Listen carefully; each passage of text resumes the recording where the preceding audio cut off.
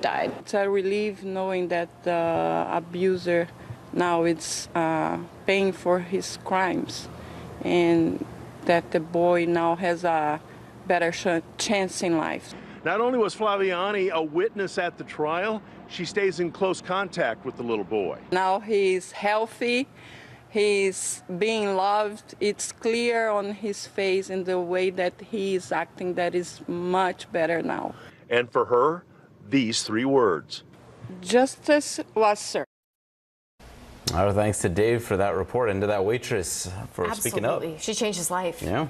Still to come in early today, a shocking robbery caught on camera. A 12-year-old who police say held up a gas station at gunpoint. And big bucks for the Broncos. The legendary NFL team could be the most expensive ever sold. Right now on NBC News Now, look at what's making headlines around the world. We've got 3 new developments just this afternoon. We begin this hour with breaking news. This is what it looks and feels like to try to escape Ukraine. I don't want to say goodbye. This factory has gone from making kitchen pots to lethal items. There's an intense artillery battle underway. Breaking news this morning. The heartbreak, the grief, and the tears that we have seen here are all tragically familiar. Was there a school officer on campus? Because that's what we've been told. No. The shooting is once again reigniting the debate over gun laws. If it's Tuesday, it is primary night. The highest profile races yet this year. The official confirmation of Judge Ketanji Brown Jackson. Let's zoom out a bit to our changing climate. What do we think that the new normal is going to be? The rollout of COVID vaccines for children under 5. Inflation is cutting into almost everything. Another honest conversation about what it means to be Asian American. We're coming on the air with the news NBC Scoop. Bringing the news to you is not only a job, it's an honor. The fire has grown leaps and bounds. What you see behind me is typical. How you doing? Pretty bad.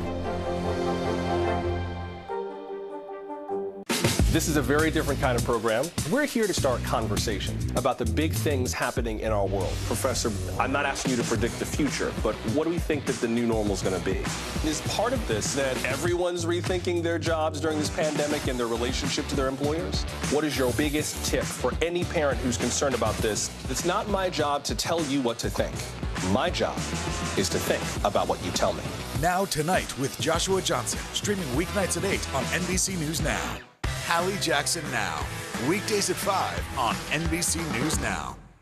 At 73, Prince Charles is still waiting for the job that is his birthright.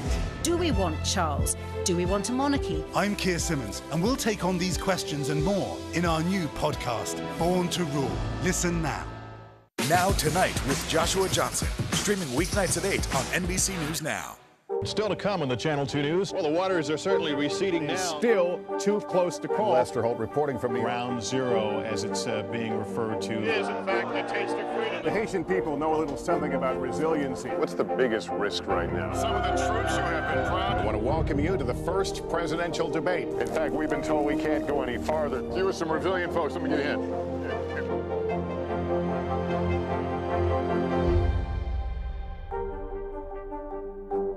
Now Tonight with Joshua Johnson, streaming weeknights at 8 on NBC News Now.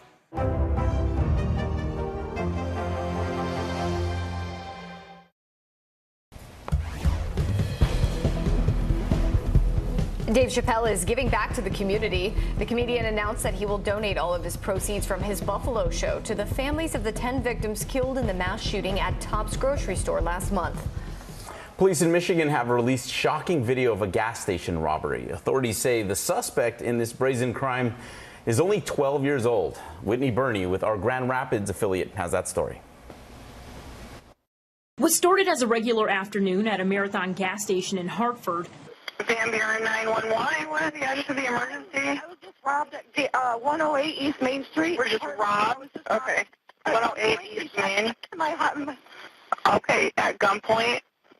Yeah, all right. The gun in the store. Quickly took a turn. He was just a little boy. He was probably like, I don't know, like maybe 10. The entire thing captured on security camera. Money in the bag. What? Money in the bag. Are you serious? Hey! Yeah. Here, get out, Brian. Here, take it. Hartford police say the young man carrying out the armed robbery, just 12 years old, and using a gun that belonged to his guardian. Police telling us he pried open a locked cabinet to get to the 9mm. The middle schooler, who they're not naming, took off with several $1,000s. Police say he was arrested soon after. I didn't know what to think. I just grabbed the money and gave it to him. We're hearing from the woman who was behind the counter at the time, who called the ordeal a nightmare. She's already started making changes in her store. That's why I got the sign on the door. Nobody's allowed to have a backpack in here anymore. Oh, so that sign was put up, no bags allowed. I put that sign up this morning. Police say no one was hurt after the 12-year-old fired into the ceiling. He's now being held in a juvenile detention facility in Allegan County. It's the same age as my youngest. It's sad. Parents aren't doing their jobs. My goodness. So thanks to Whitney for that story. We'll be right back. NBC News, streaming free now.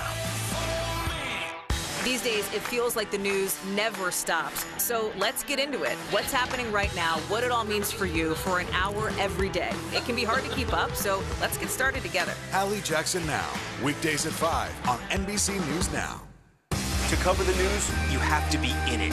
This is how so many towns and cities are protecting themselves. You can actually see they're pushing the gates open every night.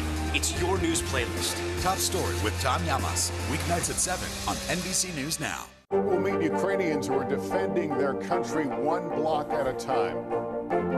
When you were still in Kiev, could you hear the bombing? My name is Lester. Who's this? The fire has grown leaps and bounds. What you see behind me is typical. How you doing? Pretty bad. News is happening now. Look at what's making headlines around the world. Whenever it happens, wherever you are, it's here now.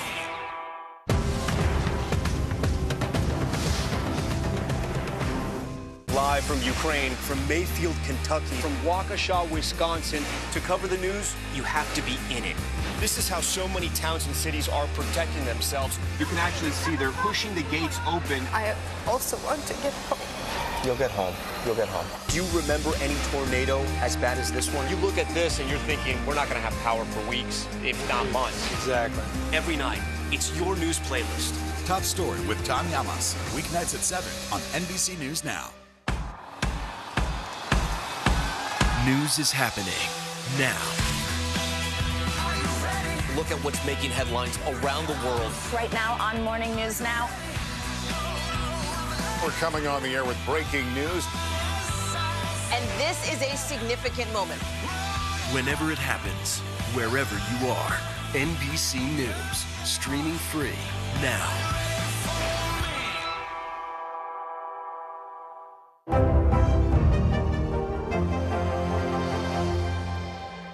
Hallie Jackson Now, weekdays at 5 on NBC News Now.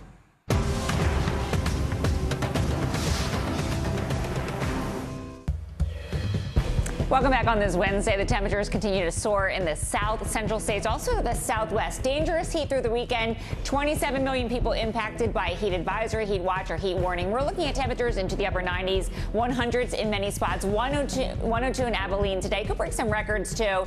And 106 in Tucson. Look what happens by the weekend. Phoenix, you're up to 114 by Saturday. Back to you guys. Okay, Michelle, thank you. Can you guess which New Jersey native just surprised over 50,000 strong at a Coldplay concert? That next. We'll meet Ukrainians who are defending their country one block at a time. When you were still in Kiev, could you hear the bombing? My name is Lester. Who's this? Live from Ukraine, from Mayfield, Kentucky, from Waukesha, Wisconsin. To cover the news, you have to be in it. This is how so many towns and cities are protecting themselves. You can actually see they're pushing the gates open. I also want to get home. You'll get home. You'll get home. Do you remember any tornado as bad as this one? You look at this and you're thinking, we're not going to have power for weeks, if not months. Exactly. Every night, it's your news playlist. Top Story with Tom Yamas, weeknights at 7 on NBC News Now. Right now on NBC News Now, look at what's making headlines around the world. We've got 3 new developments just this afternoon. We begin this hour with breaking news. This is what it looks and feels like to try to escape Ukraine. I don't want to say goodbye.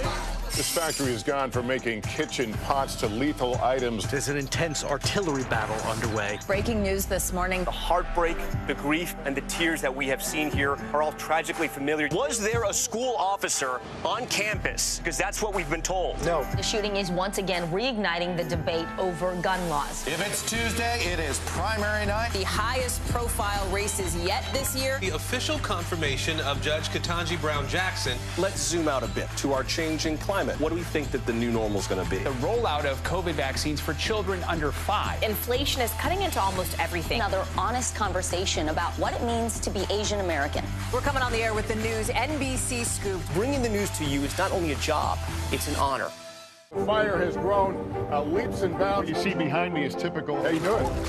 Pretty bad.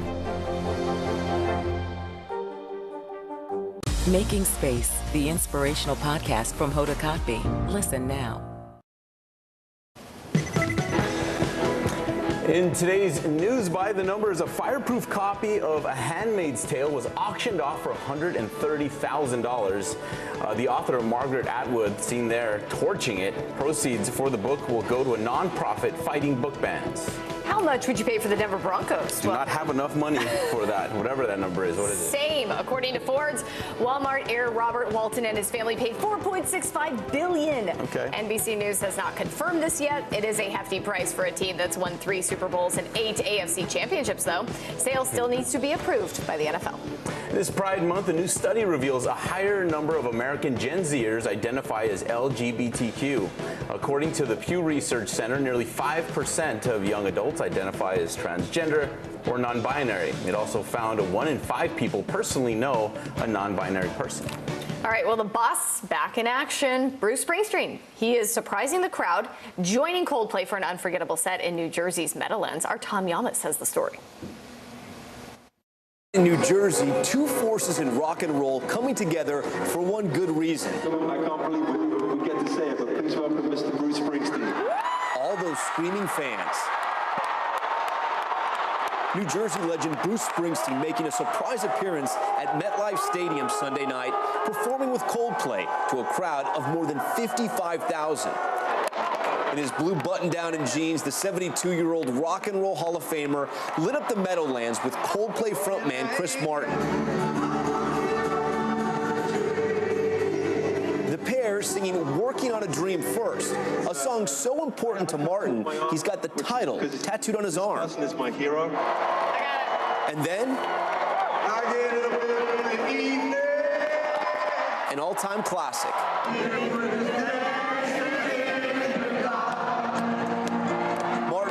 Bruce his hero, joining the boss on keys for a duet of Dancing in the Dark. With this performance, the New Jersey Giant celebrating 38 years since the release of his iconic 1984 album, Born in the USA, which sold more than 30 million copies, and it's cited by critics as one of the greatest albums of all time. Now, after 6 years off the road, Springsteen and the E Street Band will reunite and go on tour early next year, delighting fans around the world. But for now, the Jersey legend making a return to the stage, showing fans and Coldplay what the Thunder Road really feels like. What a performance. Our thanks to Tom for that report. Yeah, that's about as legendary as you can get, right? Bruce in Jersey. Oh, gosh. All right. Thanks for starting your Wednesday with Early today. I'm Corey Coffin. I'm Philip Mena. We'll see you tomorrow. Stay safe.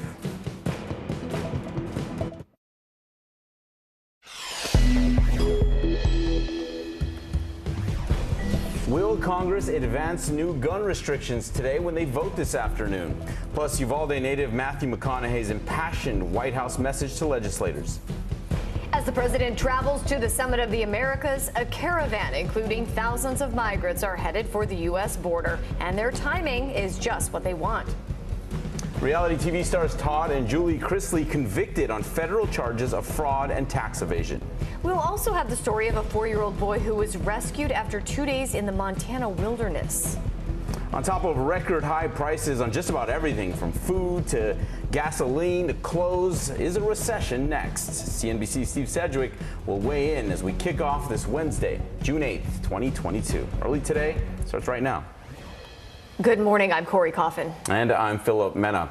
Today is sure to bring yet another day of intense round of gun debate on Capitol Hill. On their way to negotiations, lawmakers just may pass this memorial to gun violence victims, unveiled by shooting survivor and former Congresswoman Gabby Giffords.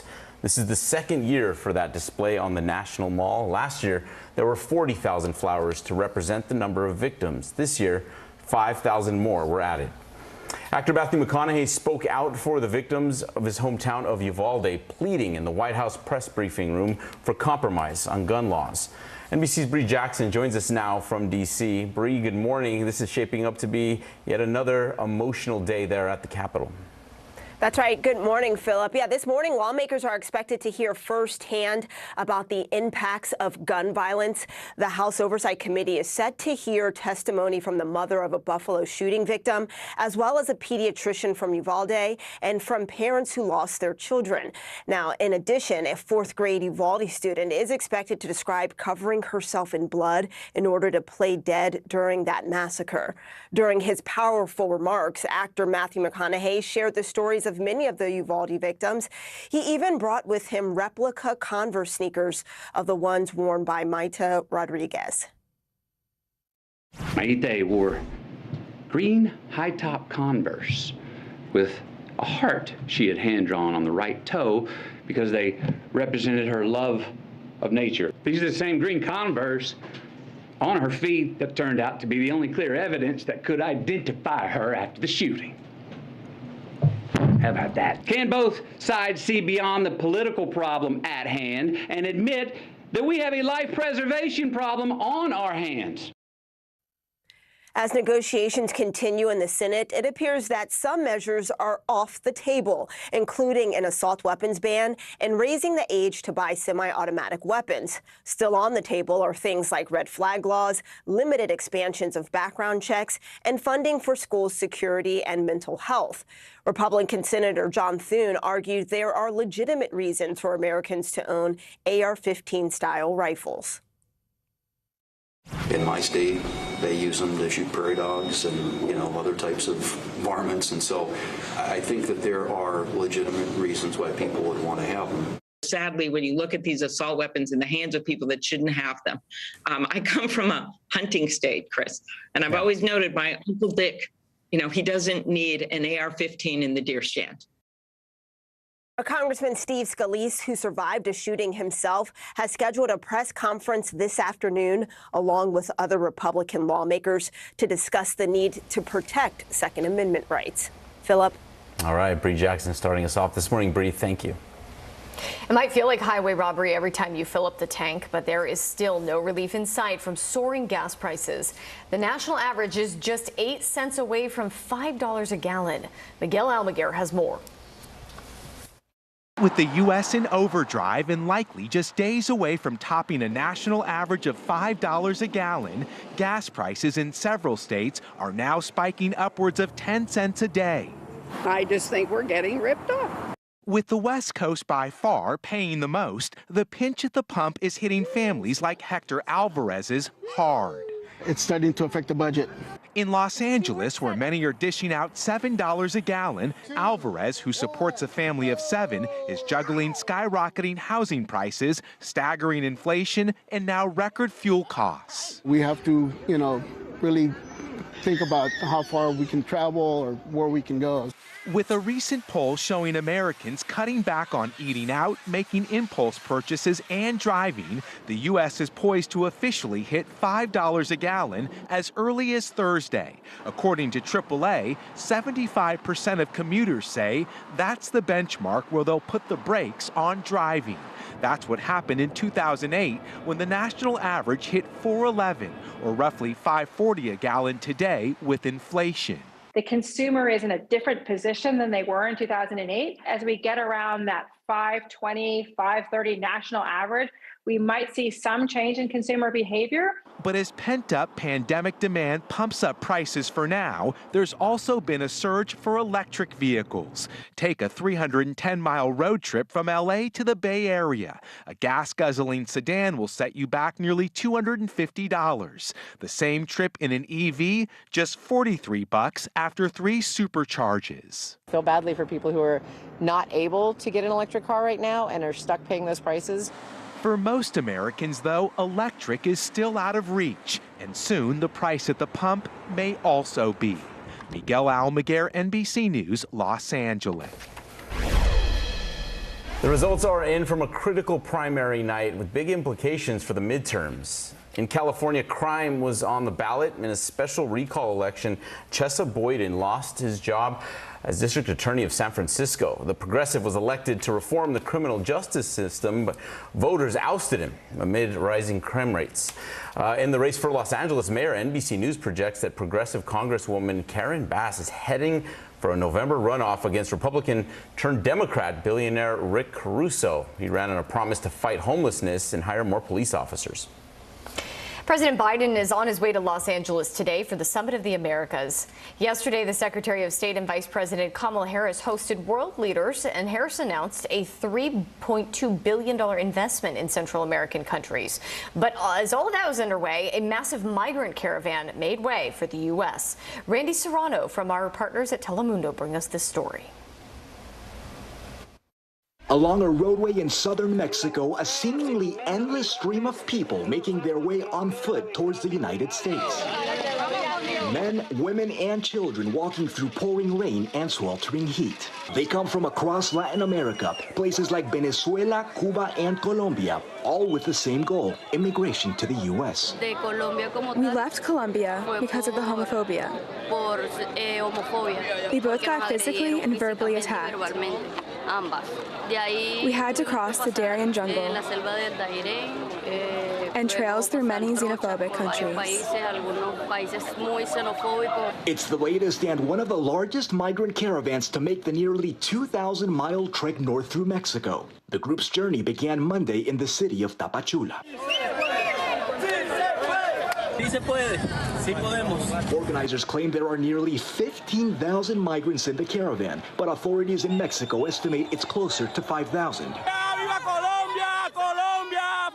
Robinson Reyes is making the desperate journey and says the current policy, in which migrants process their paperwork in southern Mexico rather than at the U.S. border, is not working quickly enough. We've been here for almost a month, and they haven't solved anything regarding the humanitarian visa. We want a future for our families. We are not violent. We just want a better future for our families. The caravan setting off on the very same day that world leaders from across the hemisphere meet in Los Angeles at the Summit of the Americas. It's the first time the U.S. has hosted the triennial conference since it began in Miami in 1994. But this year's summit kicking off with controversy over a number of exclusions. The United States refusing to invite leaders from Cuba, Venezuela, and Nicaragua. The president's principled position is that we do not believe that dictators should be invited. Prompting leaders like the president of Mexico, Andrés Manuel López Obrador, to skip the conference and send a representative instead. No puede haber cumbre de las Américas si no participan todos los países del continente americano. Now the presidents of Honduras, El Salvador, and Guatemala following suit, announcing they too would not attend the summit. Señor presidente de la República, el doctor Alejandro Yamatei, no asistirá a la cumbre de las Américas. The absence of the countries from which many of the migrants originate threatening to derail the goals of the summit. Our thanks to Randy for that report. WWE star John Cena is making dreams come true for a young Ukrainian refugee. Those words never give up. We've all thought about those in our life. They're very powerful. I think Misha's a great example, and Misha's mom. They're two great examples of how persistence can lead to joy, even through the toughest of times. Superfan Misha, who has Down syndrome, was forced to flee his home city of Mariupol and kept motivated during that escape by the thought of his idol. After hearing Misha's story, Cena traveled to the Netherlands to meet the family. They became fast friends and spent the day together. Misha even got his very own WWE Championship belt. There is moments of joy there. Love that video. Mm-hmm. All right, let's turn to your weather and NBC meteorologist Michelle Grossman. Good morning, Michelle. Good morning to you both. Happy Wednesday. And we are looking at another round of showers and storms today. Severe weather once again. This is the third day this week, and we're going to be looking at severe weather the next 2 days as well. So this is what we're looking at this morning. The radar is lit up with some showers and some storms. Some stronger storms moving through parts of Missouri into Kansas, also Oklahoma and Colorado. We're seeing lots of lightning there. And also looking at pockets of heavier rain moving through the Northeast. This is going to move off. We're going to get a little break and then more rain later on this evening. That's a look at the big weather story of the day. Here's a closer look at your day ahead. All right, it's going to be a hot one in the mid-Atlantic. Temperatures in the 80s, 88 degrees in D.C. Could see some showers and storms in Richmond, Roanoke, Charleston, also Louisville into Indianapolis. And then as we head towards the south central states, we're looking at hot temperatures in the 100s in some spots. All right, guys, that spring sizzle continues in the south. We'll talk more about that coming up. Sounds good. See you in a bit, Michelle. Sure. It looks like Joaquin Phoenix may be back to wreak more havoc on Gotham City. The Joker director Todd Phillips posted a photo on Instagram of what looks to be a sequel screenplay titled Joker Folie à Deux, which translates to Madness for Two. The post also features Joaquin reading the script. The 2019 hit got Phoenix a Best Actor Academy Award for his portrayal of the iconic supervillain. That was a fantastic film. Now we need to know when it's going to be released. Soon. Soon. Hopefully. Coming up, the mile-high price tag for the Denver Broncos. Plus a dramatic rescue out west. Early Today is back in a minute. Still to come on the Channel 2 News. Well, the waters are certainly receding now. Still too close to call. Lester Holt reporting from the Ground Zero, as it's being referred to. It is, in fact, a taste of freedom. The Haitian people know a little something about resiliency. What's the biggest risk right now? Some of the troops who have been proud. I want to welcome you to the first presidential debate. In fact, we've been told we can't go any farther. Here are some resilient folks. Let me get a hint.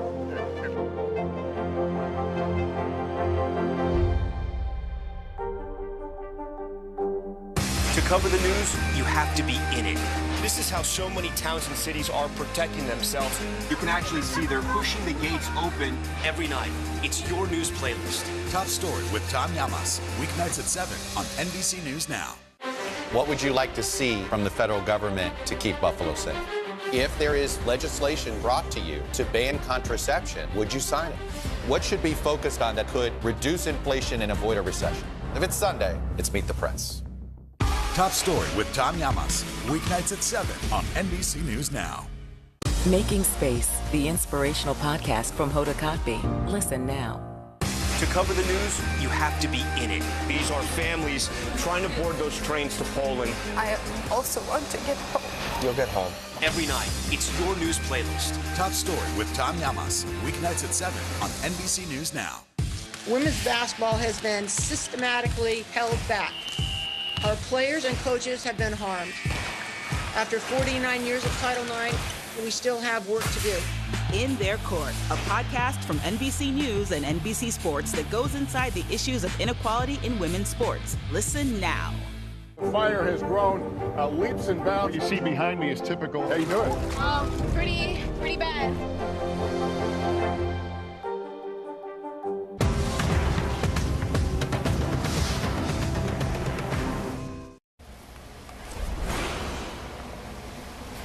A toddler in Montana is lucky to be alive after going missing last week. In California, there's dramatic rescues that took place on popular Mount Shasta. NBC's Miguel Almaguer tells us more about this.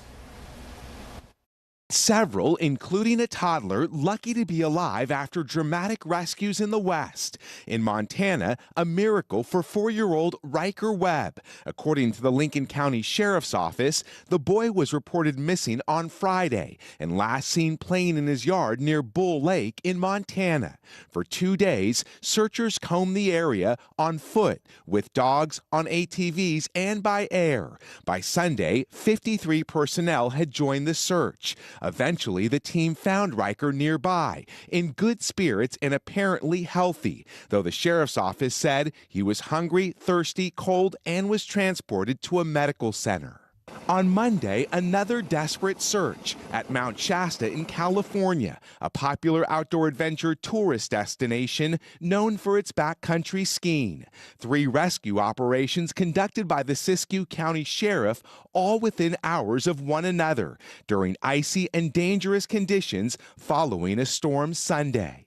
Go up on the mountain, try to locate us, and potentially put one of the rescuers in next to her. The first incident just after 8:30 a.m. in the Avalanche Gulch area of the mountain. Among the group of 3, one climber rescued with a broken ankle, another suffering more severe injuries, and the third who did not survive. Then just hours later, another climber just after 12:30 in the same area. That climber in critical condition, and a third rescue around 4 in the afternoon. Officials say the woman who died was a guide, tethered to a man and a woman when she fell, bringing them down with her. Mount Shasta is climbed every year by, I want to say, thousands of people. And after the pandemic, the sheriff says they're seeing more inexperienced climbers. It's 14,000 feet, and you really need to make sure you have the appropriate equipment and also the training. Thanks to Miguel for that report. All right, still to come, the Broncos are bucking their owner, who's expected to take the reins for over $4 billion. Is America about to careen off a fiscal cliff? CNBC's Steve Sedgwick on a looming recession next. Live from Ukraine, from Mayfield, Kentucky, from Waukesha, Wisconsin. To cover the news, you have to be in it. This is how so many towns and cities are protecting themselves. You can actually see they're pushing the gates open. I also want to get home. You'll get home. You'll get home. Do you remember any tornado as bad as this one? You look at this and you're thinking, we're not going to have power for weeks, if not months. Exactly. Every night, it's your news playlist. Top Story with Tom Llamas, weeknights at 7 on NBC News Now. Sometimes the news can be difficult and overwhelming for kids to understand, so we've created a newscast just for them. We hope your family will watch Nightly News Kids Edition. News is happening now. Look at what's making headlines around the world. We're coming on the air with breaking news. This is a significant moment. Whenever it happens, wherever you are, NBC News, streaming free now. Sometimes the news can be difficult and overwhelming for kids to understand. Ukraine and Russia. Could you help me understand what's going on? So to help make sense of it, we've created a newscast just for them. We hope your family will watch Nightly News Kids Edition. Making Space, the inspirational podcast from Hoda Kotb. Listen now. This is a very different kind of program. We're here to start conversation about the big things happening in our world. Professor, I'm not asking you to predict the future, but what do we think that the new normal is going to be?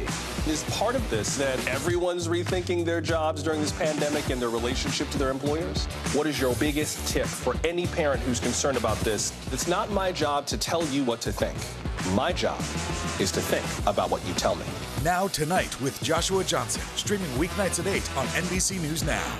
NBC News, streaming free now. From Brooklyn, we're next to the subway station. The state's reservoirs are alarmingly low. War will pass them by.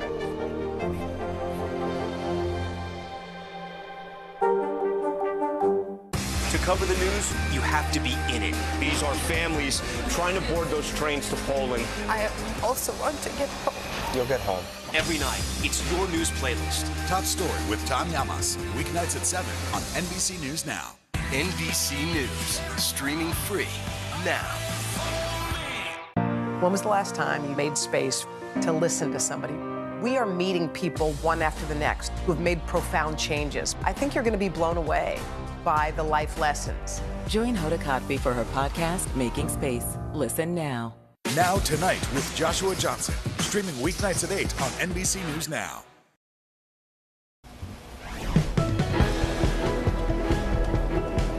In today's News by the Numbers, a fireproof copy of A Handmaid's Tale was auctioned off for $130,000. That's the author there, Margaret Atwood, torching it. Proceeds for that book will go to a nonprofit fighting book bans. Forbes is reporting the Denver Broncos have been sold to Walmart heir Robert Walton and his family for $4.65 billion. NBC News has not confirmed this, and the sale would still need to be approved by the NFL. Still a hefty price for a team that has won 3 Super Bowls and 8 AFC championships. And this Pride Month, a new study reveals a higher number of American Gen Zers identify as LGBTQ. According to the Pew Research Center, nearly 5% of young adults identify as transgender or non-binary. It also found 1 in 5 people personally know a non-binary person. A new warning that our economy could be on the brink of a recession. Just how worried should Americans be? Let's ask CNBC's Steve Sedgwick.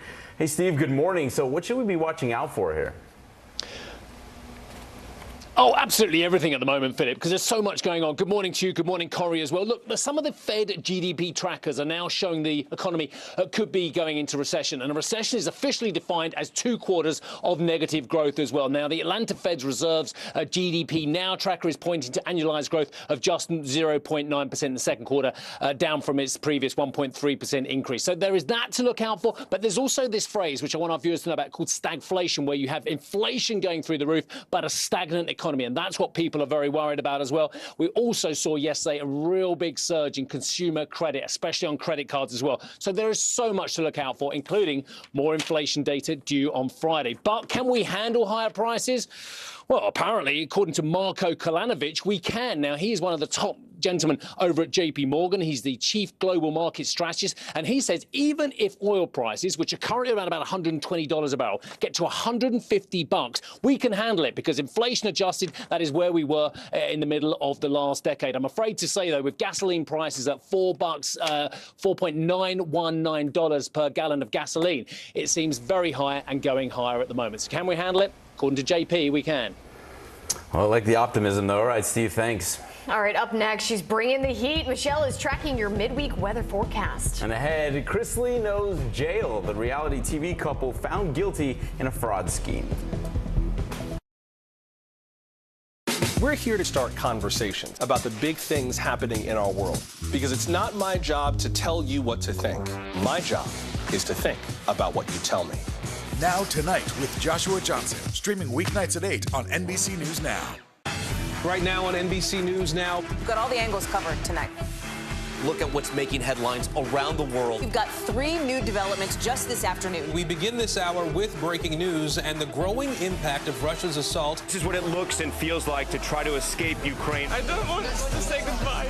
This factory has gone from making kitchen pots to lethal items. There's an intense artillery battle underway between Ukrainian forces and Russian troops. Breaking news this morning. The heartbreak, the grief, and the tears that we have seen here are all tragically familiar. Was there a school officer on campus? Because that's what we've been told. No. The shooting is once again reigniting the debate over gun laws. If it's Tuesday, it is primary night. The highest profile races yet this year. We are talking elections in a battleground state. The official confirmation of Judge Ketanji Brown Jackson. Let's zoom out a bit to our changing climate. What do we think that the new normal is going to be? We got some promising news this morning about the rollout of COVID vaccines for children under 5. Have you seen a demand for mental health services increase among Latinos? It's time for another honest conversation about what it means to be Asian American. The people of the Chamizal neighborhood aren't the only ones experiencing what they call environmental injustice.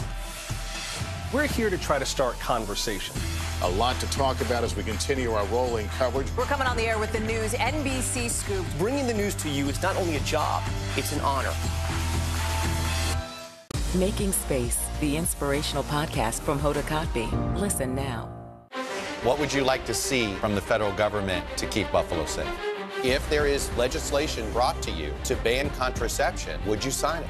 What should be focused on that could reduce inflation and avoid a recession? If it's Sunday, it's Meet the Press.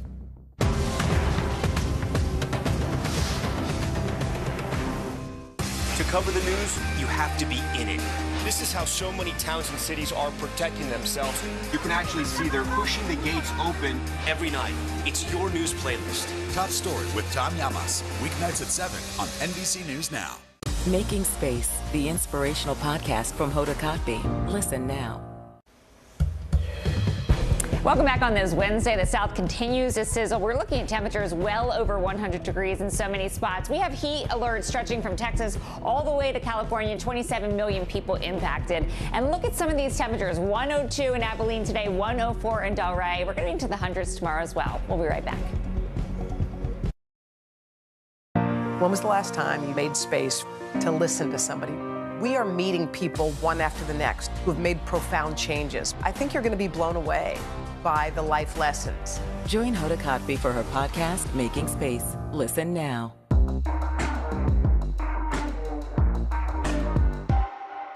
Hallie Jackson Now. Weekdays at 5 on NBC News Now. When was the last time you made space to listen to somebody? We are meeting people one after the next who have made profound changes. I think you're going to be blown away by the life lessons. Join Hoda Kotb for her podcast, Making Space. Listen now. To cover the news, you have to be in it. These are families trying to board those trains to Poland. I also want to get home. You'll get home. Every night, it's your news playlist. Top Story with Tom Llamas. Weeknights at 7 on NBC News Now. From Brooklyn, we're next to the subway station. The state's reservoirs are alarmingly low. War will pass them by.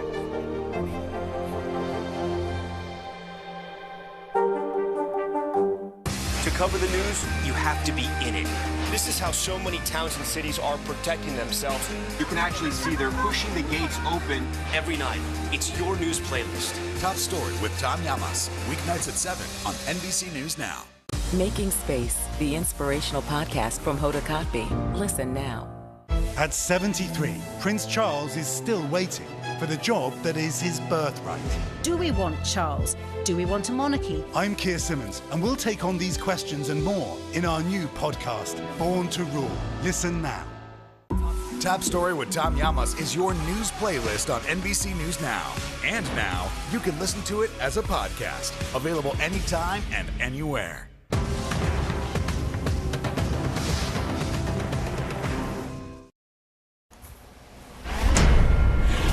A consumer alert to lead off your top stories this morning. Goodyear is recalling 173,000 RV tires, type G159. They're no longer in production, but might still be in use. The NHTSA says the tire tread can separate from the body and cause accidents. The agency says 95 people have either been injured or killed in crashes involving the tire since 1998. It didn't specify how many people died specifically. Safety advocates say the tires were designed for city delivery trucks, not RVs. Johnny Depp is thanking his fans for sticking by him during his defamation trial against ex-wife Amber Heard. Depp made his debut on TikTok, and he had a message to his unwavering supporters. The jury last week largely sided with Depp, ordering Heard to pay $10 million in damages over domestic abuse claims. Heard called that verdict a setback for women. Police in Philadelphia have just released a video of a suspect sought in connection with a shooting this weekend that left 3 dead and 12 injured. Philly PD looking for this man thought to be in his late teens. Police say he is considered armed and dangerous. With anyone with information about him or the case in general, they're asking to contact the Philadelphia Police Department's homicide unit. Authorities offering a $30,000 reward per tip, leading to a murder conviction. 2 people are already in custody over the shooting. Dave Chappelle is helping out the community of Buffalo. The comedian announced that he will donate all of his proceeds from his show in Buffalo to families of the 10 people killed in the mass shooting at Tops grocery store last month. The stars of Chrisley Knows Best were convicted of fraud in a scheme that went on for years. A court found Todd and Julie Chrisley guilty of federal tax evasion and bank fraud. They defrauded banks out of over $30 million in fraudulent loans. Prosecutors alleged they submitted false documents and used their production company to hide income from the IRS. The show has been renewed for a 10th season. Their attorney has not yet responded to a request for comment.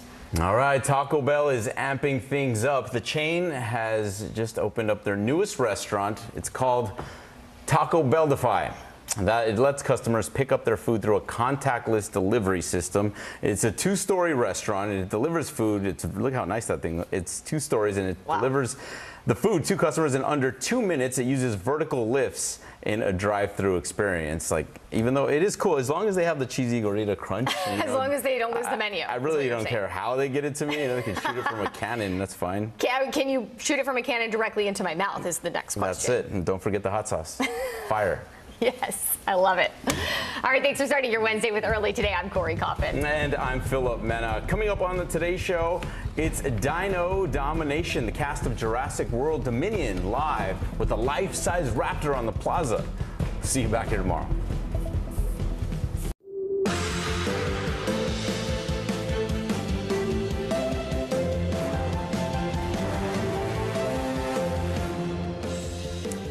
Good morning. I'm Kate Snow in for Joe Fryer. And I'm Savannah Sellers. Right now on Morning News Now, powerful plea, a potential turning point in the push for gun reform in America.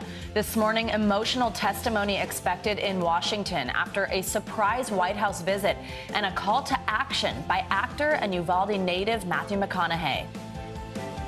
So while we honor and acknowledge the victims, we need to recognize that this time, it seems that something is different. These regulations are not a step back. They're a step forward for civil society and the Second Amendment. Now, lawmakers preparing for a high-stakes hearing on Capitol Hill with those personally impacted by the recent mass shootings. We have team coverage with the latest as the call for change grows. Long road ahead, frustration growing with the rising cost of gas, and so far, experts say there's no end in sight. The everyday impacts now being felt by millions of Americans as more states join the $5 club. Final opinions. This morning, all eyes on the Supreme Court with dozens of decisions set to be delivered, a number of them as soon as today. We'll break down some of the biggest cases on the docket, including the one that could mean the end of Roe v. Wade. And C is for celebrating. On this World Oceans Day, we're paying tribute to the Earth's most massive bodies of water with the help of a former astronaut and, get this, aquanaut who's lived in space and underwater, plus what you can do to help protect the deep blue sea. Isn't that crazy? In space and underwater? Yeah, and today, what was the day? It's World Ocean Day. Ocean Day. I know. Who knew? So we'll celebrate. I know, wonderful. right? And it's hey, so good fun morning. to have you with us. Good morning. I know. Welcome back from. I haven't seen you since Italy. I know. I was on a little trip doing some wedding stuff, which was a lot of fun. Yeah, but it's so fun to have you with us, Kate. And I have a long history. It's always fun when we get to spend time together. We're happy to have you with us at home too. And we begin this morning with those growing calls for change when it comes to gun laws in this country. A bipartisan group of lawmakers is working to reach a deal by the end of the week. Meanwhile, a son of a victim of the mass shooting in Buffalo, as well as actor and Uvalde, Texas native Matthew McConaughey, made impassioned pleas for lawmakers to act. I'm here today in the hopes of applying what energy, reason, and passion that I have into trying to turn this moment into a reality. Because as I said, this moment is different. We are in a window of opportunity right now that we have not been in before. A window where it seems like real change can happen. In a stark reminder of these tragedies, there is this gun violence memorial on the National Mall in Washington right now with more than 45,000 flowers, each one representing gun deaths. While inside the Capitol this morning, a House hearing where family members of Buffalo and Uvalde shooting victims are set to testify. NBC News Capitol Hill correspondent Ali Rafa joins me now. Ali, good morning. What can we expect from the hearing, first off? Yeah, Kate, well, today, the second of two hearings this week featuring the family of the victims and the survivors of those two mass shootings in both Buffalo and Uvalde will testify. I want to play a clip, a particularly emotional clip, from the son of Ruth Whitfield, this 86-year-old woman who was killed at that Tops grocery store in Buffalo a couple weeks ago. Listen to her son speaking yesterday at this hearing.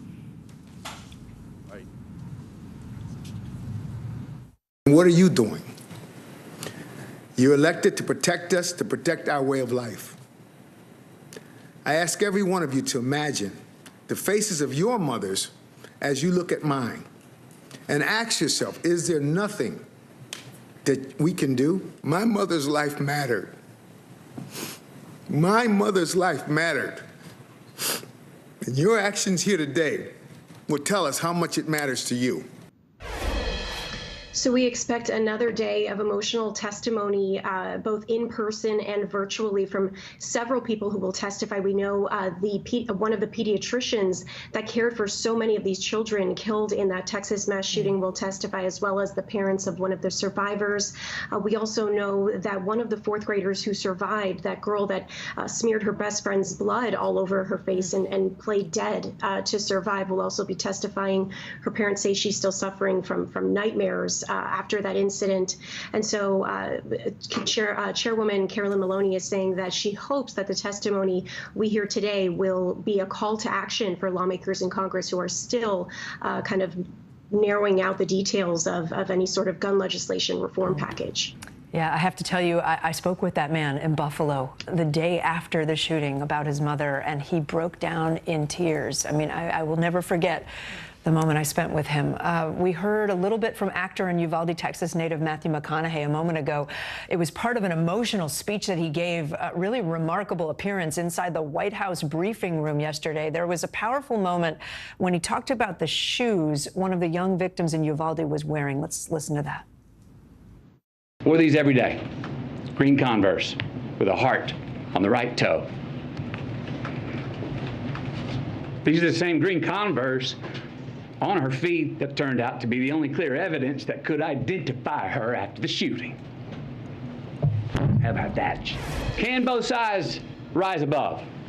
Can both sides see beyond the political problem at hand and admit that we have a life preservation problem on our hands? We've seen such emotional pleas from actors, from lawmakers, parents, victims, school-age children, like we've seen in Parkland, like I saw after Sandy Hook when I covered that massacre. Is this moment different? What's the latest on the negotiations in Congress?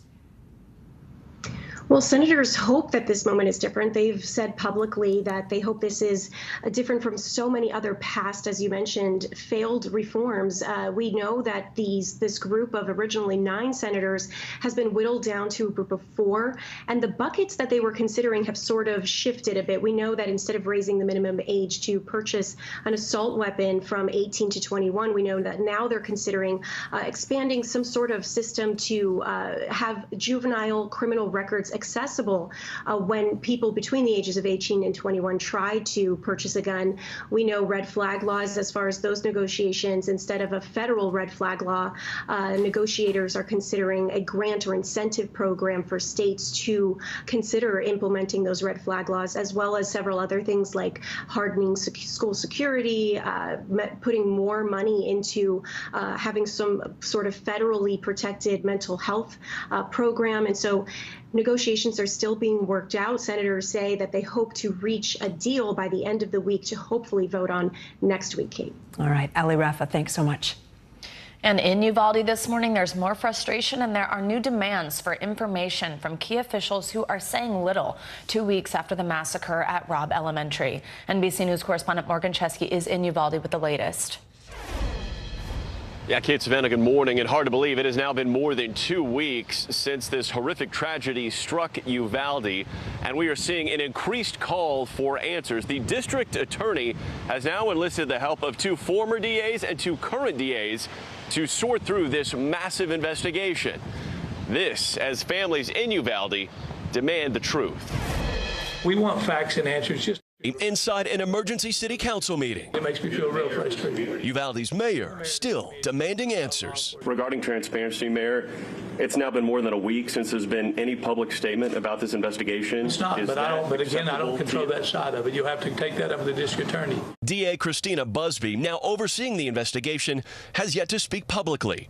Noticeably absent, newly elected council member Pete Arredondo, the school's chief of police. I can hear the gunshots. Angelia Rose Gomez rushed in when she says police weren't acting quickly enough. I just make my first way in. The mother was captured on video, running away from the school after rescuing her sons. I didn't see not one cop running with me or not one cop ran in there with me. They weren't doing nothing. After sharing what she witnessed, Gomez said law enforcement called her, threatening obstruction of justice charges if she kept speaking out. Meanwhile, inside room 112, Arnulfo Reyes' class had been watching a movie. He told everyone to get under the table and pretend to sleep. He spoke with ABC News about his anger over how long it took for officers to move in. You have a bulletproof vest. I had nothing. There is no excuse for their actions. Reyes was shot 3 times. He says he prayed under the table, hiding with his 11 students. The shooter killed every single student in your classroom. Yes, ma'am. That's when I got to thinking, you know, this family lost one. This family lost one. I lost 11 that day. And I just went to my parents and said, I'm sorry. I tried my best. With what I was told to do. Please don't be angry with me. Now, we did ask the mayor of Uvalde when was the last time he personally spoke to Chief Arredondo. He says it was back when Texas Governor Greg Abbott visited Uvalde just days after the shooting. When I asked him if he had personally reached out to invite him to that city council meeting, the mayor told me he had not. We'll send it back to you. All right, Morgan Chesky, thank you so much.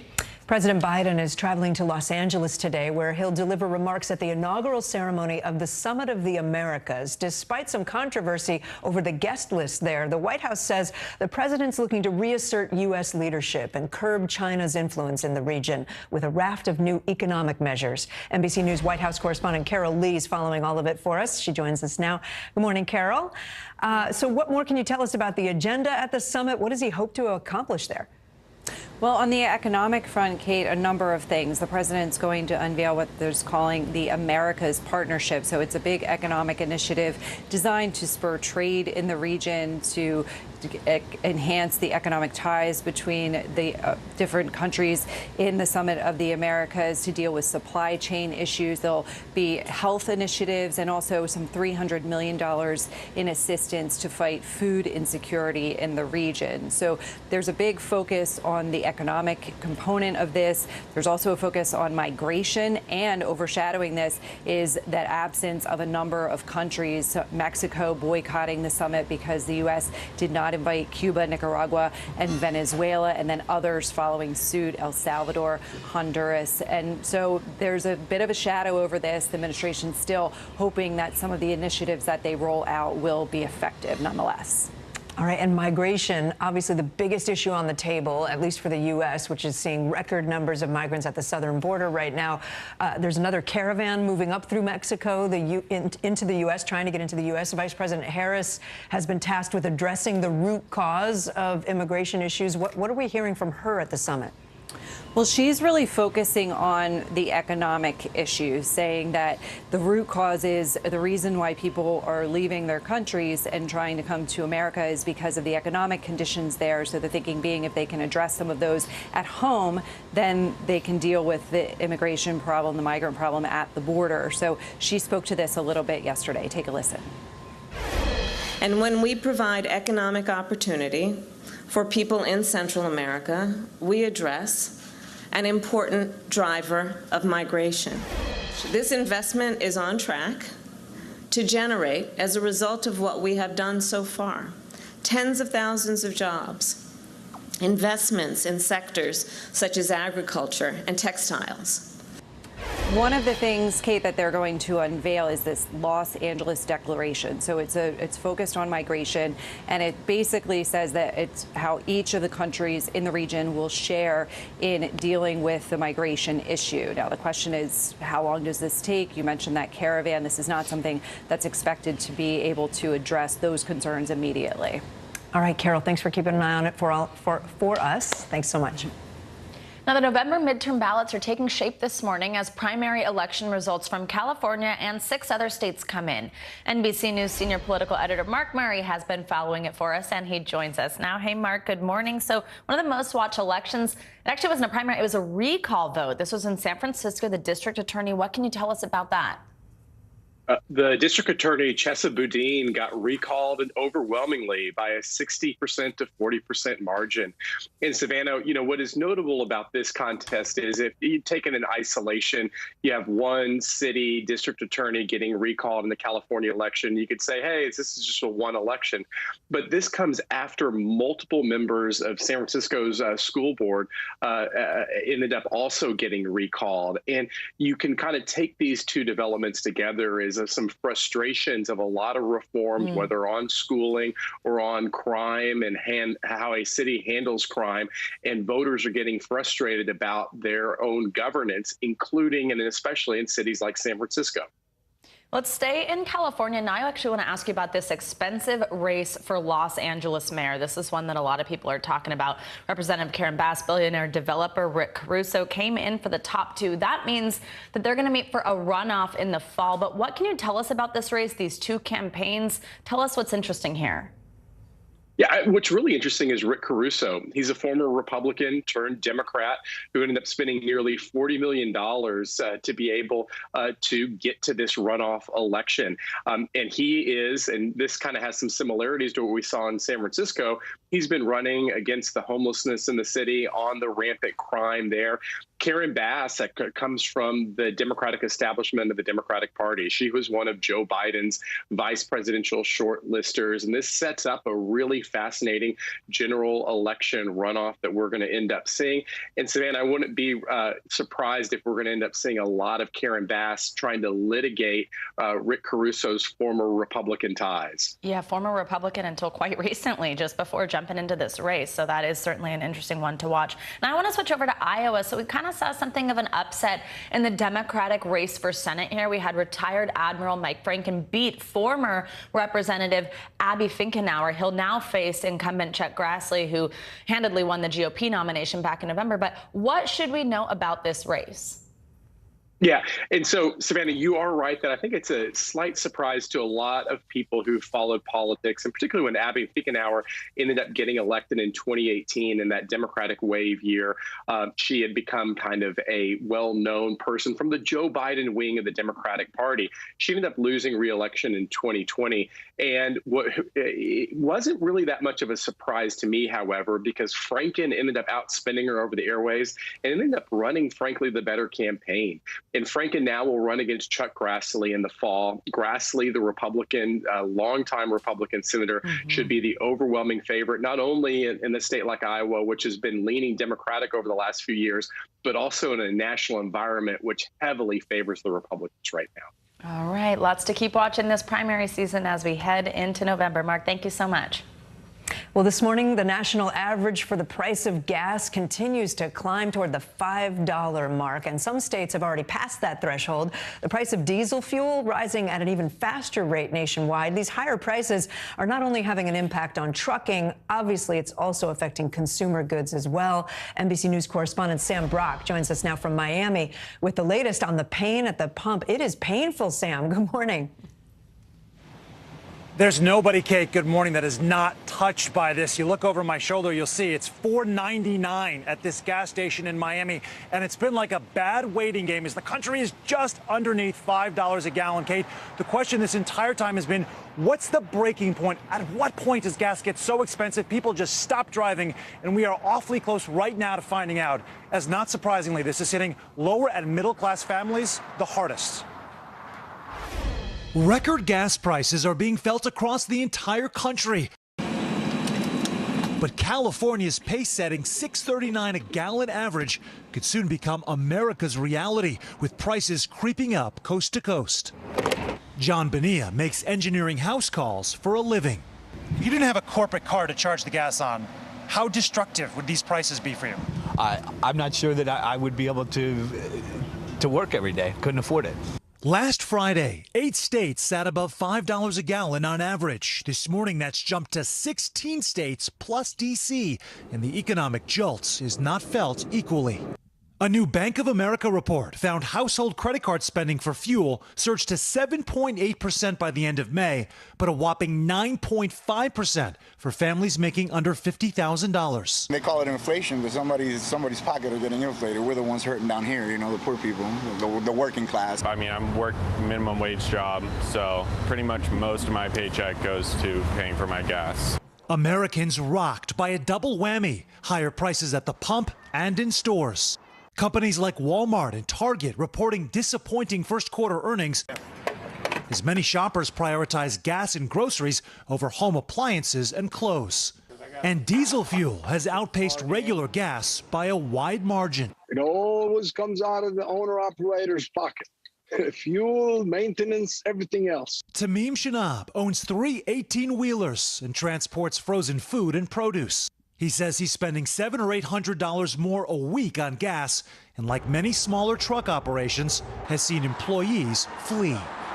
Because I can't afford to pay them what I used to pay, you know, in the past. The fallout from fuel really touching, Kate, every corner of the economy. And AAA did a study recently asking consumers at what point would they stop driving. 3/4 of them said once gasoline reaches $5 a gallon, it's expected to cross that threshold this week. So we are going to find out if that's going to become a reality. Yeah. Kate. Test in real time. Sam, thank you. Now let's take a look at your Morning News Now weather. Michelle Grossman joins us in the studio. Welcome. Thank you so much. So good to see both your faces looking You too. so Good pretty morning. in your pink. Good morning. Pink Wednesday. I know. I forgot. Next Wednesday. I feel like I have pink on my ears. Your lips. Oh, I don't. My lips. I do have pink earrings downstairs. I'll wear it next hour. Okay. All right, we are tracking more showers and storms today. We had that Monday, Tuesday. We're going to see more showers Thursday and Friday. This is what we're dealing with this morning. A strong complex of storms moving through parts of Kansas into Oklahoma and also Texas. You can see a lot of lightning here, hearing the thunder too, seeing some heavy rain. You see some purple there. That could be indicating where some hail is falling as well. Heading to the northeast, we're looking at some soggy weather this morning. That's going to move out of here. We're going to get a little break and then more rain later on tonight. Also looking at the chance for more severe weather. 31 million people at risk today. We're looking at the risk for gusty winds up to 60 miles per hour. Could see some hail an inch or larger. That's enough to cause some damage too. Maybe take those cars indoors. And we're looking, not indoors, into your garage. Don't take it indoors. We're looking at a few tornadoes as well. And this threat extends all the way from Oklahoma into the Ohio Valley, the Great Lakes, and also the Tennessee Valley into the southeast. We are looking at a severe threat once again on Thursday, with winds gusting up to 75 miles per hour, damaging hail up to 2 inches or larger, and a few tornadoes are possible as well. You can see it's over the same area, so we're seeing a potential of some flash flooding as well. Here's the setup. We have more days of storms. This is a third day this week. We're going to have two more this week. We have those morning showers. They're going to be moving out, and then that severe threat throughout the central and southern plains later on this afternoon. Another round of rain in the northeast, and this is a big story too. Dangerous heat. 27 million people impacted in the south central states into the southwest. And look at some of these temperatures, over 100 degrees in so many spots. We're going to see some records broken. So 104 in Del Rio, 102 in Abilene, 103 in El Paso. Same stories we had throughout tomorrow, 106 in Tucson. And by the weekend, this is where it gets dangerous when it's so prolonged. It's hard for our bodies to kind of handle that heat. So Phoenix, we are looking at 114 on Saturday and 113 by Sunday. That's Springs too. Yeah, it's into the desert Southwest too. Yeah. To California. All right. Well, what else is new? Something severe. Right. It never ends. Every day we're like, it's not a quiet day. Yeah. One day I'd like a nap with just a big sunshine. All good. Yeah. Not going to happen. All right, Michelle. Thanks. See you next hour. Coming up on Morning News Now, standing ground. Ukrainian troops refusing to retreat as Russia steps up its attacks in a key industrial city. When we come back, the latest on the battle in the Donbass, plus what we're learning about new efforts to evacuate civilians. That's after the break.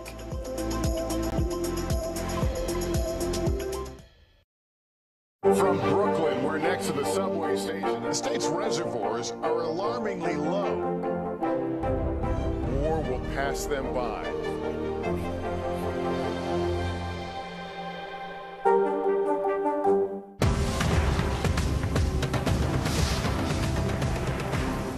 Sometimes the news can be difficult and overwhelming for kids to understand, so we've created a newscast just for them. We hope your family will watch Nightly News Kids Edition. At 73, Prince Charles is still waiting. for the job that is his birthright. Do we want Charles? Do we want a monarchy? I'm Keir Simmons, and we'll take on these questions and more in our new podcast, Born to Rule. Listen now. Sometimes the news can be difficult and overwhelming for kids to understand, so we've created a newscast just for them. We hope your family will watch Nightly News Kids Edition. NBC News, streaming free now. Women's basketball has been systematically held back. Our players and coaches have been harmed. After 49 years of Title IX, we still have work to do. In Their Court, a podcast from NBC News and NBC Sports that goes inside the issues of inequality in women's sports. Listen now. Now Tonight with Joshua Johnson, streaming weeknights at 8 on NBC News Now. These days, it feels like the news never stops. So let's get into it. What's happening right now, what it all means for you for an hour every day. It can be hard to keep up, so let's get started together. Hallie Jackson Now, weekdays at 5 on NBC News Now. We'll meet Ukrainians who are defending their country one block at a time. When you were still in Kiev, could you hear the bombing? My name is Lester. Who's this? Making Space, the inspirational podcast from Hoda Kotb. Listen now. Welcome back. Now to the latest on the war in Ukraine. Russia's military is continuing its push to control eastern Ukraine with a slow but relentless assault on Ukrainian troops. This as the Ukrainian government says more than 40,000 of their civilians have either been killed or injured since the invasion first started. Yeah, NBC News correspondent Ellison Barber joins us now from Odessa, Ukraine. Ellison, good morning. Good to have you with us. Now, we know Ukrainian President Zelensky has said, multiple times, he will not give up any Ukrainian territory. And right now, Ukraine is not letting go of this key eastern city, one in particular, Severodonetsk. What's the latest on the situation there? Yeah, so Russia's defense minister claims that Russian forces now control 97% of Luhansk. That's one of two provinces that make up the Donbas region. Severodonetsk, the city you mentioned, there has been intense fighting, increasingly intense fighting in this city. But the governor of Luhansk has been adamant in saying that they will not give up that city to Russian forces. He says even if Ukrainian forces need to move outside of the city to take a more fortified position, that they will still continue this fight. President Zelensky in recent days, he talked about the idea of if they were to lose Severodonetsk, moving outside of the city and then launching some sort of counterattack moving inwards.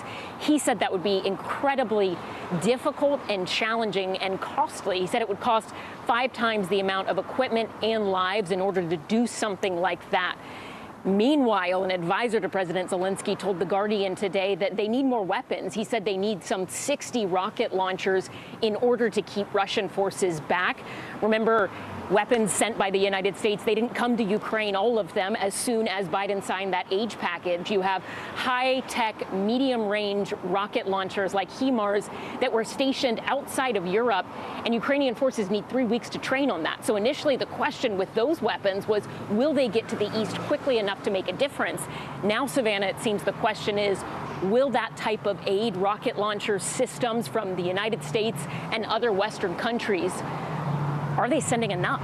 Savannah?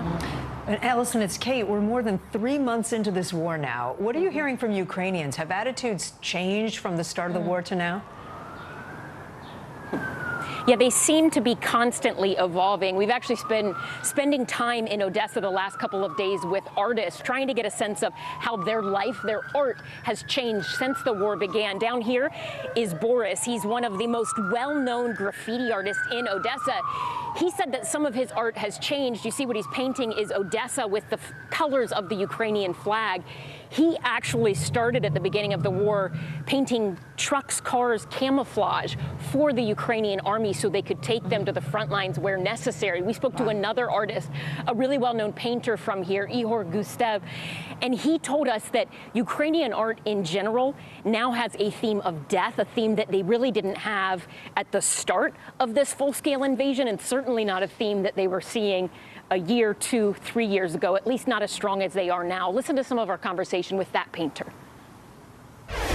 This is the art that talks about death. Потому что в любом социуме тема смерти это табу. In any Все любят говорить о сексе, Death is a taboo topic. It's a non-convenient topic. And today is a vital topic for us. And all Ukrainian art right now is dedicated to death. And Boris was telling us that it can be difficult at times for him to find the inspiration, the will to paint in times like these. He's been doing volunteer missions back and forth to Mykolaiv, but he also said for other people in the graffiti community, people who just use this as a bit of relief or expression, they can't do it right now because those cans of spray paint, incredibly hard to find, and when you can find them, incredibly expensive. One of the ripple effects reminders of the challenges people face in war. It's not just the threat to their safety, but the cost of everyday items from spray paint to boxes of rice. Absolutely. Kate, Savannah? Yeah, and quite something to see. An artist just continuing to paint despite everything that's going on, just like we talked about yesterday. Quickly, before I let you go, Alison, I do want to ask you about some of the fractures we've sort of seen in the Western alliance over how to handle Russia moving forward. Is there a diplomatic option? Tell us the latest issue there. Yeah, I mean, you have some European countries having this discussion about, are they prolonging the conflict by sending too many weapons? Should they send less? Meanwhile, you have the UK agreeing to send a lot more just the other day. Emmanuel Macron, French president, the other day, he talked about saying that it was important when this ends that Russia does not feel humiliated. That has not gone over well with Ukrainian officials here. They were very frustrated, disappointed with that statement, saying that they believe Russia are the ones who have humiliated themselves and that really the focus needs to be on beating Russia, ending this war, not in their view trying to appease them. But we're seeing these discussions, particularly among leaders in the European Union, about where do things go from here. While you have Ukrainian military officials say they think Russia is trying to move this war into a protracted phase and that it could become a very lengthy, very bloody war. Savannah, Kate. All right, Ellison Barber, as always, thank you so much and stay safe. More international headlines now and breaking news out of Iran, where rescue crews are on the scene of a deadly train derailment. Yeah, NBC News global correspondent Raf Sanchez joins us now from Tel Aviv with the latest developments on that and the other stories making headlines around the world this morning. Hey, Raf. Savannah, Kate, good morning. Iranian state media says at least 21 people have been killed in that train crash in eastern Iran. Authorities say the speeding train collided with an excavator that was on or near the track, sending it flying off the rails. A major recovery effort is underway, including helicopters, and officials are warning the final death toll may rise higher still. Japan is getting ready to welcome back international visitors after 2 years of closed COVID borders. Starting Friday, foreigners can enter the country if they're part of a package tour. Interestingly, domestic tourism is actually a bigger part of Japan's economy than international tourism. And finally, the heat is on to find the best pizza in the Western Hemisphere. Argentina is playing host to the second Pan-American Pizza Tournament. Pie makers from across the region are competing in front of a jury of journalists, chefs, and cooks to make the tastiest pizza in the Americas. There's a little dough for the winner, around $8,000 in prize money. And guys, we at NBC, obviously very into the Olympics, but we have got to start covering this. I would volunteer to fly down there. I mean, they must need taste testers, right? Right. And I know I'm sitting in New York, so this is going to be shocking, but Chicago deep dish. Oh. No? I mean, it's not bad. No pizza's bad, but I'm more of a New York style. I mean, I just came from Italy. What am I saying? That's where it's at. Italian pizza. Raph, thanks so much. Thanks, Raph. Appreciate it. And now coming up, school principals linked not just by profession, but also by tragedy. We hate to add new members to the group. We just don't want this to happen to any other principal.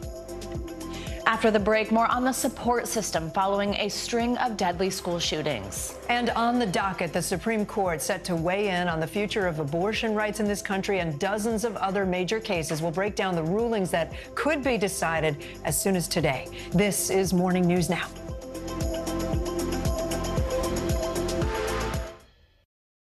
When was the last time you made space to listen to somebody? We are meeting people one after the next who've made profound changes. I think you're going to be blown away by the life lessons. Join Hoda Kotb for her podcast, Making Space. Listen now. At 73, Prince Charles is still waiting for the job that is his birthright. Do we want Charles? Do we want a monarchy? I'm Keir Simmons, and we'll take on these questions and more in our new podcast, Born to Rule. Listen now. Hallie Jackson Now, weekdays at 5 on NBC News Now.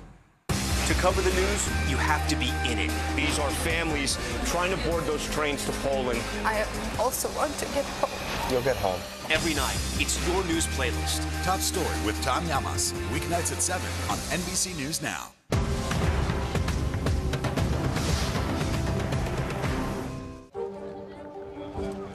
Let's go. This is a critical choke point for this fire.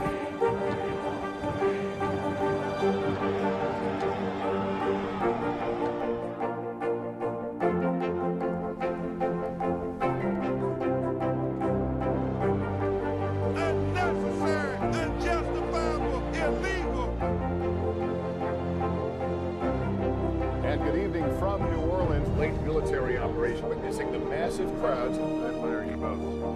Nice to really spend some time with you. Appreciate it.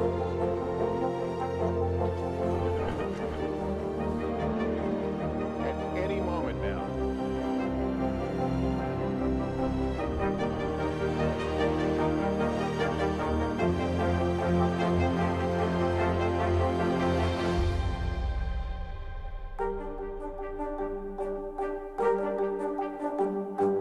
Sometimes the news can be difficult and overwhelming for kids to understand. Ukraine and Russia. Could you help me understand what's going on? So to help make sense of it, we've created a newscast just for them. We hope your family will watch Nightly News Kids Edition. News is happening now. Look at what's making headlines around the world. We're coming on the air with breaking news. This is a significant moment. Whenever it happens, wherever you are, NBC News, streaming free now. NBC News, streaming free now.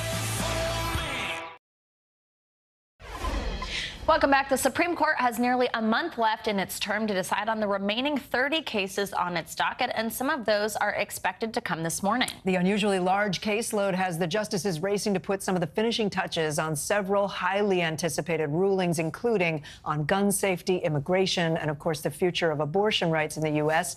All eyes now on the Supreme Court, with the political future of the U.S. unclear. NBC News legal analyst Danny Savalas joins us now on set for more on this. Danny, good morning. Always good to have you with us. So we love for you to help us kind of with some context here. And I think particularly with this one we keep talking about that deals with abortion rights, it's kind of been put just in that context, Roe versus Wade, abortion rights. But let's step back. And if you could remind us how this particular case, Dobbs versus Jackson Women's Health, made it to the Supreme Court in the first place, and then walk us through what could immediately start happening if we are to get that ruling. Well, in all likelihood, Dobbs arrived at this Supreme Court because once the Supreme Court reached its very conservative makeup, conservative-minded state legislatures were sort of like when the Delta forces rappelling out of a helicopter, they were like, go, go, go.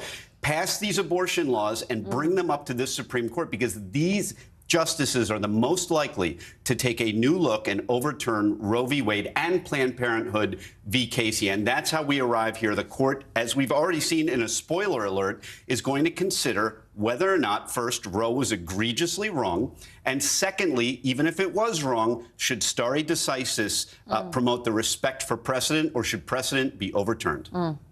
Another one that we want to talk about, which could have big implications for climate change and emissions in this country. The justices agreed to hear this case regarding the EPA's ability to regulate carbon emissions. Where did that come from, and what could that mean? So in this case, the Supreme Court is deciding to what degree can the EPA control or regulate or protect the environment by agency rulemaking. Now, this is an issue Justice Gorsuch has taken up many times in his career, which is essentially that agencies, by making rules, essentially make law without the democratic process. It's just some functionary in an office making a regulation. And the issue here is how far outside of a plant can the EPA regulate the environment? And the Supreme Court has to make that decision in this case. Let's keep going through some of the big topics here that these will touch on. 2 cases involving religion and education. Tell us what's sort of the heart of those cases and how those made it there.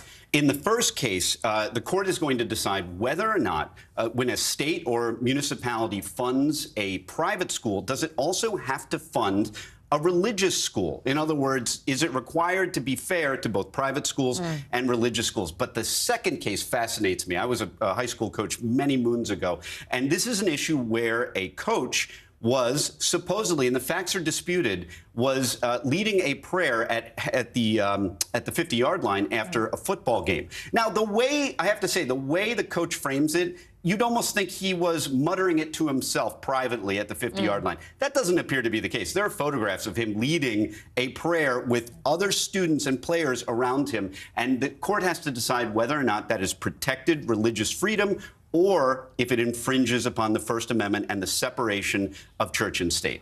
And lastly, what would the Supreme Court say about Chicago versus New York pizza? This is not even the biggest controversy. The biggest controversy is Kate Snow's apparently support of Chicago deep dish pizza over other pizzas. Now, I don't disagree with I that, am but calling I'm not for you to gonna hand over your New York driver's license. On behalf of the Bar Association, I'm here to collect it, to revoke it, and you can start talking like a Chicagoan. You can say pizza, no, yeah, and all that other stuff. My mother-in-law's Kathy. Kathy, exactly right. You know, it's over. My whole extended family's from Chicago, just for the record. So There's got to be somebody watching out there who's with me on the deep dish. It's you know what it is? It's Wonder Bread with sauce piled on top. That's it. True. That is all it is. It's outrageous. That's a good way to put it. Oh my gosh, that's hilarious. Also, what did you coach? Lacrosse. We were 9-1. I just want that. You look that up, fact checkers. Never knew that about Danny I Savalas. know. Gosh, Danny. That's something new every time. Danny Savalas, thank you so much for stopping by. Yeah, appreciate it. All right, we have to change gears here. As the dust settles from the immediate aftermath of the deadly shooting at Robb Elementary in Texas, one group is working overtime to help schools move forward now. NBC News Now anchor Hallie Jackson talked to principals bonded by tragedy, and she asked them, is it even possible to recover? When former Columbine principal Frank DeAngelis heard about the massacre in Uvalde, he picked up the phone and left a voicemail for the principal of Robb Elementary. I guess I was pretty naive back in April of '99. I made the comment within 24 hours. I said, I hope my beloved 13 do not die in vain, you know, and that this does not happen again. And unfortunately, it continues to happen. It's part of his work with the Principal Recovery Network, a group he helped found of school leaders who experience gun violence. They offer help right away and support to principals who lead schools that have encountered shootings. Why do you think the Principal Recovery Network helps and is useful in a moment like this? Well, I think a lot of times one of the things that was kind of a trigger for many of us is principals or teachers stating that I know what you're feeling, and you're trying to say, do you really? You know, were you stuck in a classroom? Did you encounter a gunman? More than 311,000 students have been exposed to gun violence during school hours since Columbine happened, according to the Washington Post. And now the Uvalde shooting has spurred the network to write an open letter to elected officials saying, we beg you, do something, do anything. But without policy changes, more schools are being forced to figure out themselves how to, for example, reopen after a shooting. Really, we have to kind of let them take the lead in talking about it. So it is appropriate to ask questions. How are you feeling? Are you feeling okay? Are you feeling safe? That's maybe the biggest challenge to recovery. How do you get students to feel safe in school again after they've experienced something as horrific as a mass shooting? Is that even possible? Well, it is difficult. And one of the things that I learned is afterwards, you want the kids to feel safe. You want the parents to make sure that they feel safe having the kids there. But at the same time, you want to make sure that you do not have things in your building that are triggering the emotion and anxiety. For the students at Columbine, that meant, for example, changing the sound of the fire alarm and choosing to stop serving Chinese food in the cafeteria because that's what they had for lunch the day the shooting happened. But it's different for each school, and there's no blueprint for recovery. There are a lot of decisions that had to be made in that moment. What to do with the space, how to move forward with the school culture. Elizabeth Brown became the principal of Forest High School in Ocala, Florida in 2018. Just 45 days after a student who'd been expelled hurt a classmate with a sawed-off shotgun before it jammed. She and Greg Johnson are also members of the network. He's the principal of West Liberty Salem High School in Ohio, where he convinced a gunman to drop his weapon after shooting a student at school back in 2017. If you look at fully recovered, meaning you're going back to the way it was before, no, I don't think that's possible. But you do get your feet back under you, maybe as a school and as a community, and you reestablish that new normal. These principals, brought together by the trauma of leading through horrific circumstances, also had practical matters to deal with. What to do on the first anniversary of a shooting, or how to approach graduation. We hate to add new members to the group. We just don't want this to happen to any other principal. In a sign of the times, with gun violence threatening schools across the country, the network is set to release a guide for other principals. It'll be out later this summer, ahead of the next school year. Unfortunately, we've seen over the past few decades, it could happen in any communities, large communities, small communities, rural communities, and we just need to be there to support. Our thanks to Hallie Jackson for that report. Frank DeAngelis, by the way, left a message for the principal of Robb Elementary, but has not been in contact with her yet. He says this is pretty normal. They're trying to get through the memorial services and things of that nature. DeAngelis is hoping within the next week or so that he will be able to speak with that principal. Coming up, holding hospitals accountable, patients demanding change over expensive medical bills, the new calls for transparency when it comes to the cost of care. And the promising new cancer study showing remarkable results, 100% remission in patients. Dr. Patel is in for our weekly checkup. That's next on Morning News Now. From Brooklyn, we're next to the subway station. The state's reservoirs are alarmingly low. War will pass them by.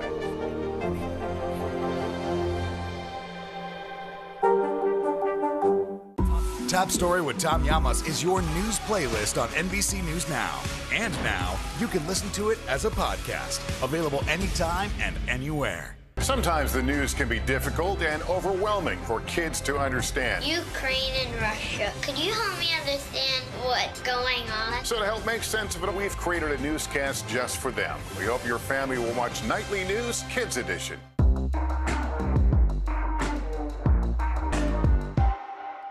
At 73, Prince Charles is still waiting for the job that is his birthright.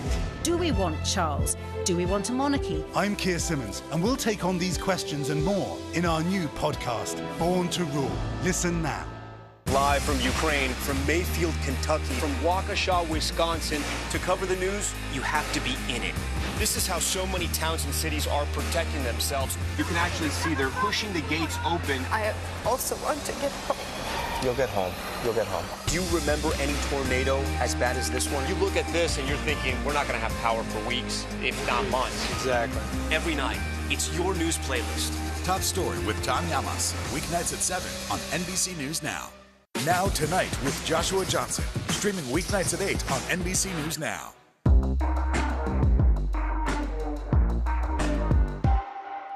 Now Tonight with Joshua Johnson. Streaming weeknights at 8 on NBC News Now.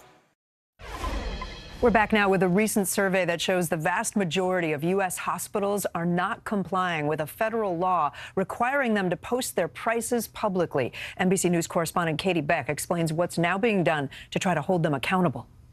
Life for the past year has been an uphill climb to clear medical debt for Jason and Deanne Dean. The moral of this story is that you have to be prepared to walk into a hospital.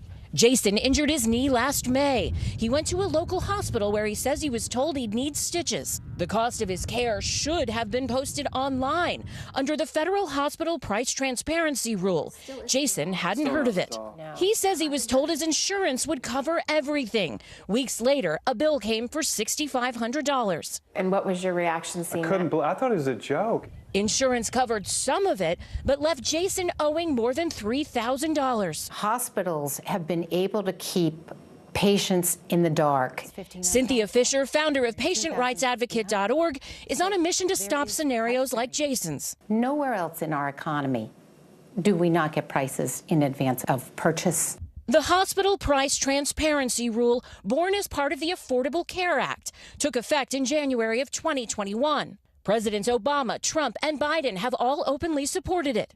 It requires health systems to publicly post the cost of their items and services online, standard charges, and also by health insurance plan, showing patients what they can expect to pay, giving them power to shop and compare. How dramatic could the result be? Oh, it's huge. It's absolutely huge. That unleashes competition. It unleashes a market. But a recent report from Fisher's Group, based on a study of 1,000 hospitals, found a year in only 14% of U.S. hospitals were complying with the rule. Roughly 85% of hospitals are non-compliant. That is correct.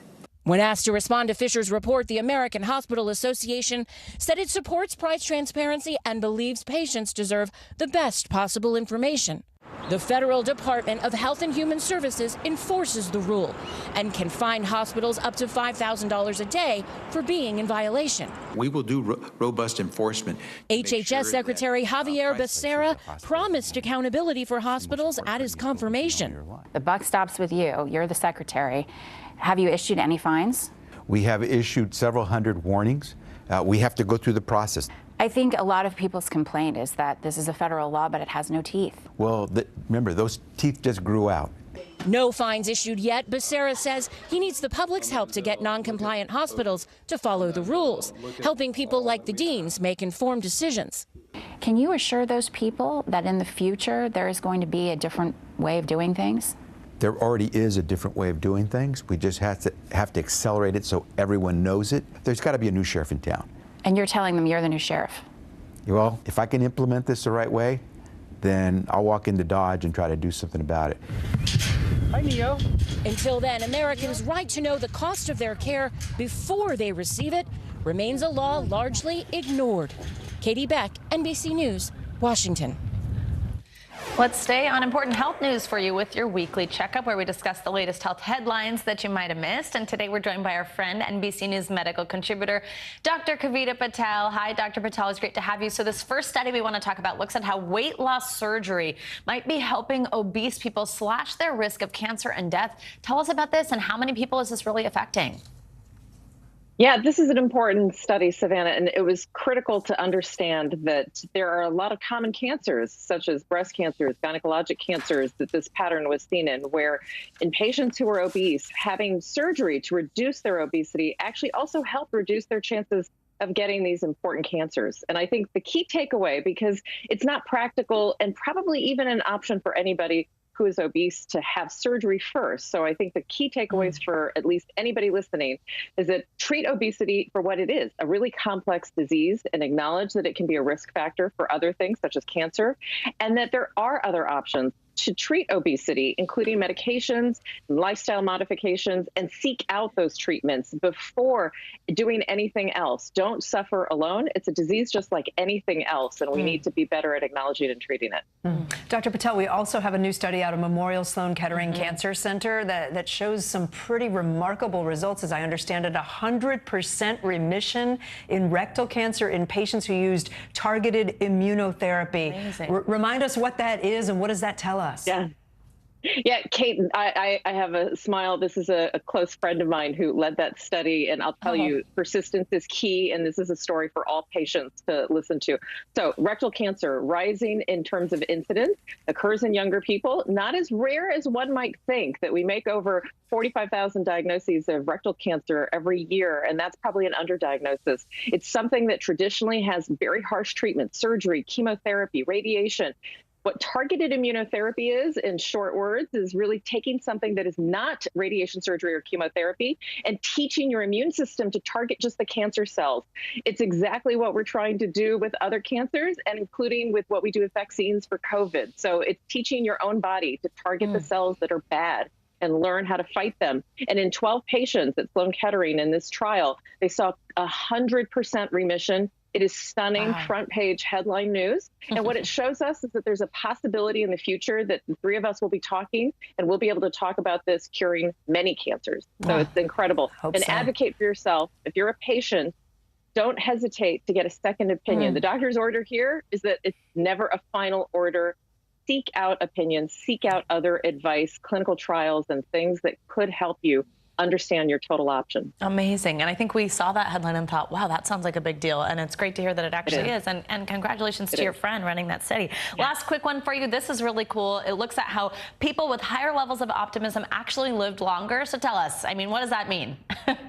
Look, I would love to say that I had the cure for everything that could help someone live to the age of 100, but this is actually something that has now been studied over decades, studied in broad populations, diverse racial and ethnic populations, and even controlling for lifestyle, all the things you would think of that help you live longer.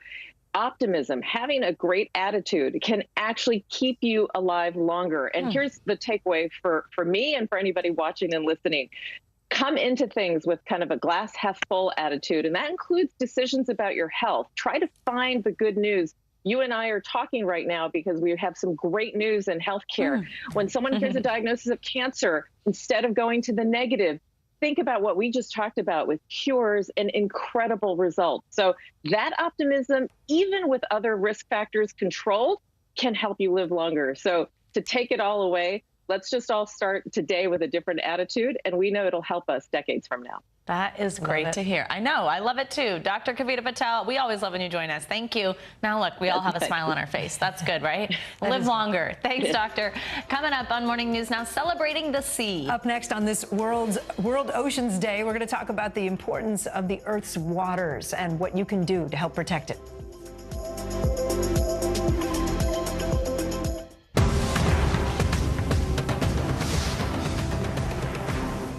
Still to come on the Channel 2 News. Well, the waters are certainly receding now. Still too close to call. Lester Holt reporting from Ground Zero, as it's being referred to. It is, in fact, a taste of freedom. The Haitian people know a little something about resiliency. What's the biggest risk right now? Some of the troops who have been proud. I want to welcome you to the first presidential debate. In fact, we've been told we can't go any farther. You were some resilient folks. Let me get a hint.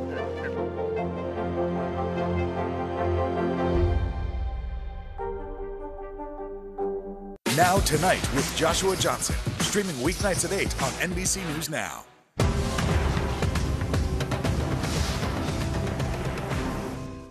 When was the last time you made space to listen to somebody?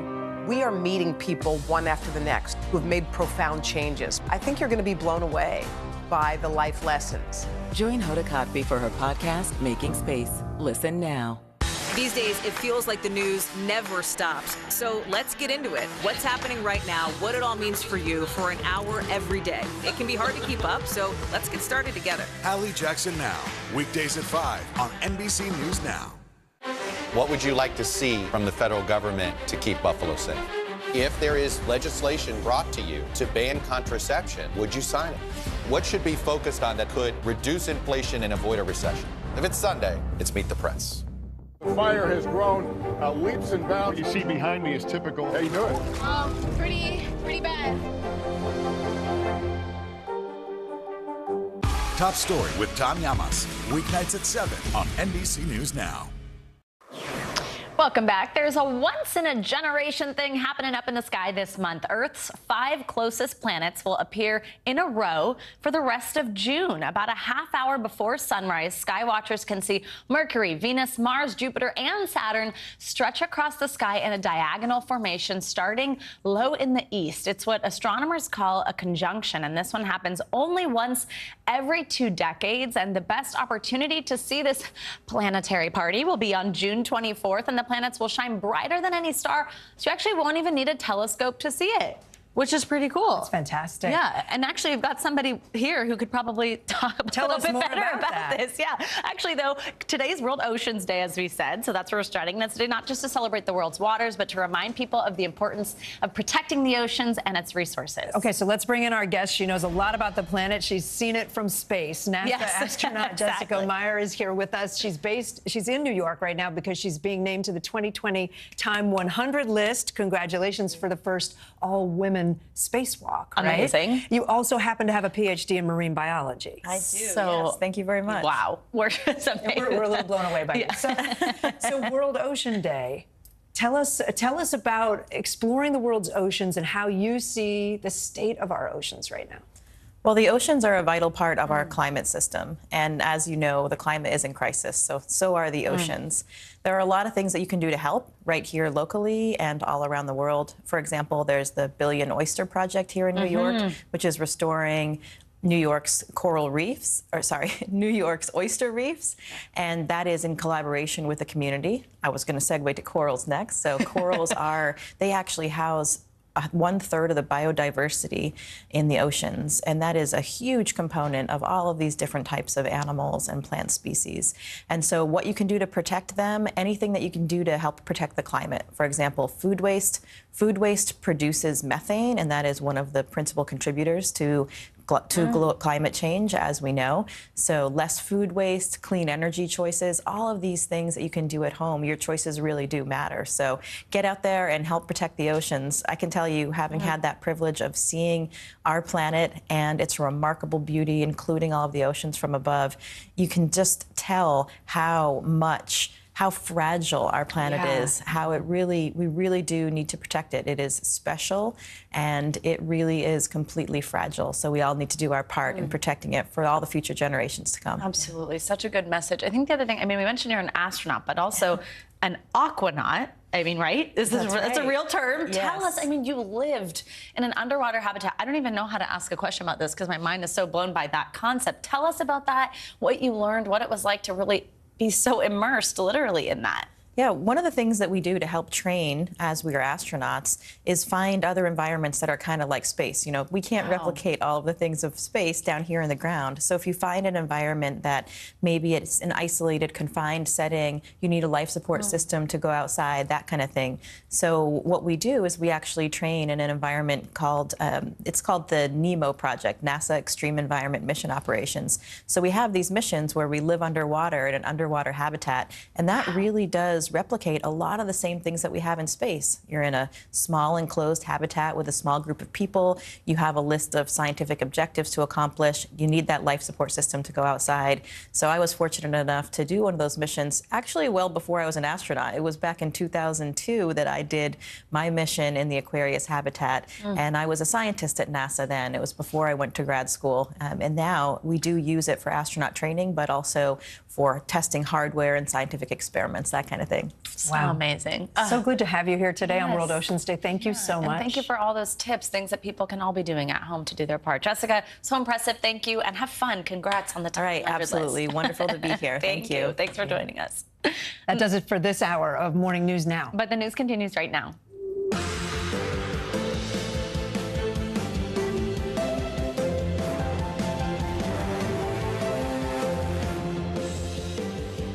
Good morning, I'm Savannah Sellers. And I'm Kate Snow in for Joe Fryer today. Right now on Morning News Now, the Voices for Change. On Capitol Hill this morning, an emotional day of testifying expected from survivors and parents of victims of mass shootings in Buffalo, New York and Uvalde, Texas. It comes as the Biden administration ramps up its push for comprehensive gun reform with the help of one of Hollywood's biggest stars. We need responsible gun ownership. Responsible gun ownership. We need background checks. As divided as our country is, this gun responsibility issue is one that we agree on more than we don't. The latest from Washington this morning, where a deal on guns could be closer than ever. Running on fumes, America's vast transportation infrastructure now in the spotlight as average gas prices inch ever closer to that $5 a gallon milestone average. Take a look at this. Just overnight, the national average for a gallon of regular jumped another 4 cents to $4.95 average. And now we'll show you how the surge at the pump is spilling over to other everyday goods. Plus, how the skyrocketing cost of gas and inflation in general is hitting younger Americans especially hard. Also, stumbling out of the gate, a summer travel season like no other, marred by scores of scheduling woes from the major airlines, especially at those smaller regional airports, what they're blaming it on and how it could affect your next trip. Plus, beyond the scale, a popular diet trend from the 90s, now popular again among an entirely new generation of health-conscious Americans. How intuitive eating came back around for a second course. Yeah.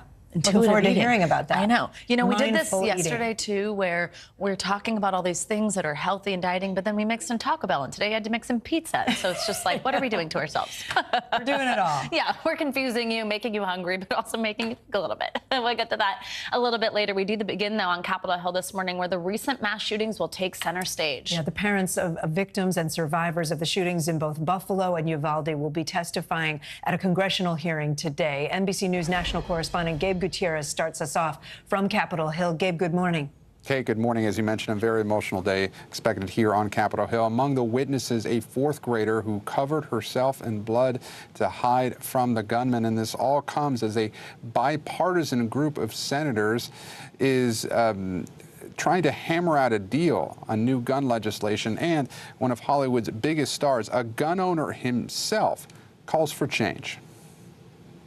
This morning, fourth grader Mia Cerrillo bringing the heart-wrenching toll of the Uvalde massacre directly to Congress. Cerrillo covered herself in blood and played dead to survive the Uvalde massacre. She's testifying today along with families of victims and survivors of the Buffalo and Uvalde shootings. Gun access is certainly a driver of this violence. It comes as the drumbeat for change is getting louder.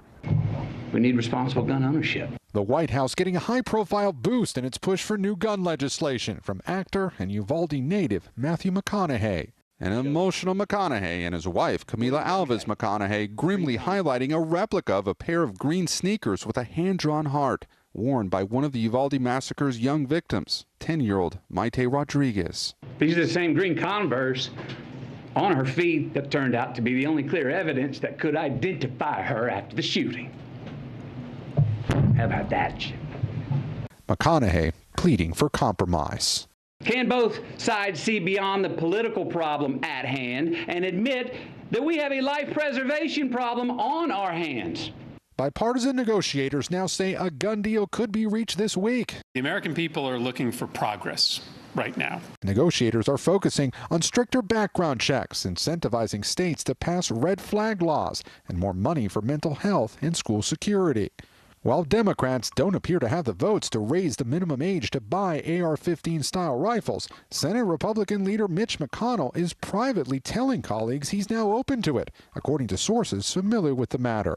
Later on Monday, McConaughey saying that after speaking with Uvalde victims personally, he feels that this time is different. The main thing that we got out of it was every single family that lost a loved one or a child said, you know what, I just want some way for the loss of my loved one's life to matter.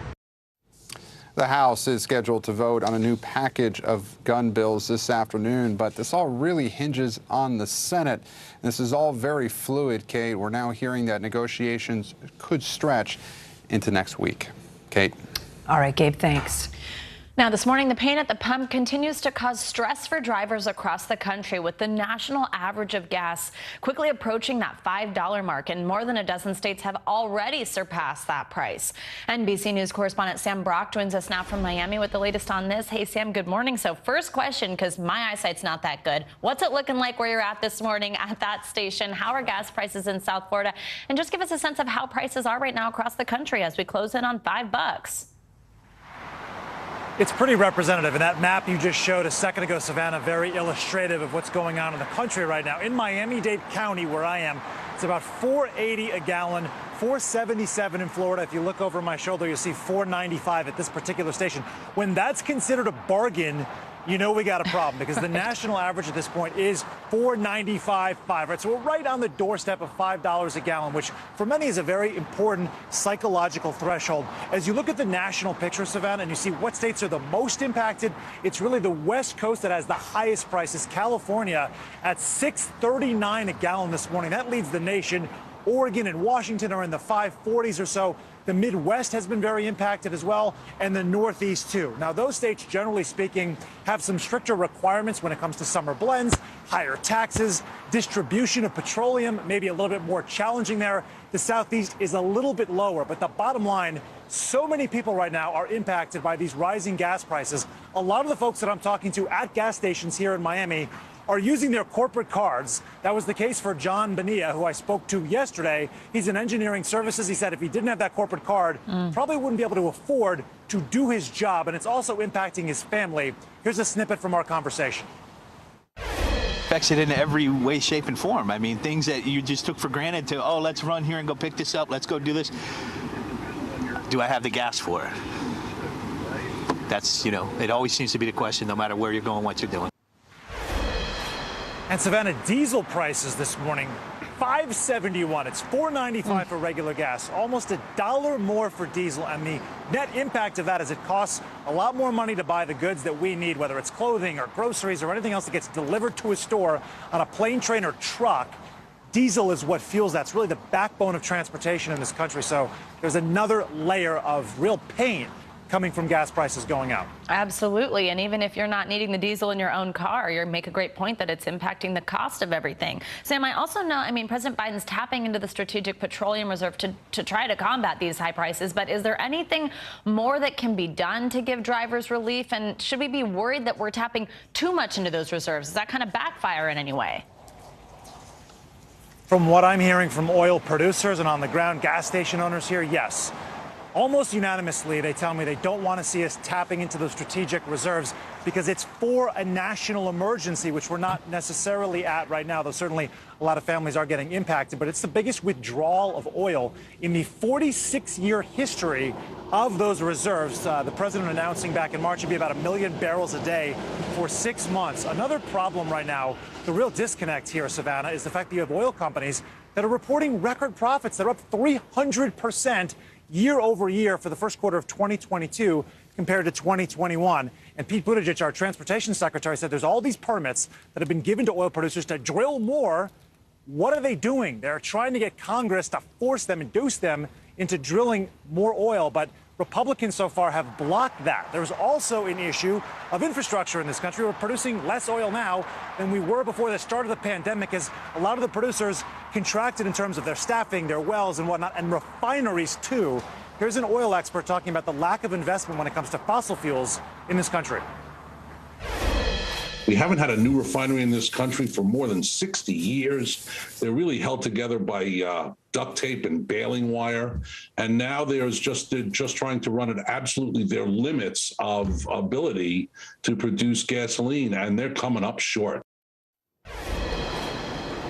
Savannah, as long as the blueprint in this country is to move away from fossil fuel and towards alternative forms of energy that are renewable, well, that's what we've been trying to do, at least our administration, for years now. And now you have a crisis where you're trying to dial it back, produce more oil. We are definitely seeing the rubber hit the road, literally, on that point. Yeah. Savannah? Oof, especially as people start changing their driving habits, all this type of stuff to try to save money. All right, Sam, thank you so much. Let's talk more about that. The rising cost of gas, just one problem that younger Americans are dealing with in particular. Millennials, Gen Z, they're feeling the economic pain in a lot of parts of their lives. Yeah, one of them's rent. They're rising at the fastest rates in decades, forcing some to move back home with family. Creditors also report young people are having trouble paying off car loans. And plus, there's the burden of student loans, which President Biden hasn't made a decision yet on loan forgiveness. Caleb Silver joins us now. He's editor-in-chief at Investopedia. Good to have you with us in person. Yeah, Good to be here. Yeah, I don't think we've met in person before. So record inflation, all these costs. Talk about how that is hitting the younger generation particularly hard. Yeah, it's hitting them pretty hard. And we just looked at a national poll that said 66% of millennials said they're going to reduce their savings. 46% said they're going to dine out less. They're tightening up. The cure for high prices, guys, is high prices, because eventually consumers, especially price-sensitive consumers, have to back out. And you're starting to see a little demand destruction in gas. You're starting to see it in consumer discretionary. We're not spending on the things we used to spend on. We're tightening up, especially younger folks. Yeah, we can't really talk about younger people and economic stress without talking about these student loans, what's going to happen with them. We had this pandemic relief policy where we weren't making payments, but 40 million Americans are waiting on this news. Are they going to have to start making those payments again or not? Tell us where that leaves young people and what the attitude is towards that right now. Yeah, well, right now we have that extension until August of 2022. President Biden pushed it out there. There's talk that he might eliminate $10,000 per student, or ask Congress to eliminate $10,000 per student. We don't know if that's going to get through. But assume those payments are coming back, and you're going to have to make those payments if you borrowed. If you're one of those borrowers, you probably owe an average of $32,000 in debt. That's the median. The average is more like $17,000. That's $300-400 a month. So if they're already tightening up on what they're spending right now, they're going to have to tighten up even more to meet those debt payments, and they should be preparing for that right now, because those payments could come back as soon as September. The good news for young folks is that the job market's pretty hot, especially for young people. Youth unemployment at a 68-year low. Yeah, that's good. But you said 32,000 is the average amount? That's the median. The average is 17,000. Median, okay, but still, that's a big number. Saddled with, yeah. And let's talk about living, right? Because the goal for young people is always to get out on your own and live in your own apartment or your own place, right? But a recent Pew Research survey found that a record number of Americans are back living with their parents again. 18%. That's a high. Researchers say it has to do with crushing debt. It has to do with chaotic housing market, the pandemic, all of it. Is the American dream further and further out of reach for young people? It feels like it now because we have these rising mortgage payments. The 30-year fix now is up above 5.4%. It was just 3.5% at the beginning of the year. Plus, a housing supply in the U.S. is super tight. What's available is really expensive. So a lot of young people who are traditionally the most predominant home buyers, they're priced out of the market right now. They can't get to the down payment, and they can't service that monthly payment, and they can't afford the house that they thought they wanted. But we are seeing a lot of people pool together now, a little bit more commune buying, family buying. You're seeing that more and more these days. You got any good news? Yeah. Well, inflation may have peaked, and we're going to hear that consumer price index on Friday. Maybe it's peaked. Maybe we get a respite here, but these are tough economic times, and you got to tighten up. Absolutely. But you know what? Inflation hitting peak. It's like what we learned last hour. That's a reason to be a little optimistic. Right. Hold on to the optimism. That's what we're trying. We're working on it this morning. Thank you so much, Caleb Silver. Good to have you with us. And now to a surprising recall vote in California. San Francisco District Attorney Chesa Boudin has been voted out of office despite only being halfway through his term. Boudin's removal comes as crime rates across the country continue to rise. And while Boudin pushed for major progressive reforms for the city of San Francisco, voters were not impressed by his ability to slow down crime rates. NBC News technology correspondent Jake Ward has the latest.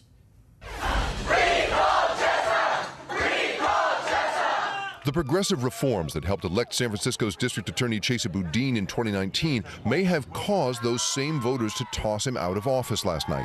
People are right to be frustrated. There's so much room for improvement. People should hold all of us to a higher standard. Boudin won office promising to fight inequality in the justice system, with alternatives to prison pushing against what he calls mass incarceration. The successful recall vote halfway into his 4-year term was not a surprise. Polls leading up to the election showed voters were driven by the perception of a city in decline. Homelessness and drug addiction are rampant, and crime is up. Homicides and assaults are up 11% so far this year. There's been a wave of recent hate crimes, and auto thefts touch every neighborhood. A lot of progressives are so wed to what they believe in that they won't listen to what actual people are telling them. Lifelong liberal Adam Westnick is one of them. I was, my God, I've been robbed on Mission Street. I was jumped on 6th Street. The owner of this San Francisco sandwich shop says the DA's politics are no match for crime in his city. The ideology that's happening now is a little bit dangerous for the residents. Boudin says the recall is a political tactic. The right-wing billionaires outspent us 3-1. They exploited an environment in which people are appropriately upset. And they created an electoral dynamic where we were literally shadow boxing. But for Wesnick, things feel out of control. The top cop has failed. With this recall, DAs in other cities nationwide are now on alert. Our thanks to Jake Ward for that report. Some breaking news this morning. Team USA gymnasts, including Aly Raisman and Simone Biles, are suing the FBI now over the Bureau's mishandling of the investigation into former team doctor Larry Nassar. The group of gymnasts, including 90 women, is now seeking $1 billion with a B dollars in damages from the FBI. The majority of the women on this lawsuit claim that Nassar abused them well after his actions were first reported to the FBI in 2015. And nothing was done. And the lawsuit comes just days after the Justice Department announced that none of the FBI agents involved in the Nassar investigation would face any charges for mishandling the case. The FBI and the Justice Department did not immediately respond to requests for comment. Let's get a check on your morning news now weather. Michelle Grossman is back with us. Hey, Michelle. Hey there, guys. And we are looking at another round of showers and storms today. That's a big weather story of the day. We have a big front that's bringing those showers and embedded thunderstorms. You can see it kind of draping from the state of Maine through the Ohio Valley, the Tennessee Valley down to parts of the Southwest. So we're going to see showers and storms. We're already seeing them at this hour. We're sort of going to reset the atmosphere in spots and then see more showers and storms later on this afternoon.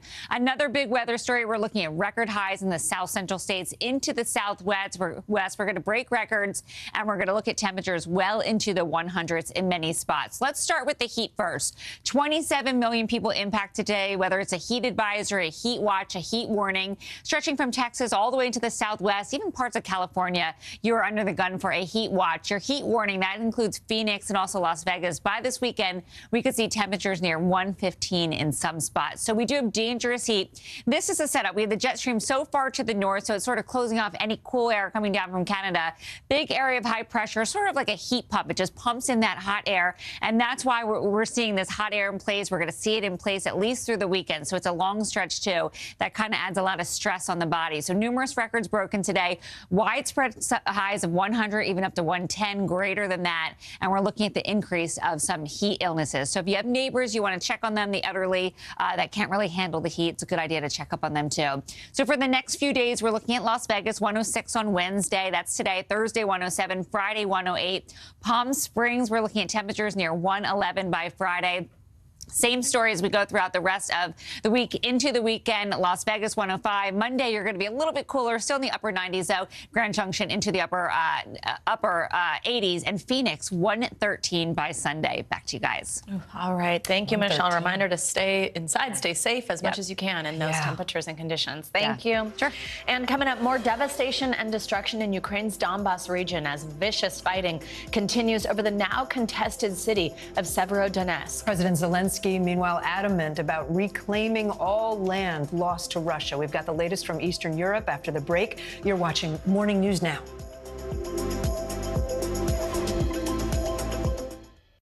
Sometimes the news can be difficult and overwhelming for kids to understand, so we've created a newscast just for them. We hope your family will watch Nightly News Kids Edition. Right now on NBC News Now, look at what's making headlines around the world. We've got 3 new developments just this afternoon. We begin this hour with breaking news. This is what it looks and feels like to try to escape Ukraine. I don't want to say goodbye. This factory has gone from making kitchen pots to lethal items. There's an intense artillery battle underway. Breaking news this morning. The heartbreak, the grief, and the tears that we have seen here are all tragically familiar. Was there a school officer on campus? Because that's what we've been told. No. The shooting is once again reigniting the debate over gun laws. If it's Tuesday, it is primary night. The highest profile races yet this year. The official confirmation of Judge Ketanji Brown Jackson. Let's zoom out a bit to our changing climate. What do we think that the new normal is going to be? The rollout of COVID vaccines for children under 5. Inflation is cutting into almost everything. Another honest conversation about what it means to be Asian American. We're coming on the air with the news NBC Scoop. Bringing the news to you is not only a job, it's an honor. Now Tonight with Joshua Johnson, streaming weeknights at 8 on NBC News Now. The fire has grown leaps and bounds. What you see behind me is typical. How you doing? Pretty bad. Now Tonight with Joshua Johnson, streaming weeknights at 8 on NBC News Now. Women's basketball has been systematically held back. Our players and coaches have been harmed. After 49 years of Title IX, we still have work to do. In Their Court, a podcast from NBC News and NBC Sports that goes inside the issues of inequality in women's sports. Listen now.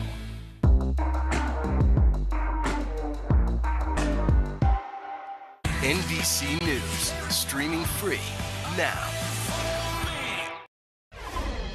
We're back now with the latest on the war in Ukraine. We're getting new images this morning showing the destruction in the Ukrainian city of Severodonetsk, the site of some of the war's most intense fighting in recent weeks. It comes as President Zelensky of Ukraine made a new promise to retake all of the territory Ukraine has lost, including the majority of the Luhansk region, which Russia claims is mostly under its control already. Let's bring in Jamil Jaffer now for more. Jamil's the founder and executive director of the National Security Institute. He's also the former associate White House counsel under President George W. Bush. Jamil, nice to see you. Thanks for being with us.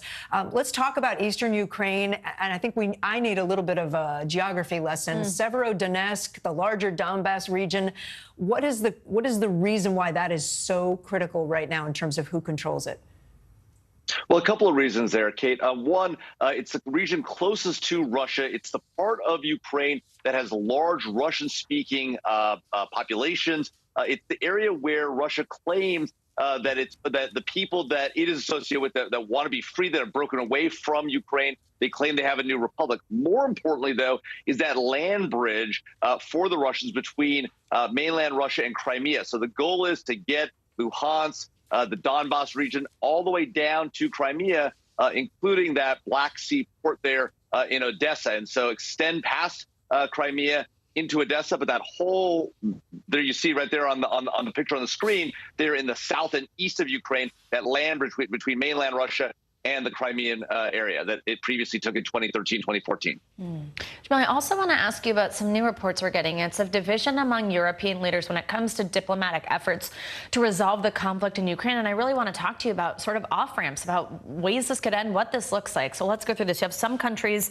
like France that want a resolution that both Russia and Ukraine are content with. And then there's others like the UK, and they're pushing for a total Ukrainian victory. I mean, what does that mean? What do you think between those two? Is there a solution somewhere in the middle of those? I mean, can there be a resolution that leads to long-term peace in the region? Well, Savannah, there has to be. Otherwise, we're going to see a significant amount of civilian casualties and the like, more than we've seen already to date. The French President Macron has made clear that he doesn't think Russia should be embarrassed in this conflict. But of course, President Zelensky in response said, look, we are going to take back all of our territory. The idea that leaving Russia in its illegal invasion of Ukraine, that we would leave them with anything, including the eastern part of Ukraine, is anathema to President Zelensky.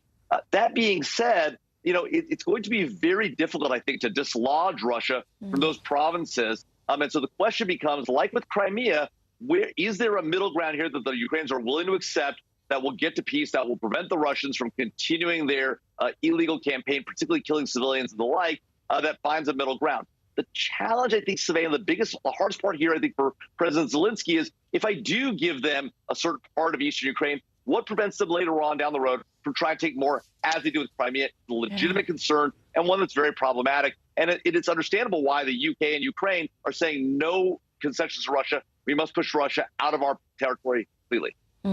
Jamil Jaffer, thanks. Great to have your perspective this morning. Appreciate your analysis. Now let's get to some more international headlines. We have breaking news out of Germany, where at least one person is dead after a car drove into a crowd of people in Berlin. NBC News global correspondent Raf Sanchez joins us now from Tel Aviv with that and more. Good morning, Raf. Kate, Savannah, good morning. That's right. German police are saying at least one person dead, 10 more injured after that car rammed into pedestrians in Berlin. The driver is in police custody, but it's still not clear if this was a deliberate attack or some kind of accident. This happened not far from the spot where an ISIS terrorist rammed a truck into crowds at a Christmas market back in 2016. A group of several thousand migrants is walking through southern Mexico towards the U.S. border. It's the largest so-called migrant caravan this year. Mexico's broken up several smaller ones in recent months. The migrants are coming to the border as President Biden heads to L.A. to host a summit of Latin American leaders. And finally, a helping hand, or flipper, for a stranded manatee in southern Thailand. A dugong got stuck on a beach, but villagers teamed up to get it back into its ocean home. The endangered mammal, also known as a sea cow, suffered some cuts and scratches, but hopefully is going to be okay. And guys, this was not a light lift. These dugongs can be up to 600 pounds in weight. Yeah, manatees. Yeah. I've kayaked next to them in Florida. Oh my They're goodness. huge, but beautiful creatures. Oh, well, wow. I mean, great to see that he was rescued. And wow. All right, Rob, thank you so much. Coming up, stumbling out of the gate, looking to get away this summer after a couple of years cooped up from COVID. A lot of us are. Well, the airlines are struggling with spotty schedules, especially at smaller airports. What they're blaming it on and how it could affect your next trip. Plus, a new travel alert from the CDC on monkeypox. We'll tell you about that next.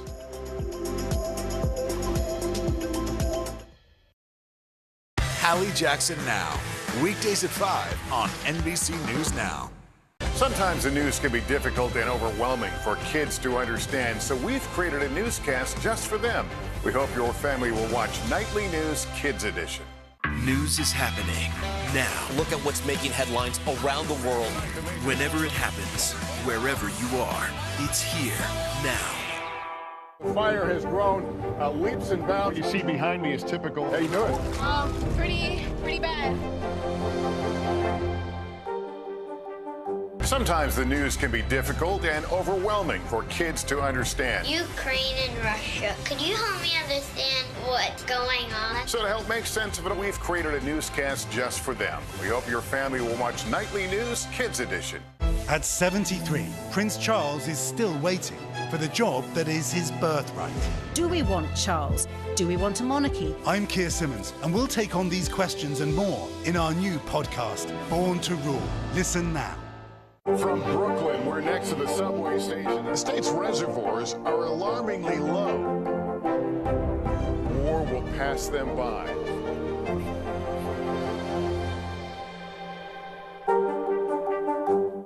We're here to start conversations about the big things happening in our world, because it's not my job to tell you what to think. My job is to think about what you tell me. Now Tonight with Joshua Johnson, streaming weeknights at 8 on NBC News Now.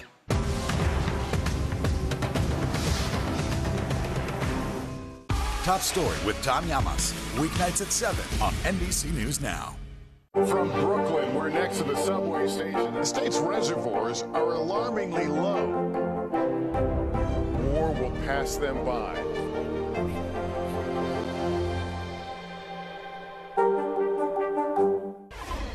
Welcome back. With the summer travel season officially in full swing, many people looking to get away by plane are running into a reoccurring problem. I know I have: flight cancellations. Major airlines are blaming what they're calling a pilot shortage. NBC News correspondent Tom Costello joins us now with a closer look at how long this might go on. Hey, Tom, good morning.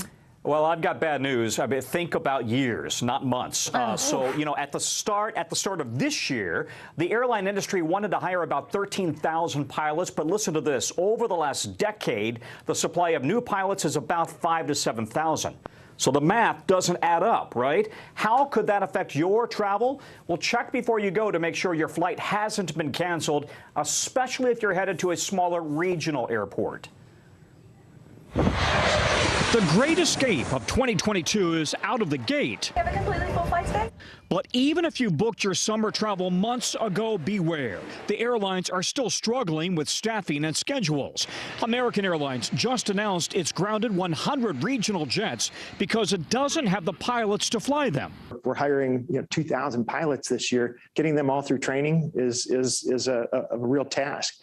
Virtually every airline has grounded some of its regional planes or cut their schedules. I'm deeply sorry. Alaska Airlines CEO saying last month it all came down to pilot staffing. Simply put, we had 63 fewer pilots than what we planned for when we built our schedule. The most affected airports, smaller cities serviced by the regional airlines that have lost pilots to the big carriers. There's just not enough pilots, and it's not a quick fix. What happened? During the pandemic, many pilots took early retirement, and the airlines did not expect passengers to come surging back so quickly. Complicating the problem, pilots are required to retire when they're 65, regardless of their physical health. I think 65 is the new 50. Rich Seiler has been flying for 40 years, first with the Navy, then Delta. He had to retire earlier this year when he turned 65, even though he felt he could keep flying. We are trained, we are evaluated constantly. We should be able to come back in and do the job until we physically or mentally can't do it.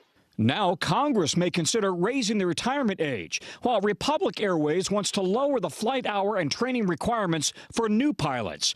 The big airlines and the unions are opposed. In the meantime, fewer pilots, fewer planes, and fewer seats could be a problem that lasts through Christmas and for years to come. It's not going to get fixed in the next 12 months, that's for sure. Some CEOs at United are saying it's 3 to 5 years of this type of issues. Yeah, you know, guys, think about this. A typical 65-year-old you know today is probably a heck of a lot healthier than he or she was 20, 30 years ago, right? Yeah. But both the FAA and international regulators require them to retire at 65. So even if Congress were to change that age to, say, 67, those pilots would still not be allowed to fly into Europe or Canada, where the 65 age is still in effect. And by the way, one pilot union says there are plenty of pilots out there. Yeah, but they're not certified to fly on the 737, the A320, the Embraer. So that creates a bottleneck. Guys, back to you. All right, Tom Costello with all the great news for us this morning. Thank you so much. Important look. All right, and I'm sorry to say pilot shortages aren't the only thing travelers have to worry about. The CDC has issued a level 2 travel alert for the public to practice enhanced precautions against monkeypox. It comes as that virus continues to spread across the world. At least 1,000 cases have now been reported reported outside of Africa. In the U.S., at least 31 people have confirmed cases of monkeypox in 12 different states and Washington, D.C. Dr. Anand, I'm going to get this wrong. I'm sorry. Swaminathan. Thank you. I'm sorry, doctor. I had to pause and just make sure I got it right. Swaminathan. Did I get it right?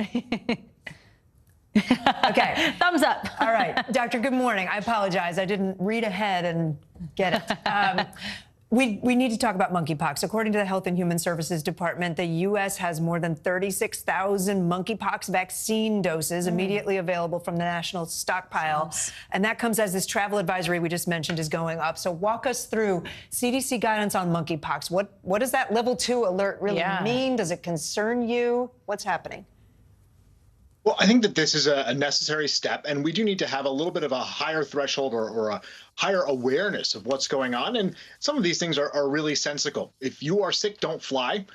Don't be in contact with people who have returned from places where there are cases surging. Now, unfortunately, that is a very wide net right now because there are many countries that are having increased numbers of cases of monkeypox. And avoid close contact with people who are sick, who are exhibiting signs like a rash that we don't know what that rash is from. These are the kind of things that are sensical approaches, but we need to educate the public of what to be looking out for.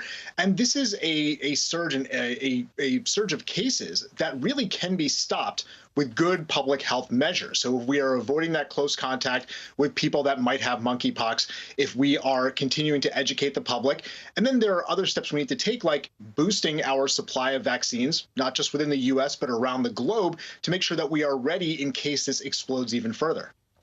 Doctor, I also do want to now switch to the COVID front with some breaking news this morning. Moderna's announced its Omicron-containing booster candidate is showing a significant antibody response against the variant. So a couple questions here. What does that mean for the future of these booster doses? Can we expect to see that vaccine soon? But then also, where are we even at with boosters? Walk us through this guidance, because speaking of international travel, I was just on a trip. You had to have a certain number of vaccine doses to get on that plane. But I think for some of us, at a certain point, we're going to be past that number of days from when we had our booster that it counts. So where are we at with this in general? I think in terms of the third dose, the first booster, anybody who's 6 months out should be getting it. So all 3 of my kids have been boosted. I'm boosted. My wife is boosted. So that's one thing that is very simple. Almost everybody who has gotten a primary series is eligible for a booster and should get that first booster. Those who are older and immunocompromised are eligible for a second booster. They're a certain number of months out. And that group also really does need to get that second booster. And we know that booster rates in this country have really lagged. And that's something that we need to continue to message the importance of that, because it boosts not just our protection against severe disease, but also our protection against getting any level of infection.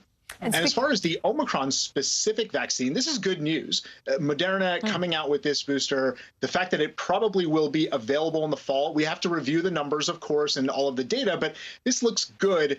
And we do need these second-generation vaccines that are targeted to the newer variants. But we also have to remember that the variant that's targeted here is the old Omicron, the one that was the rush of cases in December and January, and not necessarily the newer subvariants that are coming out now. We already are shifting to BA4, BA5, and this vaccine is not really geared towards those variants. It may still be effective, but we don't really know that. And what this really highlights is that for our vaccines to keep up, we need to start innovating faster. We need to be able to get these variant-specific vaccines ready to go.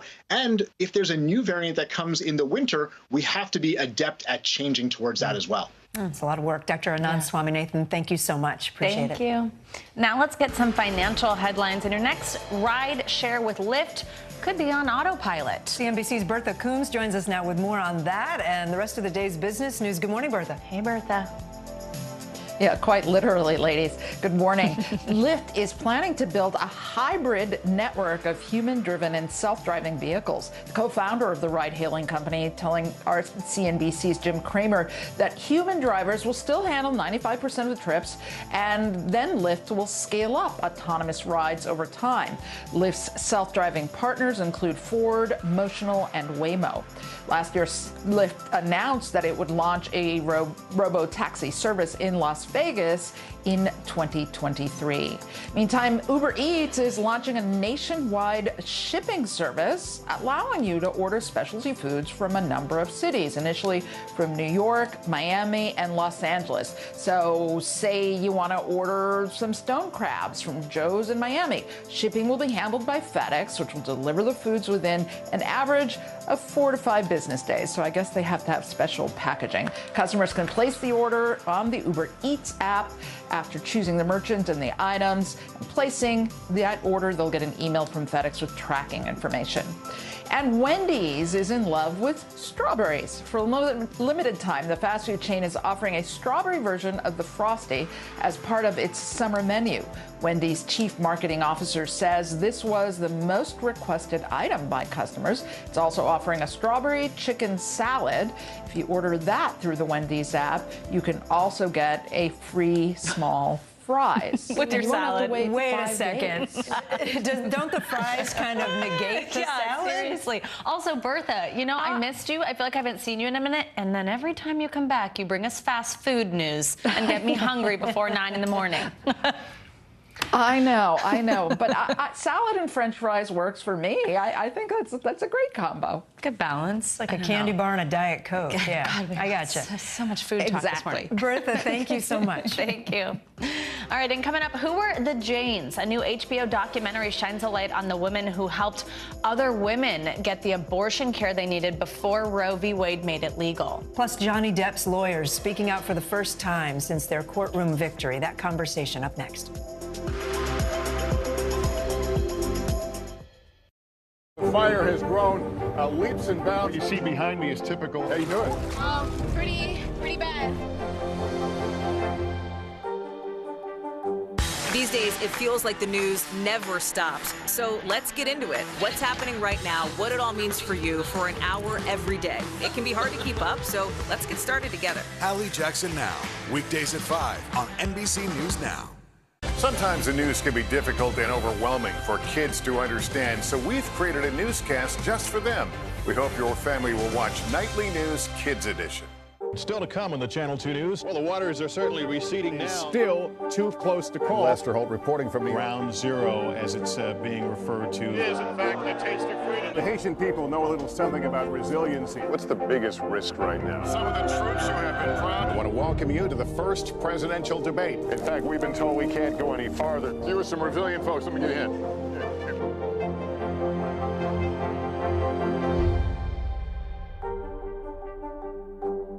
These days, it feels like the news never stops. So let's get into it. What's happening right now, what it all means for you for an hour every day. It can be hard to keep up, so let's get started together. Hallie Jackson Now, weekdays at 5 on NBC News Now. We'll meet Ukrainians who are defending their country one block at a time. When you were still in Kiev, could you hear the bombing? My name is Lester. Who's this?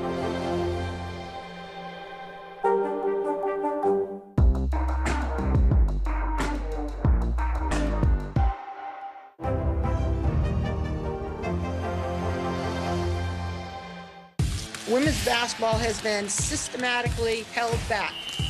Our players and coaches have been harmed. After 49 years of Title IX, we still have work to do. In Their Court, a podcast from NBC News and NBC Sports that goes inside the issues of inequality in women's sports. Listen now. From Brooklyn, we're next to the subway station. The state's reservoirs are alarmingly low. War will pass them by.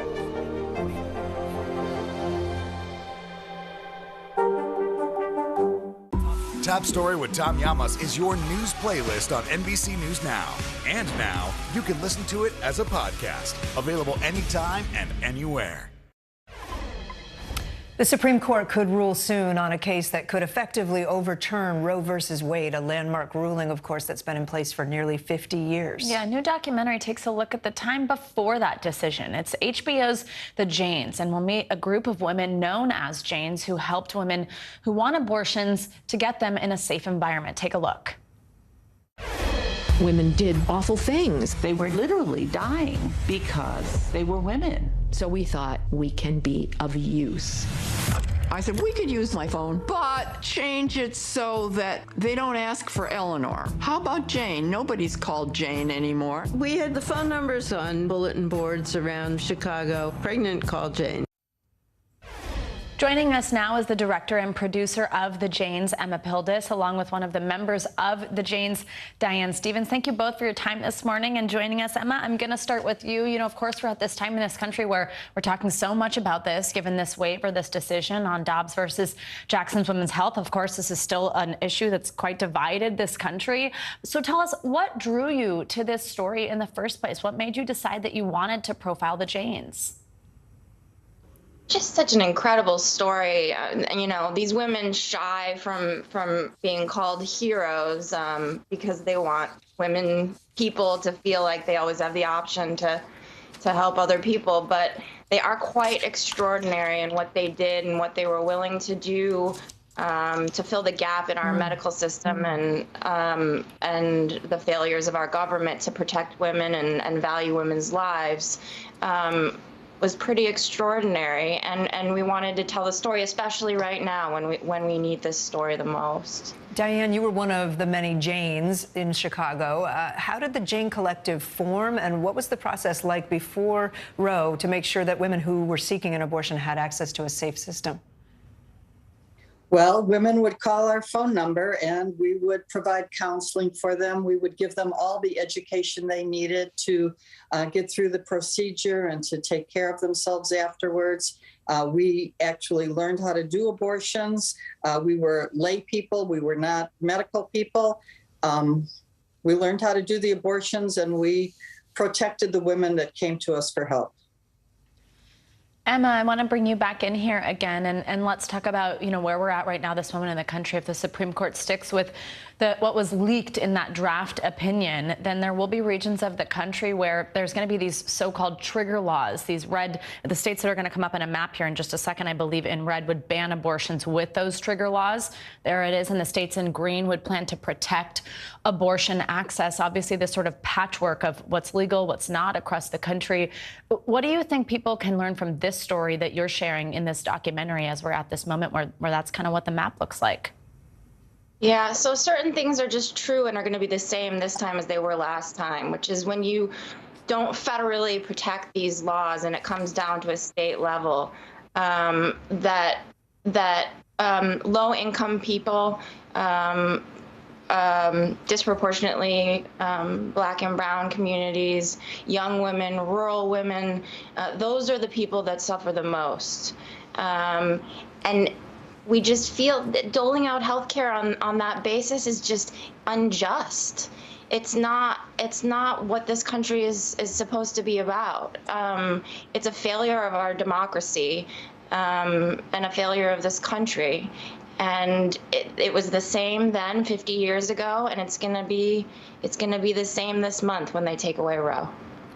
Diane, I want to end with you. What is your message right now to women? And I wonder particularly to women on the other side of things who think that this is the right decision that the Supreme Court may be making. Well, I think every woman should have the right to make her own decisions and not be harassed, not have barriers between her and receiving health care. I think the message of the movie is really clear that ordinary people can unite, they can do what's needed, and I think people will. I think women and men will rise up against these unjust situations, and abortions will be available again. I feel like this is a blip in history. America's on the wrong side of history. We see this around the world. We just need to be strong and unite. Emma Pildes and Diane Stevens, thank you so much for joining us on this conversation that so many people are having in their homes and across the country right now. And you can catch The Janes starting tonight on HBO Max. A lot of us are still talking about the decision in Johnny Depp's defamation case against his ex-wife Amber Heard. We heard from Heard's legal team the day after the verdict came in. Well, now Johnny Depp's attorneys are speaking out. They sat down with Today Show anchor Savannah Guthrie to discuss the high-profile case. Take a listen. Did you speak to your client right after the verdict? What was his reaction in the moment? I think just an overwhelming sense of relief. I was speaking with another friend of ours, a mutual friend of Johnny's and ours, and he said, I haven't seen Johnny smile like that in 6 years. The weight of the world is off of his shoulders. He's got his life back. As you well know, the law does not favor a plaintiff like Johnny Depp in a defamation case like this. The burden is very high, the threshold is high, and he crossed it. Frankly speaking, were you stunned at this victory? Ben? Well, we had ultimate confidence in Johnny and the jury and the facts of this case, and you can only hope that the jury will see it. And in this case, they did, and the verdict was overwhelmingly in his favor. I should mention the jury did find Mr. Depp responsible for defamation for one of the statements made by his lawyer. It accused her essentially of staging a scene in furtherance of an abuse hoax. How do you square that finding with the rest of the verdict, Camille? I think it's just the verdict is overwhelmingly positive for Johnny, and it was unanimous. There were 7 people that decided he was defamed.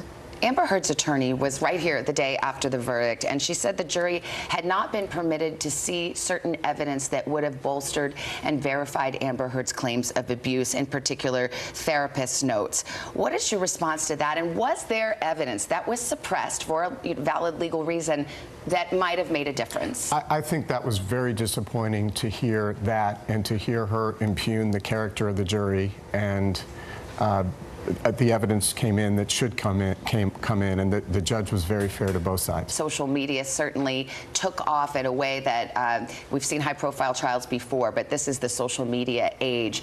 Do you believe the jurors saw any of that, were swayed by any of that? No, I don't think there's any reason to believe that the jurors violated their oath. And again, that suggestion was disappointing to hear. Do you know anything about an online campaign on behalf of Johnny Depp? That is utterly baseless. In fact, very early in the case, the prior Chief Judge White had thrown out a count in the counterclaims that related to that. It was absolutely absurd and baseless. And you know for a fact that neither he nor his agents nor anyone tried to, in some way, pay for or otherwise encourage this kind of social media activity. Johnny owned his issues. He was very candid about his alcohol and drug issues. He was candid about some unfortunate texts that he wrote, and I think it was a sharp contrast to Ms. Heard, who didn't seem, or at least the jury may have perceived, that she didn't take accountability for anything. Our thanks to Savannah Guthrie for that interview. Amber Heard's legal team has said that they will appeal the decision. Depp's attorneys say they feel very confident that there were no legal errors and that there were no legal errors that would justify a successful appeal. Coming up, we're going to take you once again beyond the scale with a 90s diet trend making a comeback with an entirely new generation of healthy eaters. Yeah, plus we'll introduce you to the 94-year-old keeping New Jersey's tallest lighthouse alive. That's up next.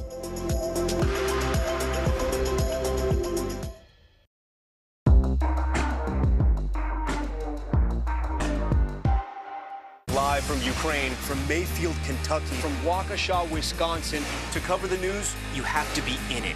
This is how so many towns and cities are protecting themselves. You can actually see they're pushing the gates open. I also want to get home. You'll get home. You'll get home. Do you remember any tornado as bad as this one? You look at this and you're thinking, we're not going to have power for weeks, if not months. Exactly. Every night, it's your news playlist. Top Story with Tom Llamas. Weeknights at 7 on NBC News Now. Women's basketball has been systematically held back. After 49 years of Title IX, we still have work to do. In Their Court, a podcast from NBC News and NBC Sports that goes inside the issues of inequality in women's sports. Listen now.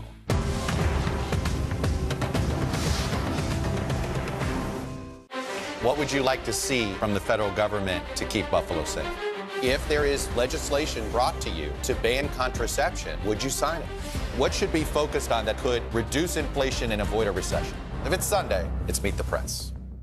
Making Space, the inspirational podcast from Hoda Kotb. Listen now. The fire has grown leaps and bounds. You see behind me is typical. How you doing? Pretty bad.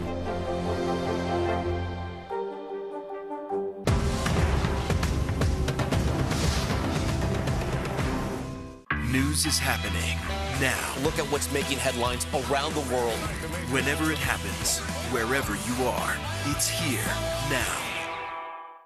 Women's basketball has been systematically held back. Our players and coaches have been harmed. After 49 years of Title IX, we still have work to do. In Their Court, a podcast from NBC News and NBC Sports that goes inside the issues of inequality in women's sports. Listen now. Live from Ukraine, from Mayfield, Kentucky, from Waukesha, Wisconsin, to cover the news, you have to be in it. This is how so many towns and cities are protecting themselves. You can actually see they're pushing the gates open. I also want to get home. You'll get home. You'll get home. Do you remember any tornado as bad as this one? You look at this and you're thinking, we're not going to have power for weeks, if not months. Exactly. Every night, it's your news playlist. Top Story with Tom Llamas, weeknights at 7 on NBC News Now. Women's basketball has been systematically held back. After 49 years of Title IX, we still have work to do. In Their Court, a podcast from NBC News and NBC Sports that goes inside the issues of inequality in women's sports. Listen now.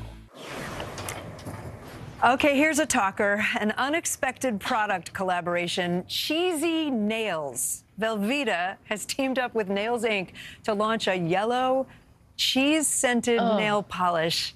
The $15 kit also contains a red color along with nail stickers. It's available on the Nails Inc. website. And don't worry, it does not actually contain cheese, Savannah.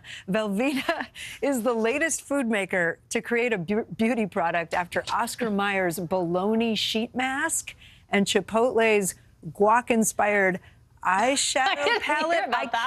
I just can't. Okay, I'm assuming the guac-inspired eyeshadow thing is just green eyeshadow. This with a smell, I don't want to smell my nails, thank you. That's next level. Ugh, that's nasty. All right, thank you so much, Kate. All right, now continuing with our special week of coverage Beyond the Scale. This morning, we're bringing you a 90s trend that's making a return, and it's changing how some people diet. First introduced back in 1995, intuitive eating took a backseat to the restrictive diet trends of the 2000s. But now it's back, and it's specifically popular with a new generation. Today's show host Chanel Jones explains. I did every diet you could think of under the sun. Gabriella Coliff discovered intuitive eating after 8 years of yo-yo dieting. Tell me a little bit about why you decided to try something else. I wanted something that I could sustain for the rest of my life, because anyone can go out there, drop 20 pounds real quick, but it was the maintaining it for the rest of your life. Gabriella says she's lost 50 pounds by eating intuitively. Now she's sharing her story with nearly 200,000 followers on TikTok. So how do you explain to people what you're doing when you talk to them about intuitive eating? It's a lifestyle. It's not a diet. If I'm out with like a bunch of girlfriends, I'm going to eat, if I want to splurge and eat, I'm going to do it.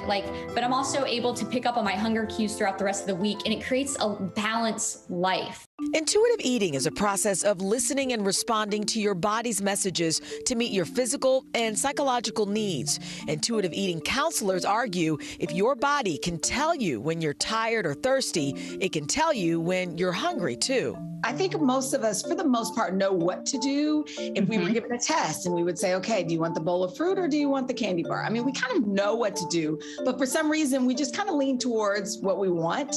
Where does intuitive eating fit into this? So what intuitive eating does is it allows you to view food neutrally so that you get to decide what feels good to me. What do I know that my body needs to honor, yes, its cravings, but also its health. Nutritionist Colleen Christensen is part of the new wave of intuitive eaters on social media. She's in good company. The hashtag intuitive eating has over 1 billion views on TikTok and 2 million posts on Instagram.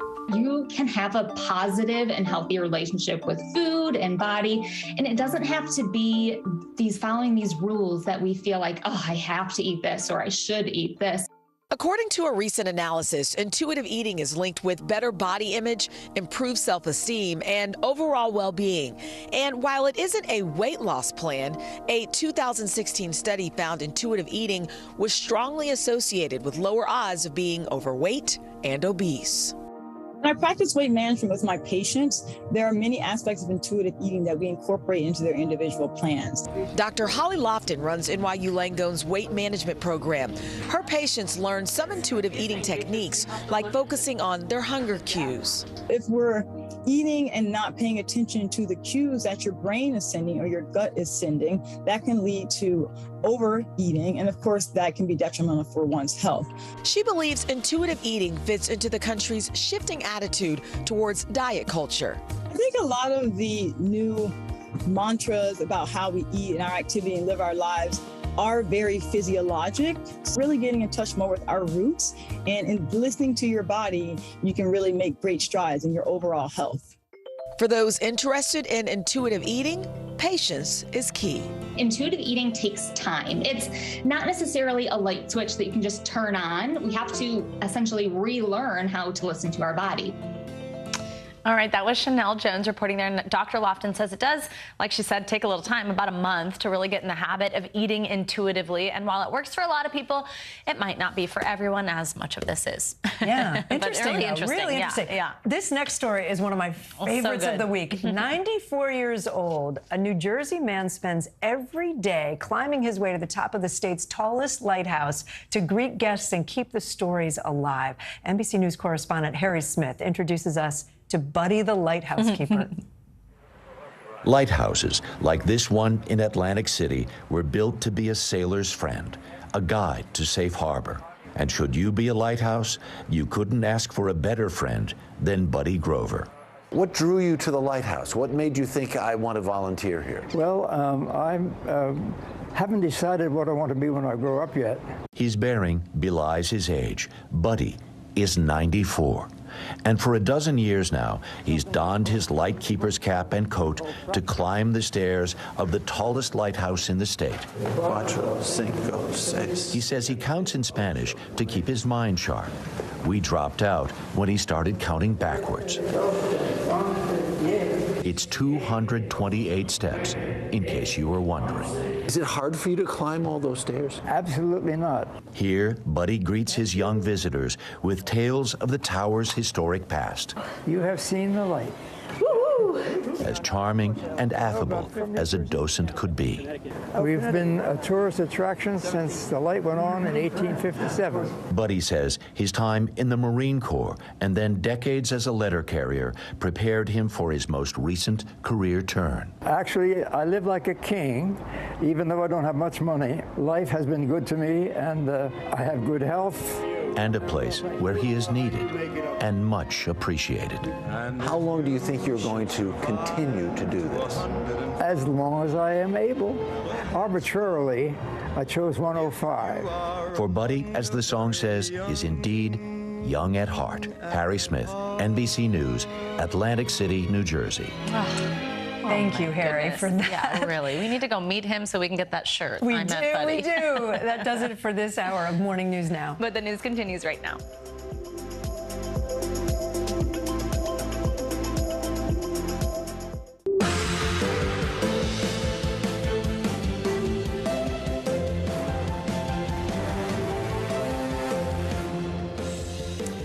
Good morning. I'm Kate Snow in for Joe Fryer. And I'm Savannah Sellers. Right now on Morning News Now, powerful plea, a potential turning point in the push for gun reform in America.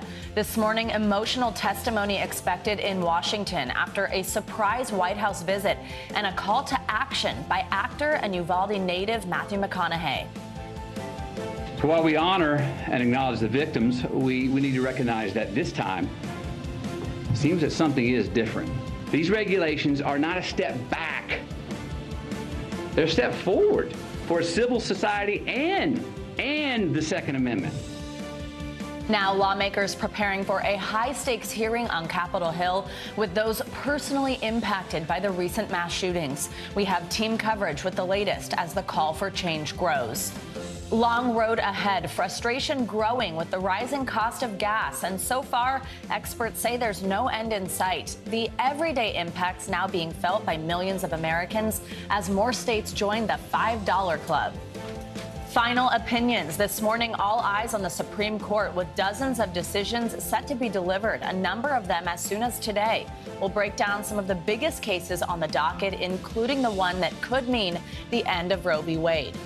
And C is for celebrating. On this World Oceans Day, we're paying tribute to the Earth's most massive bodies of water with the help of a former astronaut And get this, Aquanaut, who's lived in space and underwater. Plus, what you can do to help protect the deep blue sea.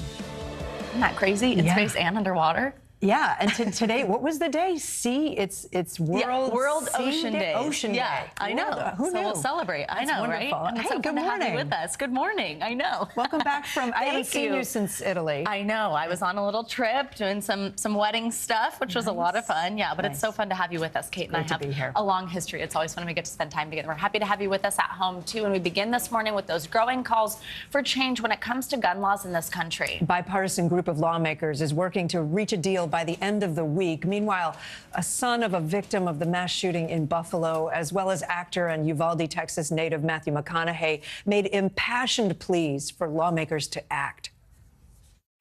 I'm here today in the hopes of applying what energy, reason, and passion that I have into trying to turn this moment into a reality. Because as I said, this moment is different. We are in a window of opportunity right now that we have not been in before. A window where it seems like real change can happen. In a stark reminder of these tragedies, there is this gun violence memorial on the National Mall in Washington right now with more than 45,000 flowers, each one representing gun deaths. While inside the Capitol this morning, a House hearing where family members of Buffalo and Uvalde shooting victims are set to testify. NBC News Capitol Hill correspondent Ali Rafa joins me now. Ali, good morning. What can we expect from the hearing, first off? Yeah, Kate, well, today, the second of two hearings this week featuring the family of the victims and the survivors of those two mass shootings in both Buffalo and Uvalde will testify. I want to play a clip, a particularly emotional clip, from the son of Ruth Whitfield, this 86-year-old woman who was killed at that Tops grocery store in Buffalo a couple weeks ago. Listen to her son speaking yesterday at this hearing. What are you doing? You're elected to protect us, to protect our way of life. I ask every one of you to imagine the faces of your mothers as you look at mine, and ask yourself, is there nothing that we can do? My mother's life mattered. My mother's life mattered. And your actions here today will tell us how much it matters to you. So we expect another day of emotional testimony, both in person and virtually, from several people who will testify. We know one of the pediatricians that cared for so many of these children killed in that Texas mass shooting will testify, as well as the parents of one of the survivors. We also know that one of the fourth graders who survived, that girl that smeared her best friend's blood all over her face and played dead to survive, will also be testifying. Her parents say she's still suffering from nightmares after that incident. And so Chairwoman Carolyn Maloney is saying that she hopes that the testimony we hear today will be a call to action for lawmakers in Congress who are still kind of narrowing out the details of any sort of gun legislation reform package.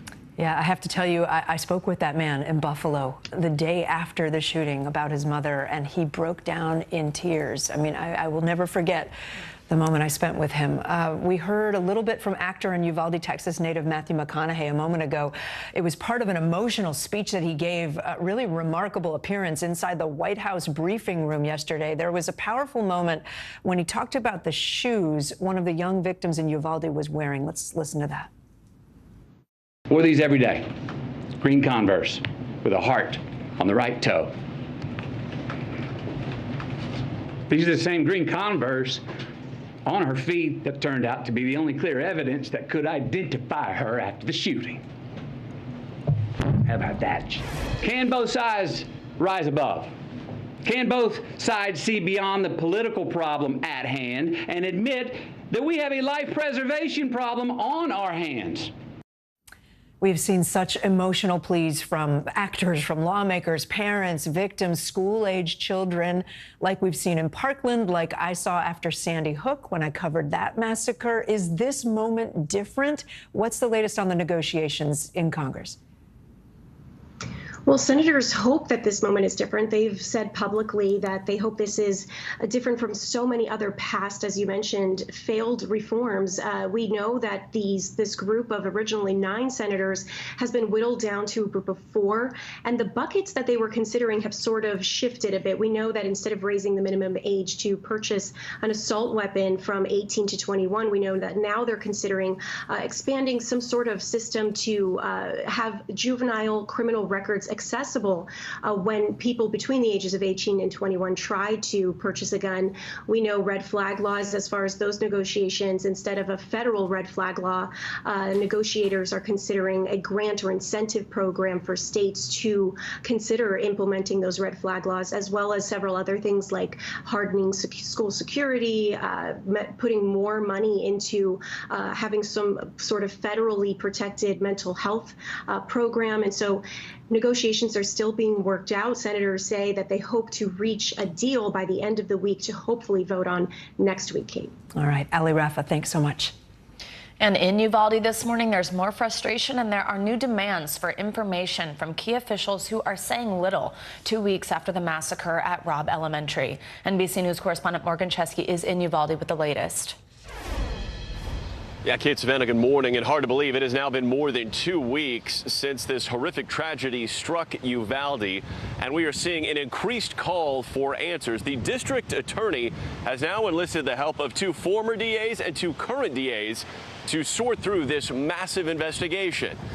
This as families in Uvalde demand the truth. We want facts and answers. Just inside an emergency city council meeting. It makes me feel real frustrated. Uvalde's mayor still demanding answers. Regarding transparency, Mayor, it's now been more than a week since there's been any public statement about this investigation. It's not, but I don't control that side of it. You have to take that up with the district attorney. DA Christina Busby, now overseeing the investigation, has yet to speak publicly. Noticeably absent, newly elected council member Pete Arredondo, the school's chief of police. I can hear the gunshots. Angelia Rose Gomez rushed in when she says police weren't acting quickly enough. I just make my first way in. The mother was captured on video, running away from the school after rescuing her sons. I didn't see not one cop running with me or not one cop ran in there with me. They weren't doing nothing. After sharing what she witnessed, Gomez said law enforcement called her, threatening obstruction of justice charges if she kept speaking out. Meanwhile, inside room 112, Arnulfo Reyes' class had been watching a movie. He told everyone to get under the table and pretend to sleep. He spoke with ABC News about his anger over how long it took for officers to move in. You have a bulletproof vest. I had nothing. There is no excuse for their actions. Reyes was shot 3 times. He says he prayed under the table, hiding with his 11 students. The shooter killed every single student in your classroom. Yes, ma'am. That's when I got to thinking, you know, this family lost one. This family lost one. I lost 11 that day. And I just went to my parents and said, I'm sorry. I tried my best. With what I was told to do. Please don't be angry with me. Now, we did ask the mayor of Uvalde when was the last time he personally spoke to Chief Arredondo. He says it was back when Texas Governor Greg Abbott visited Uvalde just days after the shooting. When I asked him if he had personally reached out to invite him to that city council meeting, the mayor told me he had not. We'll send it back to you. All right, Morgan Chesky, thank you so much.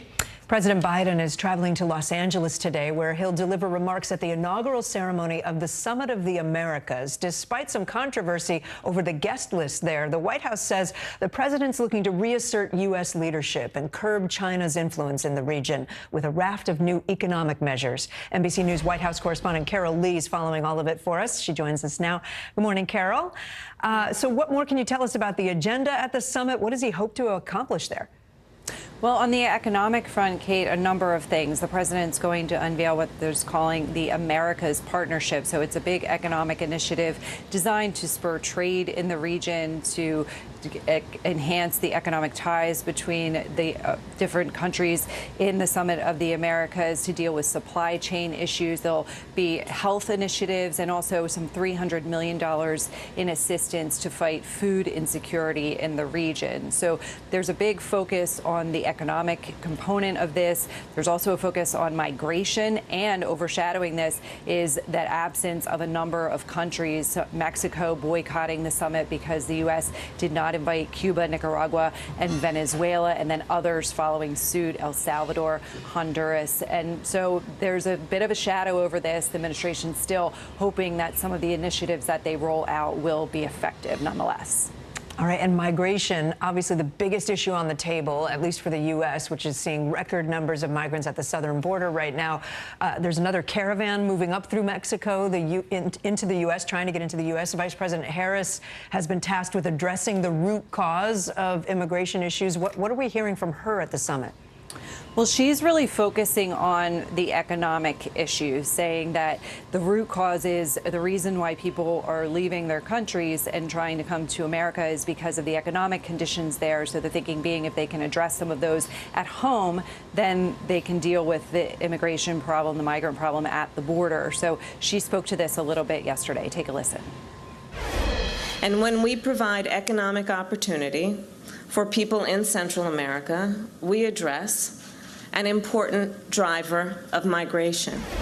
This investment is on track to generate, as a result of what we have done so far, tens of thousands of jobs, investments in sectors such as agriculture and textiles.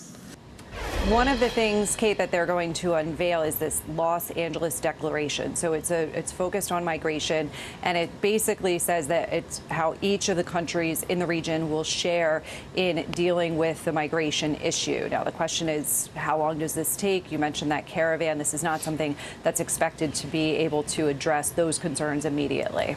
All right, Carol, thanks for keeping an eye on it for us. Thanks so much.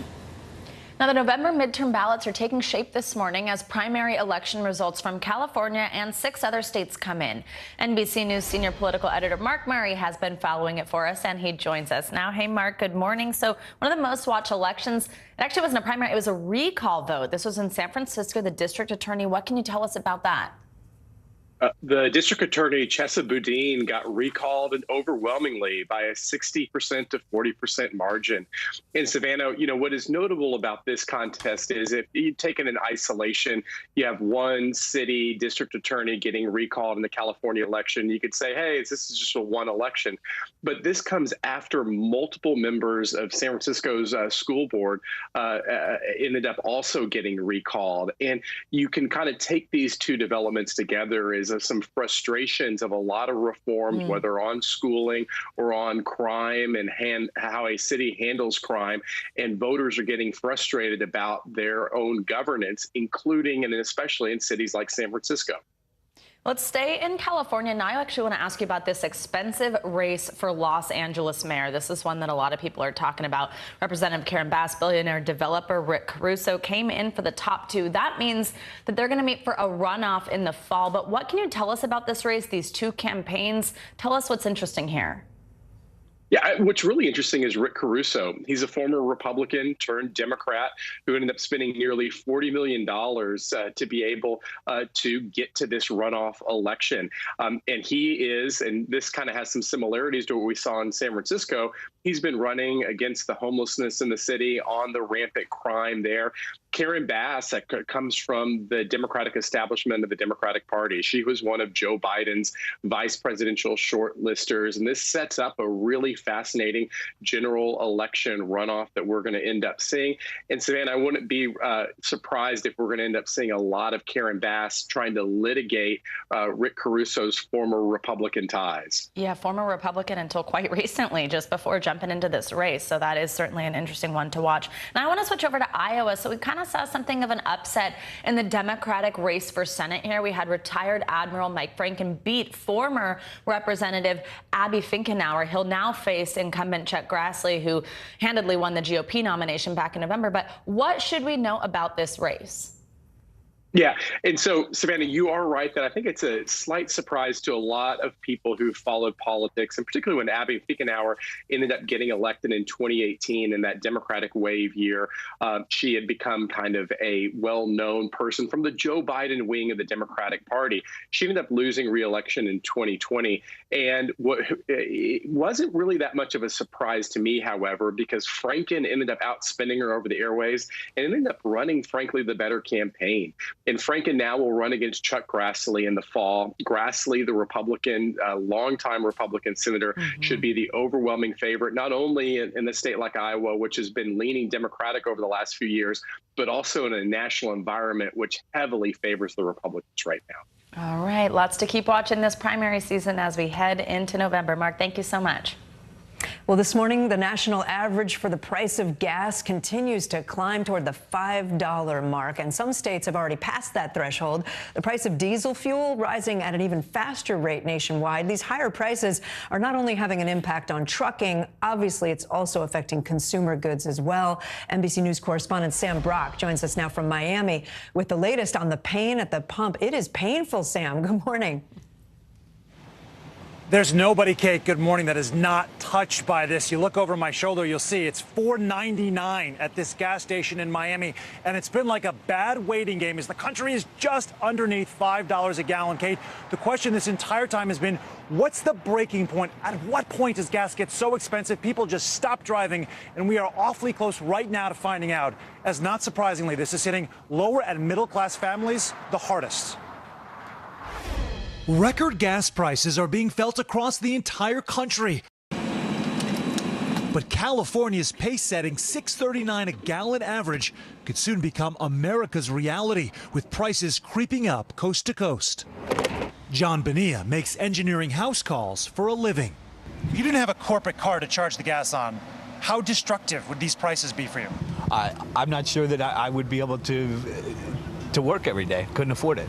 Last Friday, 8 states sat above $5 a gallon on average. This morning, that's jumped to 16 states plus D.C., and the economic jolt is not felt equally. A new Bank of America report found household credit card spending for fuel surged to 7.8% by the end of May, but a whopping 9.5% for families making under $50,000. They call it inflation, but somebody's pocket are getting inflated. We're the ones hurting down here, you know, the poor people, the working class. I mean, I'm work minimum wage job, so pretty much most of my paycheck goes to paying for my gas. Americans rocked by a double whammy, higher prices at the pump and in stores. Companies like Walmart and Target reporting disappointing first quarter earnings as many shoppers prioritize gas and groceries over home appliances and clothes. And diesel fuel has outpaced regular gas by a wide margin. It always comes out of the owner-operator's pocket. Fuel, maintenance, everything else. Tamim Shanab owns 3 18-wheelers and transports frozen food and produce. He says he's spending $700 or $800 more a week on gas, and like many smaller truck operations, has seen employees flee. Because I can't afford to pay them what I used to pay, you know, in the past. The fallout from fuel really touching, Kate, every corner of the economy. And AAA did a study recently asking consumers at what point would they stop driving. 3/4 of them said once gasoline reaches $5 a gallon, it's expected to cross that threshold this week. So we are going to find out if that's going to become a reality. Yeah. Kate. Test in real time. Sam, thank you. Now let's take a look at your Morning News Now weather. Michelle Grossman joins us in the studio. Welcome. Thank you so much. So good to see both your faces looking You too. so Good pretty morning. in your pink. Good morning. Pink Wednesday. I know. I forgot. Next Wednesday. I feel like I have pink on my ears. Your lips. Oh, I don't. I don't. My lips. I do have pink earrings downstairs. I'll wear it next hour. Okay. All right, we are tracking more showers and storms today. We had that Monday, Tuesday. We're going to see more showers Thursday and Friday. This is what we're dealing with this morning. A strong complex of storms moving through parts of Kansas into Oklahoma and also Texas. You can see a lot of lightning here, hearing the thunder too. Seeing some heavy rain. You see some purple there. That could be indicating where some hail is falling as well. Heading to the northeast, we're looking at some soggy weather this morning. That's going to move out of here. We're going to get a little break and then more rain later on tonight. Also looking at the chance for more severe weather. 31 million people at risk today. We're looking at the risk for gusty winds up to 60 miles per hour. Could see some hail an inch or larger. That's enough to cause some damage too. Maybe take those cars indoors. And we're looking, not indoors, into your garage. Don't take it indoors. We're looking at a few tornadoes as well. And this threat extends all the way from Oklahoma into the Ohio Valley, the Great Lakes, and also the Tennessee Valley into the southeast. We are looking at a severe threat once again on Thursday, with winds gusting up to 75 miles per hour, damaging hail up to 2 inches or larger, and a few tornadoes are possible as well. You can see it's over the same area, so we're seeing a potential of some flash flooding as well. Here's the setup. We have more days of storms. This is a third day this week. We're going to have two more this week. We have those morning showers. They're going to be moving out, and then that severe threat throughout the central and southern plains later on this afternoon. Another round of rain in the northeast, and this is a big story too. Dangerous heat. 27 million people impacted in the south central states into the southwest. And look at some of these temperatures, over 100 degrees in so many spots. We're going to see some records broken. So 104 in Del Rio, 102 in Abilene, 103 in El Paso. Same stories we had throughout tomorrow, 106 in Tucson. And by the weekend, this is where it gets dangerous when it's so prolonged. It's hard for our bodies to kind of handle that heat. So Phoenix, we are looking at 114 on Saturday and 113 by Sunday. That's Springs too. Yeah, it's into the desert Southwest too. Yeah. To California. All right. Well, what else is new? Something severe. Right. It never ends. Every day we're like, it's not a quiet day. Yeah. One day I'd like a nap with just a big sunshine. All good. Yeah. Not going to happen. All right, Michelle. Thanks. See you next hour. Coming up on Morning News Now, standing ground. Ukrainian troops refusing to retreat as Russia steps up its attacks in a key industrial city. When we come back, the latest on the battle in the Donbass, plus what we're learning about new efforts to evacuate civilians. That's after the break.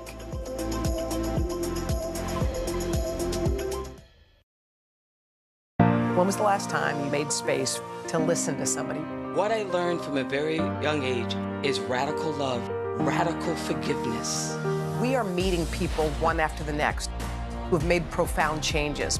It showed a lot of personal strength for me. Why am I trying to make other people happy over myself? So many life lessons that are going on in these conversations. We're watching a transformation.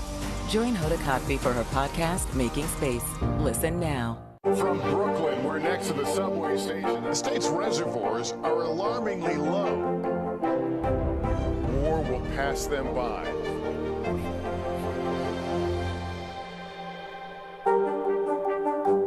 Right now on NBC News Now, look at what's making headlines around the world. We've got 3 new developments just this afternoon. We begin this hour with breaking news. This is what it looks and feels like to try to escape Ukraine. I don't want to say goodbye. This factory has gone from making kitchen pots to lethal items. There's an intense artillery battle underway. Breaking news this morning. The heartbreak, the grief, and the tears that we have seen here are all tragically familiar. Was there a school officer on campus? Because that's what we've been told. No. The shooting is once again reigniting the debate over gun laws. If it's Tuesday, it is primary night. The highest profile races yet this year. The official confirmation of Judge Ketanji Brown Jackson. Let's zoom out a bit to our changing climate. What do we think that the new normal is going to be? The rollout of COVID vaccines for children under 5. Inflation is cutting into almost everything. Another honest conversation about what it means to be Asian American. We're coming on the air with the news NBC Scoop. Bringing the news to you is not only a job, it's an honor.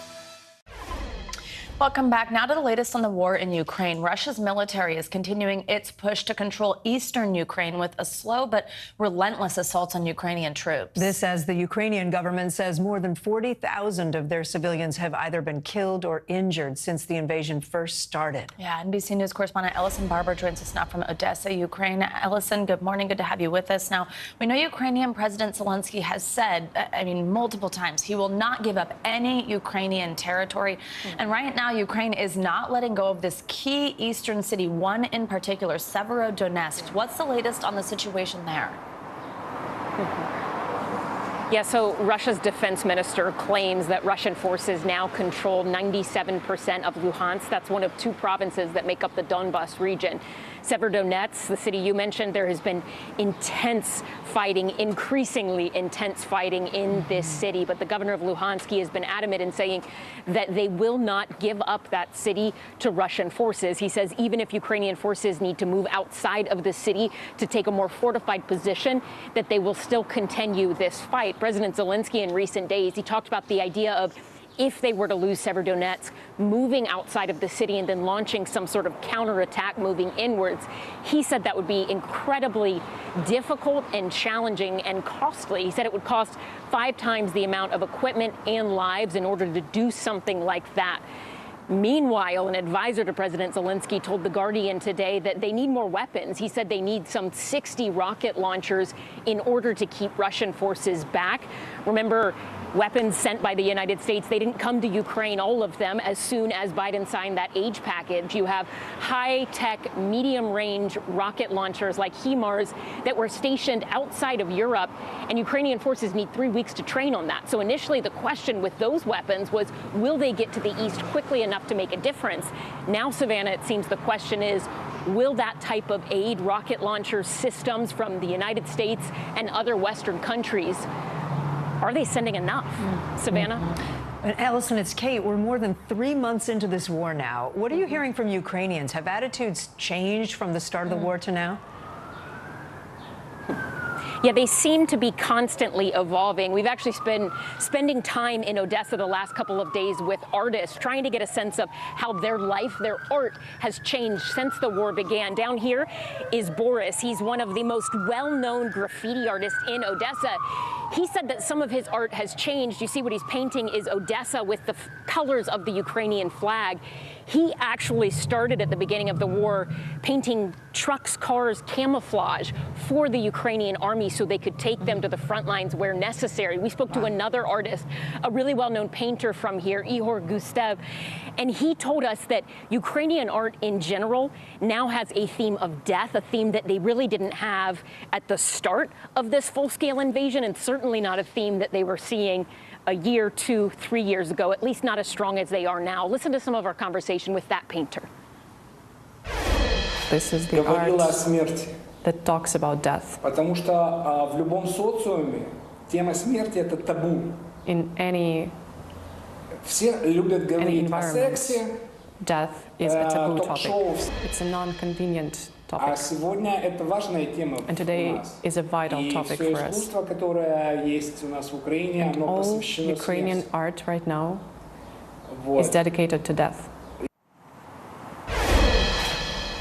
And Boris was telling us that it can be difficult at times for him to find the inspiration, the will to paint in times like these. He's been doing volunteer missions back and forth to Mykolaiv, but he also said for other people in the graffiti community, people who just use this as a bit of relief or expression, they can't do it right now because those cans of spray paint, incredibly hard to find, and when you can find them, incredibly expensive. One of the ripple effects reminders of the challenges people face in war. It's not just the threat to their safety, but the cost of everyday items from spray paint to boxes of rice. Absolutely. Kate, Savannah? Yeah, and quite something to see. An artist just continuing to paint despite everything that's going on, just like we talked about yesterday. Quickly, before I let you go, Allison, I do want to ask you about some of the fractures we've sort of seen in the Western alliance over how to handle Russia moving forward. Is there a diplomatic option? Tell us the latest issue there. Yeah, I mean, you have some European countries having this discussion about, are they prolonging the conflict by sending too many weapons? Should they send less? Meanwhile, you have the UK agreeing to send a lot more just the other day. Emmanuel Macron, French president, the other day, he talked about saying that it was important when this ends that Russia does not feel humiliated. That has not gone over well with Ukrainian officials here. They were very frustrated, disappointed with that statement, saying that they believe Russia are the ones who have humiliated themselves and that really the focus needs to be on beating Russia, ending this war, not in their view trying to appease them. But we're seeing these discussions, particularly among leaders in the European Union, about where do things go from here. While you have Ukrainian military officials say they think Russia is trying to move this war into a protracted phase and that it could become a very lengthy, very bloody war. Savannah, Kate. All right, Ellison Barber, as always, thank you so much and stay safe. More international headlines now, and breaking news out of Iran, where rescue crews are on the scene of a deadly train derailment. Yeah, NBC News global correspondent Raf Sanchez joins us now from Tel Aviv with the latest developments on that and the other stories making headlines around the world this morning. Hey, Raf. Savannah, Kate, good morning. Iranian state media says at least 21 people have been killed in that train crash in eastern Iran. Authorities say the speeding train collided with an excavator that was on or near the track, sending it flying off the rails. A major recovery effort is underway, including helicopters, and officials are warning the final death toll may rise higher still. Japan is getting ready to welcome back international visitors after 2 years of closed COVID borders. Starting Friday, foreigners can enter the country if they're part of a package tour. Interestingly, domestic tourism is actually a bigger part of Japan's economy than international tourism. And finally, the heat is on to find the best pizza in the Western Hemisphere. Argentina is playing host to the second Pan-American Pizza Tournament. Pie makers from across the region are competing in front of a jury of journalists, chefs, and cooks to make the tastiest pizza in the Americas. There's a little dough for the winner, around $8,000 in prize money. And guys, we at NBC obviously very into the Olympics, but we have got to start covering this. I would volunteer to fly down there. I mean, they must need taste testers, right? Right. And I know I'm sitting in New York, so this is going to be shocking, but Chicago deep dish. Oh. No? I mean, it's not bad. No pizza's bad, but I'm more of a New York style. I mean, I just came from Italy. What am I saying? That's where Italian pizza. Raph, thanks so much. Thanks, Raph. Appreciate it. And now coming up, school principals linked not just by profession, but also by tragedy. We hate to add new members to the group. We just don't want this to happen to any other principal. After the break, more on the support system following a string of deadly school shootings. And on the docket, the Supreme Court set to weigh in on the future of abortion rights in this country and dozens of other major cases. We'll break down the rulings that could be decided as soon as today. This is Morning News Now.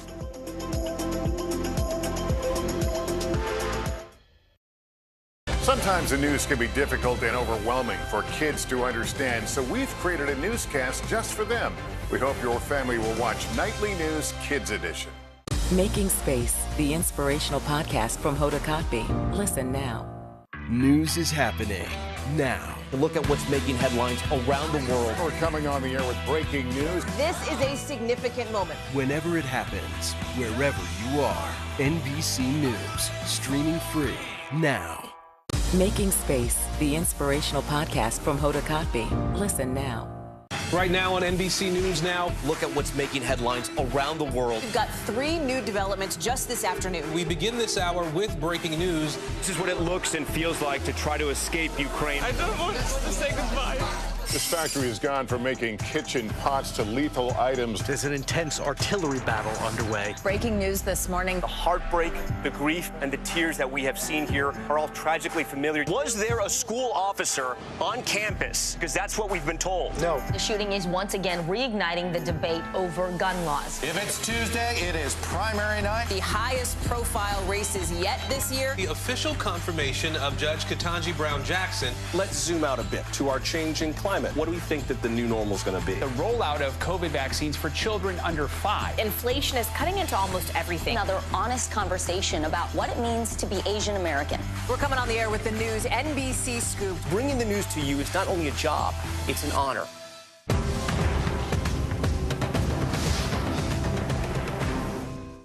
When was the last time you made space to listen to somebody? We are meeting people one after the next who have made profound changes. I think you're going to be blown away by the life lessons. Join Hoda Kotb for her podcast, Making Space. Listen now. NBC News, streaming free now. Welcome back. The Supreme Court has nearly a month left in its term to decide on the remaining 30 cases on its docket, and some of those are expected to come this morning. The unusually large caseload has the justices racing to put some of the finishing touches on several highly anticipated rulings, including on gun safety, immigration, and, of course, the future of abortion rights in the U.S.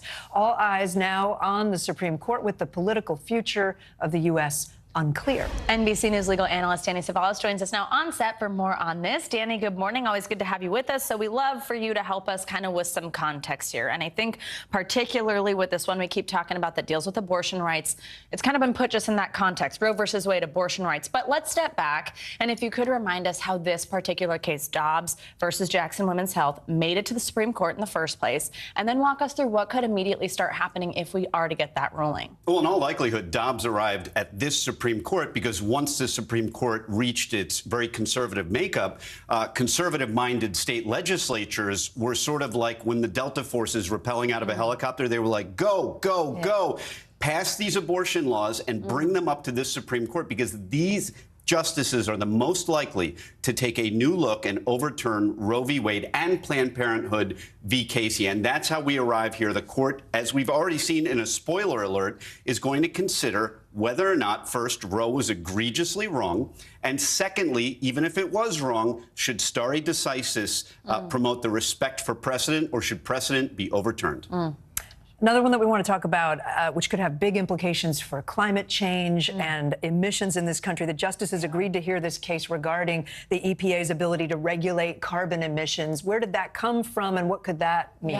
So in this case, the Supreme Court is deciding to what degree can the EPA control or regulate or protect the environment by agency rulemaking. Now, this is an issue Justice Gorsuch has taken up many times in his career, which is essentially that agencies, by making rules, essentially make law without the democratic process. It's just some functionary in an office making a regulation. And the issue here is how far outside of a plant can the EPA regulate the environment? And the Supreme Court has to make that decision in this case. Let's keep going through some of the big topics here that these will touch on. 2 cases involving religion and education. Tell us what's sort of the heart of those cases and how those made it there. In the first case, the court is going to decide whether or not when a state or municipality funds a private school, does it also have to fund a religious school? In other words, is it required to be fair to both private schools and religious schools? But the second case fascinates me. I was a high school coach many moons ago,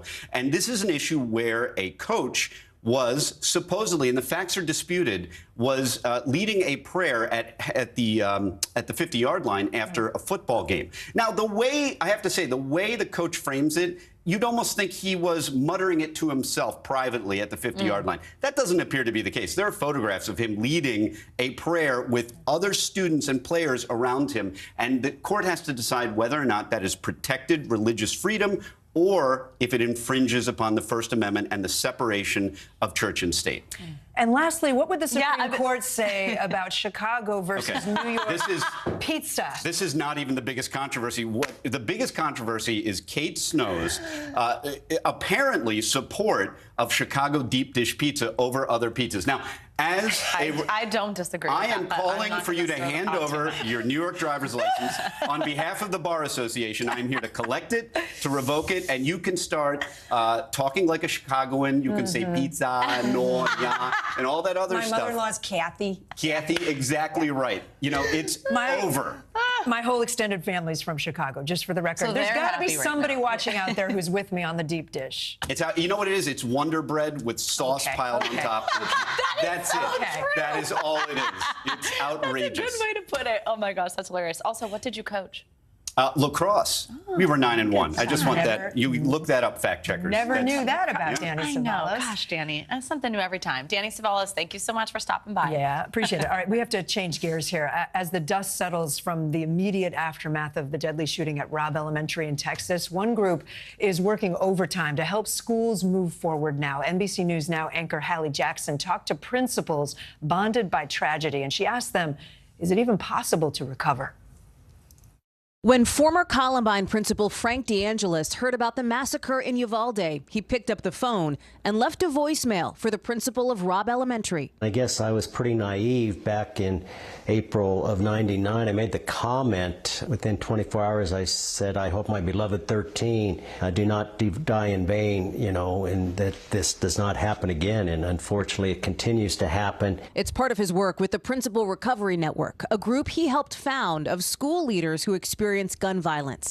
They offer help right away and support to principals who lead schools that have encountered shootings. Why do you think the Principal Recovery Network helps and is useful in a moment like this? Well, I think a lot of times one of the things that was kind of a trigger for many of us is principals or teachers stating that I know what you're feeling, and you're trying to say, do you really? You know, were you stuck in a classroom? Did you encounter a gunman? More than 311,000 students have been exposed to gun violence during school hours since Columbine happened, according to the Washington Post. And now the Uvalde shooting has spurred the network to write an open letter to elected officials saying, we beg you, do something, do anything. But without policy changes, more schools are being forced to figure out themselves how to, for example, reopen after a shooting. Really, we have to kind of let them take the lead in talking about it. So it is appropriate to ask questions. How are you feeling? Are you feeling okay? Are you feeling safe? That's maybe the biggest challenge to recovery. How do you get students to feel safe in school again after they've experienced something as horrific as a mass shooting? Is that even possible? Well, it is difficult. And one of the things that I learned is afterwards, you want the kids to feel safe. You want the parents to make sure that they feel safe having the kids there. But at the same time, you want to make sure that you do not have things in your building that are triggering the emotion and anxiety. For the students at Columbine, that meant, for example, changing the sound of the fire alarm and choosing to stop serving Chinese food in the cafeteria because that's what they had for lunch the day the shooting happened. But it's different for each school, and there's no blueprint for recovery. There are a lot of decisions that had to be made in that moment. What to do with the space, how to move forward with the school culture. Elizabeth Brown became the principal of Forest High School in Ocala, Florida in 2018. Just 45 days after a student who'd been expelled hurt a classmate with a sawed-off shotgun before it jammed. She and Greg Johnson are also members of the network. He's the principal of West Liberty-Salem High School in Ohio, where he convinced a gunman to drop his weapon after shooting a student at school back in 2017. If you look at fully recovered, meaning you're going back to the way it was before, no, I don't think that's possible. But you do get your feet back under you, maybe as a school and as a community, and you reestablish that new normal. These principals, brought together by the trauma of leading through horrific circumstances, also had practical matters to deal with. What to do on the first anniversary of a shooting, or how to approach graduation. We hate to add new members to the group. We just don't want this to happen to any other principal. In a sign of the times, with gun violence threatening schools across the country, the network is set to release a guide for other principals. It'll be out later this summer, ahead of the next school year. Unfortunately, we've seen over the past few decades, it could happen in any communities, large communities, small communities, rural communities, and we just need to be there to support. Our thanks to Hallie Jackson for that report. Frank DeAngelis, by the way, left a message for the principal of Robb Elementary, but has not been in contact with her yet. He says this is pretty normal. They're trying to get through the memorial services and things of that nature. DeAngelis is hoping within the next week or so that he will be able to speak with that principal. Coming up, holding hospitals accountable, patients demanding change over expensive medical bills, the new calls for transparency when it comes to the cost of care. And the promising new cancer study showing remarkable results, 100% remission in patients. Dr. Patel is in for our weekly checkup. That's next on Morning News Now. Women's basketball has been systematically held back. Our players and coaches have been harmed. After 49 years of Title IX, we still have work to do. In Their Court, a podcast from NBC News and NBC Sports that goes inside the issues of inequality in women's sports. Listen now. Now Tonight with Joshua Johnson, streaming weeknights at 8 on NBC News Now. Right now on NBC News Now, look at what's making headlines around the world. We've got 3 new developments just this afternoon. We begin this hour with breaking news. This is what it looks and feels like to try to escape Ukraine. I don't want us to say goodbye. This factory has gone from making kitchen pots to lethal items. There's an intense artillery battle underway. Breaking news this morning. The heartbreak, the grief, and the tears that we have seen here are all tragically familiar. Was there a school officer on campus? Because that's what we've been told. No. The shooting is once again reigniting the debate over gun laws. If it's Tuesday, it is primary night. The highest profile races yet this year. The official confirmation of Judge Ketanji Brown Jackson. Let's zoom out a bit to our changing climate. climate. What do we think that the new normal is going to be? The rollout of COVID vaccines for children under 5. Inflation is cutting into almost everything. Another honest conversation about what it means to be Asian American. We're coming on the air with the news NBC Scoop. Bringing the news to you is not only a job, it's an honor. Women's basketball has been systematically held back. Our players and coaches have been harmed. After 49 years of Title IX, we still have work to do. In Their Court, a podcast from NBC News and NBC Sports that goes inside the issues of inequality in women's sports. Listen now. We're back now with a recent survey that shows the vast majority of U.S. hospitals are not complying with a federal law requiring them to post their prices publicly. NBC News correspondent Katie Beck explains what's now being done to try to hold them accountable. Life for the past year has been an uphill climb to clear medical debt for Jason and Deanne Dean. The moral of this story is that you have to be prepared to walk into a hospital. Jason injured his knee last May. He went to a local hospital where he says he was told he'd need stitches. The cost of his care should have been posted online under the federal hospital price transparency rule. Jason hadn't heard of it. He says he was told his insurance would cover everything. Weeks later, a bill came for $6,500. And what was your reaction seeing that? I thought it was a joke. Insurance covered some of it, but left Jason owing more than $3,000. Hospitals have been able to keep patients in the dark. Cynthia Fisher, founder of PatientRightsAdvocate.org, is on a mission to stop scenarios like Jason's. Nowhere else in our economy do we not get prices in advance of purchase. The hospital price transparency rule, born as part of the Affordable Care Act, took effect in January of 2021. Presidents Obama, Trump, and Biden have all openly supported it. It requires health systems to publicly post the cost of their items and services online, standard charges, and also by health insurance plan, showing patients what they can expect to pay, giving them power to shop and compare. How dramatic could the result be? Oh, it's huge. It's absolutely huge. That unleashes competition. It unleashes a market. But a recent report from Fisher's Group, based on a study of 1,000 hospitals, found a year in only 14% of U.S. hospitals were complying with the rule. Roughly 85% of hospitals are non-compliant. That is correct. When asked to respond to Fisher's report, the American Hospital Association said it supports price transparency and believes patients deserve the best possible information.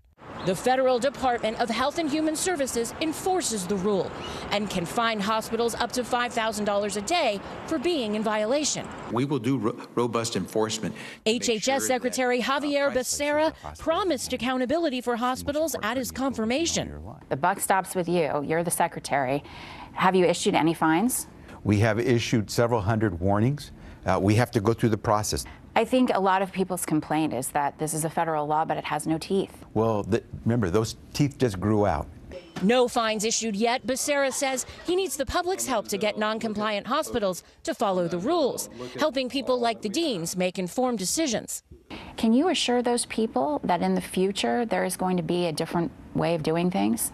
There already is a different way of doing things. We just have to accelerate it so everyone knows it. There's got to be a new sheriff in town. And you're telling them you're the new sheriff? Well, if I can implement this the right way, then I'll walk into Dodge and try to do something about it. Hi, Neo. Until then, Americans' right to know the cost of their care before they receive it remains a law largely ignored. Katie Beck, NBC News, Washington.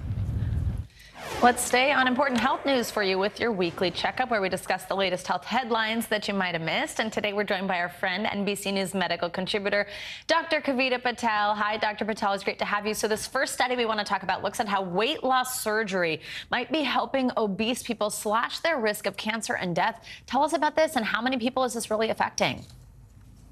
Yeah, this is an important study, Savannah, and it was critical to understand that there are a lot of common cancers, such as breast cancers, gynecologic cancers, that this pattern was seen in, where in patients who are obese, having surgery to reduce their obesity actually also helped reduce their chances of getting these important cancers. And I think the key takeaway, because it's not practical and probably even an option for anybody who is obese to have surgery first. So I think the key takeaways for at least anybody listening is that treat obesity for what it is, a really complex disease, and acknowledge that it can be a risk factor for other things such as cancer, and that there are other options to treat obesity, including medications, lifestyle modifications, and seek out those treatments before doing anything else. Don't suffer alone. It's a disease just like anything else, and we need to be better at acknowledging and treating it. Dr. Patel, we also have a new study out of Memorial Sloan Kettering Cancer Center that shows some pretty remarkable results, as I understand it. 100% remission in rectal cancer in patients who used targeted immunotherapy. Remind us what that is and what does that tell us? Yeah, Kate, I have a smile. This is a close friend of mine who led that study, and I'll tell you, persistence is key, and this is a story for all patients to listen to. So rectal cancer rising in terms of incidence, occurs in younger people, not as rare as one might think, that we make over 45,000 diagnoses of rectal cancer every year, and that's probably an underdiagnosis. It's something that traditionally has very harsh treatment, surgery, chemotherapy, radiation. What targeted immunotherapy is, in short words, is really taking something that is not radiation surgery or chemotherapy and teaching your immune system to target just the cancer cells. It's exactly what we're trying to do with other cancers, and including with what we do with vaccines for COVID. So it's teaching your own body to target the cells that are bad and learn how to fight them. And in 12 patients at Sloan Kettering in this trial, they saw 100% remission. It is stunning front page headline news. And what it shows us is that there's a possibility in the future that the three of us will be talking, and we'll be able to talk about this curing many cancers. So it's incredible. And advocate for yourself. If you're a patient, don't hesitate to get a second opinion. The doctor's order here is that it's never a final order. Seek out opinions, seek out other advice, clinical trials, and things that could help you understand your total option. Amazing. And I think we saw that headline and thought, wow, that sounds like a big deal. And it's great to hear that it actually is. And congratulations to your friend running that study. Last quick one for you. This is really cool. It looks at how people with higher levels of optimism actually lived longer. So tell us, I mean, what does that mean?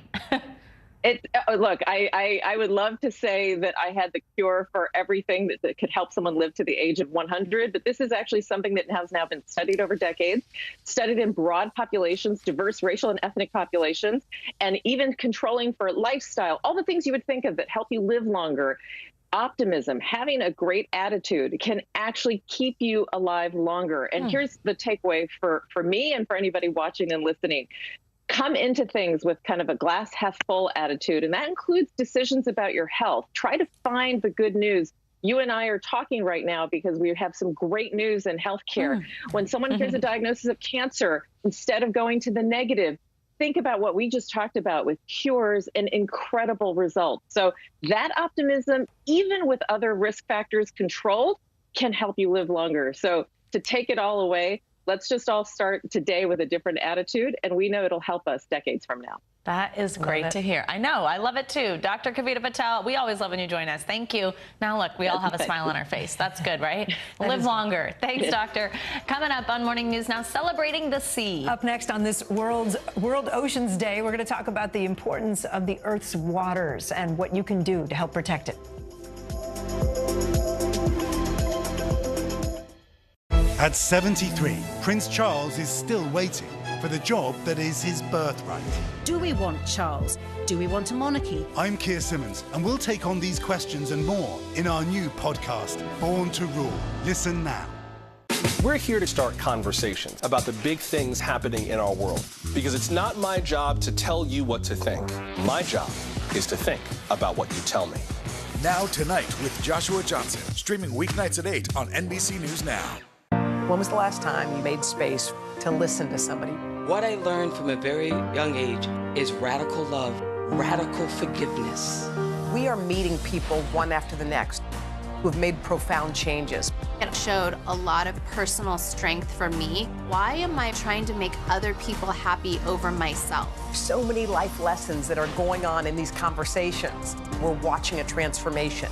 Join Hoda Kotb for her podcast, Making Space. Listen now.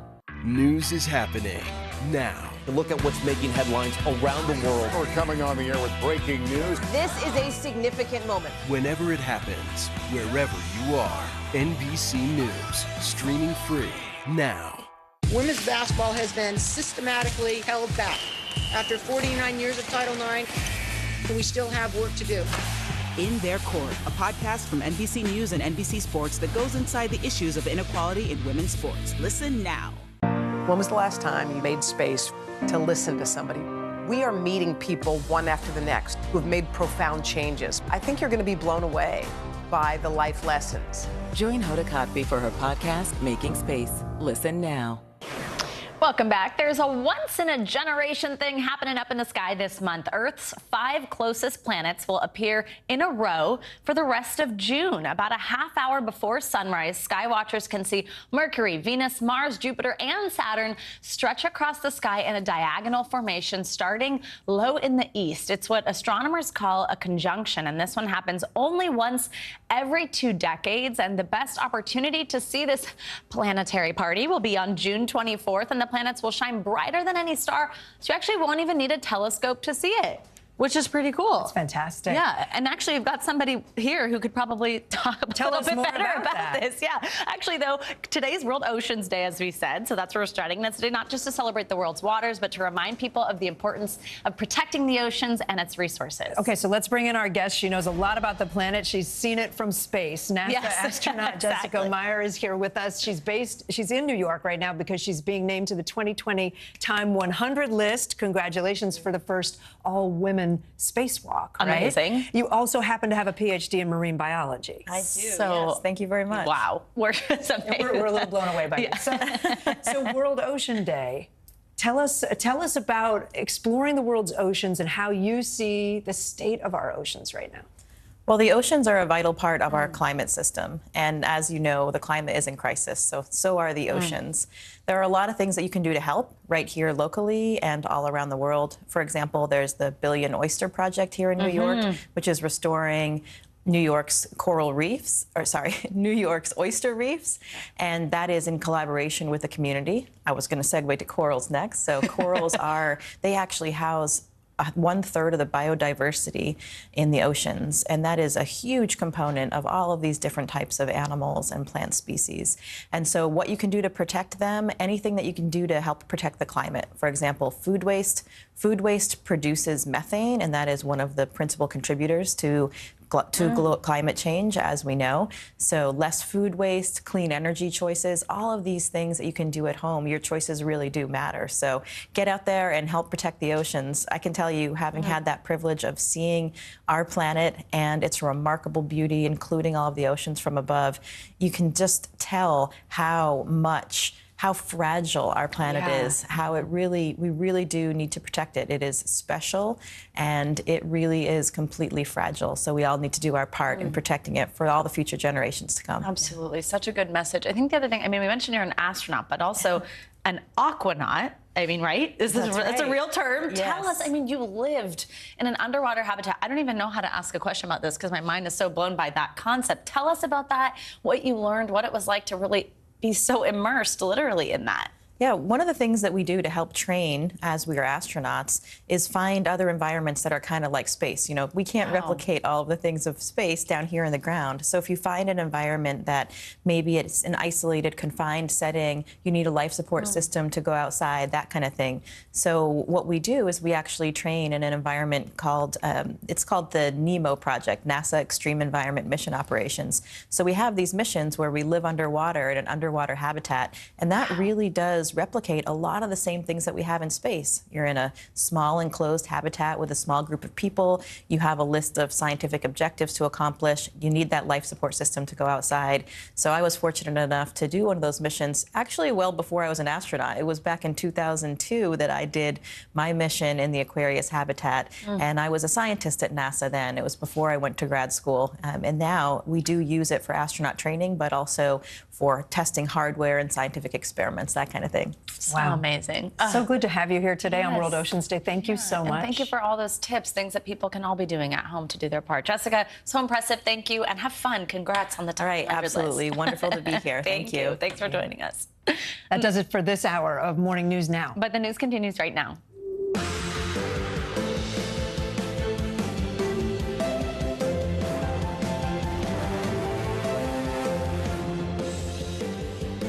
Good morning. I'm Savannah Sellers. And I'm Kate Snow in for Joe Fryer today.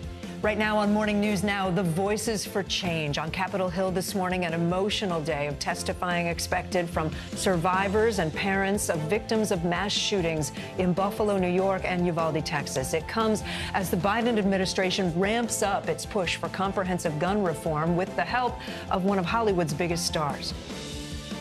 We need responsible gun ownership. Responsible gun ownership. We need background checks. It is divided as our country is. This gun responsibility issue is one that we agree on more than we don't. The latest from Washington this morning, where a deal on guns could be closer than ever. Running on fumes, America's vast transportation infrastructure now in the spotlight as average gas prices inch ever closer to that $5 a gallon milestone average. Take a look at this. Just overnight, the national average for a gallon of regular jumped another 4 cents to $4.95 average. And now we'll show you how the surge at the pump is spilling over to other everyday goods. Plus, how the skyrocketing cost of gas and inflation in general is hitting younger Americans especially hard. Also, stumbling out of the gate, a summer travel season like no other, marred by scores of scheduling woes from the major airlines, especially at those smaller regional airports. What they're blaming it on and how it could affect your next trip. Plus, beyond the scale, a popular diet trend from the 90s, now popular again among an entirely new generation of health-conscious Americans. How intuitive eating came back around for a second course. Yeah. Looking forward to hearing about that. I know. You know, we did this Mindful yesterday, too, where we're talking about all these things that are healthy and dieting, but then we mixed in Taco Bell, and today I had to mix in pizza. So it's just like, what are we doing to ourselves? We're doing it all. Yeah, we're confusing you, making you hungry, but also making you think a little bit. We'll get to that a little bit later. We do begin, though, on Capitol Hill this morning, where the recent mass shootings will take center stage. Yeah, the parents of victims and survivors of the shootings in both Buffalo and Uvalde will be testifying at a congressional hearing today. NBC News national correspondent Gabe Gutierrez starts us off from Capitol Hill. Gabe, good morning.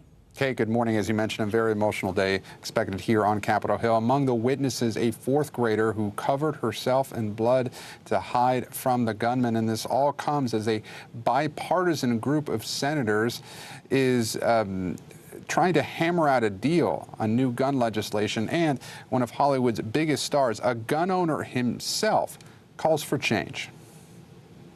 This morning, fourth grader Mia Cerrillo bringing the heart-wrenching toll of the Uvalde massacre directly to Congress. Cerrillo covered herself in blood and played dead to survive the Uvalde massacre.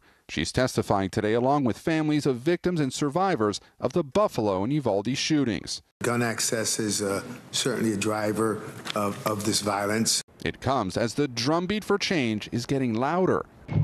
We need responsible gun ownership. The White House getting a high-profile boost in its push for new gun legislation from actor and Uvalde native Matthew McConaughey. An emotional McConaughey and his wife, Camila Alves McConaughey, grimly highlighting a replica of a pair of green sneakers with a hand-drawn heart, worn by one of the Uvalde massacre's young victims, 10-year-old Maite Rodriguez. These are the same green Converse on her feet that turned out to be the only clear evidence that could identify her after the shooting. How about that? McConaughey pleading for compromise. Can both sides see beyond the political problem at hand and admit that we have a life preservation problem on our hands? Bipartisan negotiators now say a gun deal could be reached this week. The American people are looking for progress right now. Negotiators are focusing on stricter background checks, incentivizing states to pass red flag laws, and more money for mental health and school security. While Democrats don't appear to have the votes to raise the minimum age to buy AR-15 style rifles, Senate Republican leader Mitch McConnell is privately telling colleagues he's now open to it, according to sources familiar with the matter. Later on Monday, McConaughey saying that after speaking with Uvalde victims personally, he feels that this time is different. The main thing that we got out of it was every single family that lost a loved one or a child said, you know what, I just want some way for the loss of my loved one's life to matter. The House is scheduled to vote on a new package of gun bills this afternoon, but this all really hinges on the Senate. This is all very fluid, Kate. We're now hearing that negotiations could stretch into next week. Kate. All right, Gabe, thanks. Now, this morning, the pain at the pump continues to cause stress for drivers across the country, with the national average of gas quickly approaching that $5 mark, and more than a dozen states have already surpassed that price. NBC News correspondent Sam Brock joins us now from Miami with the latest on this. Hey, Sam, good morning. So first question, because my eyesight's not that good. What's it looking like where you're at this morning at that station? How are gas prices in South Florida? And just give us a sense of how prices are right now across the country as we close in on $5. It's pretty representative, and that map you just showed a second ago, Savannah, very illustrative of what's going on in the country right now. In Miami-Dade County, where I am, it's about $4.80 a gallon, $4.77 in Florida. If you look over my shoulder, you'll see $4.95 at this particular station. When that's considered a bargain, you know we got a problem, because the national average at this point is $4.95.5, right? So we're right on the doorstep of $5 a gallon, which for many is a very important psychological threshold. As you look at the national picture, Savannah, and you see what states are the most impacted, it's really the West Coast that has the highest prices. California at $6.39 a gallon this morning. That leads the nation. Oregon and Washington are in the 540s or so. The Midwest has been very impacted as well, and the Northeast too. Now, those states, generally speaking, have some stricter requirements when it comes to summer blends, higher taxes, distribution of petroleum, maybe a little bit more challenging there. The Southeast is a little bit lower, but the bottom line, so many people right now are impacted by these rising gas prices. A lot of the folks that I'm talking to at gas stations here in Miami are using their corporate cards. That was the case for John Bonilla, who I spoke to yesterday. He's in engineering services. He said if he didn't have that corporate card, probably wouldn't be able to afford to do his job, and it's also impacting his family. Here's a snippet from our conversation. Affects it in every way, shape, and form. I mean, things that you just took for granted to, oh, let's run here and go pick this up, let's go do this. Do I have the gas for it? That's, it always seems to be the question, no matter where you're going, what you're doing. And Savannah, diesel prices this morning, $5.71. It's $4.95 for regular gas, almost $1 more for diesel. And the net impact of that is it costs a lot more money to buy the goods that we need, whether it's clothing or groceries or anything else that gets delivered to a store on a plane, train, or truck. Diesel is what fuels that. It's really the backbone of transportation in this country. So there's another layer of real pain coming from gas prices going up. Absolutely. And even if you're not needing the diesel in your own car, you make a great point that it's impacting the cost of everything. Sam, I also know, President Biden's tapping into the Strategic Petroleum Reserve to try to combat these high prices. But is there anything more that can be done to give drivers relief? And should we be worried that we're tapping too much into those reserves? Does that kind of backfire in any way? From what I'm hearing from oil producers and on the ground gas station owners here, yes. Almost unanimously, they tell me they don't want to see us tapping into those strategic reserves because it's for a national emergency, which we're not necessarily at right now, though certainly a lot of families are getting impacted. But it's the biggest withdrawal of oil in the 46-year history of those reserves. The president announcing back in March it'd be about 1 million barrels a day for 6 months. Another problem right now, the real disconnect here, Savannah, is the fact that you have oil companies that are reporting record profits that are up 300% year over year for the first quarter of 2022 compared to 2021. And Pete Buttigieg, our transportation secretary, said there's all these permits that have been given to oil producers to drill more. What are they doing? They're trying to get Congress to force them, induce them into drilling more oil. But Republicans so far have blocked that. There's also an issue of infrastructure in this country. We're producing less oil now than we were before the start of the pandemic, as a lot of the producers contracted in terms of their staffing, their wells and whatnot, and refineries too. Here's an oil expert talking about the lack of investment when it comes to fossil fuels in this country. We haven't had a new refinery in this country for more than 60 years. They're really held together by duct tape and baling wire. And now they're just trying to run at absolutely their limits of ability to produce gasoline, and they're coming up short. Savannah, as long as the blueprint in this country is to move away from fossil fuel and towards alternative forms of energy that are renewable, well, that's what we've been trying to do, at least our administration, for years now. And now you have a crisis where you're trying to dial it back. produce more oil. We are definitely seeing the rubber hit the road, literally, on that point. Yeah. Savannah? Oof, especially as people start changing their driving habits, all this type of stuff to try to save money. All right, Sam, thank you so much. Let's talk more about that. The rising cost of gas, just one problem that younger Americans are dealing with in particular. Millennials, Gen Z, they're feeling the economic pain in a lot of parts of their lives. Yeah, one of them's rent. I mean, they're rising at the fastest rates in decades, forcing some to move back home with family. Creditors also report young people are having trouble paying off car loans. And plus, there's the burden of student loans, which President Biden hasn't made a decision yet on loan forgiveness. Caleb Silver joins us now. He's editor-in-chief at Investopedia. Good to have you with us in person. Yeah, Good to be here. Yeah, I don't think we've met in person before.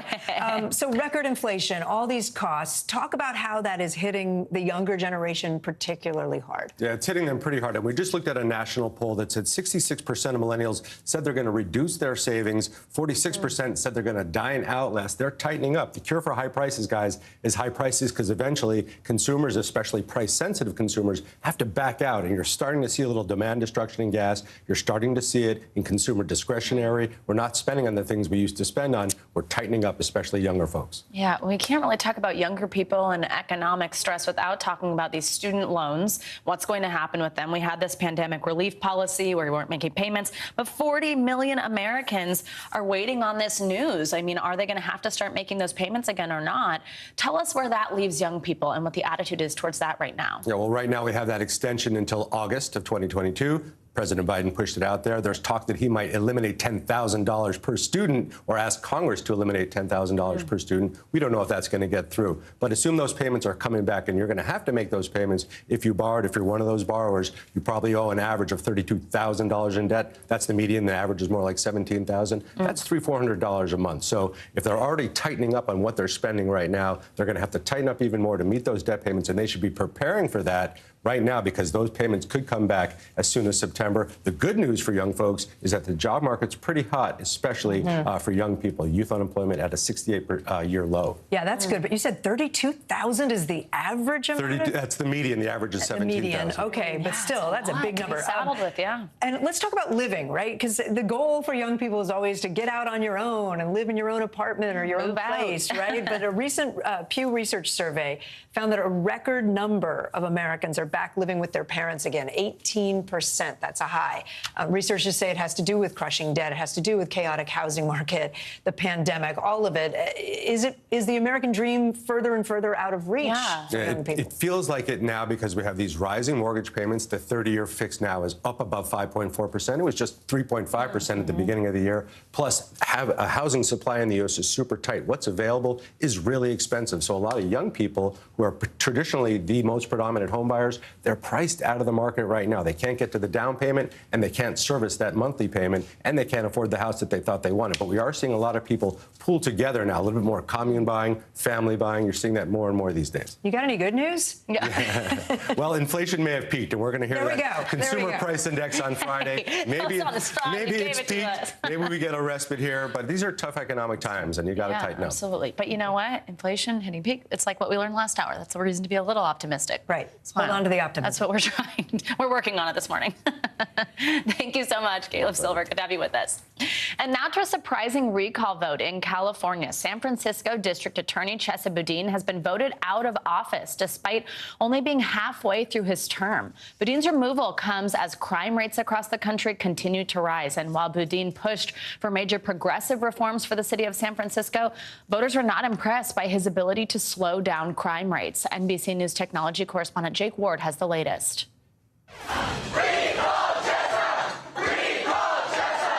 The progressive reforms that helped elect San Francisco's District Attorney Chesa Boudin in 2019 may have caused those same voters to toss him out of office last night. People are right to be frustrated. There's so much room for improvement. People should hold all of us to a higher standard. Boudin won office promising to fight inequality in the justice system, with alternatives to prison pushing against what he calls mass incarceration. The successful recall vote halfway into his 4-year term was not a surprise. Polls leading up to the election showed voters were driven by the perception of a city in decline.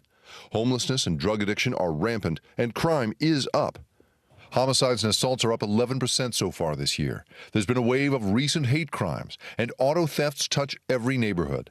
A lot of progressives are so wed to what they believe in, that they won't listen to what actual people are telling them. Lifelong liberal Adam Westnick is one of them. I was, my God, I've been robbed on Mission Street. I was jumped on 6th Street. The owner of this San Francisco sandwich shop says the DA's politics are no match for crime in his city. The ideology that's happening now is a little bit dangerous for the residents. Boudin says the recall is a political tactic. The right-wing billionaires outspent us 3-1. They exploited an environment in which people are appropriately upset. And they created an electoral dynamic where we were literally shadow boxing. But for Wesnick, things feel out of control. The top cop has failed. With this recall, DAs in other cities nationwide are now on alert. Our thanks to Jake Ward for that report. Some breaking news this morning. Team USA gymnasts, including Aly Raisman and Simone Biles, are suing the FBI now over the Bureau's mishandling of the investigation into former team doctor Larry Nassar. The group of gymnasts, including 90 women, is now seeking $1 billion with a B dollars in damages from the FBI. The majority of the women on this lawsuit claim that Nassar abused them well after his actions were first reported to the FBI in 2015. And nothing was done. And the lawsuit comes just days after the Justice Department announced that none of the FBI agents involved in the Nassar investigation would face any charges for mishandling the case. The FBI and the Justice Department did not immediately respond to requests for comment. Let's get a check on your morning news now weather. Michelle Grossman is back with us. Hey, Michelle. Hey there, guys. And we are looking at another round of showers and storms today. That's a big weather story of the day. We have a big front that's bringing those showers and embedded thunderstorms. You can see it kind of draping from the state of Maine through the Ohio Valley, the Tennessee Valley down to parts of the Southwest. So we're going to see showers and storms. We're already seeing them at this hour. We're sort of going to reset the atmosphere in spots and then see more showers and storms later on this afternoon. Another big weather story. We're looking at record highs in the south central states into the Southwest. We're going to break records, and we're going to look at temperatures well into the 100s in many spots. Let's start with the heat first. 27 million people impacted today, whether it's a heat advisory, a heat watch, a heat warning, stretching from Texas all the way into the Southwest, even parts of California. You are under the gun for a heat watch. Your heat warning, that includes Phoenix and also Las Vegas. By this weekend, we could see temperatures near 115 in some spots. So we do have dangerous heat. This is a setup. We have the jet stream so far to the north, so it's sort of closing off any cool air coming down from Canada. Big area of high pressure, sort of like a heat pump. It just pumps in that hot air, and that's why we're seeing this hot air in place. We're going to see it in place at least through the weekend, so it's a long stretch, too. That kind of adds a lot of stress on the body. So numerous records broken today. Widespread highs of 100, even up to 110, greater than that. And we're looking at the increase of some heat illnesses. So if you have neighbors, you want to check on them, the elderly that can't really handle the heat, it's a good idea to check up on them, too. So for the next few days, we're looking at Las Vegas, 106 on Wednesday. That's today. Thursday, 107. Friday, 108. Palm Springs, we're looking at temperatures near 111 by Friday. Same story as we go throughout the rest of the week into the weekend. Las Vegas, 105. Monday, you're going to be a little bit cooler, still in the upper 90s, though. Grand Junction into the upper 80s. And Phoenix, 113 by Sunday. Back to you guys. All right. Thank you, Michelle. Reminder to stay inside as much as you can in those temperatures and conditions. Thank you. Sure. And coming up, more devastation and destruction in Ukraine's Donbas region as vicious fighting continues over the now contested city of Severodonetsk. President Zelensky, meanwhile, adamant about reclaiming all land lost to Russia. We've got the latest from Eastern Europe after the break. You're watching Morning News Now.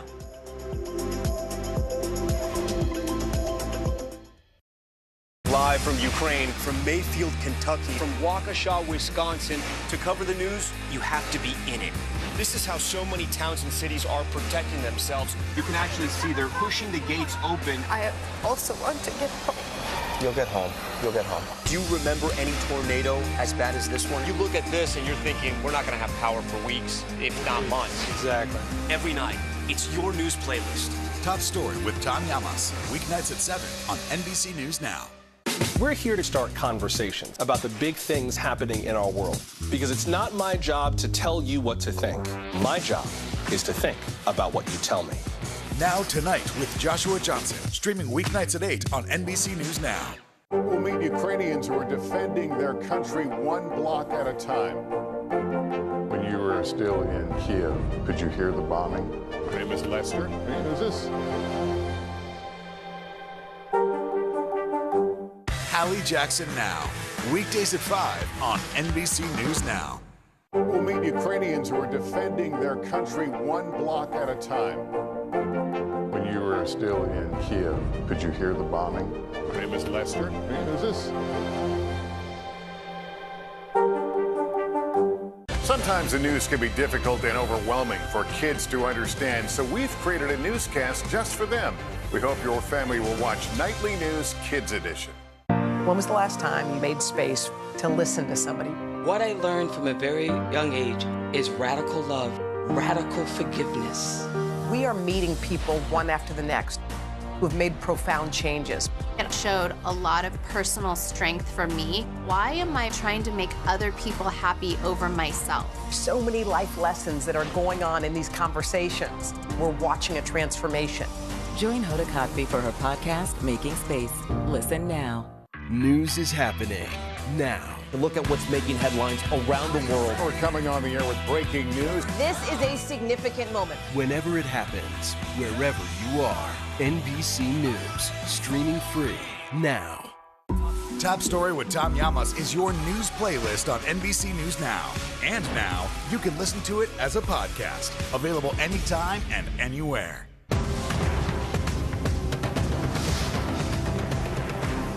Sometimes the news can be difficult and overwhelming for kids to understand. Ukraine and Russia. Could you help me understand what's going on? So to help make sense of it, we've created a newscast just for them. We hope your family will watch Nightly News Kids Edition. NBC News, streaming free now. Top Story with Tom Llamas is your news playlist on NBC News Now. And now, you can listen to it as a podcast. Available anytime and anywhere. We're back now with the latest on the war in Ukraine. We're getting new images this morning showing the destruction in the Ukrainian city of Severodonetsk, the site of some of the war's most intense fighting in recent weeks. It comes as President Zelensky of Ukraine made a new promise to retake all of the territory Ukraine has lost, including the majority of the Luhansk region, which Russia claims is mostly under its control already. Let's bring in Jamil Jaffer now for more. Jamil's the founder and executive director of the National Security Institute. He's also the former associate White House counsel under President George W. Bush. Jamil, nice to see you. Thanks for being with us. Let's talk about eastern Ukraine. And I think I need a little bit of a geography lesson. Severodonetsk, the larger Donbass region. What is the reason why that is so critical right now in terms of who controls it? Well, a couple of reasons there, Kate. One, it's the region closest to Russia. It's the part of Ukraine that has large Russian-speaking populations. It's the area where Russia claims that the people that it is associated with that want to be free, that have broken away from Ukraine, they claim they have a new republic. More importantly, though, is that land bridge for the Russians between mainland Russia and Crimea. So the goal is to get Luhansk, the Donbass region, all the way down to Crimea, including that Black Sea port there in Odessa. And so extend past Crimea into Odessa, but that whole, there you see right there on the picture on the screen, there in the south and east of Ukraine, that land bridge between mainland Russia and the Crimean area that it previously took in 2013, 2014. Jamil, I also want to ask you about some new reports we're getting. It's of division among European leaders when it comes to diplomatic efforts to resolve the conflict in Ukraine. And I really want to talk to you about sort of off-ramps, about ways this could end, what this looks like. So let's go through this. You have some countries like France that want a resolution that both Russia and Ukraine are content with. And then there's others like the UK, and they're pushing for a total Ukrainian victory. I mean, what does that mean? What do you think between those two? Is there a solution somewhere in the middle of those? I mean, can there be a resolution that leads to long-term peace in the region? Well, Savannah, there has to be. Otherwise, we're going to see a significant amount of civilian casualties and the like, more than we've seen already to date. The French President Macron has made clear that he doesn't think Russia should be embarrassed in this conflict. But of course, President Zelensky, in response to that, said, look, we are going to take back all of our territory. The idea that leaving Russia in its illegal invasion of Ukraine, that we would leave them with anything, including the eastern part of Ukraine, is anathema to President Zelensky. That being said, it's going to be very difficult, I think, to dislodge Russia from those provinces. And so the question becomes, like with Crimea, where is there a middle ground here that the Ukrainians are willing to accept that will get to peace, that will prevent the Russians from continuing their. We have breaking news right now from Capitol Hill, where survivors and loved ones of the victims in the mass shootings in Buffalo and Uvalde are testifying before a House committee. Let's listen in. In Texas, Mia will be sharing her experience in a pre-recorded video. Her father, Miguel, is with us in the room today and will be making brief remarks after his daughter's video. Then he will excuse himself. Next, we will hear from Felix and Kimberly Rubio, who are the parents of Lexi Rubio, who tragically lost her life in the Texas shooting. I now recognize the gentleman from Georgia, Mr. Heist, to introduce our last witness on this panel. Thank you, Madam Chair. It's my honor to recognize Lucretia Hughes. She is a part of my constituency, an incredibly bright light in our 10th district, and she has an extremely compelling story. I just wanted to publicly recognize Lucretia. I want to thank you for being here today. I know it's hard to share the story that you come to us with, but we are grateful that you're here. And I just, Madam Chair, I want to say thank you for just these few seconds to recognize Lucretia Hughes and welcome her here. I yield. Thank you. The witnesses will be unmuted so we can swear them in. Please raise your right hands. Do you swear or affirm that the testimony you are about to give is the truth, the whole truth, and nothing but the truth? So help you God. I do. Let the record show that the witnesses answered in the affirmative. Thank you, and without objection, your written statements will be made part of the record. With that, Ms. Everhart, you are now recognized for your testimony. Please testify, Ms. Everhart. Thank you, Chairwoman.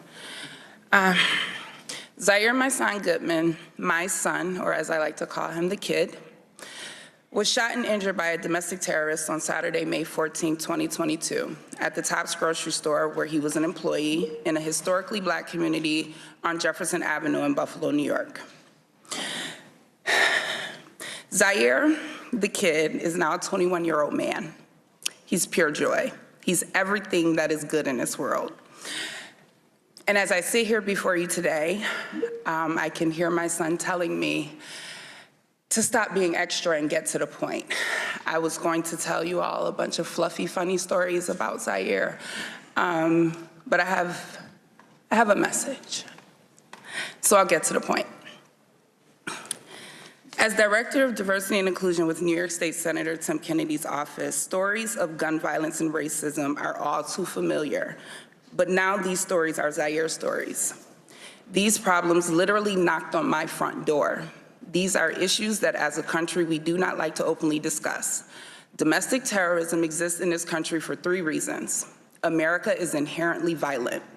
This is who we are as a nation. The very existence of this country was founded on violence, hate, and racism, with the near annihilation of my Native brothers and sisters. My ancestors, brought to America through the slave trade, were the first currency of America. Let me say that again for the people in the back. My ancestors, the first currency of America, were stripped of their heritage and culture, separated from their families, bargained for on auction blocks, sold, beaten, raped, and lynched. Yet I continuously hear after every mass shooting that this is not who we are as Americans and as a nation. Hear me clearly. This is exactly who we are. Education. Majority of what I have learned about African American history, I did not learn until I went to college, and I had to choose those classes. Why is that? Why is African American history not a part of American history? African Americans built this country from the ground up. My ancestors' blood is embedded in the soil. We have to change the curriculum in schools across the country so that we may adequately educate our children.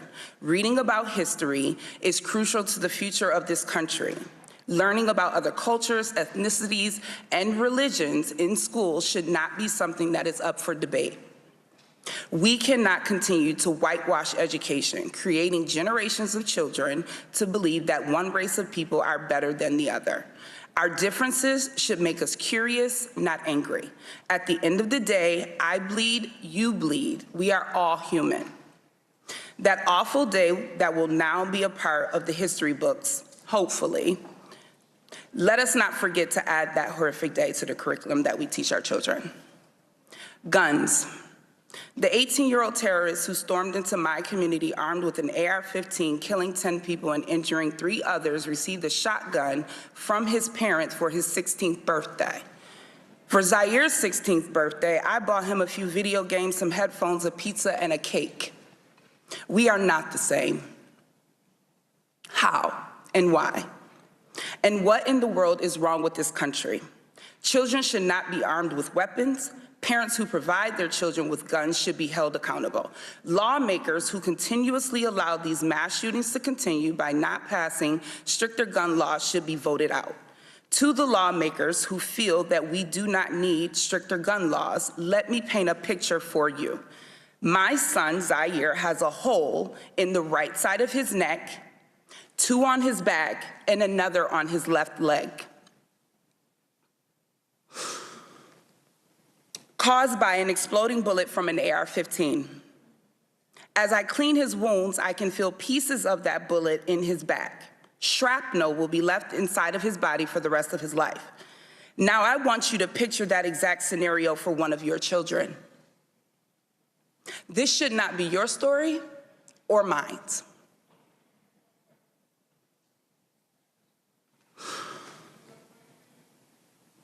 As an elected official, it is your duty to draft legislation that protects Zaire and all of the children and citizens in this country. Common sense gun laws are not about your personal feelings or beliefs. You are elected because you have been chosen and are trusted to protect us. But let me say to you here today, I do not feel protected.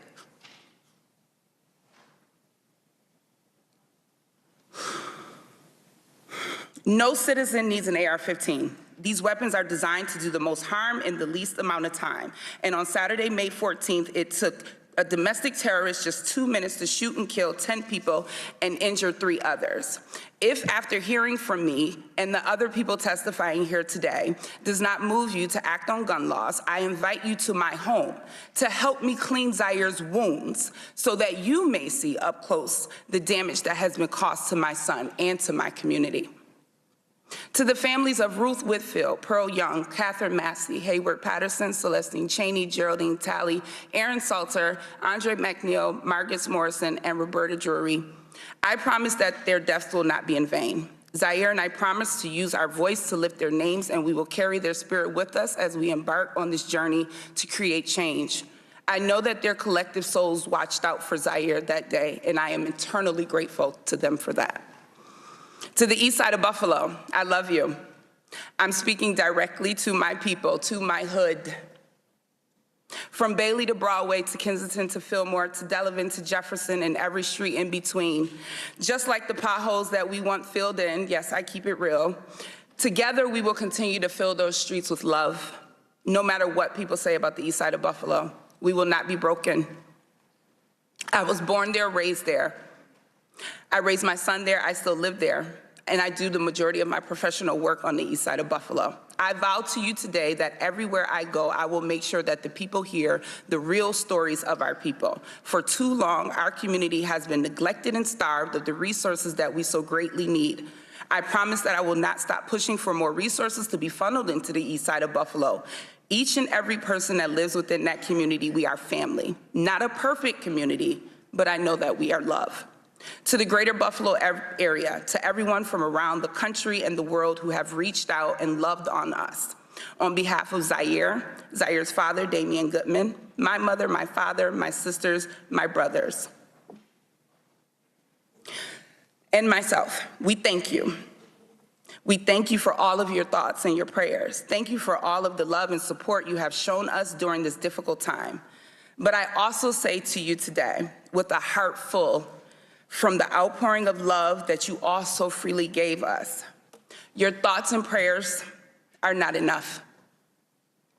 We need you to stand with us in the days, weeks, months, and years to come, and be ready to go to work and help us to create the change that this country so desperately needs. And I will end with a quote from Charles Bloom in his book, The Devil We Know.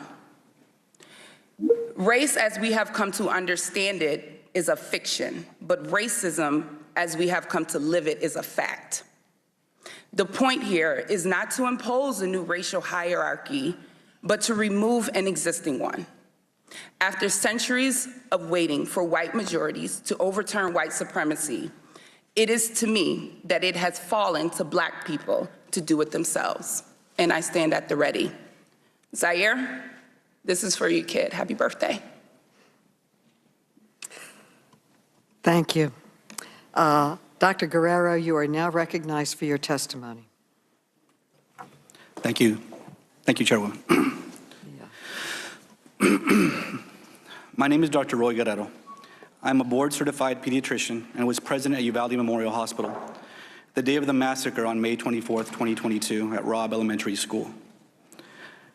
I was called here today as a witness, but I showed up because I am a doctor. Because how many years ago I swore an oath to do no harm. After witnessing firsthand the carnage in my hometown of Uvalde, to stay silent would have betrayed that oath. Inaction is harm. Passivity is harm. Delay is harm.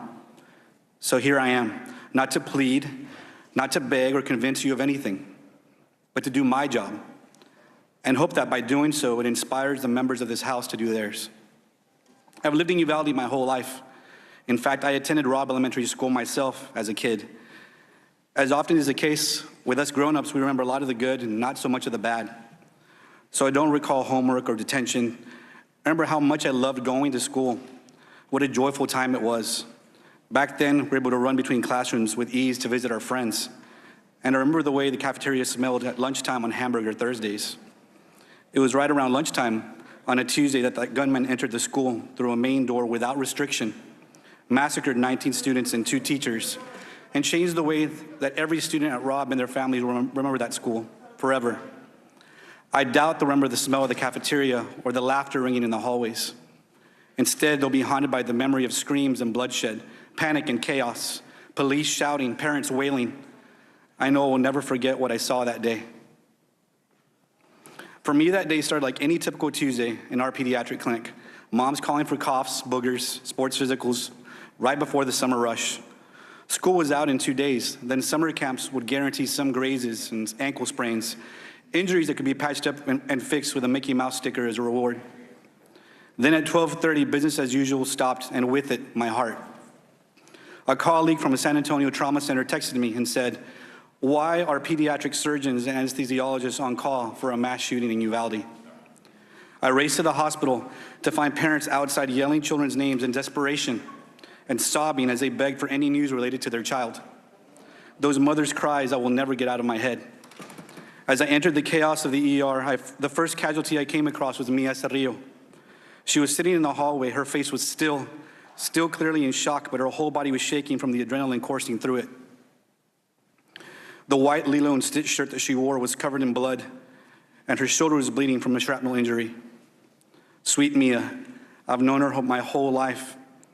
As a baby, she survived major liver surgeries against all odds. And once again, she's here as a survivor, inspiring us with her story today and her bravery.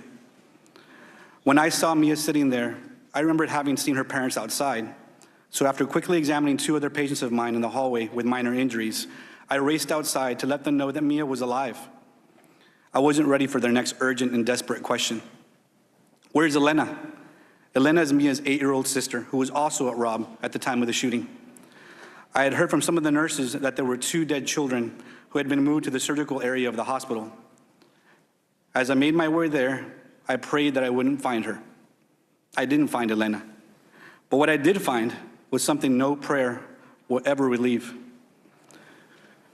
2 children whose bodies had been pulverized by bullets fired at them, decapitated, whose flesh had been ripped apart, that the only clue as their identities was a blood-splattered cartoon clothes still clinging to them, clinging for life and finding none. I could only hope these 2 bodies were a tragic exception to the list of survivors. But as I waited there with my fellow Uvalde doctors, nurses, first responders, and hospital staff for other casualties we hope to save, they never arrived. All that remained was the bodies of 17 more children and the 2 teachers who cared for them, who dedicated their careers to nurturing and respecting the awesome potential of every single one, just as we doctors do. I'll tell you why I became a pediatrician, because I knew that children were the best patients. They accept the situation as it's explained to them. You don't have to coax them into changing their lifestyles in order to get better or plead them to modify their behavior as you do with adults. No matter how hard you try to help an adult, their path to healing is always determined by how willing they are to take action. Adults are stubborn. We're resistant to change, even when the change will make things better for ourselves, but especially when we think we're immune to the fallout. Why else would have been such little progress made in Congress to stop gun violence? Innocent children all over the country today are dead because laws and policy allows people to buy weapons before they're legally old enough to even buy a pack of beer. They're dead because restrictions have been allowed to lapse. They're dead because there are no rules about where guns are kept, because no one is paying attention to who is buying them. The thing I can't figure out is whether our politicians are failing us out of stubbornness, passivity, or both. I said before that as grown-ups, we have a convenient habit of remembering the good and forgetting the bad. Never more so than when it comes to our guns. Once the blood is rinsed away from the bodies of our loved ones and scrubbed off the floors of the schools and supermarkets and churches, the carnage from each scene is erased from our collective conscience, and we return again to nostalgia, to the rose-tinted view of our Second Amendment as a perfect instrument of American life, no matter how many lives are lost. I chose to be a pediatrician. I chose to take care of children. Keeping them safe from preventable diseases, I can do. Keeping them safe from bacteria and brittle bones, I can do. But making sure our children are safe from guns, that's the job of our politicians and leaders. In this case, you are the doctors, and our country is the patient. We are lying on the operating table, riddled with bullets like the children of Robb Elementary and so many other schools. We are bleeding out and you are not there. My oath as a doctor means that I signed up to save lives. I do my job. And I guess it turns out that I am here to plead, to beg, to please, please do yours. Thank you. We will now play the video from Mia.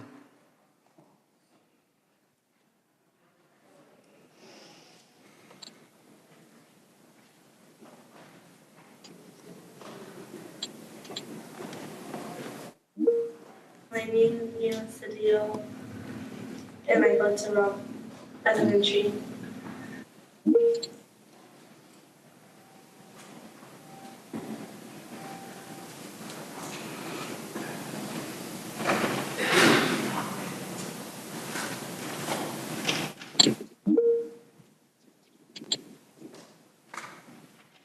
We were just watching a movie, and then she got an email, and then she went to go lock the door, and he was in the hallway, and they made eye contact, and then she went back in the room and she told us, go hide, and then we went to go hide behind my teacher's desk and behind the backpacks, and then he shot the little window, and then he went to the other classroom, and then he went, there's a door between our classrooms, and he went to there and shot my teacher and told my teacher goodnight and shot her in the head. And then he shot some of my classmates and the whiteboard. When I went to the backpacks, he shot my friend that was next to me, and I thought he was gonna come back to the room, so I grabbed the blood and I put it all over me. And What did you do then when you put the blood on yourself? just stay quiet, and then I got my teacher's phone and called 911. And what did you tell 911? I told her that we need help and to send the police in our classroom.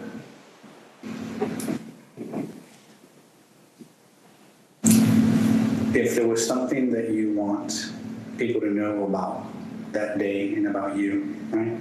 Or things that you want different, what would it be? To have security. Do you feel safe at school? Why not? Because I don't want it to happen again. And you think it's going to happen again?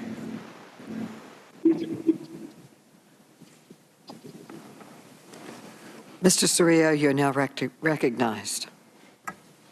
Hello.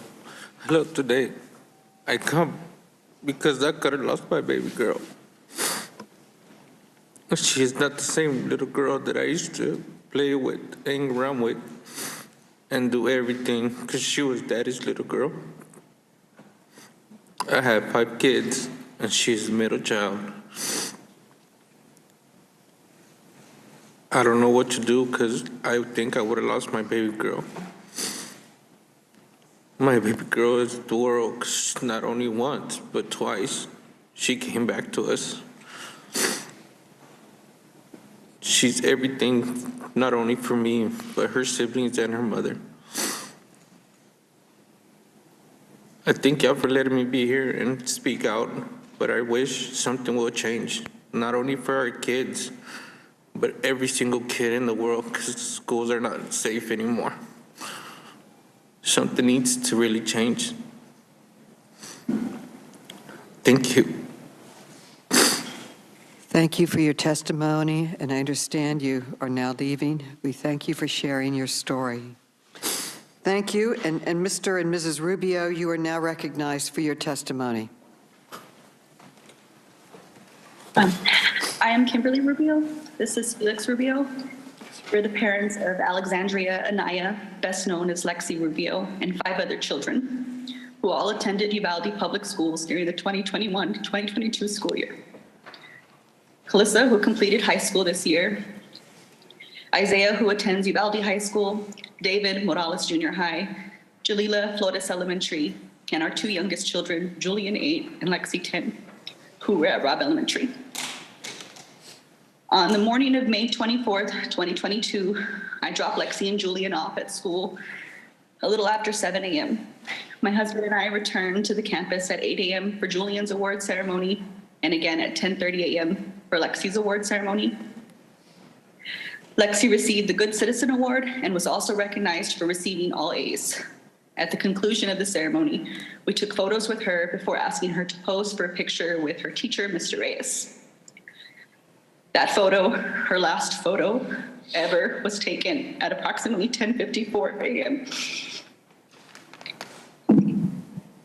To celebrate, we promised to get her ice cream that evening. I told her we loved her and we would pick her up after school. I can still see her walking with us toward the exit. In the reel that keeps scrolling across my memories, she turns her head and smiles back at us to acknowledge my promise. And then we left. I left my daughter at that school, and that decision will haunt me for the rest of my life. Afterward, Felix dropped me off at my office, the Uvalde Leader News, and returned home because it was a rare day off for him between normal shifts and security gigs he takes to help make ends meet. I got situated at my desk and began writing about a new business in town when the news office started hearing commotion on the police scanner, a shooting on Diaz Street near Robb Elementary. It wasn't long before we received word from my son's teacher that they were safe, secure in the classroom. Once evacuated from campus, the children were reunited with parents and guardians at the Civic Center. My dad picked up Julian from the Civic Center and took him to my grandmother's house. One of our Robb kids was safe. We focused on finding Lexi. Bus after bus arrived, but she wasn't on board. We heard there were children at the local hospital, so we drove over to provide her description. She wasn't there.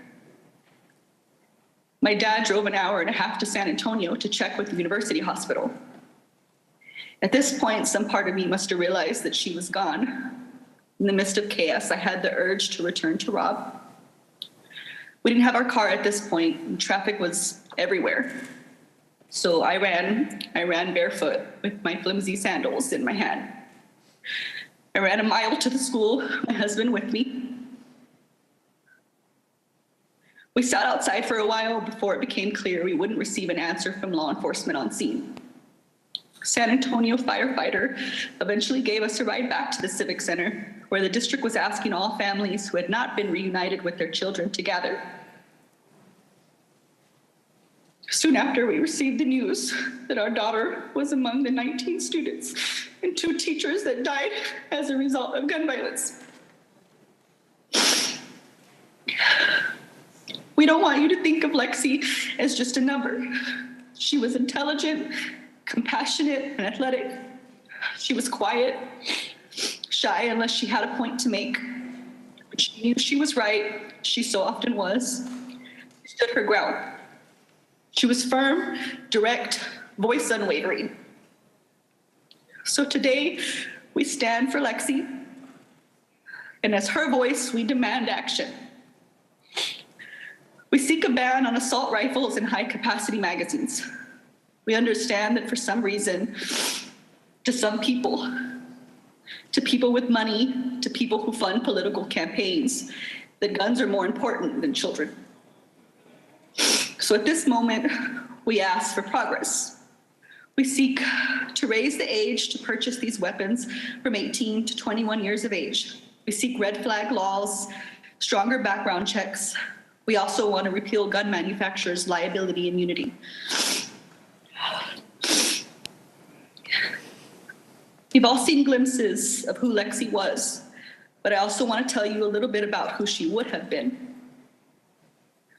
If given the opportunity, Lexi would have made a positive change in this world. She wanted to attend St. Mary's University in San Antonio, Texas, on a softball scholarship. She wanted to major in math and go on to attend law school. That opportunity was taken from her. She was taken from us. I'm a reporter, a student, a mom, a runner. I've read to my children since they were in the womb. My husband is a law enforcement officer, an Iraq war veteran. He loves fishing and our babies. Somewhere out there, there's a mom listening to our testimony, thinking, I can't even imagine their pain, not knowing that our reality will one day be hers, unless we act now. Thank you for your time. Thank you for your testimony. Ms. Hughes, you are now recognized for your testimony. Honorable Chairwoman Maloney, Ranking Member Comer, distinguished members of the committee, thank you for allowing me to be here today to address the violence in our country.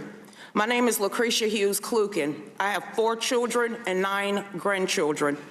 On the night of April the 2nd, 2016, my family got a phone call that would change our lives forever. My ex-husband answered the phone and let out a blood-curdling scream, a scream of pain from the depths of his soul. He screamed, he cried, he's gone, he is gone. Our 19-year-old son, Emmanuel, went to a party early that night. After we got the call, we was frantic. We called his phone, no one answered. We called even the police. I went to Facebook and I had to ask, is my son dead? I found out that he was shot point blank in the head and killed while playing dominoes. No one spoke up for weeks, and the killer was on the run. No one was going to snitch, but that is the street life. Words can't describe how hard it is to bury a child. I ache for anyone and all who have done the same. My son's death was a result of a criminal with an evil heart and a justice system failing to hold him accountable for the laws he had already broken. You see, a convicted felon killed my son with an illegally obtained gun. Our gun control lobbyists and politicians claim that their policies will save lives and reduce violence. Well, those policies did not save my son. The laws being discussed are already implemented in cities across this country. We have decades of evidence proving they do not work. St. Louis, New York, Chicago, Washington, Atlanta are gun control utopias, and they are plagued with the most violence. 10 more laws, 20 more laws, 1,000 more won't make what has already illegal more wrong or stop criminals from committing these crimes. And y'all are delusional if you think it's gonna keep us safe. I am a walking testimony of how the criminal justice system and the gun control laws, which is steeped in racism, by the way, have failed the Black community. By the age of 25, I had already went to 18 young Black men funerals at the age of 25. I have one Black man in jail, one Black man in the grave, and my young grandson gonna be raised without a father. And it's a curse on the Black community and everyone else's. Something has to change. Thoughts and prayers and calls for more gun control isn't enough. How about letting me defend myself from evil? You don't think that I'm capable and trustworthy to handle a firearm? You don't think that the Second Amendment doesn't apply to people that look like me? Who and you who would call for more gun controls are the same ones that are calling to defund the police. Who is supposed to protect us? We must prepare to be our own first responders to protect ourselves and our loved ones. I am a legal, law-abiding citizen, and I don't need the government to save me. I teach people how to use a firearm. I empower others to look at me to understand the Second Amendment is their right. I am a proud member of the DC Project, Women for Gun Rights. We believe that education is the key to safety, not ineffective legislation. We support meaningful solutions that will actually save lives. We support the Safe Student Act, H.R. 7415, which would immediately make schools safer. In hindsight, at Parkland, we saw failure of the government at every level failing the students. Students saw something and they said something, and the school did not act. Police were called to his residence over 30 times, and they did not act. And finally, the police did not go into their school that fateful day and failed to protect those kids. We need to secure our schools, and we gotta secure this building, or like y'all do. What's the difference? We call on Congress to ban gun-free zones, fund nonpartisan firearm education programs like Kids Safe Foundation and non-governmental mental health organizations like Hold My Guns. And in closing, I claim that nothing in these bills do anything to make us safer or address the mental health crisis in this country. Despite living with the heartache of losing my son on a daily basis, I believe it is our God-given right to defend ourselves from any act of violence. Making it more difficult or even more expensive for me and people that look like me and other law-abiding citizens will not make us safer. It will embolden the criminals. Gun owners are not the enemies, and these gun control policies are not the solution. Thank you. Thank you. Thank you. Thank you all for your powerful and meaningful and gut-wrenching testimony. We will now pause. You are excused, and we will pause while we seat the next panel for their testimony.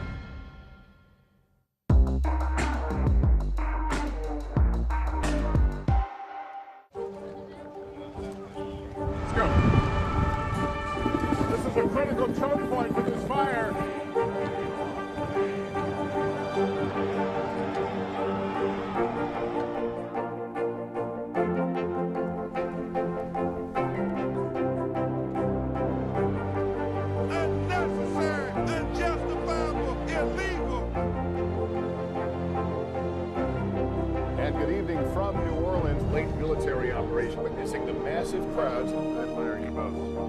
Nice to really spend some time with you. Appreciate it.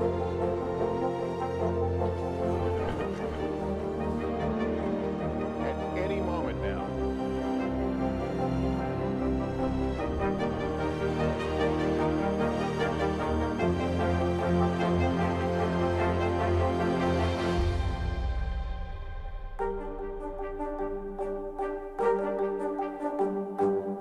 NBC News, streaming free now. Making Space, the inspirational podcast from Hoda Kotb. Listen now. Live from Ukraine, from Mayfield, Kentucky, from Waukesha, Wisconsin. To cover the news, you have to be in it. This is how so many towns and cities are protecting themselves. You can actually see they're pushing the gates open. I also want to get home. You'll get home. You'll get home. Do you remember any tornado as bad as this one? You look at this and you're thinking, we're not going to have power for weeks, if not months. Exactly. Every night, it's your news playlist. Top Story with Tom Llamas, weeknights at 7 on NBC News Now. News is happening now. Look at what's making headlines around the world. Whenever it happens, wherever you are, it's here now. We're here to start conversations about the big things happening in our world. Because it's not my job to tell you what to think. My job is to think about what you tell me. Now Tonight with Joshua Johnson, streaming weeknights at 8 on NBC News Now. Live from Ukraine, from Mayfield, Kentucky, from Waukesha, Wisconsin. To cover the news, you have to be in it. This is how so many towns and cities are protecting themselves. You can actually see they're pushing the gates open. I also want to get home. You'll get home. You'll get home. Do you remember any tornado as bad as this one? You look at this and you're thinking, we're not going to have power for weeks, if not months. Exactly. Every night, it's your news playlist. Top Story with Tom Llamas, weeknights at 7 on NBC News Now. The fire has grown leaps and bounds. You see behind me is typical. How you doing? Pretty bad.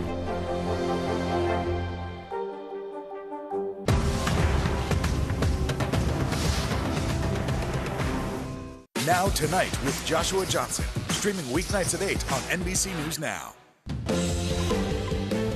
Good Wednesday, everyone. I'm Morgan Radford. Thank you so much for joining us. And I'm Vicki Nguyen. This afternoon on NBC News Now, stories of survival.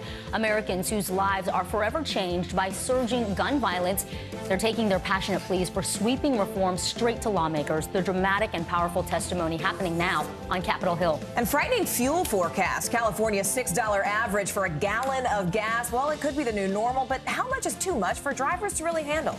Summit scramble. President Biden trying to smooth things over at the Summit of Americas after a series of perceived snubs on the invite list. And Depp's next step. Johnny Depp's attorneys weigh in on that multi-million-dollar verdict and the upcoming appeal from his ex-wife.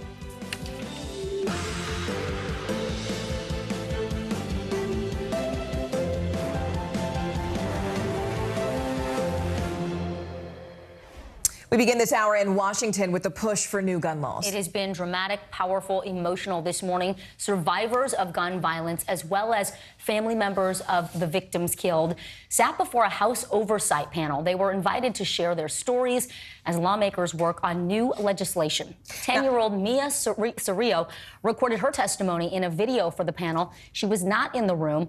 Cerrillo covered herself in blood to hide from the shooter in Uvalde, Texas. While this is happening, lawmakers are working behind the scenes to pass new gun legislation, but there is still no indication it could pass both the House and the Senate. We're going to begin with NBC Capitol Hill correspondent Ali Rafa. Ali, tell us more about who's testified so far. We heard from the parents. We heard from the pediatrician in Uvalde. This was incredibly emotional.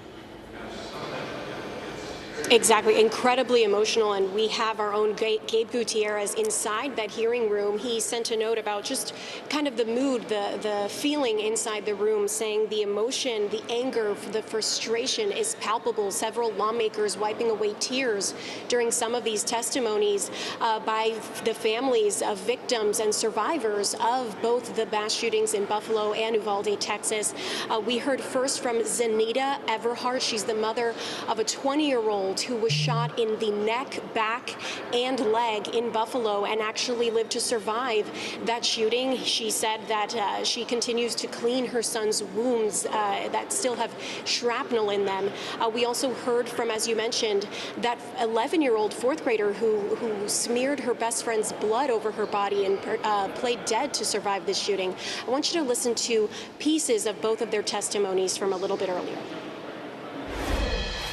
To the lawmakers who feel that we do not need stricter gun laws, let me paint a picture for you.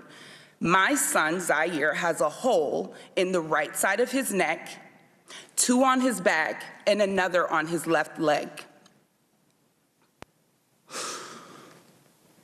caused by an exploding bullet from an AR-15. As I clean his wounds, I can feel pieces of that bullet in his back. Shrapnel will be left inside of his body for the rest of his life. Now I want you to picture that exact scenario for one of your children. And then he went to the other classroom, and then there's a door between our classrooms, and he went to there and shot my teacher and told my teacher goodnight and shot her in the head. And then he shot some of my classmates and the whiteboard. When I went to the barracks, he shot my friend that was next to me, and I thought he was gonna come back to the room, so I grabbed the blood and put it all over me.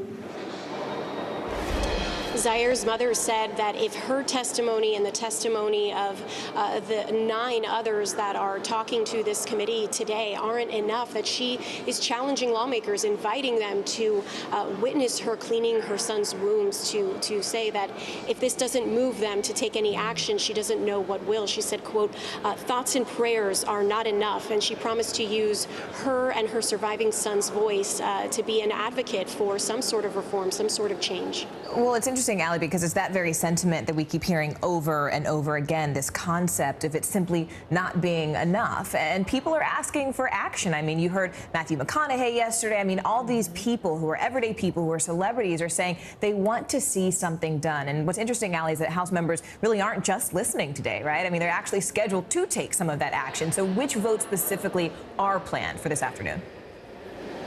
Yeah, they're expected to vote on their version of this gun legislation later this afternoon, when this committee will likely be in recess. And unfortunately, Morgan, this action doesn't really guarantee a change. This is a vote that is likely doomed from the start. It's unlikely to get the support to go on to the Senate and pass in the Senate. But we do know that it involves several provisions that are also being talked about on the Senate side. We know on the House side that they will vote on a provision to raise the minimum age to be able to purchase an AR-15 style weapon from 18 to 21, as well as implementing those red flag laws, making it a grant or an incentive system for states to implement that red flag law to take away weapons from those deemed to be a threat to themselves or others. But meanwhile, on the other side of the Capitol, we're still hearing about these Senate bipartisan talks that are still kind of in the weeds. We're hearing from several senators involved. It's been whittled down from 9 senators to 4 senators now. Just some details about these provisions that continue to change. Yeah, Allie, talk to us more about that, because it wasn't just the lawmakers. Potentially millions of people around the country saw the testimony this morning. The question is, will it change not just the hearts and minds of people, but the votes? Talk to us about the Republicans who have voiced their support for any potential gun reform, including Rep. Cornyn. Yeah, so remember, before Memorial Day, Senate Majority Leader Chuck Schumer gave Senator Chris Murphy more time to work to get 10 Republican senators to vote with the Democrats on some sort of gun reform. We know that so far some of the provisions they're in favor of are hardening school security, boosting funding for mental health services. We know one senator told our team yesterday that that could add up to around $10 billion, and there's already language drafted for a provision like that. There are other things, the other provisions that we're still waiting to see how much Republican support it would garner would be to require juvenile criminal records for people between the ages of 18 and 21 who are seeking to purchase an assault-style rifle. Several other things that we've heard of, including those red flag laws that I mentioned. So these are still being worked out. We expect them to come to some sort of an agreement by the end of the week, but it's still unknown when a possible vote could actually take place. So still really in the waiting period here. Allie, take us to the other side of the aisle, though, because when we're talking about sort of what Republicans will face in terms of these votes, what about Democrats? I mean, this seems like such a galvanizing issue. So many voters are expecting and hoping to see some change. And what will Democrats face in the upcoming midterms if they cannot deliver that degree of change to their constituents? Yeah, this is a question very much facing Democrats in the midterms. This is a promise that several Democrats have already put on the table, that they will try their best to be able to do this. But then on the Republican side, you see, accusations of Republicans being scared of the NRA, being scared of the gun lobby to pursue any sort of gun reform. Democrats, on the other hand, have promised changes. They've said that this is a different time. This time is different. This time they could actually get something passed. Of course, we'll have to see how this all plays out leading into the midterm elections. But right now, really, this is an opportunity for all lawmakers to go on the record with where they stand on gun reform. Allie, Rafa, thanks so much. And yeah, we've been hearing a lot of people saying this time it feels different. So we will see. Thank you. And for the first time since the Robb Elementary School shooting, Uvalde school leaders are expected to address school safety tomorrow, but will specifically not be talking about that investigation. In fact, today we'll hear from Attorney General Merrick Garland about the DOJ's review of what happened there, although the person leading that review has not yet been announced. Well, just yesterday, actor Matthew McConaughey, a Uvalde native, gave a really riveting speech and made a very emotional plea for change at the White House. Take a listen to Morgan Chesky's reporting. Make the loss of these lives matter. A powerful and deeply personal plea. So many little innocent bodies who had their entire lives still yet to live. Actor Matthew McConaughey sharing his hometown's pain. Uvalde, Texas is where I was born. It's where my mom taught kindergarten, less than a mile from Robb Elementary. The Texas native and gun owner delivering an impassioned speech from the White House podium demanding gun laws change. We need background checks. We need to raise the minimum age to purchase an AR-15 rifle to 21.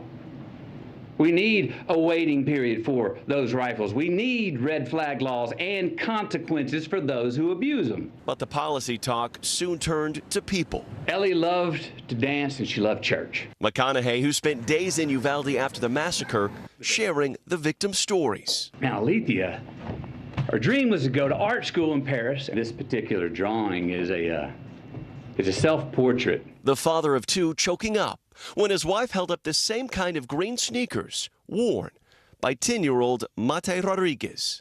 These are the same green Converse on her feet that turned out to be the only clear evidence that could identify her after the shooting. How about that? McConaughey later sharing that his time in Uvalde was life-changing. I'm a different man now. My wife's a different woman now. My children, I believe, are different children now. The emotion coming amid growing frustration in Uvalde. I just make my first way in. Angeli Rose Gomez rushed in when she says police weren't acting quickly enough. The mother captured on video, running away from the school after rescuing her sons. How would you describe what you witnessed? I didn't see not one cop running with me or not one cop ran in there with me. They weren't doing nothing. As his hometown waits for answers, McConaughey expressing cautious hope for the future. That I'm hearing in praise is that this time is different. This is a novel and special time. Now, if you drive, you know the numbers at the pump just keep ticking up. Today, the national average gas price is hitting a new record high. Again, the cost of a regular gallon of gas is $4.96. That is up more than 60 cents since just last month and almost $2 since last year. California, again, has the highest cost. The state's average just under $6.40. Georgia is the lowest at $4.38 after the state suspended their gas tax. But despite the record high numbers, the Biden administration says there's little they can do about it. The president is asking for Congress and others for potential ideas. But as you say, the reality is that there isn't very much more to be done. Diesel prices are also hitting a record high today. It's not just impacting trucking. It's now trickling down to the price we pay for consumer goods. NBC News correspondent Sam Brock joins us now from Miami. Hey, Sam, I know you've been tracking this every single day. Talk to us about the impact this is having on drivers. Vicki, good morning. Look, it is a portrait of economic pain. You would have a very difficult time finding a single issue that affects more families' budgets than gas hikes. It is an economic backbreaker, and all of these families that I'm talking to are consolidating trips now. They're filling up their tanks halfway, working from home when they can. But one thing, Vicki, is evidently clear. This gas crisis is disproportionately impacting lower and middle-class families. Record gas prices are being felt across the entire country. But California's pace-setting $6.39 a gallon average could soon become America's reality, with prices creeping up coast to coast. John Bonilla makes engineering house calls for a living. If you didn't have a corporate car to charge the gas on, how destructive would these prices be for you? I'm not sure that I would be able to work every day. Couldn't afford it. Last Friday, 8 states sat above $5 a gallon on average. This morning, that's jumped to 16 states plus D.C., and the economic jolt is not felt equally. A new Bank of America report found household credit card spending for fuel surged to 7.8% by the end of May, but a whopping 9.5% for families making under $50,000. They call it inflation, but somebody's pocket are getting inflated. We're the ones hurting down here, you know, the poor people, the working class. I mean, I'm working minimum wage job, so pretty much most of my paycheck goes to paying for my gas. Americans rocked by a double whammy, higher prices at the pump and in stores. Companies like Walmart and Target reporting disappointing first quarter earnings as many shoppers prioritize gas and groceries over home appliances and clothes. And diesel fuel has outpaced regular gas by a wide margin. It always comes out of the owner-operator's pocket. Fuel, maintenance, everything else. Tamim Shanab owns 3 18-wheelers and transports frozen food and produce. He says he's spending $700 or $800 more a week on gas, and like many smaller truck operations, has seen employees flee. Because I can't afford to pay them what I used to pay, you know, in the past. Sam, it feels like we are hitting this breaking point here. What are folks saying about being priced out and not being able to even drive any longer? So, Vic, interestingly, back in March, when gas prices nationally were only $3.50, I put that in air quotes, the AAA surveyed folks and found out that 75% of drivers said that they would stop driving, or at least lessen the amount of time they're spending on the roads once gas prices reached $5, which they are right now. So that's happening. But the same study also found that about 50% of Americans plan on still vacationing and traveling this summer, and a subset of that, about 40%, said it would be irrespective of what's going on at the pump, which is to say that gas demand is that inelastic. There's such demand for it that even as prices go up and down, or in this case, up and up and up, people are still hitting the roads anyway. Vicki? They're calling it revenge travel, Sam. They're finding a way, where there's a will. Sam Brock from Miami for us. Thank you. Always. Thank you. Meanwhile, we are following breaking news out of Washington, where NBC News has just confirmed that an armed man was in fact arrested overnight near the home of U.S. Supreme Court Justice Brett Kavanaugh. Let's get right to our justice correspondent, Pete Williams, now from Washington. Pete, give us some of the details here. What more do we know about exactly what happened? Well, we're told this happened overnight. It was just between, say, 1 and 1:30 when the man arrived near Justice Kavanaugh's house. He was stopped before he got to the house. He apparently arrived in a taxi, and what authorities say is that he was armed with a gun, a knife, and pepper spray, and threatened to attack or kill Justice Kavanaugh. Now, the Supreme Court has acknowledged some of the bare facts here in a brief statement. I'll read it to you. It says, at approximately 1:50 a.m. today, a man was arrested near Justice Kavanaugh's residence. The man was armed and made threats against Justice Kavanaugh and was transported to Montgomery County's Police 2nd District. I think what's going to happen here is these are going to end up being federal charges because of the potential attack on a federal law enforcement or a federal judge here. But we're still waiting to hear the details about exactly how this case is going to be prosecuted. The man was out of state, and there's some indication that the police may have been watching for him to arrive. Those details are still what we're trying to confirm. These sorts of attacks on Supreme Court justices are thankfully very rare.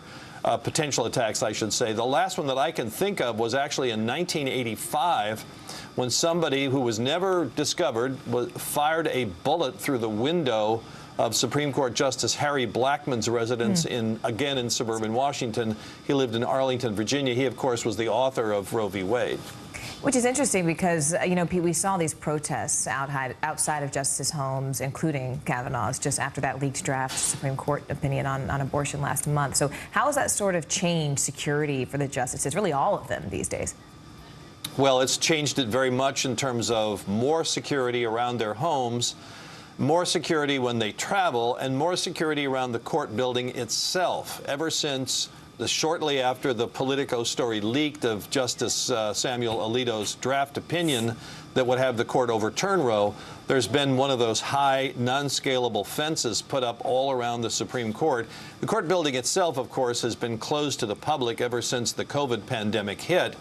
But in terms of people being able to get even onto the sidewalk outside the court, much less the marble plaza in front of the court building, you can't have done that. You can't do that ever since the leaked opinion last month. So it's been more security for the building and for the justices.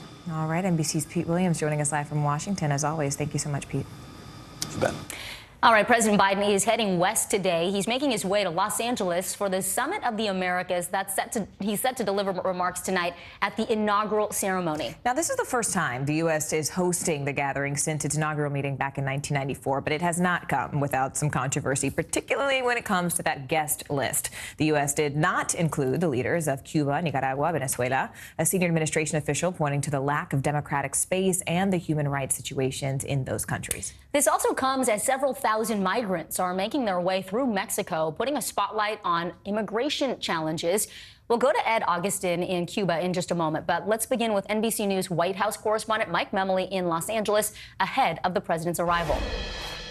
Well, Vicki Morgan, for a couple days now, we've been talking about what has been the major storyline of this Summit of the Americas: who's invited, who's not invited, and because of who's not invited, who's not attending in the end. Now, today, of course, President Biden finally arrives here in Los Angeles, where the White House hopes to turn the focus to what they say is a very substantive agenda for the leaders of 30 countries from the Western Hemisphere. The president's going to be delivering inaugural remarks tonight, in which the White House says he's going to outline his vision for a Western Hemisphere that is prosperous and free. Now, of course, the other major issue that has been looming over this conference is that of migration. As we say, there is a significant surge in migration at the border. This has been both a political and a logistical crisis for the Biden administration over the last year and a half. But the Biden administration has been very deliberate in terms of how they've scheduled this summit. Today, the focus is going to be on dealing with not just the COVID-19 pandemic, but preparing for future pandemics. The White House saying that the United States will launch an initiative aimed at training 500,000 healthcare workers so that there is the infrastructure to deal with not just COVID-19, but future pandemics. Then tomorrow, the focus is on the economy. The White House saying that they're going to be announcing an initiative aimed at shoring up the prosperity of the region, aimed at shared principles, including a commitment to democracy, fighting corruption, but also investments in things like clean energy that will spur the economy of the future. And then it's Friday that the Biden administration plans what they say will be substantive announcements on the issue of migration. There has been reporting about the possibility that both Canada and Spain might actually be willing to take on an additional burden in dealing with some of the refugees that have been fleeing from Central America. We're also going to see, again, Vice President Harris making announcements about private sector commitments to try to deal with the economy in the region. Now, President Biden is coming here for the summit, but it's also worth noting he has some other items on his agenda. His first stop, in fact, he's going to do an interview with late-night host Jimmy Kimmel. He's also going to do an event focused on the economy on Friday at the Port of Los Angeles. Remember, so many of the supply chain challenges that the White House has said is responsible for inflation has been spurred by the issues with getting goods to market at the ports. And so this is a reminder in an election year that you can never really turn your focus away from the economy. President Biden will be doing that while he's here. Guys? Let's go to bring in NBC's Ed Augustin, who joins us live from La Habana, Cuba. Ed, always a pleasure to see you, my friend. First off, what's been the reaction there on the ground to Cuba being left off of this guest list? Hey, Morgan. Well, I think it's fair to say that the Cuban government is hardly happy about the decision. Here's what Cuban President Miguel Díaz-Canel had to say earlier.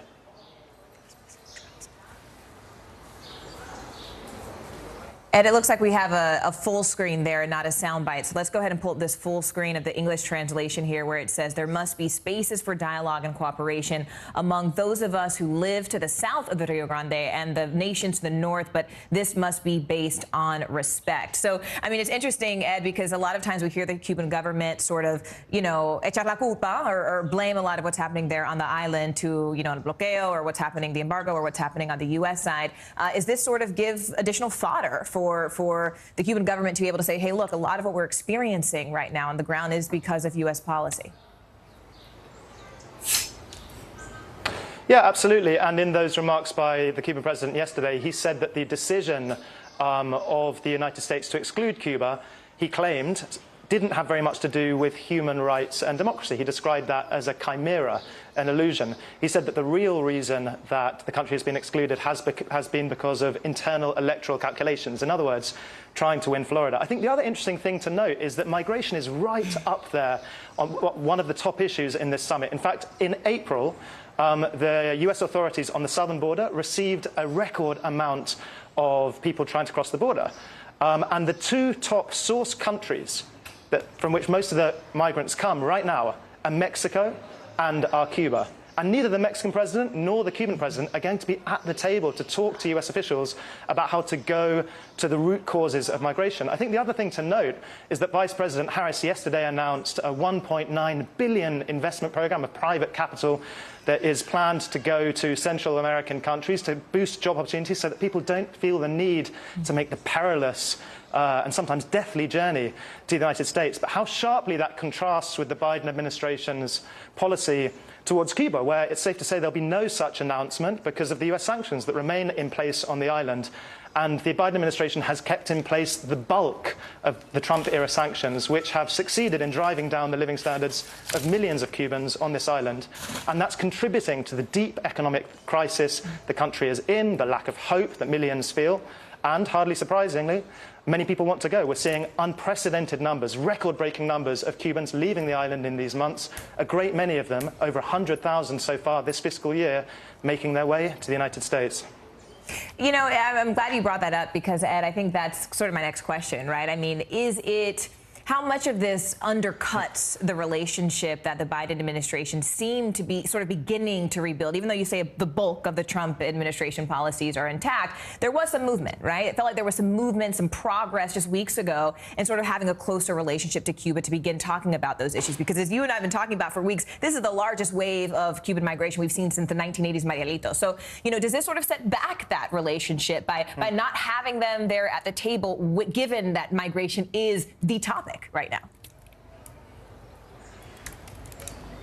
Well, I think one of the reasons that the Mexican president, López Obrador, has been hammering U.S. policy on the summit and has been hammering the U.S. policy towards Cuba, the sanctions. Yesterday, at his daily press briefing, he spoke for about 15 minutes on what he described as the blockade. He doesn't use the term embargo, blockade, describing the U.S. sanctions. And many analysts that I've spoken to in recent weeks say that those Biden administration moves a couple of weeks ago to soften the sanctions on Cuba. We're going to see more flights coming into Havana, possibly movement on remittances. That's a vital lifeline to millions of Cubans here.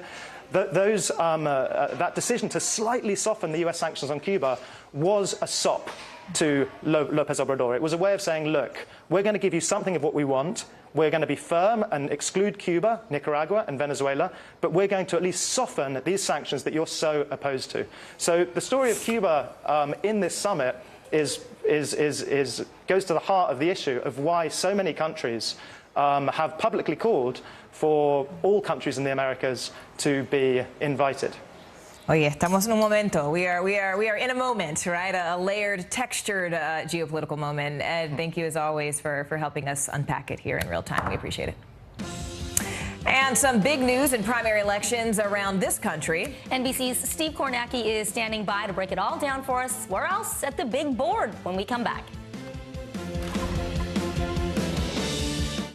NBC News, streaming free now. Hallie Jackson Now, weekdays at 5 on NBC News Now. Sometimes the news can be difficult and overwhelming for kids to understand, so we've created a newscast just for them. We hope your family will watch Nightly News Kids Edition. When was the last time you made space to listen to somebody? What I learned from a very young age is radical love, radical forgiveness. We are meeting people one after the next who have made profound changes. It showed a lot of personal strength for me. Why am I trying to make other people happy over myself? So many life lessons that are going on in these conversations. We're watching a transformation. Join Hoda Kotb for her podcast, Making Space. Listen now. We'll meet Ukrainians who are defending their country one block at a time. When you were still in Kiev, could you hear the bombing? My name is Lester. Who's this? This is a very different kind of program. We're here to start conversation about the big things happening in our world. Professor, I'm not asking you to predict the future, but what do we think that the new normal is going to be?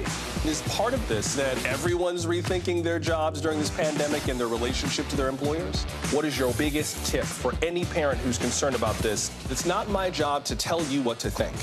My job is to think about what you tell me. Now Tonight with Joshua Johnson, streaming weeknights at 8 on NBC News Now. When was the last time you made space to listen to somebody? We are meeting people one after the next who have made profound changes. I think you're going to be blown away by the life lessons. Join Hoda Kotb for her podcast, Making Space. Listen now. This is a very different kind of program. We're here to start conversation about the big things happening in our world. Professor, I'm not asking you to predict the future, but what do we think that the new normal is going to be? Is part of this that everyone's rethinking their jobs during this pandemic and their relationship to their employers? What is your biggest tip for any parent who's concerned about this? It's not my job to tell you what to think. My job is to think about what you tell me. Now Tonight with Joshua Johnson, streaming weeknights at 8 on NBC News Now. Hallie Jackson Now. Weekdays at 5 on NBC News Now. Now Tonight with Joshua Johnson. Streaming weeknights at 8 on NBC News Now. From Brooklyn, we're next to the subway station. The state's reservoirs are alarmingly low. War will pass them by.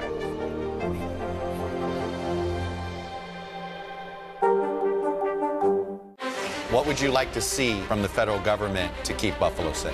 If there is legislation brought to you to ban contraception, would you sign it?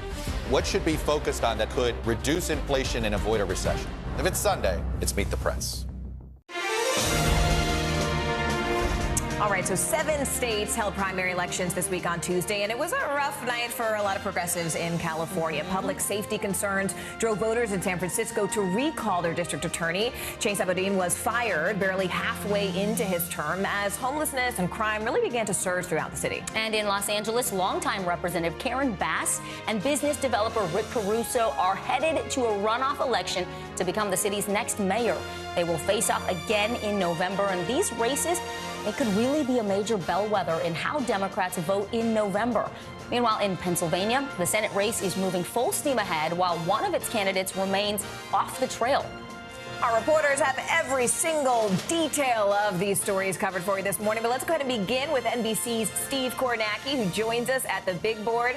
Steve, it's a pleasure to see you. Tell us, what's the latest? I mean, what do these results actually reveal about where voters' heads are at this moment? Yeah, I think this will start right here. The result you just showed it, the recall of the San Francisco District Attorney, Chesa Boudin, lopsided margin here. And again, I mean, the context is, this is one of the most democratic, one of the most liberal cities in America. You're just seeing the 2020 presidential election result in San Francisco. Donald Trump got less than 13% of the vote here.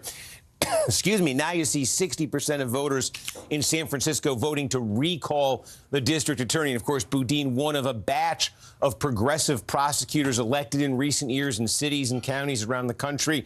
Others pursuing similar policies in other parts of the country, perhaps taking notice of a result like this. California, the rules that allow for recalls to get on the ballot, it's a little easier to get them on the ballot in California. But I think this is a result certainly that will resonate nationally. You mentioned, too, the mayor's race. We don't have all the votes counted, but we do know that Rick Caruso, Karen Bass will both advance to the general election here. Neither is going to get 50% right here. Now, if you're Bass, you're running in second place, but the good news is you see here it's a progressive candidate running in third place. So there's the possibility here from Bass's standpoint of, hey, you know, there could be a lot of votes sort of more on the left here that she could pick up in the general election. Is there as much room for Caruso to grow? At the same time, look, Caruso has been funding this campaign heavily with his own money, flooding the airwaves with ads. He'll continue to do that through November. And again, those same issues that we talked about in that San Francisco DA recall, crime, homelessness, quality of life, those have been issues that Caruso has emphasized. He certainly exceeded expectations so far just in getting to this point. So this race, it'll be settled in November, Caruso versus Bass. A couple other outstanding races just to flag for you, I think of interest, some congressional primaries in California. Here's one, and remember, they do it in California differently. Democrats, Republicans, they all run on the same ballot in the primary, and the top two, regardless of party, face off in the general election. So here in the Central Valley of California, the 22nd district, there's going to be a Democrat, Rudy Salas. He's a state legislator. He's going to be running in the general election. Who will be the second place finisher? Well, right now, it's an incumbent congressman in second place, David Valadao, a distant second place. And you can see he's only about 6 points ahead of another Republican, Chris Matisse. Why is Valadao doing so poorly as an incumbent? He voted for the impeachment of Donald Trump following January 6th. That's why Matisse said he got in the race. This is California. They have ballots that are still arriving. That'll still be counted. It could be a week till we get a final result. Valadao does have a bit of a pad here over Matisse, but we have not yet declared that Valadao will advance to the general election. He's got himself in a little bit of trouble here with his fellow Republicans in this district. Again, even if Valadao does advance to the general election, this is a tough district for him to hold. It voted for Joe Biden by 13 points. points in 2020. One other outstanding race just to flag, a name folks may remember from the last few years, Ryan Zinke. He was the Interior Secretary under Donald Trump. He had been a congressman from Montana before that, trying to stage a political comeback in Montana, running for a newly created House district. Montana gained a seat through redistricting. Zinke's in a real fight here. He leads Al Olszewski, a Republican challenger. The margin about 1.5 points, still some votes to come in right here. Zinke, of course, came to this race with some ethical baggage from his stint as Interior Secretary. His opponents, his critics, certainly tried to make that an issue in this campaign. Zinke's leading here with about 90% in, but this is a closer race than he was expecting. All right, NBC Steve Kornacki for us there at the big board. Steve, as always, thanks so much for breaking it all down for us. And thanks, Steve. It also means that, look, this could be weeks before Pennsylvania Democrat John Fetterman hits the campaign trail again. We have NBC News correspondent Dasha Burns, who joins us after speaking exclusively with Fetterman's wife. Dasha, first off, how is Fetterman's health? I mean, that was a big concern. And what does his wife say about the timeline of his return to the trail? Yeah, Morgan, we're here in Braddock, Pennsylvania, where the Fettermans live and where I sat down with Giselle, John Fetterman's wife, who is now both spouse and surrogate, while John Fetterman is still sidelined from the campaign. She told us that he views what happened to him as sort of a second chance to do better. Because, Morgan, what we learned was that he was diagnosed with a heart condition called AFib back in 2017. But his cardiologist says that he didn't come for follow-ups. He didn't take the medication he was supposed to be taking, and then he had a stroke that he admitted almost killed him. Now his wife says he's had a wake-up call. He's taking all of this very, very seriously. He is resting. But I asked her, you know, did at any point when this got really serious, when it got really scary, did they wonder whether this was worth it? Did they have a conversation about dropping out of the race? She told me no, that they didn't, that they view what he's doing here as a duty to try to make the country better. Take a listen to just some of what she told me. Someone asked, oh, do you think he can do the job because he's had a stroke? I mean, teachers have strokes and bus drivers have strokes, and every 40 seconds someone has a stroke. You know, how are we treating people if we see them as different because of that? Health crises are things people go through and live with, and every doctor has said, these aren't my words, that he will lead a long, healthy life if he does what he's supposed to, which he is committed to doing. She says he's on a low-sodium diet. He's going for walks every day. And actually, yesterday, we did get a brief glimpse of John Fetterman. He dropped by to say hello. He's not doing any media right now, but he was in an open-air Jeep. He waved. He said he's feeling well, and he looked pretty good. Oh, that's so he's great. still resting, and we'll see where this all goes as his opponent Oz is hitting the trail here. That's right, Dasha. Listen, I do want to ask sort of about the editorial of that campaign. I mean, he's launched this new campaign where he's characterizing himself as a political outsider fighting for the working class. I mean, is Fetterman really trying to appeal to moderate Republicans, or is he sort of making this last push for undecided voters? Well, look, he's going after the voting bloc that Democrats have largely lost over the last few years. The union voters, those blue dog Democrats, working class voters that turned to Trump. They saw him as sort of not your typical politician. Well, that's exactly what John Fetterman is casting himself as sort of an outsider, as somebody who's not your standard Washington insider. And he's hoping to win back some of those folks and going after, you know, some of the voters that turned to Trump. So it's going to be interesting to see where he and Oz can kind of collide and which voters are starting to look at a guy like Fetterman. All right, Dasha Burns there in Pennsylvania. Dasha, thank you. San Francisco District Attorney Chase Boudin has been recalled. He ran on a platform of decarceration, vowing to reform the city's criminal justice system, eliminate cash bail, and reduce the number of people sent to prison. But as crime and homelessness spiked, even voters in one of America's most liberal cities had enough. Here's NBC News correspondent Jacob Ward.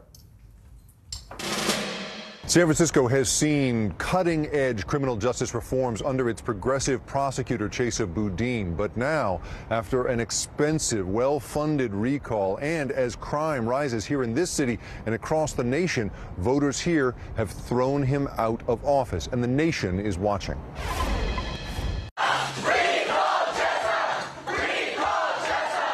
The progressive reforms that helped elect San Francisco's District Attorney Chesa Boudin in 2019 may have caused those same voters to toss him out of office last night. People are right to be frustrated. There's so much room for improvement. People should hold all of us to a higher standard. Boudin won office promising to fight inequality in the justice system, with alternatives to prison pushing against what he calls mass incarceration. The successful recall vote halfway into his 4-year term was not a surprise. Polls leading up to the election showed voters were driven by the perception of a city in decline. Homelessness and drug addiction are rampant, and crime is up. Homicides and assaults are up 11% so far this year. There's been a wave of recent hate crimes, and auto thefts touch every neighborhood. A lot of progressives are so wed to what they believe in that they won't listen to what actual people are telling them. Lifelong liberal Adam Westnick is one of them. I was, my God, I've been robbed on Mission Street. I was jumped on 6th Street. The owner of this San Francisco sandwich shop says the DA's politics are no match for crime in his city. The ideology that's happening now is a little bit dangerous for the residents. Boudin says the recall is a political tactic. The right-wing billionaires outspent us 3-1. They exploited an environment in which people are appropriately upset. And they created an electoral dynamic where we were literally shadowboxing. But for Wesnick, things feel out of control. The top cop has failed. With this recall, DAs in other cities nationwide are now on alert. Now, supporters of Boudin say that unwinding 50 years of tough on crime policies was never going to be easy, nor would it be politically popular. But even people here who voted Boudin into office told us that they simply feel he was not doing enough to fight crime in this city. And now, progressive prosecutors in other cities like Los Angeles and Chicago who are facing possible recall efforts, well, they'll be watching these results very closely. Jacob Ward, thank you. The Department of Homeland Security has issued a warning of potential violence in the states in the coming months due to several high-profile events, including the highly contentious decision on Roe v. Wade. Now, NBC News Now national security correspondent Ken Delaney will join us to help break down the Department of Homeland Security warning. Hey, Ken, good to see you. What exactly is Homeland Security warning us of? And is there a timeline for any specifics in terms of what they're expecting?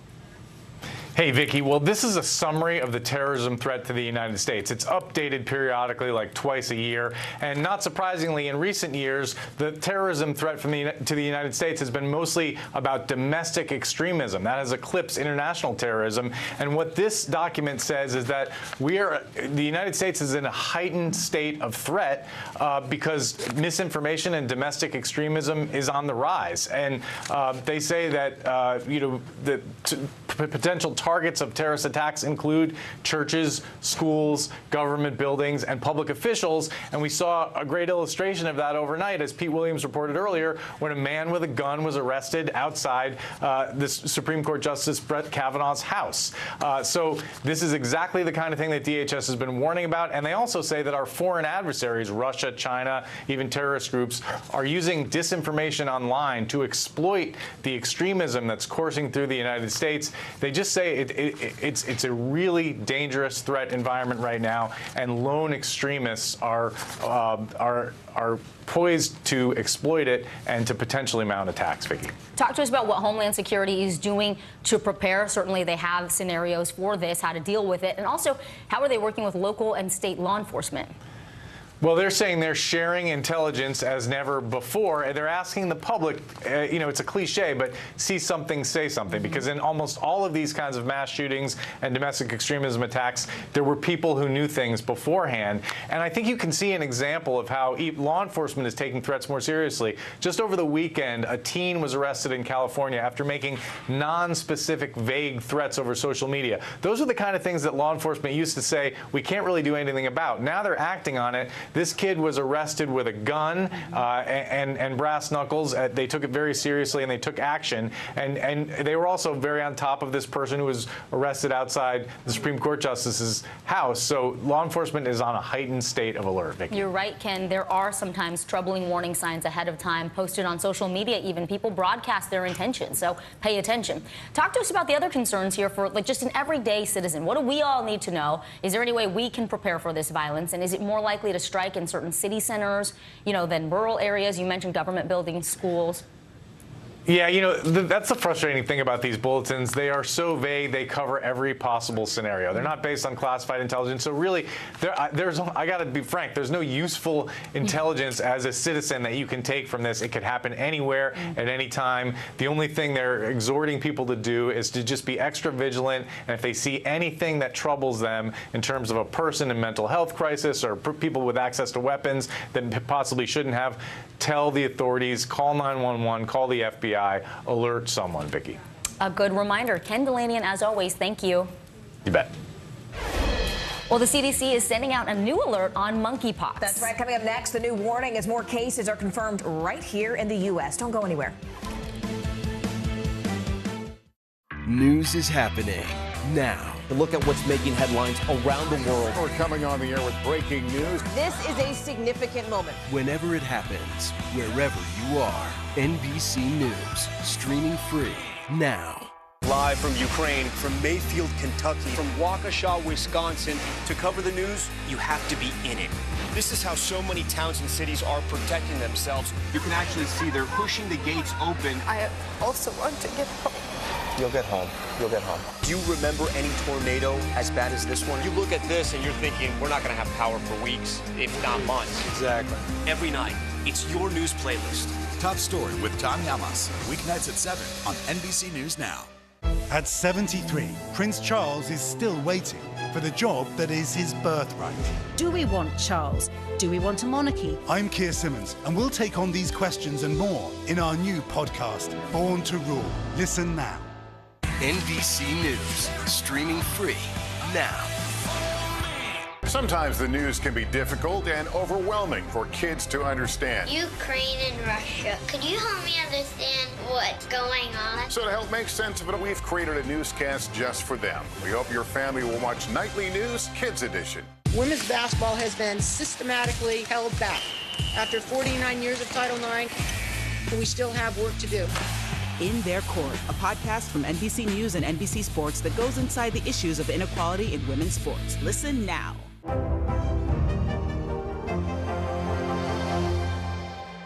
NBC News, streaming free now. Women's basketball has been systematically held back.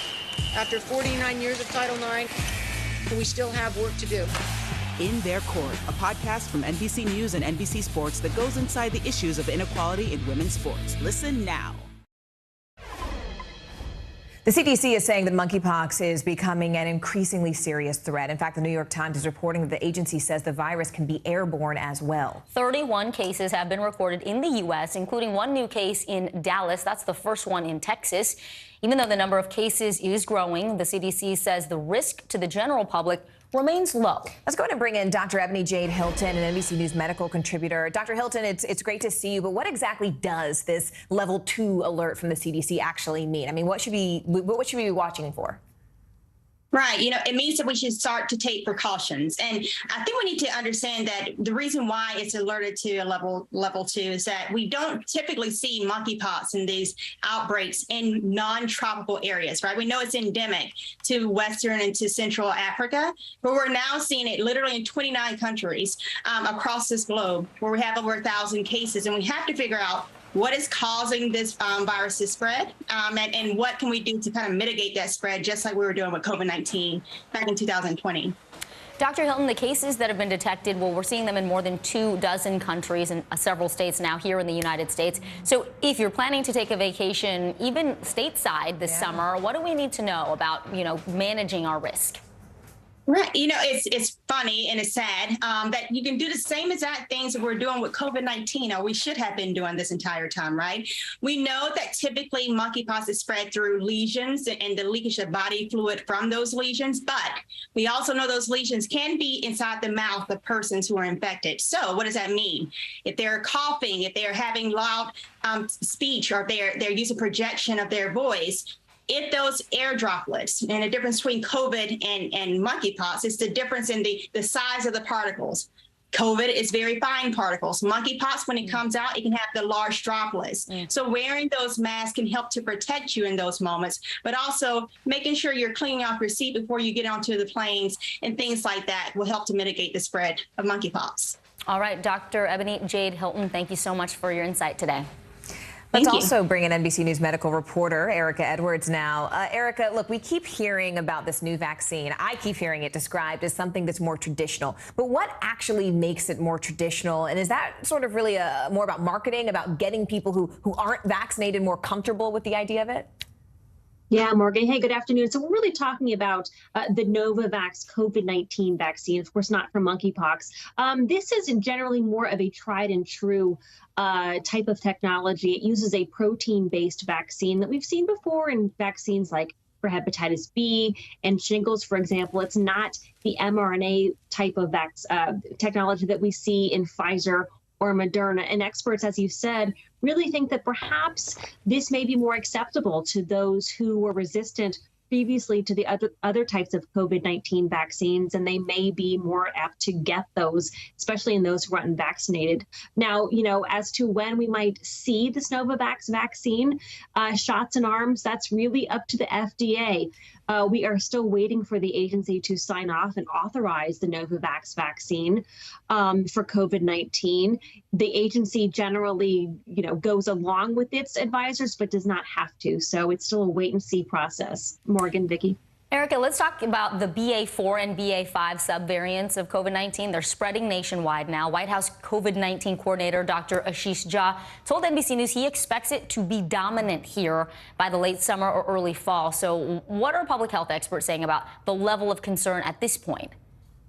Yeah, so those BA4 and BA5 subvariants, as you said, are inching their way along into circulation among all of the COVID-19 cases here in the U.S. They now account for about 12% of cases. Dr. Jha said that, you know, this is really a prime example of what viruses do. They want to evolve in ways that evade our immunity.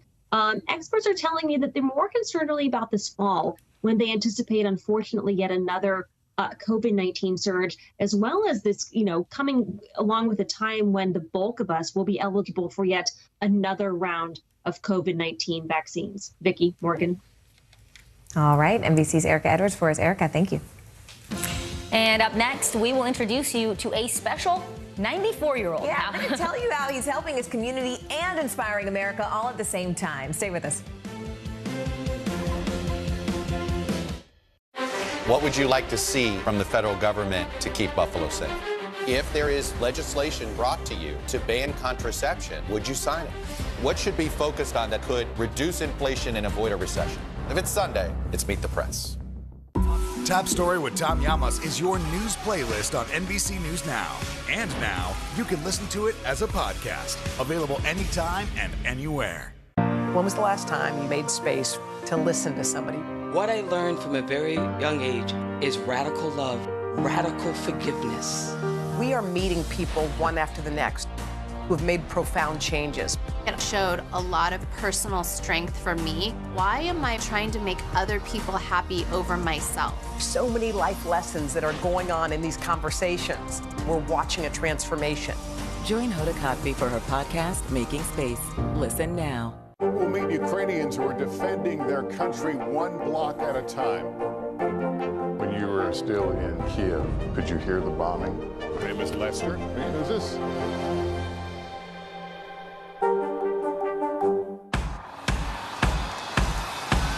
News is happening now. Look at what's making headlines around the world. Right now on Morning News Now. We're coming on the air with breaking news. And this is a significant moment. whenever it happens, wherever you are. NBC News, streaming free now. Sometimes the news can be difficult and overwhelming for kids to understand, so we've created a newscast just for them. We hope your family will watch Nightly News Kids Edition. Top Story with Tom Llamas, weeknights at 7 on NBC News Now. Now Tonight with Joshua Johnson, streaming weeknights at 8 on NBC News Now. So check this out. There's a man who's becoming a shining light, figuratively and literally, right? Wow, yeah, he's climbing new heights and inspiring America. NBC correspondent Harry Smith has his remarkable story. Lighthouses, like this one in Atlantic City, were built to be a sailor's friend, a guide to safe harbor. And should you be a lighthouse, you couldn't ask for a better friend than Buddy Grover. What drew you to the lighthouse? What made you think I want to volunteer here? Well, I haven't decided what I want to be when I grow up yet. His bearing belies his age. Buddy is 94. And for a dozen years now, he's donned his lightkeeper's cap and coat to climb the stairs of the tallest lighthouse in the state. Cuatro, cinco, seis. He says he counts in Spanish to keep his mind sharp. We dropped out when he started counting backwards. It's 228 steps, in case you were wondering. Is it hard for you to climb all those stairs? Absolutely not. Here, Buddy greets his young visitors with tales of the tower's historic past. You have seen the light. As charming and affable as a docent could be. We've been a tourist attraction since the light went on in 1857. Buddy says his time in the Marine Corps and then decades as a letter carrier prepared him for his most recent career turn. Actually, I live like a king, even though I don't have much money. Life has been good to me, and I have good health. And a place where he is needed and much appreciated. How long do you think you're going to continue to do this? As long as I am able. Arbitrarily, I chose 105. For Buddy, as the song says, is indeed young at heart. Harry Smith, NBC News, Atlantic City, New Jersey. Hey everyone, I'm Vicki Wynn. Yeah, good Wednesday. I'm Morgan Radford. Thanks so much for joining us. Right now on NBC News Now, high-stakes hearing. Lawmakers hear from mass shooting survivors, including a young girl who had to play dead just to stay alive. Billion-dollar lawsuit. The world's top gymnast sexually abused by a disgraced doctor sue the FBI. Inside the lawsuit coming up. And must-see TV, the first public hearings into how the January 6th attack actually took shape. What we're learning about the primetime drama ahead. Stinging sticker shock, a little-known federal law lifting the curtain on those sky-high hospital prices. It's not being followed. What's being done to hold the hospitals accountable? Later on.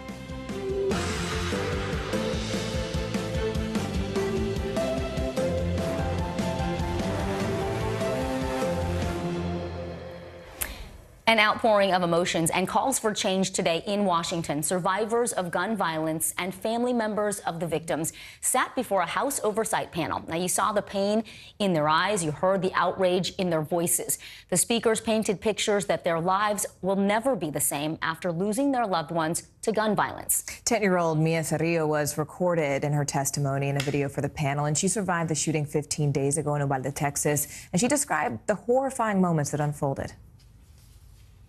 We went to go hide behind my teacher's desk and behind the backpacks, and then he shot the little window, and then he went to the other classroom, and then he went, there's a door between our classrooms, and he went to there and shot my teacher and told my teacher goodnight and shot her in the head.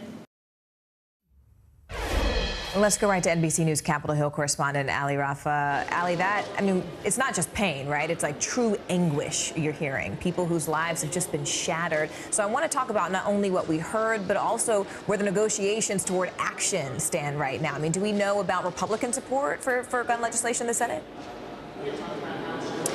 Yeah, so we know a little bit about what Republicans are talking about and negotiating over with Democrats in the Senate side. Remember, before that Memorial Day recess, Senate Majority Leader Chuck Schumer gave Senator Chris Murphy, who's leading this effort, more time to find at least 10 Republican senators to side with all Democrats in some sort of gun reform legislation.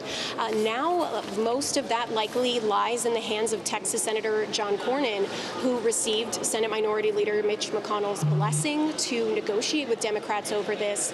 And we're hearing a little bit about what provisions Republicans are willing to negotiate on this table over. We're hearing that they are in favor of hardening school security, potentially more arming of teachers in schools, as well as boosting funding for several mental health programs.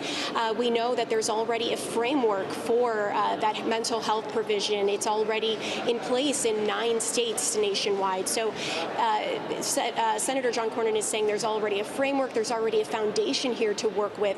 But some of the issues that we're still hearing are on the negotiating table. We still don't know how much Republican support it will garner, are things like making it mandatory for juvenile criminal records to be accessible when people between the ages of 18 and 21 go to buy a gun, go to buy potentially an assault rifle, as well as red flag laws, providing an incentive or a grant system for states to decide on their own whether they want to implement them, rather than have a federally regulated system. Also, something we're hearing is on the negotiating table is expanding background checks to cover casual gun hobbyists, people who attend gun shows, but things that are not being considered, notably, are an assault weapons ban, universal background checks, several other things that we've heard Democrats say that if there was a vote right now, they'd all vote in favor of it, but still some policies just going back and forth in as far as negotiations, Morgan. Well, we also know that things are moving a little bit faster in the House. What votes are actually planned later on today? So we know the House will vote on its version of gun legislation this afternoon around 1:30 when this committee hearing is likely in recess. This legislation is likely doomed. It is not likely to have the support it needs to go on towards the Senate, but regardless, it's an opportunity that lawmakers are taking. Democrats especially are in favor of getting all lawmakers on the record with where they stand on some sort of gun legislation. There are some things that the House is considering that the Senate is not in talks over. We know that the House is considering that red flag law that I mentioned, as well as expanding background checks to close that Charleston loophole and provide background checks for those 18 to 21-year-olds. So there are several things that the House is considering that the Senate, as we hear of these discussions, is not. But again, just the fact that they're taking action doesn't guarantee any changes to be made. All right, NBC's Ali Rafa joining us live from Capitol Hill. Ali, thank you so much. In the wake of the school shooting in Uvalde, one group is working overtime to help Robb Elementary move forward. The Principal Recovery Network is a group of school leaders who have experienced gun violence firsthand. NBC News Now anchor Hallie Jackson spoke to the principals bonded by tragedy. When former Columbine principal Frank DeAngelis heard about the massacre in Uvalde, he picked up the phone and left a voicemail for the principal of Robb Elementary. I guess I was pretty naive back in April of '99. I made the comment within 24 hours. I said, I hope my beloved 13 do not die in vain, and that this does not happen again. And unfortunately, it continues to happen. It's part of his work with the Principal Recovery Network, a group he helped found of school leaders who experience gun violence. They offer help right away and support to principals who lead schools that have encountered shootings. Why do you think the Principal Recovery Network helps and is useful in a moment like this? Well, I think a lot of times one of the things that was kind of a trigger for many of us is principals or teachers stating that I know what you're feeling, and you're trying to say, do you really? Were you stuck in a classroom? Did you encounter a gunman? More than 311,000 students have been exposed to gun violence during during school hours since Columbine happened, according to the Washington Post. And now the Uvalde shooting has spurred the network to write an open letter to elected officials saying, "We beg you, do something, do anything." But without policy changes, more schools are being forced to figure out themselves how to, for example, reopen after a shooting. Really, we have to kind of let them take the lead in talking about it. So it is appropriate to ask questions. How are you feeling? Are you feeling okay? Are you feeling safe? That's maybe the biggest challenge to recovery. How do you get students to feel safe in school again after they've experienced something as horrific as a mass shooting? Is that even possible? Well, it is difficult. And one of the things that I learned is afterwards, you want the kids to feel safe. You want the parents to make sure that they feel safe having the kids there. But at the same time, you want to make sure that you do not have things in your building that are triggering the emotion and anxiety. For the students at Columbine, that meant, for example, changing the sound of the fire alarm and choosing to stop serving Chinese food in the cafeteria because that's what they had for lunch the day the shooting happened.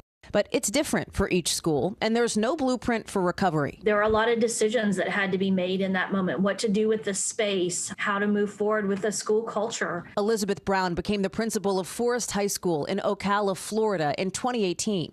Just 45 days after a student who'd been expelled hurt a classmate with a sawed-off shotgun before it jammed.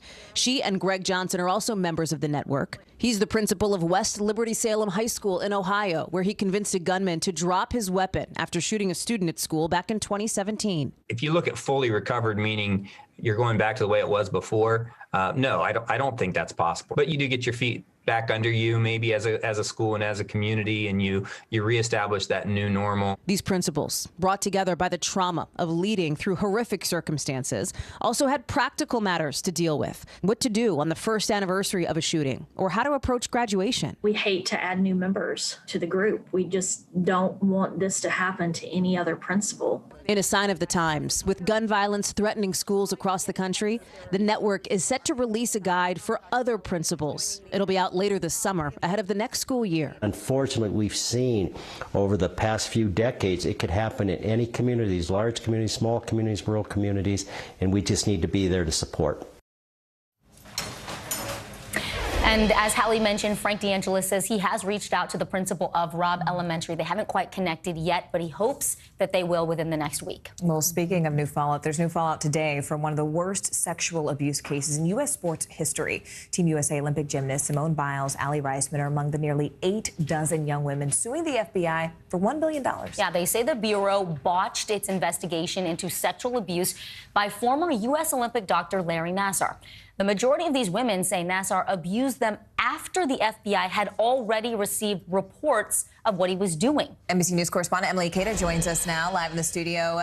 Emily, tell us, what's sort of the fine print of this case? Yeah, this is a massive lawsuit. I've got one of the claims here involving some of the survivors who are willing to publicly share their stories. It's quite chilling to read through.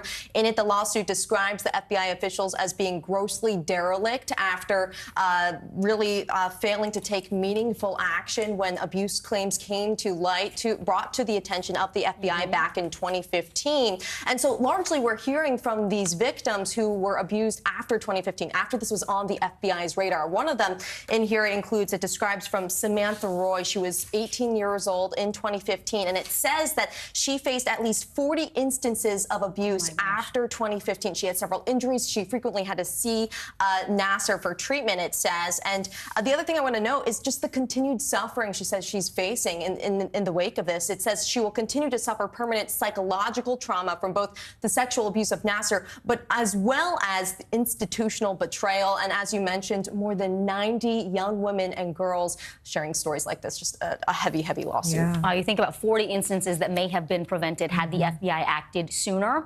This isn't the first group of Nassar survivors to file a lawsuit. So talk to us about, why is this lawsuit different, and also next steps for both? So both of these lawsuits, the first being coming from 13 13 athletes. This one, as I mentioned before, more than 90, are filed under something called the Federal Tort Claims Act. So pretty legal jargon, but essentially this means that it's people that are seeking compensation from the federal government when they feel like they've been wronged by some of its employees. And so the federal government has about 6 months to respond. If a settlement with the FBI is not reached, we could see civil lawsuits come to fruition. I should mention that the FBI has declined to comment. And on background, Larry Nassar was convicted of abusing 10 different females, and he faces essentially life in prison because of it. But speaking of that response, I mean, the timeline is sort of interesting because just a few weeks ago, the DOJ actually declined to press charges against those FBI agents. So is this lawsuit now sort of in response to that? Yeah, it does seem to be that way. I think we heard from a stream of athletes really expressing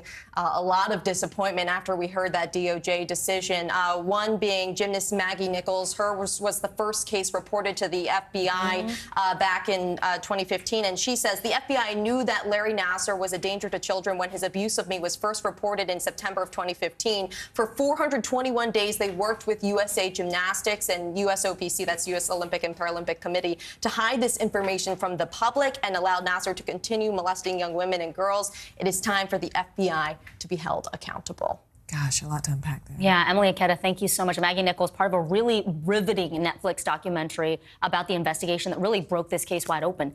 Thank you, Emily. Great to see you on set today. Good to be here. Appreciate it.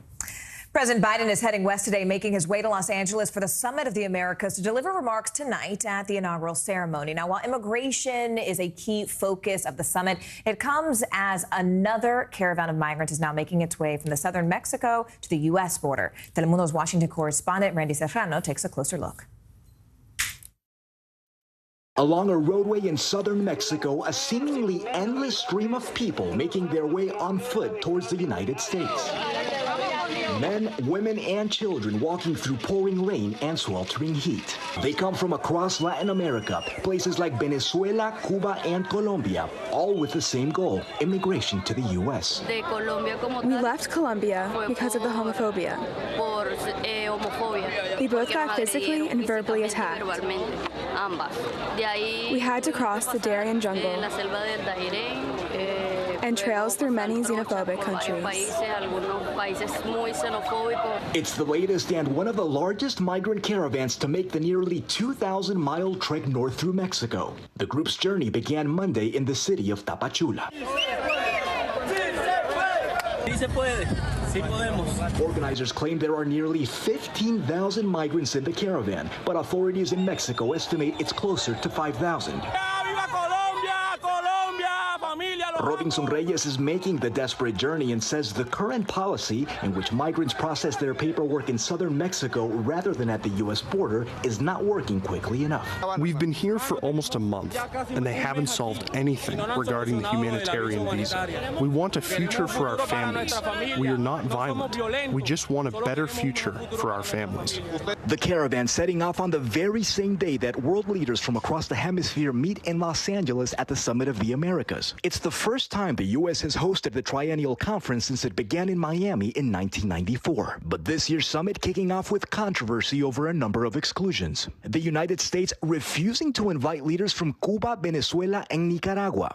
The president's principled position is that we do not believe that dictators should be invited. Prompting leaders like the president of Mexico, Andrés Manuel López Obrador, to skip the conference and send a representative instead. No puede haber cumbre de las Américas si no participan todos los países del continente americano. Now the presidents of Honduras, El Salvador, and Guatemala following suit, announcing they too would not attend the summit. Señor presidente de la República, el doctor Alejandro Yamatei, no asistirá a la Cumbre de las Américas. The absence of the countries from which many of the migrants originate threatening to derail the goals of the summit. Well, NBC News White House correspondent Mike Memoli is in Los Angeles ahead of the president's arrival. Hey, Mike, some may view this summit as a real test of U.S. influence in the region. So what is President Biden's message going into his remarks tonight? Walk us through the points he is hoping to make.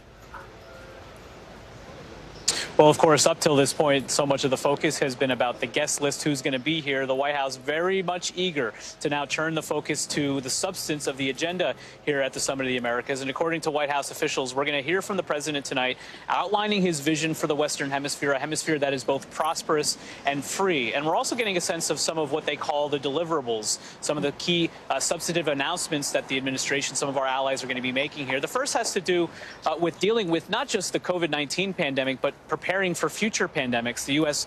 leading the way with a $100 million investment to try to train up, among other things, 500,000 healthcare workers to really build up the healthcare infrastructure throughout the region to deal with future health crises moving forward.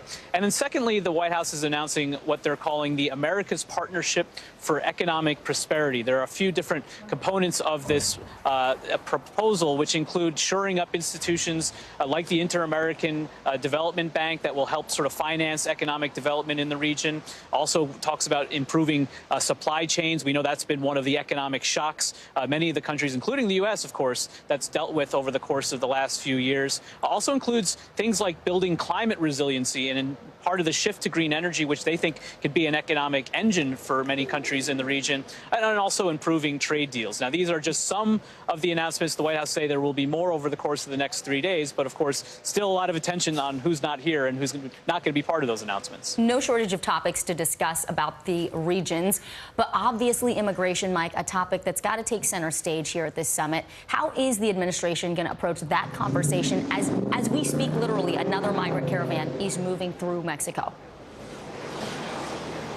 Whenever this administration has been asked about the migrant surge at the border, their explanation has been, well, we are dealing with both a once-in-a-century health epidemic, obviously with the COVID-19 pandemic, that has only deepened the economic strains on especially that northern triangle in Central America, where about 2/3 of the migration is coming from. And so I just laid out the proposals. It was very deliberate on the part of the White House to structure this summit in that way, first announcing something to deal with the pandemic, then economic improvement. But that will set the table for an announcement we expect on Friday from the administration. They're going to call it the Los Angeles Declaration on Migration, and we expect a number of the countries who are attending this summit to sign on to that declaration. Now, the White House hasn't offered details yet on what will be included in it, but there has been some reporting that among some of the components of it, we'll see Canada step up. Of course, they're also participating in this summit, but also countries in Europe to accept some of the refugees that are being fleeing not just Central America, but Haiti, Cuba, other countries to try to take the strain, of course, off the U.S., which has been bearing the brunt of this. And Mike, before I let you go,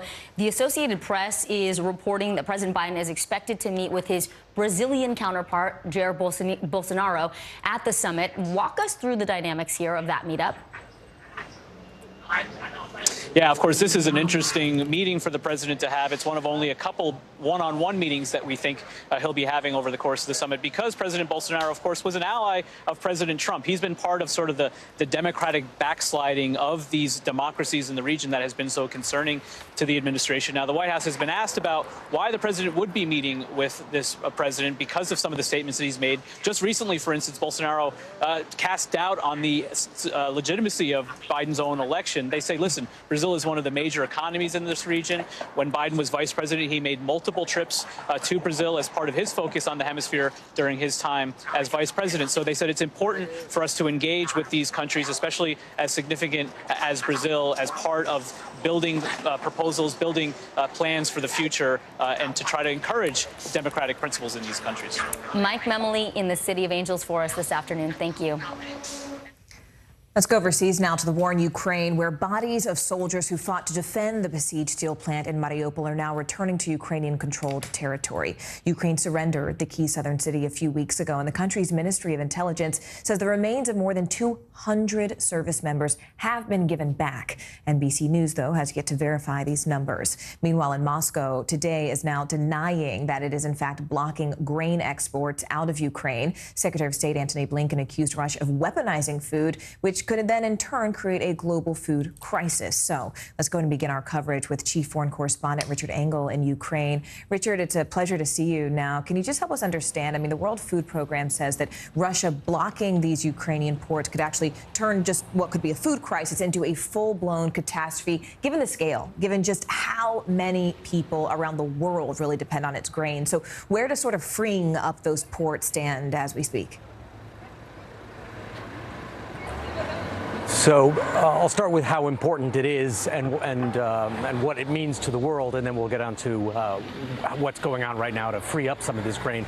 And we're talking about 20 million tons of grain that are sitting in warehouses in this country, which Ukraine can't export or can't efficiently export, because it does have the capacity to remove some of the grain and export it by truck, but it's not nearly in the quantities that are required. So Ukraine is one of the biggest suppliers of grain in the world. This country is enormously fertile. It is very flat. It is perfect for grain and other cereals. Most of the grain traditionally is exported by sea, but right now, because of the Russian invasion, not only has much of Ukraine's southern coast been occupied by Russian forces, making it impossible for Ukrainian troops or trucks or vessels to even get to the southern coast, but then in the Black Sea itself, particularly the northern Black Sea, Russia has positioned about 40 warships and is maintaining a naval blockade. So the grain can't get to the coast, and if it were to get to the coast, there's a risk that the Ukrainian vessels would be stopped, turned around, or sunk by Russian warships. So this country is not able to export the grain that it primarily sends to people in Africa and the Middle East who are dependent on grain from this country. And the World Food Program, the EU and the United States and other nations are accusing Russia of holding food supplies hostage in order to further its war aims. What Russia is looking for is legitimization. It wants the world to accept its occupation of the South as a fait accompli and work out an arrangement in which the grain would be exported through Russia, that Russia would dominate the South, dominate the Black Sea, and that Ukraine would have to ask Russia's permission and Russian escort to get its grain to market where it is badly needed. And Richard, just very briefly, I do want to ask you about those fallen Mariupol fighters before we let you go. I mean, what do we know about the returning of their bodies, and really are captured soldiers still in Russian control? So the city of Mariupol was one of the most hard-fought losses that Ukraine has suffered so far. It is a major city. It is right on the Sea of Azov, in that area where Russia has captured territory, and also where Russia is maintaining its naval blockade. The Sea of Azov leads to the Black Sea. And for the last couple of days, there have been negotiations, and now the movement has begun to take out some of the bodies from the city, Ukrainian bodies, and exchange them for the bodies of Russian soldiers. And according to Ukrainian officials, about 300 bodies have been exchanged so far, roughly in the same quantity, about 150, 160 from each side. And it is something that is symbolically important for Ukraine, obviously symbolically important for Russia as well. But what it means for many Ukrainians is that the war is becoming more and more normalized. It means that they are now in a position to just do the best they can, extract the remains of their fallen soldiers so that they can give them some sort of proper burial. But there are no efforts underway at least for now, to try and actually free Mariupol. The best they can hope for is to recover the remains. Wow. All right, Richard Engel there on the ground for us. Richard, thank you. Retired Colonel Mark Cancian joins us now. He is a senior advisor at the Center for Strategic and International Studies. Colonel, thank you for your time this morning. What do you make of Russia's apparent strategy of using these grain exports? They've denied it. What evidence do we have that they are using it as a tool to block the food supply chain? And what would happen if this continues? Well, there's no question that the Russians have instituted a naval blockade of Ukraine. Ukraine only has a coastline down there in the Black Sea. Russia has a much larger fleet. The Ukrainian fleet has essentially been destroyed. So the Russians are able to control what goes in and out of Ukraine. Ukrainian missiles have forced the Russians back so that their blockade has to be further away from the shore, but they're still able to prevent other ships from going in and out. And included in those ships, of course, are not just regular commercial vessels, but grain shipments. And as you've heard, Ukraine provides a large part of the world's food supply. Colonel, Ukraine has been pushing back against Russian advancement in the east. How significant is that, and what is working for them that's allowing them to hold Russia off from complete control in the Donbas region? Well, the Ukrainian resistance has been very formidable. Fighting right now is really in two areas. In the southwest, the Ukrainians are actually pushing the Russians back around the city of Kherson. Russians can't be strong everywhere. Their forces are quite limited. Most of the intense fighting is in the east. There's a city, Severodonetsk, which the Russians have pretty much taken over. It's at the end of a salient. The Russians are trying to pinch off the salient. They've made some progress, but it's been very slow. And we're really moving into a new phase of the war. The artillery, entrenchments. It looks a lot like World War I with 21st century weapons. And it's a phase that's going to revolve around attrition. It is a long war where there were casualties and losses on both sides over a long period of time. Both sides entrenched. Colonel Mark Kansian, we appreciate your perspective this morning. Thank you. Well, inflation hitting all-time highs. Drivers feeling the pain at the pump. Up next, a new warning from the Treasury Secretary about a possible recession. Stay with us.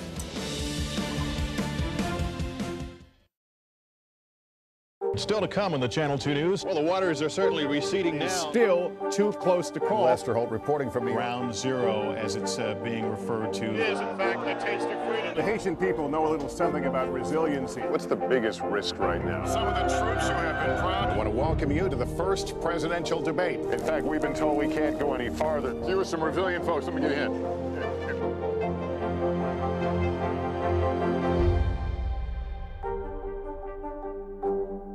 What would you like to see from the federal government to keep Buffalo safe? If there is legislation brought to you to ban contraception, would you sign it? What should be focused on that could reduce inflation and avoid a recession? If it's Sunday, it's Meet the Press. Live from Ukraine, from Mayfield, Kentucky, from Waukesha, Wisconsin. To cover the news, you have to be in it. This is how so many towns and cities are protecting themselves. You can actually see they're pushing the gates open. I also want to get home. You'll get home. You'll get home. Do you remember any tornado as bad as this one? You look at this and you're thinking, we're not going to have power for weeks, if not months. Exactly. Every night, it's your news playlist. Top Story with Tom Llamas, weeknights at 7 on NBC News Now. Sometimes the news can be difficult and overwhelming for kids to understand. Ukraine and Russia. Could you help me understand what's going on? So to help make sense of it, we've created a newscast just for them. We hope your family will watch Nightly News Kids Edition. Right now on NBC News Now, look at what's making headlines around the world. We've got 3 new developments just this afternoon. We begin this hour with breaking news. This is what it looks and feels like to try to escape Ukraine. I don't want us to say goodbye.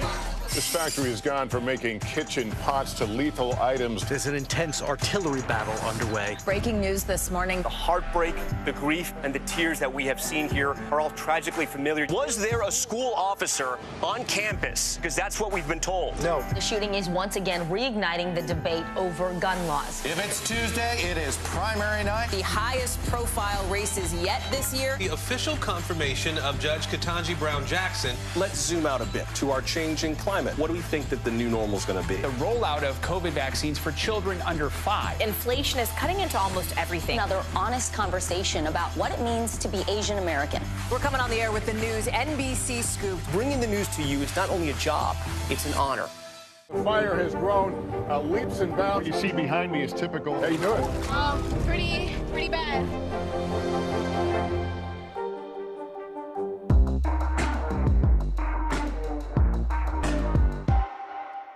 We're here to start conversations about the big things happening in our world, because it's not my job to tell you what to think. My job is to think about what you tell me. Now Tonight with Joshua Johnson, streaming weeknights at 8 on NBC News Now. Treasury Secretary Janet Yellen says inflation is here to stay, plus a new sign the U.S. is teetering toward a recession. So are we teetering? CNBC senior markets correspondent Dom Chu joins us now to help us make sense of it all. Dom, before we sort of get into it, let's start with a look at the markets right now. Where do things stand? So, I mean, markets are trying to figure out the kind of direction that we're going for right now. You can see the Dow's down about 100 points. What that next catalyst is for a move either higher or lower, that's what you're seeing play out right now.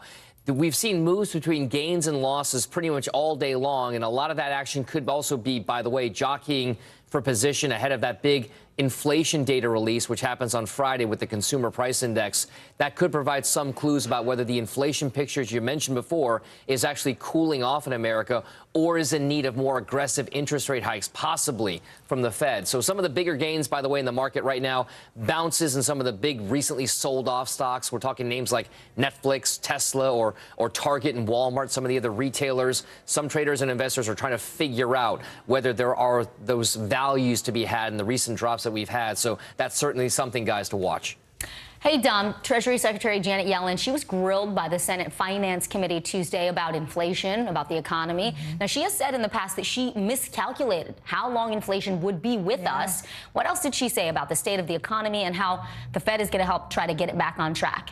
Yes, so to your point, I mean, Secretary Yellen did reiterate a lot of the things that policymakers like herself and Fed Chair Jay Powell have said in recent weeks and months. So the main focus of that appearance before the Senate Finance Committee was supposed to be on President Biden's proposed budget.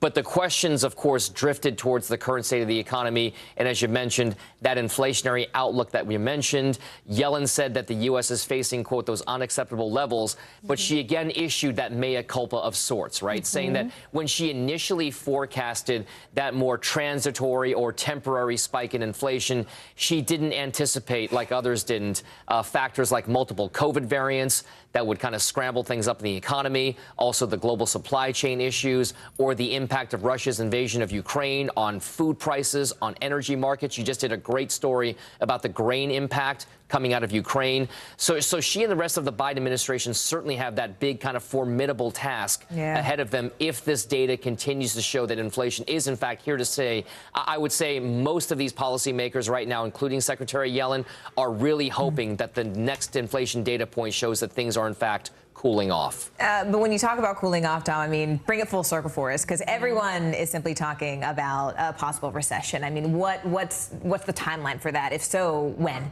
Okay. All right. So right now, the consensus, if there was one, I mean, just 6 months ago, we were talking about this and recession was not the base case. It is still not the base case scenario, but there are certain signs that maybe things are slowing down. And the Federal Reserve Bank of Atlanta has this thing called a GDP Now tracker. It's showing more of a slowdown in the economy than previously thought. It now shows that the U.S. will grow at a yearly or annualized pace for the second quarter of 0.9%. So that's a kind of downgrade from where they were before. That tracker from the Atlanta Fed tries to track things more in real time, use kind of data on a more dynamic basis to kind of project where the economy is headed. Now, that data could be showing that slowdown. But remember, when we talk about recession, it's important to note here that, you know, some folks out there, and you'll hear it on your air as well as others, that it's just 2 straight quarters of GDP declines. Now, that is not the official definition of a recession.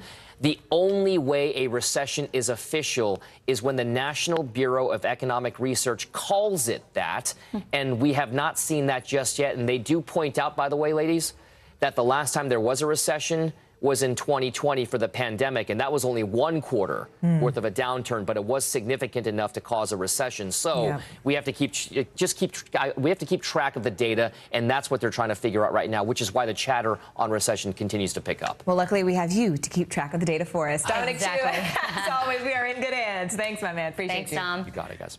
All right, well, if your summer travel plans involve flying on a plane, your vacation may be in trouble. Nearly every airline is facing a pilot shortage, which is causing a lot of them to ground planes and cut their flights. Tom Costello explains just how we got here. The great escape of 2022 is out of the gate. You have a completely full flight today? But even if you booked your summer travel months ago, beware. The airlines are still struggling with staffing and schedules. American Airlines just announced it's grounded 100 regional jets because it doesn't have the pilots to fly them.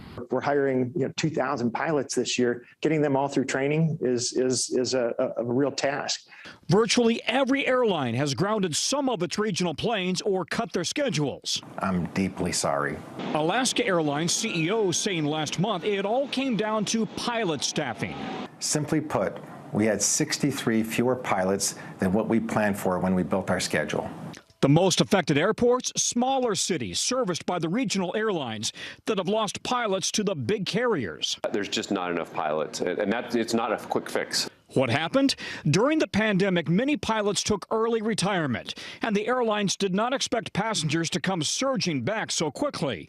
Complicating the problem, pilots are required to retire when they're 65, regardless of their physical health. I think 65 is the new 50. Rich Seiler has been flying for 40 years, first with the Navy, then Delta. He had to retire earlier this year when he turned 65, even though he felt he could keep flying. We are trained, we are evaluated constantly. We should be able to come back in and do the job until we physically or mentally can't do it. Now, Congress may consider raising the retirement age, while Republic Airways wants to lower the flight hour and training requirements for new pilots. The big airlines and the unions are opposed. In the meantime, fewer pilots, fewer planes, and fewer seats could be a problem that lasts through Christmas and for years to come. It's not going to get fixed in the next 12 months, that's for sure. Some CEOs at United are saying it's 3 to 5 years of this type of issues. The January 6th committee is holding its first public hearing. That's right. The committee laying out a timeline of what exactly happened that day. The details of what we can expect coming up next. News is happening now. To look at what's making headlines around the world. We're coming on the air with breaking news. This is a significant moment. Whenever it happens, wherever you are, NBC News, streaming free now. To cover the news, you have to be in it. These are families trying to board those trains to Poland. I also want to get home. You'll get home. Every night, it's your news playlist. Top Story with Tom Llamas, weeknights at 7 on NBC News Now. Now Tonight with Joshua Johnson, streaming weeknights at 8 on NBC News Now. To cover the news, you have to be in it. This is how so many towns and cities are protecting themselves. You can actually see they're pushing the gates open every night. It's your news playlist. Top Story with Tom Llamas, weeknights at 7 on NBC News Now. Women's basketball has been systematically held back. Our players and coaches have been harmed. After 49 years of Title IX, we still have work to do. In Their Court, a podcast from NBC News and NBC Sports that goes inside the issues of inequality in women's sports. Listen now. When was the last time you made space to listen to somebody? We are meeting people one after the next who have made profound changes. I think you're going to be blown away by the life lessons. Join Hoda Kotb for her podcast, Making Space. Listen now. To cover the news, you have to be in it. These are families trying to board those trains to Poland. I also want to get home. You'll get home. Every night, it's your news playlist. Top Story with Tom Llamas, weeknights at 7 on NBC News Now. When was the last time you made space to listen to somebody? We are meeting people one after the next who have made profound changes. I think you're going to be blown away by the life lessons. Join Hoda Kotb for her podcast, Making Space. Listen now. We're here to start conversations about the big things happening in our world, because it's not my job to tell you what to think. My job is to think about what you tell me. Now Tonight with Joshua Johnson, streaming weeknights at 8 on NBC News Now. Live from Ukraine, from Mayfield, Kentucky, from Waukesha, Wisconsin. To cover the news, you have to be in it. This is how so many towns and cities are protecting themselves. You can actually see they're pushing the gates open. I also want to get home. You'll get home. You'll get home. Do you remember any tornado as bad as this one? You look at this and you're thinking, we're not going to have power for weeks, if not months. Exactly. Every night, it's your news playlist. Top Story with Tom Llamas, weeknights at 7 on NBC News Now. Hallie Jackson Now, weekdays at 5 on NBC News Now. From Brooklyn, we're next to the subway station. The state's reservoirs are alarmingly low. War will pass them by.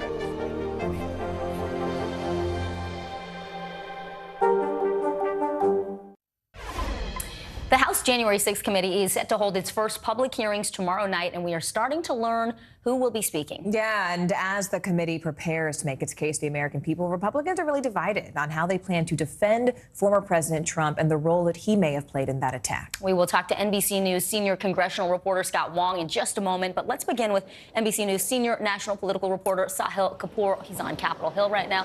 Sahil, as we look ahead to tomorrow night and this primetime hearing, what do we know about the first witnesses who are expected to speak?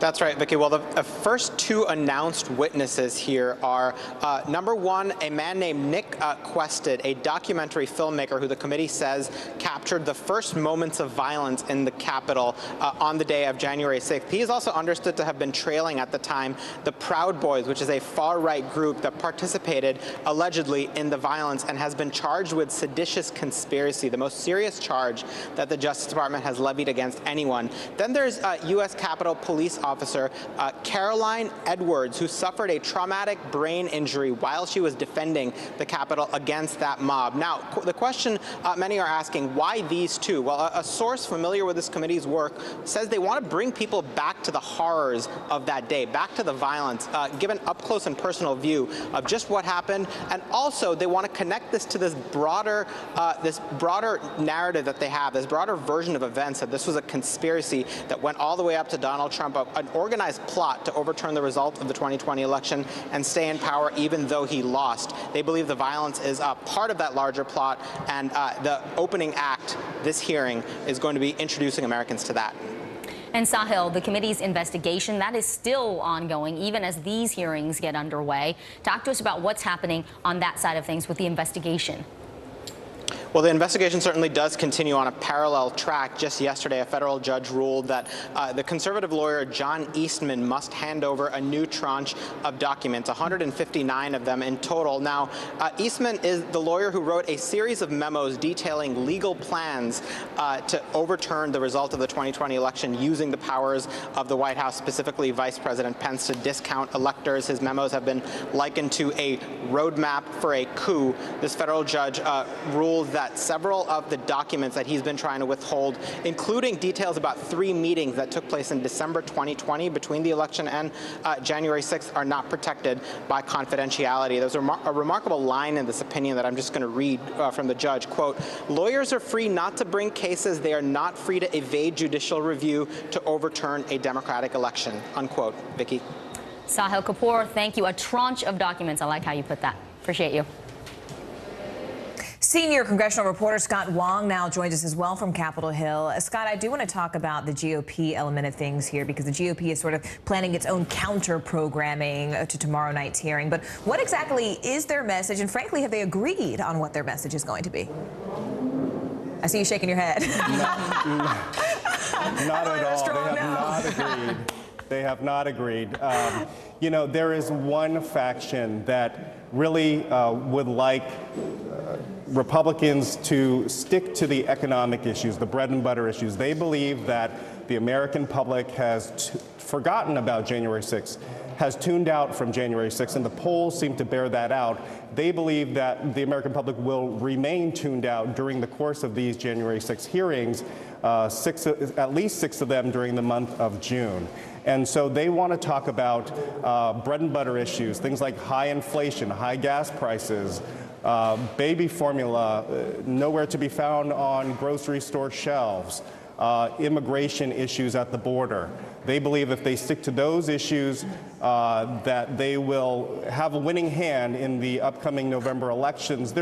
But at the same time, what we have heard from House GOP leadership, while they are talking about those economic issues, they are keenly aware that Donald Trump likes to have his defenders in Congress, having his back. And so we got a little bit of a preview from some of those House Republican leaders today, Elise Stefanik, Jim Jordan among them, who were basically slamming the upcoming hearings, calling them Nancy Pelosi's sham committee, talking about how this is a primetime political witch hunt against Donald Trump in a bid to prevent him from being able to run for president ever again.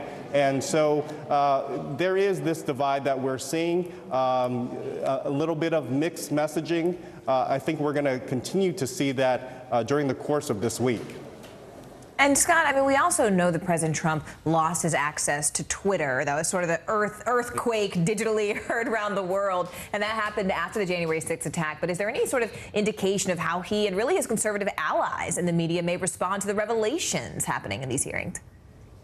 I mean, that is the big question for this week. How does President Trump respond to these January 6 hearings? How does he inject himself into the conversation? You know, we've watched the past 6 years of how President Trump likes to watch how the coverage is of him on television, and we can be sure he will be tuning in to these hearings. A number of people have floated ideas. Of course, he can continue to pump out press statements, which he has done through his Save America PAC.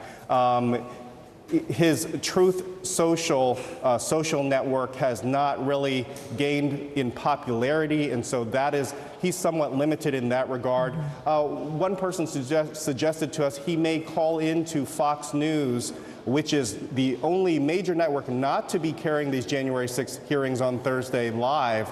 He could call into some of his conservative allies on Fox News, including Sean Hannity and Tucker Carlson. That is one possibility for the president. As I said before, this is the big question that hovers over these hearings. What will President Trump do later this week? All right, NBC Scott Wong for us on Capitol Hill. Scott, thank you so much. And to our viewers, stay with us, because coming up we have the story of one woman who trusted her body when she really felt like something was just off, even when she says that doctors told her it was all in her head. This is a good one. The importance of not only looking for early warning signs, but also acting on them. That's coming up after this break. To cover the news, you have to be in it. This is how so many towns and cities are protecting themselves. You can actually see they're pushing the gates open every night. It's your news playlist. Top Story with Tom Llamas, weeknights at 7 on NBC News Now. From Brooklyn, we're next to the subway station. The state's reservoirs are alarmingly low. War will pass them by.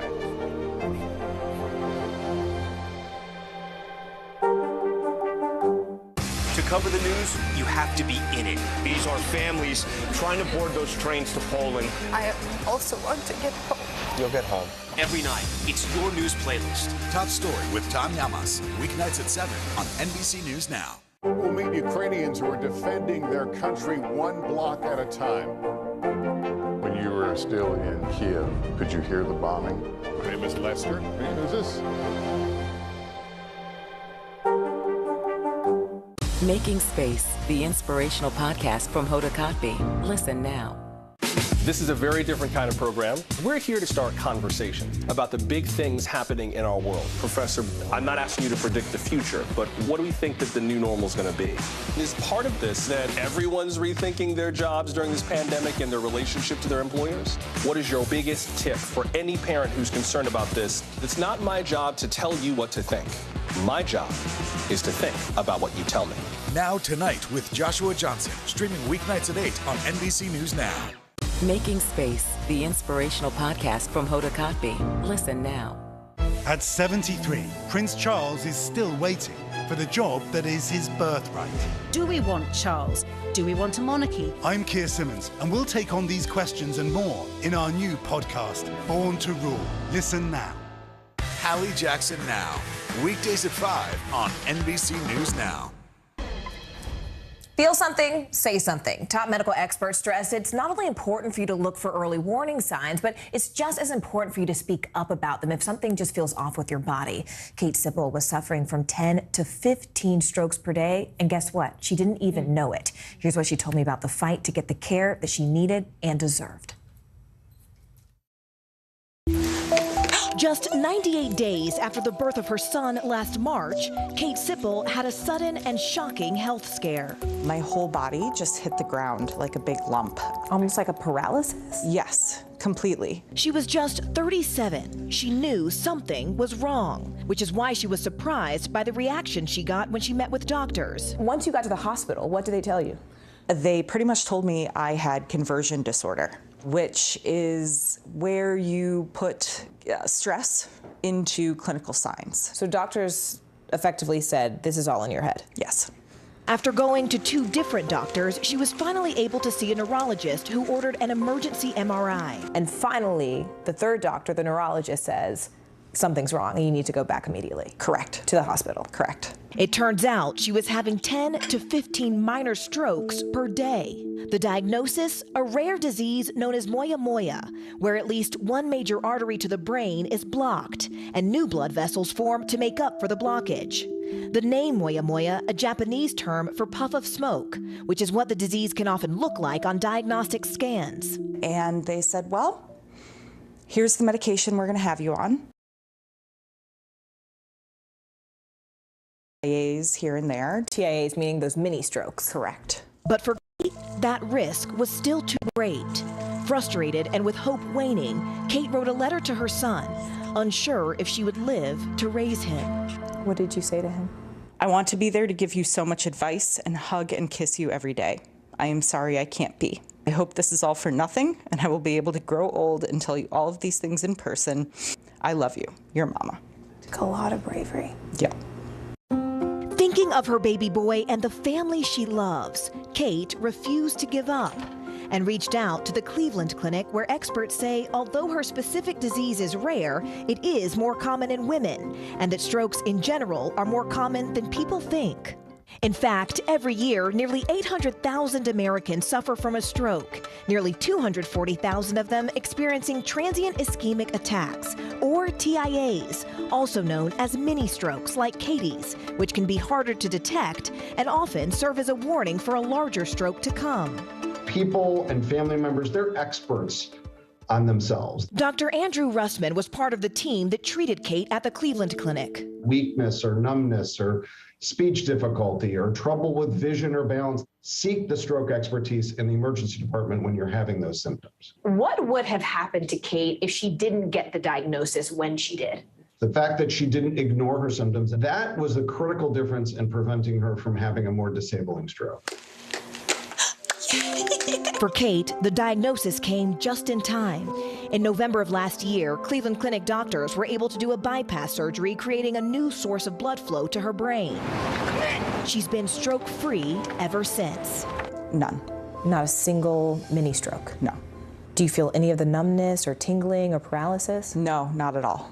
What do you hope that other people take away from your story? I hope that people realize, don't take the first opinion as it is what it is. People need to be their own advocates. They need to find someone that can help them.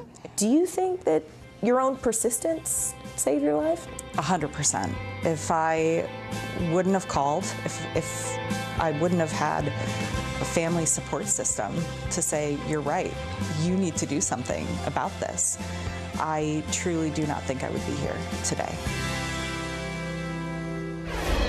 So Kate says that listening to her body and being vocal, right, Vicki? Yeah, no, go for it, Morgan, yep. About her symptoms saved her life, so she wants to make sure that others really pay attention to get the signs, that they listen to their signs of their bodies, and they can get the help that they need and that they really deserve. Yeah, really important story, important to remind us to fight for ourselves. Absolutely. All right, well, Instagram and Facebook, well, they're under fire again. This is a first-of-its-kind lawsuit that was just filed, alleging the social media giant's content led a young girl down a destructive spiral. Alexis Spence made her first Instagram account as an 11-year-old fifth grader. The lawsuit says Facebook and Instagram's algorithms almost immediately pointed her toward content that glorified eating disorders and self-harm. NBC News investigative reporter Jesselyn Cook joins us now. And Jesselyn, this is a really unprecedented first lawsuit of its kind to cite the Facebook papers that were leaked in October last year. So start by kind of getting us back on track. Give us a recap of those leaked documents and what they revealed. Sure. So last fall, former Facebook product manager Frances Haugen leaked thousands of internal documents from Meta, showing internal research that Meta had been conducting over the previous 3 years. And among the many big takeaways was that Meta knew Instagram was toxic for teenage girls in particular, while continuing to aggressively try to recruit more teens to its platform. Some of Meta's findings, in Meta's own words, included, quote, We make body image issues worse for 1 in 3 teen girls, referring there to Instagram. Other findings included that Instagram is addictive by design. Teens blame the app for worsening their anxiety and depression. And Instagram algorithmically drives vulnerable users toward harmful content, including pro-eating disorder posts. I remember it was a bombshell when these documents came out, Jesselyn. How many other cases like the Spence families have come up after the leak of the Facebook papers? And if the Spence family wins this, talk about the precedent it sets for Meta and perhaps other tech companies as well. Tragically, there have actually been a few cases like this one. In January, a Connecticut woman named Tammy Rodriguez sued Meta and Snapchat's parent company, over the company's alleged role in her 11-year-old daughter's suicide last summer. And we have Bloomberg reporting today that over the past week, Meta has been hit with an additional 8 lawsuits claiming that Facebook and Instagram's recommendation algorithms have caused attempted and successful suicides, self-harm, eating disorders, and other harms in youth. And if the Spence family does win their case, it would set a huge precedent toward holding social media giants accountable for the alleged and documented harm that their AI systems have caused in young people. And Jesselyn, quickly, what is Meta saying on its behalf? Instagram Meta declined to comment on this case, citing active litigation. But we've seen Meta CEO Mark Zuckerberg has said that the Facebook papers have been misrepresentation of their company's research, and that the company's glad that they are doing this research to at least look into the issues. But for the most part, it's been downplaying. Jesselyn Cook, thank you so much for your reporting. We appreciate it. Thanks for having me. All right, coming up, Bruce Springsteen, the boss himself, making a surprise appearance at Coldplay's New Jersey concert. The unforgettable performance in front of 55,000 fans rocking out there. Stay with us.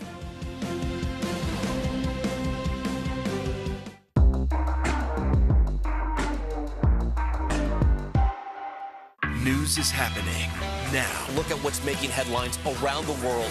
Whenever it happens, wherever you are, it's here now. Top Story with Tom Llamas. Weeknights at 7 on NBC News Now. Now Tonight with Joshua Johnson. Streaming weeknights at 8 on NBC News Now. What would you like to see from the federal government to keep Buffalo safe? If there is legislation brought to you to ban contraception, would you sign it? What should be focused on that could reduce inflation and avoid a recession? If it's Sunday, it's Meet the Press. Women's basketball has been systematically held back. After 49 years of Title IX, we still have work to do. In Their Court, a podcast from NBC News and NBC Sports that goes inside the issues of inequality in women's sports. Listen now.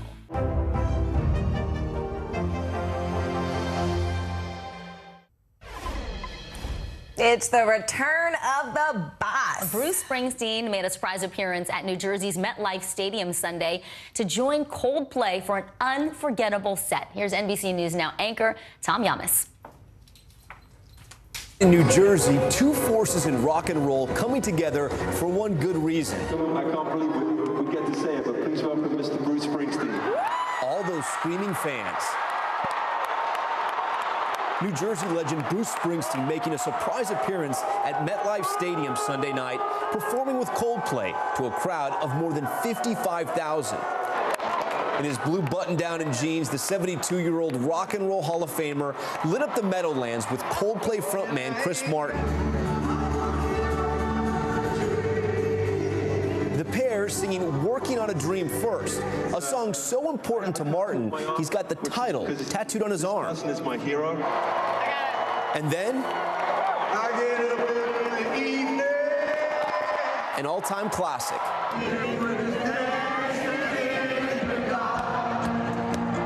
Martin, who calls Bruce his hero, joining the boss on keys for a duet of Dancing in the Dark. With this performance, the New Jersey Giant celebrating 38 years since the release of his iconic 1984 album, Born in the USA, which sold more than 30 million copies, and it's cited by critics as one of the greatest albums of all time. Now, after 6 years off the road, Springsteen and the E Street Band will reunite and go on tour early next year, delighting fans around the world. But for now, the Jersey legend making a return to the stage, showing fans and Coldplay what the Thunder Road really feels like. Hey, thanks so much for joining us this hour. I'm Morgan Radford. And I'm Vicki Wynn. The news continues right now.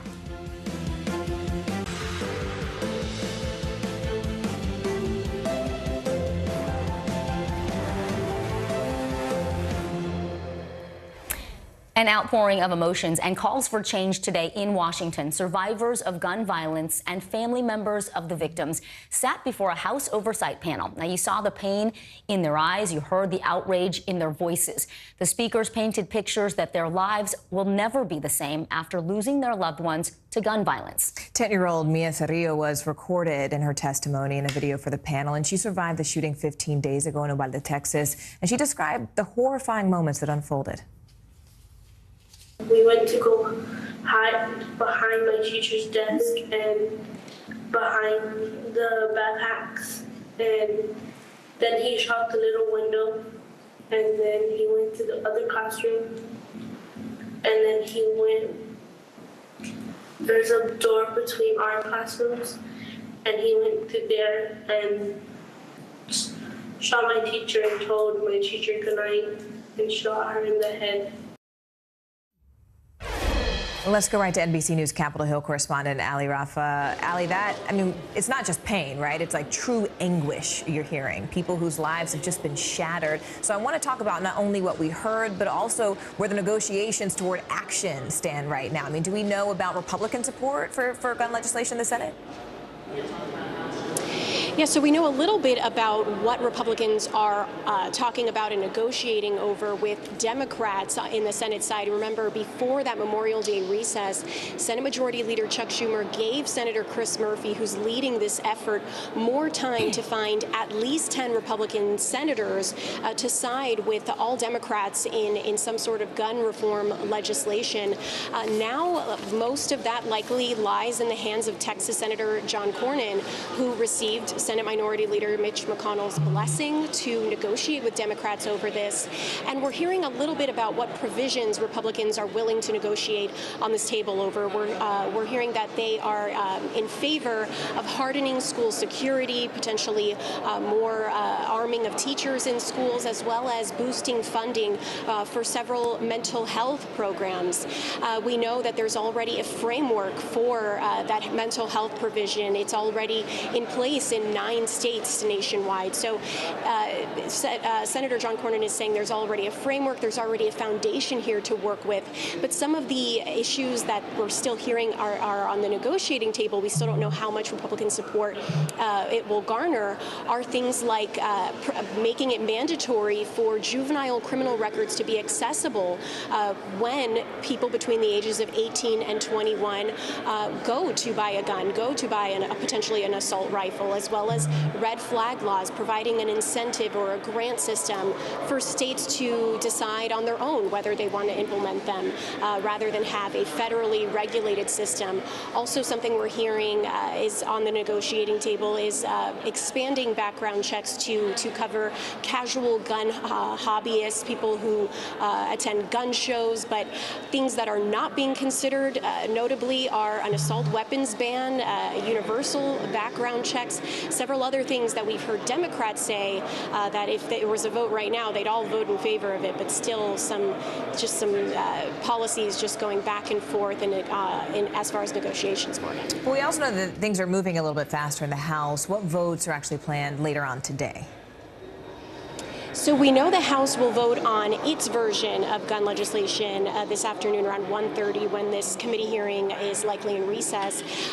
This legislation is likely doomed. It is not likely to have the support it needs to go on towards the Senate, but regardless, it's an opportunity that lawmakers are taking. Democrats especially are in favor of getting all lawmakers on the record with where they stand on some sort of gun legislation. There are some things that the House is considering that the Senate is not in talks over. We know that the House is considering that red flag law that I mentioned, as well as expanding background checks to close that Charleston loophole and provide background checks for those 18 to 21-year-olds. So there are several things that the House is considering that the Senate, as we hear of these discussions, is not. But again, just the fact that they're taking action doesn't guarantee any changes to be made. All right, NBC's Ali Rafa joining us live from Capitol Hill. Ali, thank you so much. In the wake of the school shooting in Uvalde, one group is working overtime to help Robb Elementary move forward. The Principal Recovery Network is a group of school leaders who have experienced gun violence firsthand. NBC News Now anchor Hallie Jackson spoke to the principals bonded by tragedy. When former Columbine principal Frank DeAngelis heard about the massacre in Uvalde, he picked up the phone and left a voicemail for the principal of Robb Elementary. I guess I was pretty naive back in April of '99. I made the comment within 24 hours. I said, I hope my beloved 13 do not die in vain, and that this does not happen again. And unfortunately, it continues to happen. It's part of his work with the Principal Recovery Network, a group he helped found of school leaders who experience gun violence. They offer help right away and support to principals who lead schools that have encountered shootings. Why do you think the Principal Recovery Network helps and is useful in a moment like this? Well, I think a lot of times one of the things that was kind of a trigger for many of us is principals or teachers stating that I know what you're feeling, and you're trying to say, do you really? Were you stuck in a classroom? Did you encounter a gunman? More than 311,000 students have been exposed to gun violence during school hours since Columbine happened, according to the Washington Post. And now the Uvalde shooting has spurred the network to write an open letter to elected officials saying, we beg you, do something, do anything. But without policy changes, more schools are being forced to figure out themselves how to, for example, reopen after a shooting. Really, we have to kind of let them take the lead in talking about it. So it is appropriate to ask questions. How are you feeling? Are you feeling okay? Are you feeling safe? That's maybe the biggest challenge to recovery. How do you get students to feel safe in school again after they've experienced something as horrific as a mass shooting? Is that even possible? Well, it is difficult. And one of the things that I learned is afterwards, you want the kids to feel safe. You want the parents to make sure that they feel safe having the kids there. But at the same time, you want to make sure that you do not have things in your building that are triggering the emotion and anxiety. For the students at Columbine, that meant, for example, changing the sound of the fire alarm and choosing to stop serving Chinese food in the cafeteria because that's what they had for lunch the day the shooting happened. But it's different for each school, and there's no blueprint for recovery. There are a lot of decisions that had to be made in that moment. What to do with the space, how to move forward with the school culture. Elizabeth Brown became the principal of Forest High School in Ocala, Florida in 2018. Just 45 days after a student who'd been expelled hurt a classmate with a sawed-off shotgun before it jammed. She and Greg Johnson are also members of the network. He's the principal of West Liberty Salem High School in Ohio, where he convinced a gunman to drop his weapon after shooting a student at school back in 2017. If you look at fully recovered, meaning you're going back to the way it was before, no, I don't think that's possible. But you do get your feet back under you, maybe as a school and as a community, and you reestablish that new normal. These principals, brought together by the trauma of leading through horrific circumstances, also had practical matters to deal with. What to do on the first anniversary of a shooting, or how to approach graduation. We hate to add new members to the group. We just don't want this to happen to any other principal. In a sign of the times, with gun violence threatening schools across the country, the network is set to release a guide for other principals. It'll be out later this summer, ahead of the next school year. Unfortunately, we've seen over the past few decades, it could happen in any communities, large communities, small communities, rural communities, and we just need to be there to support. And as Hallie mentioned, Frank DeAngelis says he has reached out to the principal of Robb Elementary. They haven't quite connected yet, but he hopes that they will within the next week. Well, speaking of new fallout, there's new fallout today from one of the worst sexual abuse cases in U.S. sports history. Team USA Olympic gymnast Simone Biles, Allie Reisman are among the nearly 8 dozen young women suing the FBI for $1 billion. Yeah, they say the Bureau botched its investigation into sexual abuse by former U.S. Olympic doctor Larry Nassar. The majority of these women say Nassar abused them after the FBI had already received reports of what he was doing. NBC News correspondent Emily Ikeda joins us now live in the studio. Emily, tell us, what's sort of the fine print of this case? Yeah, this is a massive lawsuit. I've got one of the claims here involving some of the survivors who are willing to publicly share their stories. It's quite chilling to read through. In it, the lawsuit describes the FBI officials as being grossly derelict after really failing to take meaningful action when abuse claims came to light, brought to the attention of the FBI back in 2015. And so largely we're hearing from these victims who were abused after 2015, after this was on the FBI's radar. One of them in here it describes from Samantha Roy. She was 18 years old in 2015, and it says that she faced at least 40 instances of abuse after 2015. She had several injuries. She frequently had to see Nassar for treatment, it says. And the other thing I want to note is just the continued suffering she says she's facing in the wake of this. It says she will continue to suffer permanent psychological trauma from both the sexual abuse of Nassar, but as well as institutional betrayal. And as you mentioned, more than 90 young women and girls sharing stories like this. Just a heavy, heavy lawsuit. Yeah. You think about 40 instances that may have been prevented had the FBI acted sooner. This isn't the first group of Nassar survivors to file a lawsuit. So talk to us about, why is this lawsuit different, and also next steps for both? So both of these lawsuits, the first being coming from 13 athletes, this one, as I mentioned before, more than 90, are filed under something called the Federal Tort Claims Act. So pretty legal jargon, but essentially this means that it's people that are seeking compensation from the federal government when they feel like they've been wronged by some of its employees. And so the federal government has about 6 months to respond. If a settlement with the FBI is not reached, we could see civil lawsuits come to fruition. I should mention that the FBI has declined to comment. And on background, Larry Nassar was convicted of abusing 10 different females, and he faces essentially life in prison because of it. But speaking of that response, the timeline is sort of interesting because just a few weeks ago, the DOJ actually declined to press charges against those FBI agents. So is this lawsuit now sort of in response to that? Yeah, it does seem to be that way. I think we heard from a stream of athletes really expressing a lot of disappointment after we heard that DOJ decision. One being gymnast Maggie Nichols. Her was the first case reported to the FBI back in 2015. And she says the FBI knew that Larry Nassar was a danger to children when his abuse of me was first reported in September of 2015. For 421 days, they worked with USA Gymnastics and USOPC, that's U.S. Olympic and Paralympic Committee, to hide this information from the public and allow Nassar to continue molesting young women and girls. It is time for the FBI to be held accountable. Gosh, a lot to unpack there. Yeah, Emily Ikeda, thank you so much. Maggie Nichols, part of a really riveting Netflix documentary about the investigation that really broke this case wide open. Thank you, Emily. Great to see you on set today. Good to be here. Appreciate it.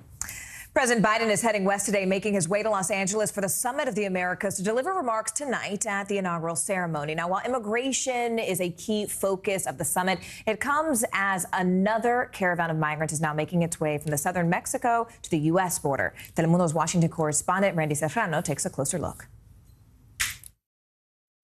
Along a roadway in southern Mexico, a seemingly endless stream of people making their way on foot towards the United States.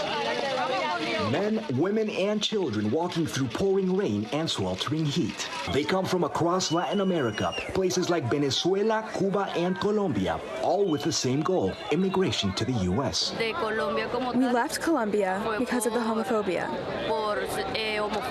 We both got physically and verbally attacked. We had to cross the Darien jungle and trails through many xenophobic countries.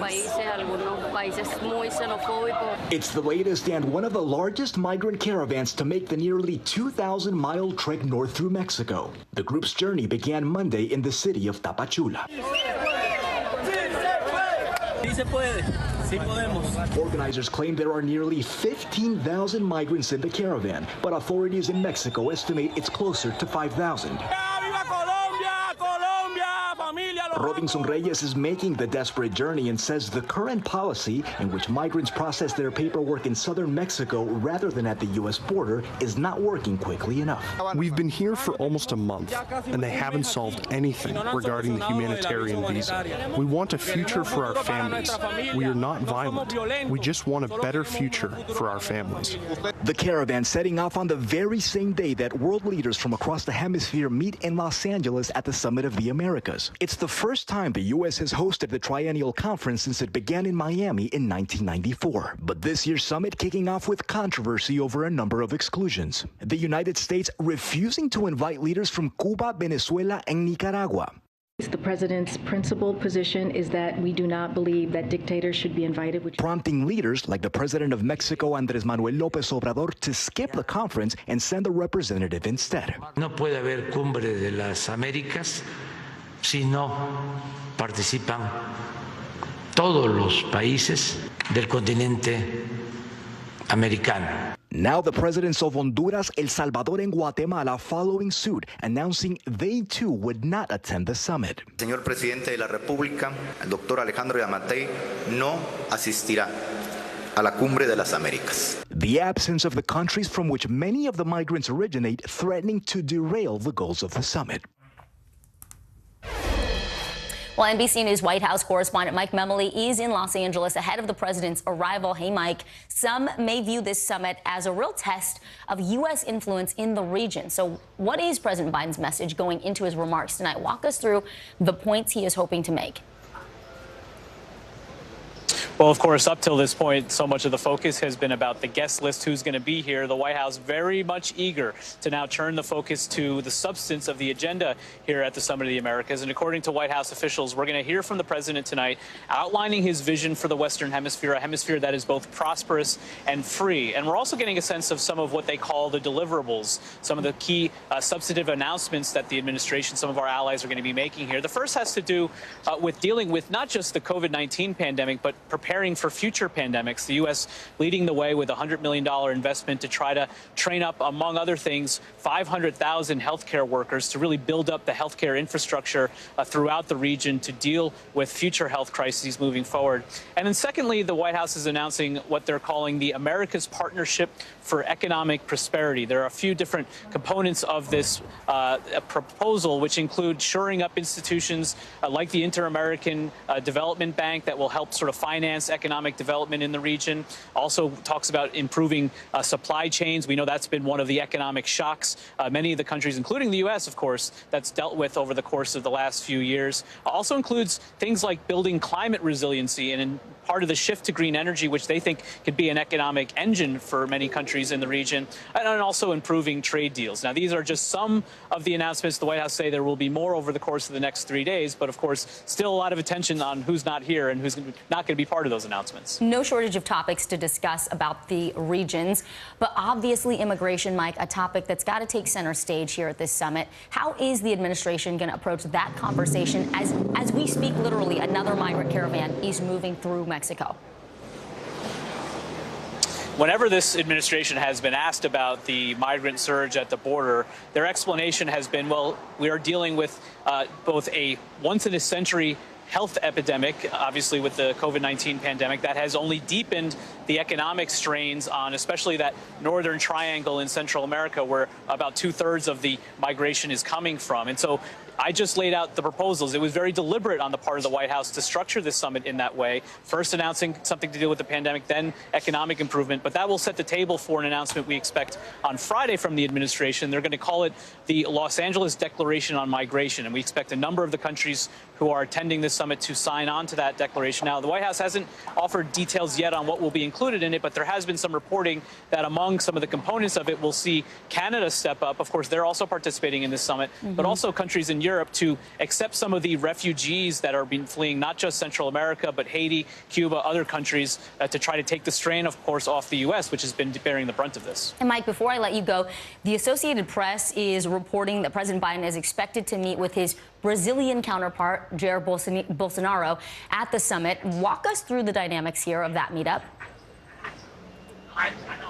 Yeah, of course, this is an interesting meeting for the president to have. It's one of only a couple one-on-one meetings that we think he'll be having over the course of the summit, because President Bolsonaro, of course, was an ally of President Trump. He's been part of sort of the democratic backsliding of these democracies in the region that has been so concerning to the administration. Now, the White House has been asked about why the president would be meeting with this president because of some of the statements that he's made. Just recently, for instance, Bolsonaro cast doubt on the legitimacy of Biden's own election. They say, listen, Brazil Brazil is one of the major economies in this region. When Biden was vice president, he made multiple trips to Brazil as part of his focus on the hemisphere during his time as vice president. So they said it's important for us to engage with these countries, especially as significant as Brazil, as part of building proposals, building plans for the future, and to try to encourage democratic principles in these countries. Mike Memoli in the City of Angels for us this afternoon. Thank you. Let's go overseas now to the war in Ukraine, where bodies of soldiers who fought to defend the besieged steel plant in Mariupol are now returning to Ukrainian-controlled territory. Ukraine surrendered the key southern city a few weeks ago, and the country's Ministry of Intelligence says the remains of more than 200 service members have been given back. NBC News, though, has yet to verify these numbers. Meanwhile, in Moscow, today is now denying that it is in fact blocking grain exports out of Ukraine. Secretary of State Antony Blinken accused Russia of weaponizing food, which could then in turn create a global food crisis. So let's go and begin our coverage with Chief Foreign Correspondent Richard Engel in Ukraine. Richard, it's a pleasure to see you now. Can you just help us understand? I mean, the World Food Program says that Russia blocking these Ukrainian ports could actually turn just what could be a food crisis into a full-blown catastrophe, given the scale, given just how many people around the world really depend on its grain. So where does sort of freeing up those ports stand as we speak? So I'll start with how important it is and what it means to the world, and then we'll get on to what's going on right now to free up some of this grain. And we're talking about 20 million tons of grain that are sitting in warehouses in this country, which Ukraine can't export or can't efficiently export, because it does have the capacity to remove some of the grain and export it by truck, but it's not nearly in the quantities that are required. So Ukraine is one of the biggest suppliers of grain in the world. This country is enormously fertile. It is very flat. It is perfect for grain and other cereals.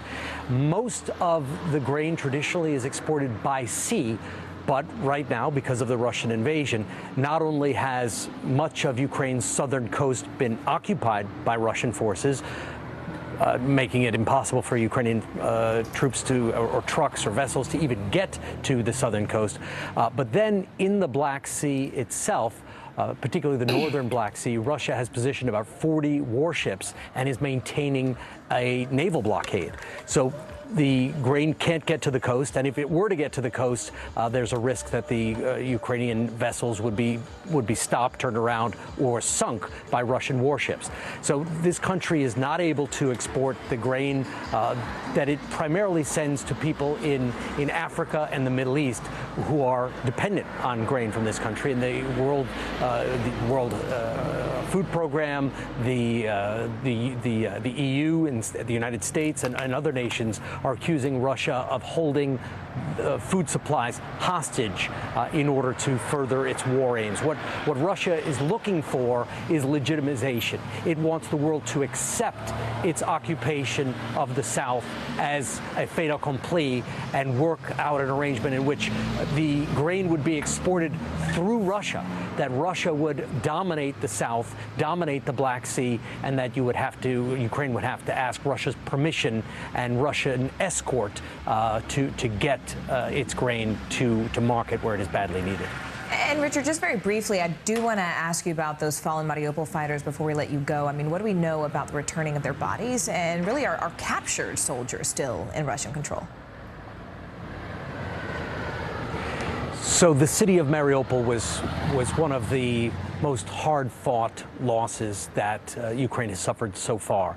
It is a major city. It is right on the Sea of Azov, in that area where Russia has captured territory, and also where Russia is maintaining its naval blockade. The Sea of Azov leads to the Black Sea.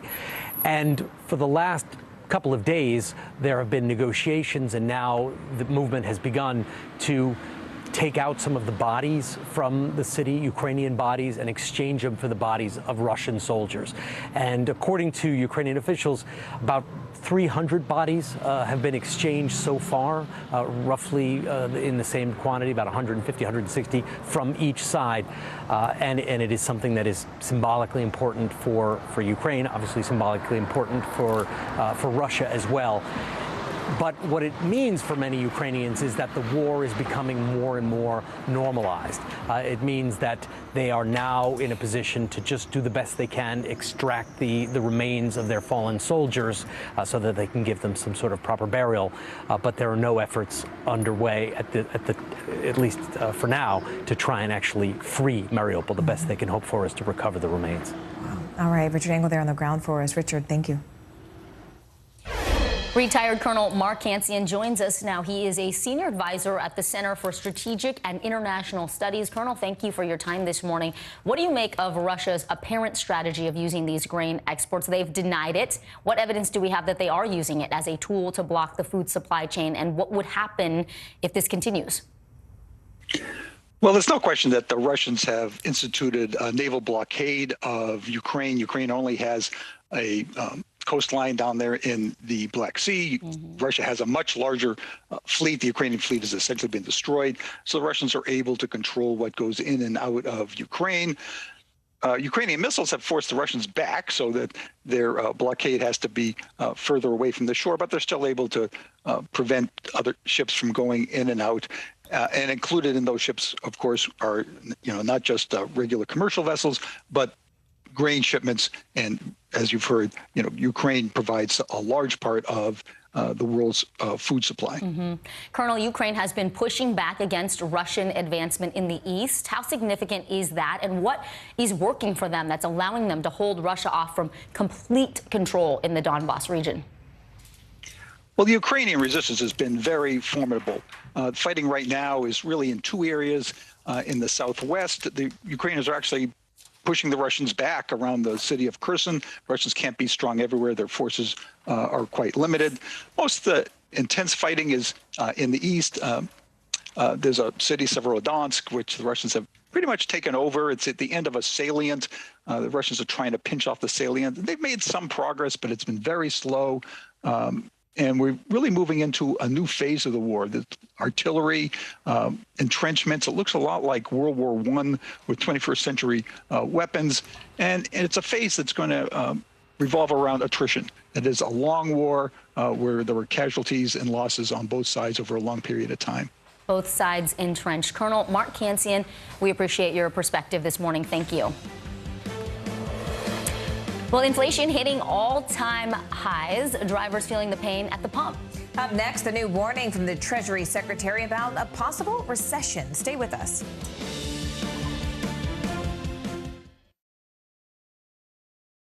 At 73, Prince Charles is still waiting for the job that is his birthright. Do we want Charles? Do we want a monarchy? I'm Keir Simmons, and we'll take on these questions and more in our new podcast, Born to Rule. Listen now. Let's go. This is a critical choke point for this fire.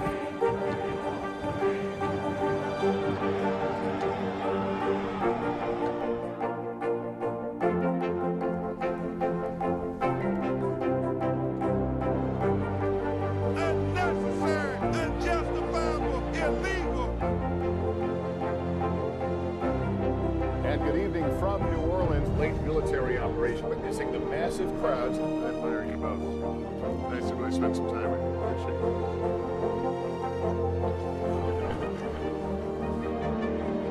At any moment now.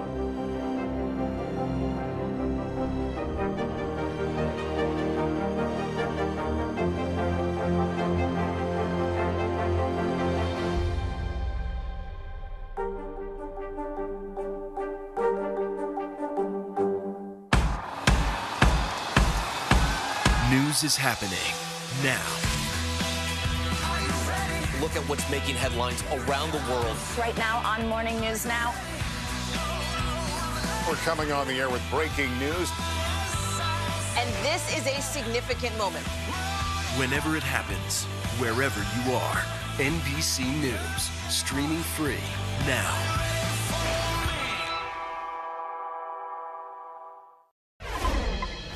Treasury Secretary Janet Yellen says inflation is here to stay, plus a new sign the U.S. is teetering toward a recession. So are we teetering? CNBC senior markets correspondent Dom Chu joins us now to help us make sense of it all. Dom, before we sort of get into it, let's start with a look at the markets right now. Where do things stand? So, I mean, markets are trying to figure out the kind of direction that we're going for right now. You can see the Dow's down about 100 points. What that next catalyst is for a move either higher or lower, that's what you're seeing play out right now.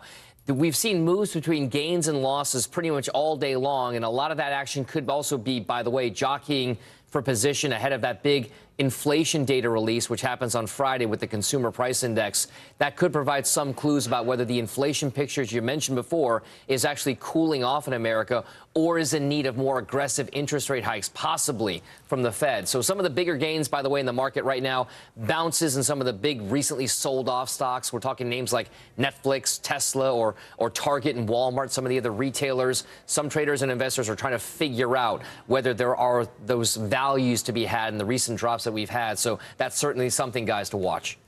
Hey, Dom, Treasury Secretary Janet Yellen, she was grilled by the Senate Finance Committee Tuesday about inflation, about the economy. Now, she has said in the past that she miscalculated how long inflation would be with us. What else did she say about the state of the economy and how the Fed is going to help try to get it back on track?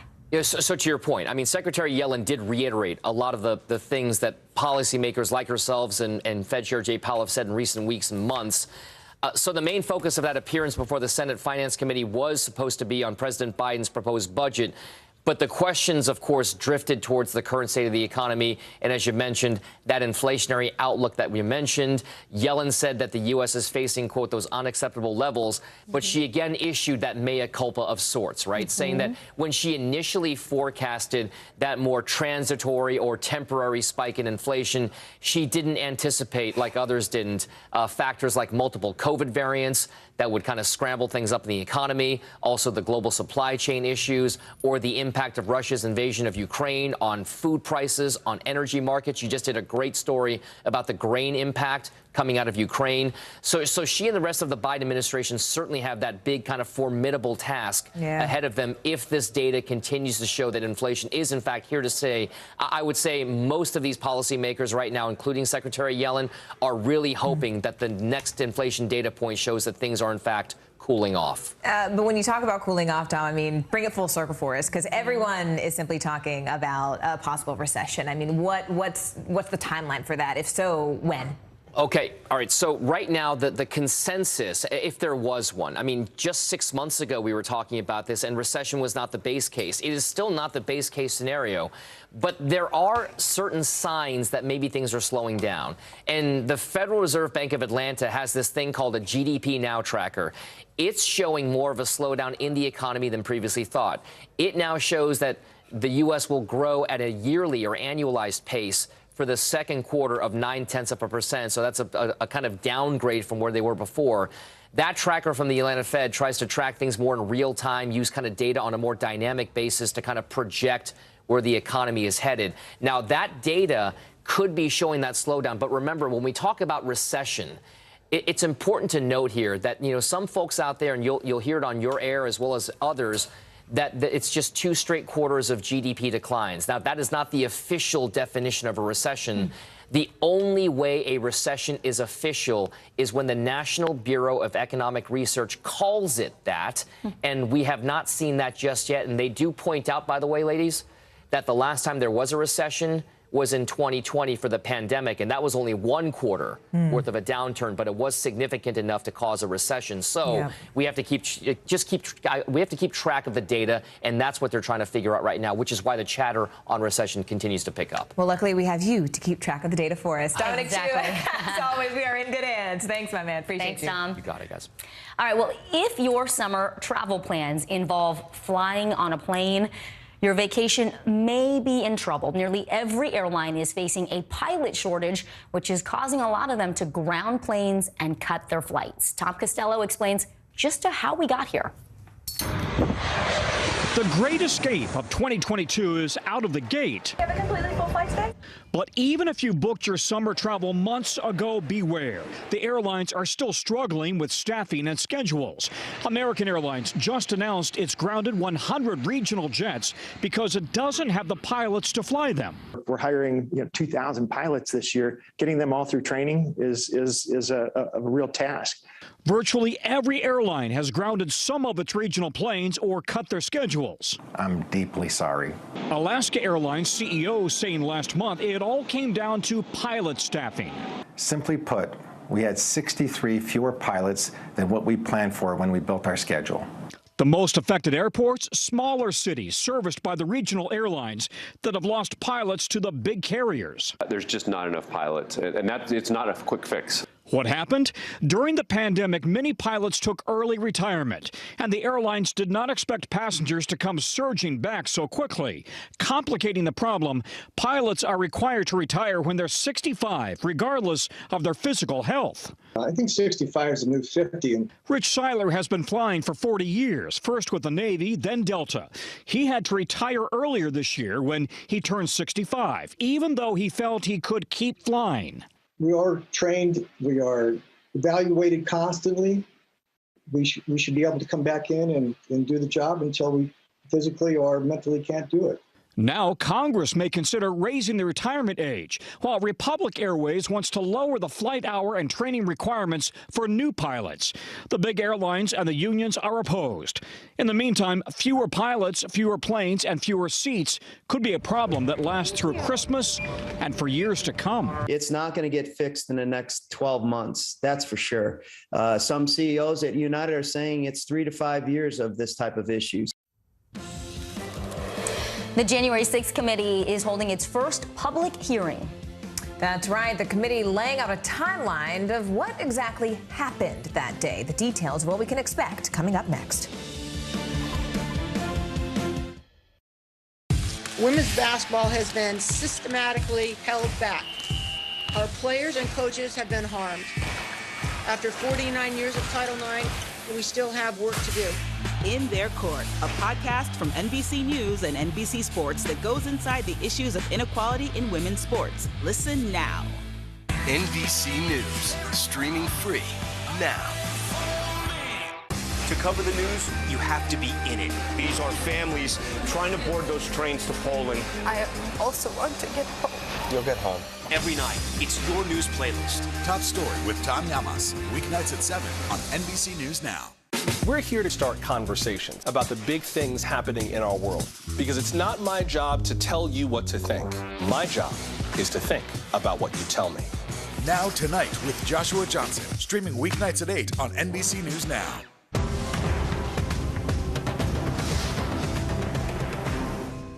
Top Story with Tom Llamas, weeknights at 7 on NBC News Now.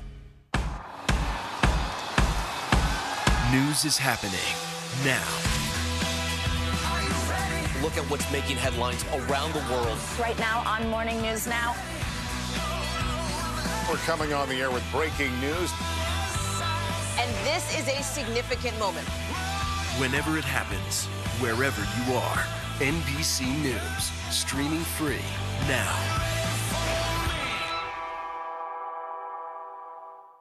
This is a very different kind of program. We're here to start conversations about the big things happening in our world. Professor, I'm not asking you to predict the future, but what do we think that the new normal is going to be?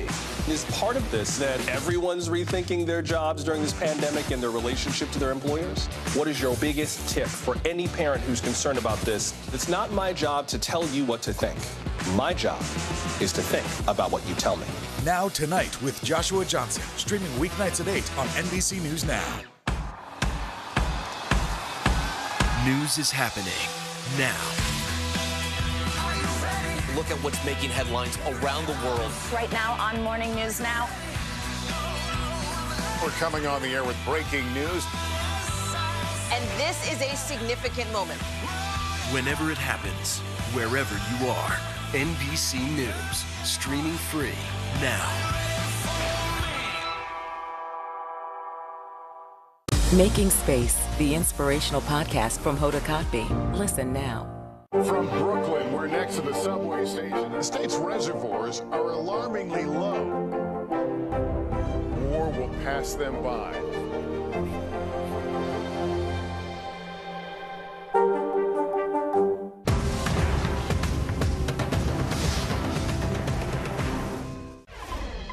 The House January 6th committee is set to hold its first public hearings tomorrow night, and we are starting to learn who will be speaking. Yeah, and as the committee prepares to make its case to the American people, Republicans are really divided on how they plan to defend former President Trump and the role that he may have played in that attack. We will talk to NBC News senior congressional reporter Scott Wong in just a moment, but let's begin with NBC News senior national political reporter Sahil Kapoor. He's on Capitol Hill right now. Sahil, as we look ahead to tomorrow night and this primetime hearing, what do we know about the first witnesses who are expected to speak?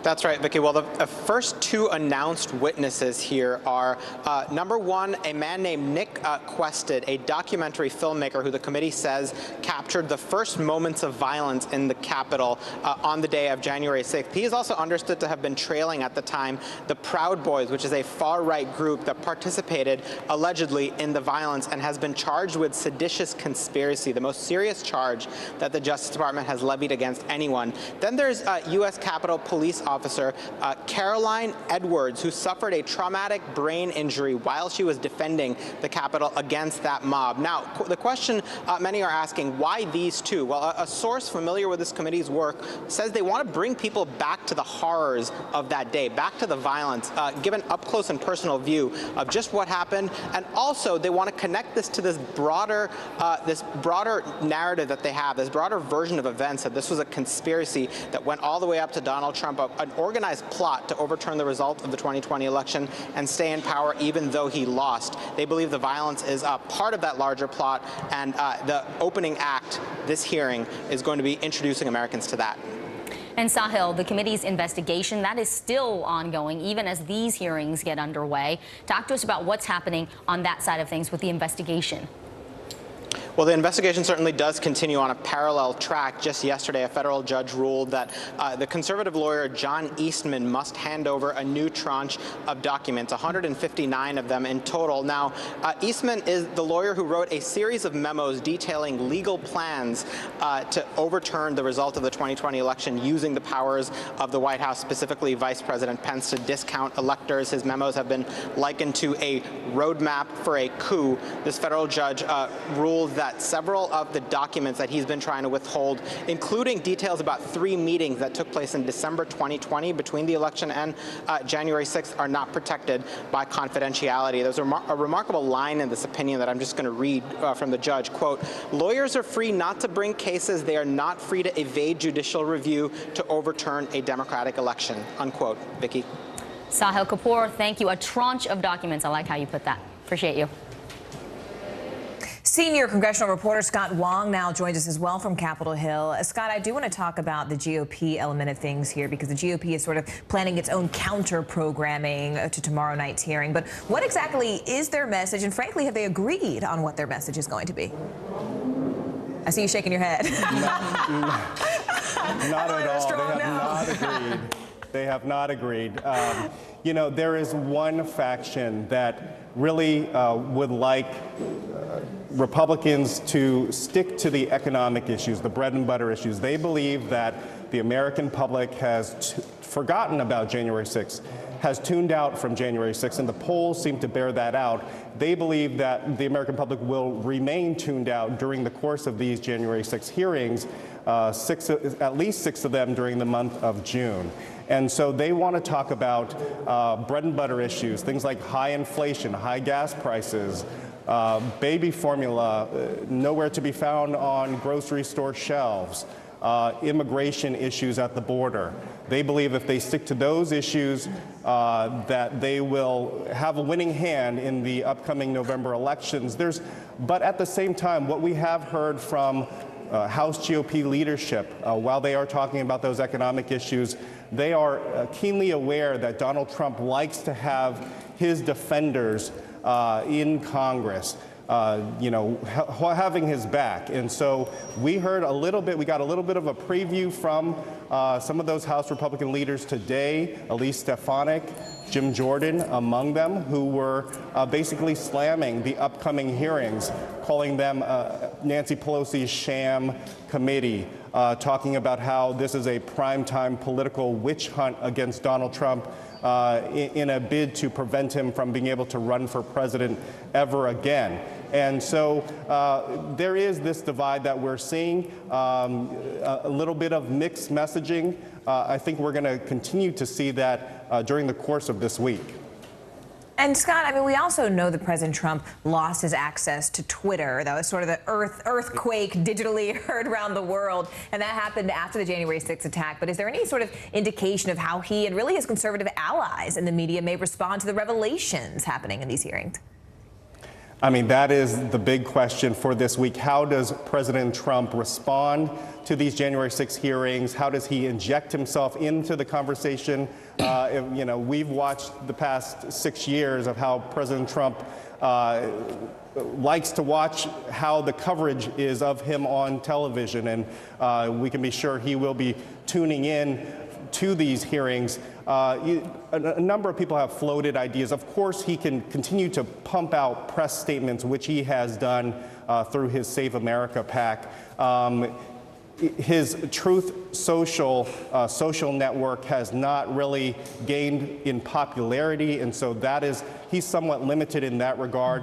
One person suggested to us he may call into Fox News, which is the only major network not to be carrying these January 6th hearings on Thursday live. He could call into some of his conservative allies on Fox News, including Sean Hannity and Tucker Carlson. That is one possibility for the president. As I said before, this is the big question that hovers over these hearings. What will President Trump do later this week? All right, NBC Scott Wong for us on Capitol Hill. Scott, thank you so much. And to our viewers, stay with us, because coming up we have the story of one woman who trusted her body when she really felt like something was just off, even when she says that doctors told her it was all in her head. This is a good one. The importance of not only looking for early warning signs, but also acting on them. That's coming up after this break. From Brooklyn, we're next to the subway station. The state's reservoirs are alarmingly low. War will pass them by.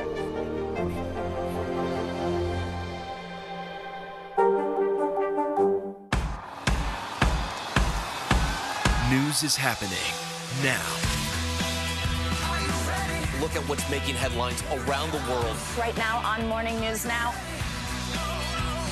We're coming on the air with breaking news. And this is a significant moment. Whenever it happens, wherever you are, NBC News, streaming free now.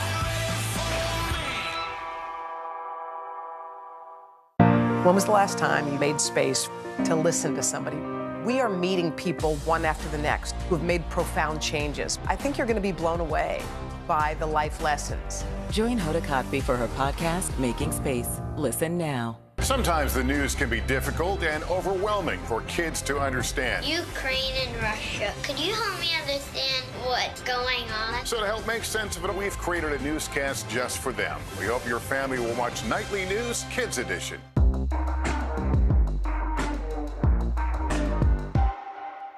These days, it feels like the news never stops. So let's get into it. What's happening right now, what it all means for you for an hour every day. It can be hard to keep up, so let's get started together. Hallie Jackson Now, weekdays at 5 on NBC News Now. Sometimes the news can be difficult and overwhelming for kids to understand, so we've created a newscast just for them. We hope your family will watch Nightly News Kids Edition.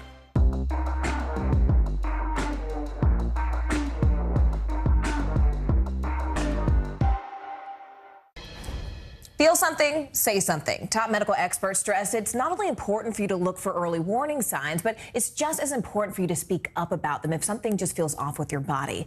Kate Sipple was suffering from 10 to 15 strokes per day, and guess what? She didn't even know it. Here's what she told me about the fight to get the care that she needed and deserved. Just 98 days after the birth of her son last March, Kate Sipple had a sudden and shocking health scare. My whole body just hit the ground like a big lump. Almost like a paralysis? Yes, completely. She was just 37. She knew something was wrong, which is why she was surprised by the reaction she got when she met with doctors. Once you got to the hospital, what did they tell you?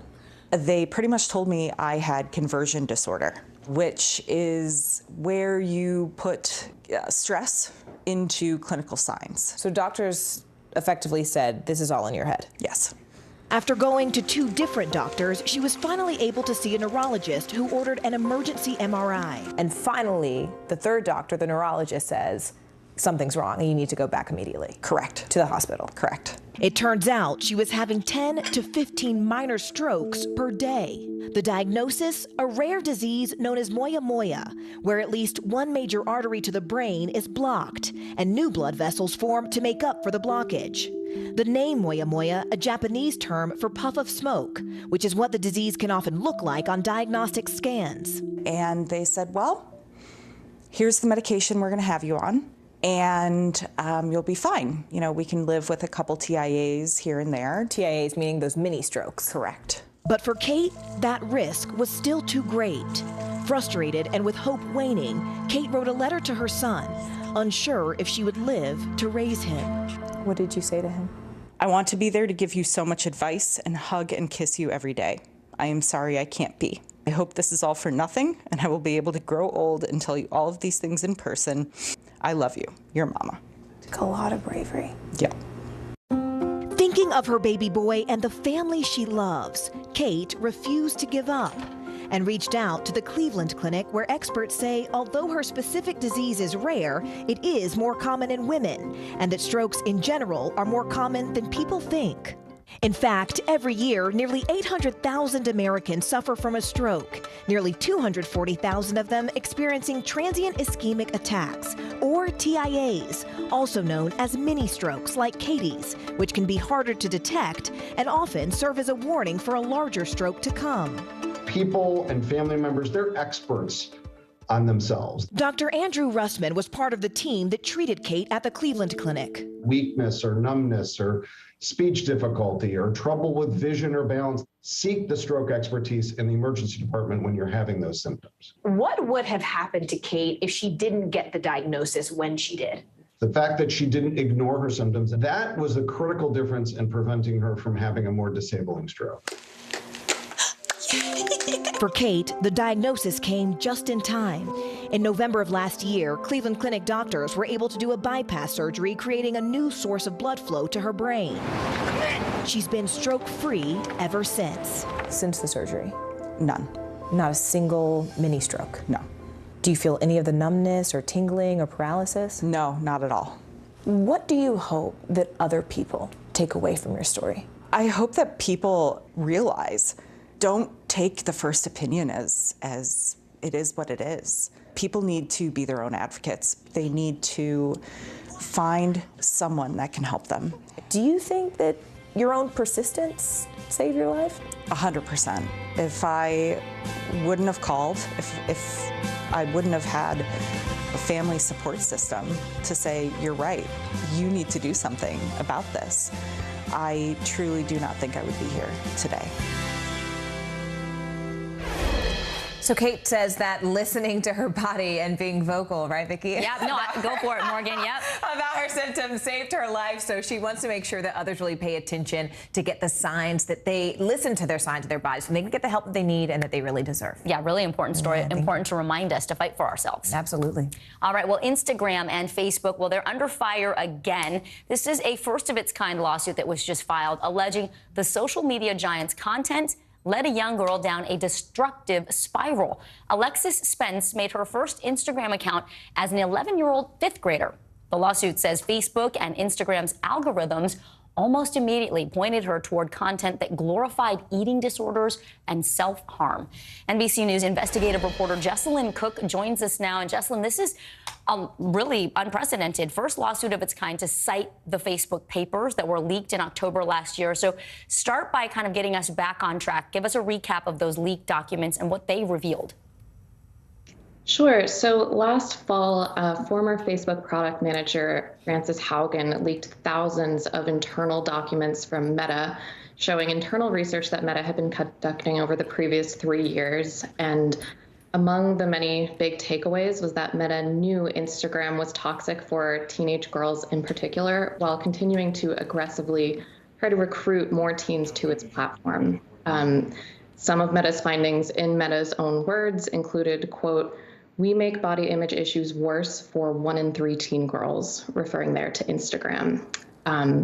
Other findings included that Instagram is addictive by design. Teens blame the app for worsening their anxiety and depression. And Instagram algorithmically drives vulnerable users toward harmful content, including pro-eating disorder posts. I remember it was a bombshell when these documents came out, Jesselyn. How many other cases like the Spence families have come up after the leak of the Facebook papers? And if the Spence family wins this, talk about the precedent it sets for Meta and perhaps other tech companies as well. Tragically, there have actually been a few cases like this one. In January, a Connecticut woman named Tammy Rodriguez sued Meta and Snapchat's parent company, over the company's alleged role in her 11-year-old daughter's suicide last summer. And we have Bloomberg reporting today that over the past week, Meta has been hit with an additional 8 lawsuits claiming that Facebook and Instagram's recommendation algorithms have caused attempted and successful suicides, self-harm, eating disorders, and other harms in youth. And if the Spence family does win their case, it would set a huge precedent toward holding social media giants accountable for the alleged and documented harm that their AI systems have caused in young people. And Jesselyn, quickly, what is Meta saying on its behalf? Instagram Meta declined to comment on this case, citing active litigation. But we've seen Meta CEO Mark Zuckerberg has said that the Facebook papers have been misrepresentation of their company's research, and that the company's glad that they are doing this research to at least look into the issues. But for the most part, it's been downplaying. Jesselyn Cook, thank you so much for your reporting. We appreciate it. Thanks for having me. All right, coming up, Bruce Springsteen, the boss himself, making a surprise appearance at Coldplay's New Jersey concert. The unforgettable performance in front of 55,000 fans rocking out there. Stay with us. Now Tonight with Joshua Johnson, streaming weeknights at 8 on NBC News Now. Let's go. This is a critical choke point for this fire.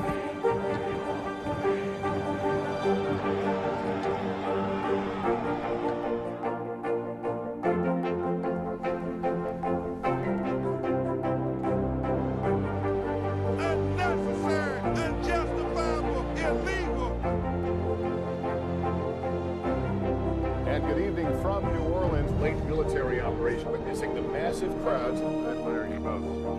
Nice to really spend some time with you. Appreciate it.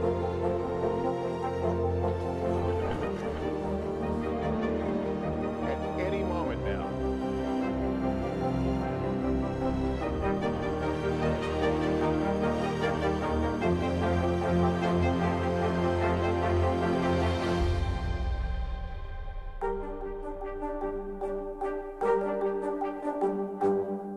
Top Story with Tom Llamas, weeknights at 7 on NBC News Now. The fire has grown leaps and bounds. You see behind me is typical. How you doing? Pretty bad. Top Story with Tom Llamas, weeknights at 7 on NBC News Now.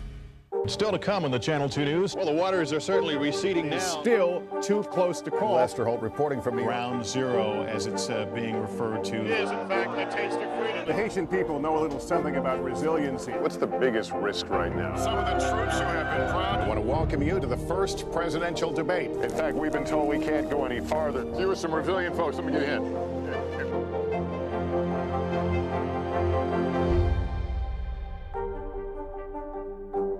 Now Tonight with Joshua Johnson, streaming weeknights at 8 on NBC News Now. It's the return of the boss. Bruce Springsteen made a surprise appearance at New Jersey's MetLife Stadium Sunday to join Coldplay for an unforgettable set. Here's NBC News Now anchor Tom Llamas. In New Jersey, two forces in rock and roll coming together for one good reason. I can't believe we get to say it, but please welcome Mr. Bruce Springsteen. All those screaming fans. New Jersey legend Bruce Springsteen making a surprise appearance at MetLife Stadium Sunday night, performing with Coldplay to a crowd of more than 55,000. In his blue button-down and jeans, the 72-year-old rock and roll Hall of Famer lit up the Meadowlands with Coldplay frontman Chris Martin. The pair singing Working on a Dream First, a song so important to Martin, he's got the title tattooed on his arm. Is my hero. And then, I get up in the evening. an all-time classic.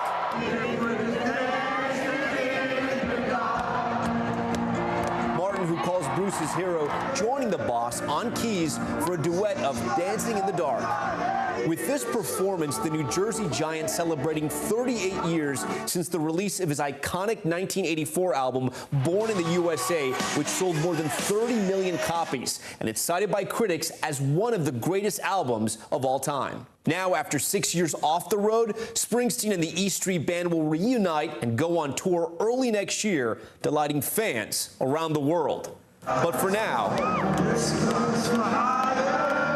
the Jersey legend making a return to the stage, showing fans and Coldplay what the Thunder Road really feels like. Hey, thanks so much for joining us this hour. I'm Morgan Radford. And I'm Vicki Wynn. The news continues right now.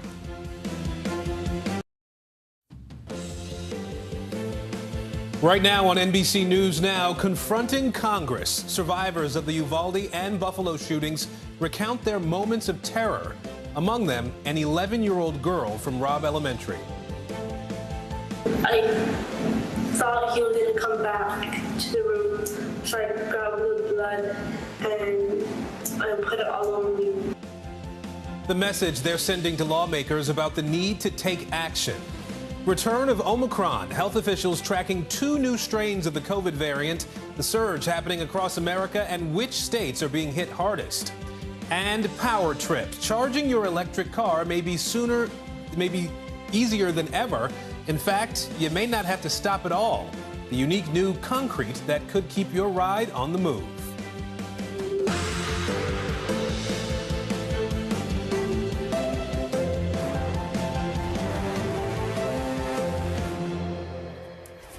I'm Aaron Gilchrist at NBC News headquarters in New York, 2 p.m. here, 11 a.m. out west. Let's dive in. A bipartisan group of senators gathering on Capitol Hill today trying to hash out new gun laws. One senator now saying lawmakers are, quote, very close to a framework. This as the House prepares to vote on 2 gun measures of its own. Also on the Hill today, an emotional hearing on the devastating impact of gun violence. Families of victims of mass shootings made a desperate plea to lawmakers. Among them, the mother of Lexi Rubio, a 4th grader who was killed in the Uvalde school shooting. I left my daughter at that school, and that decision will haunt me for the rest of my life. San Antonio firefighter eventually gave us a ride back to the Civic Center, where the district was asking all families who had not been reunited with their children to gather.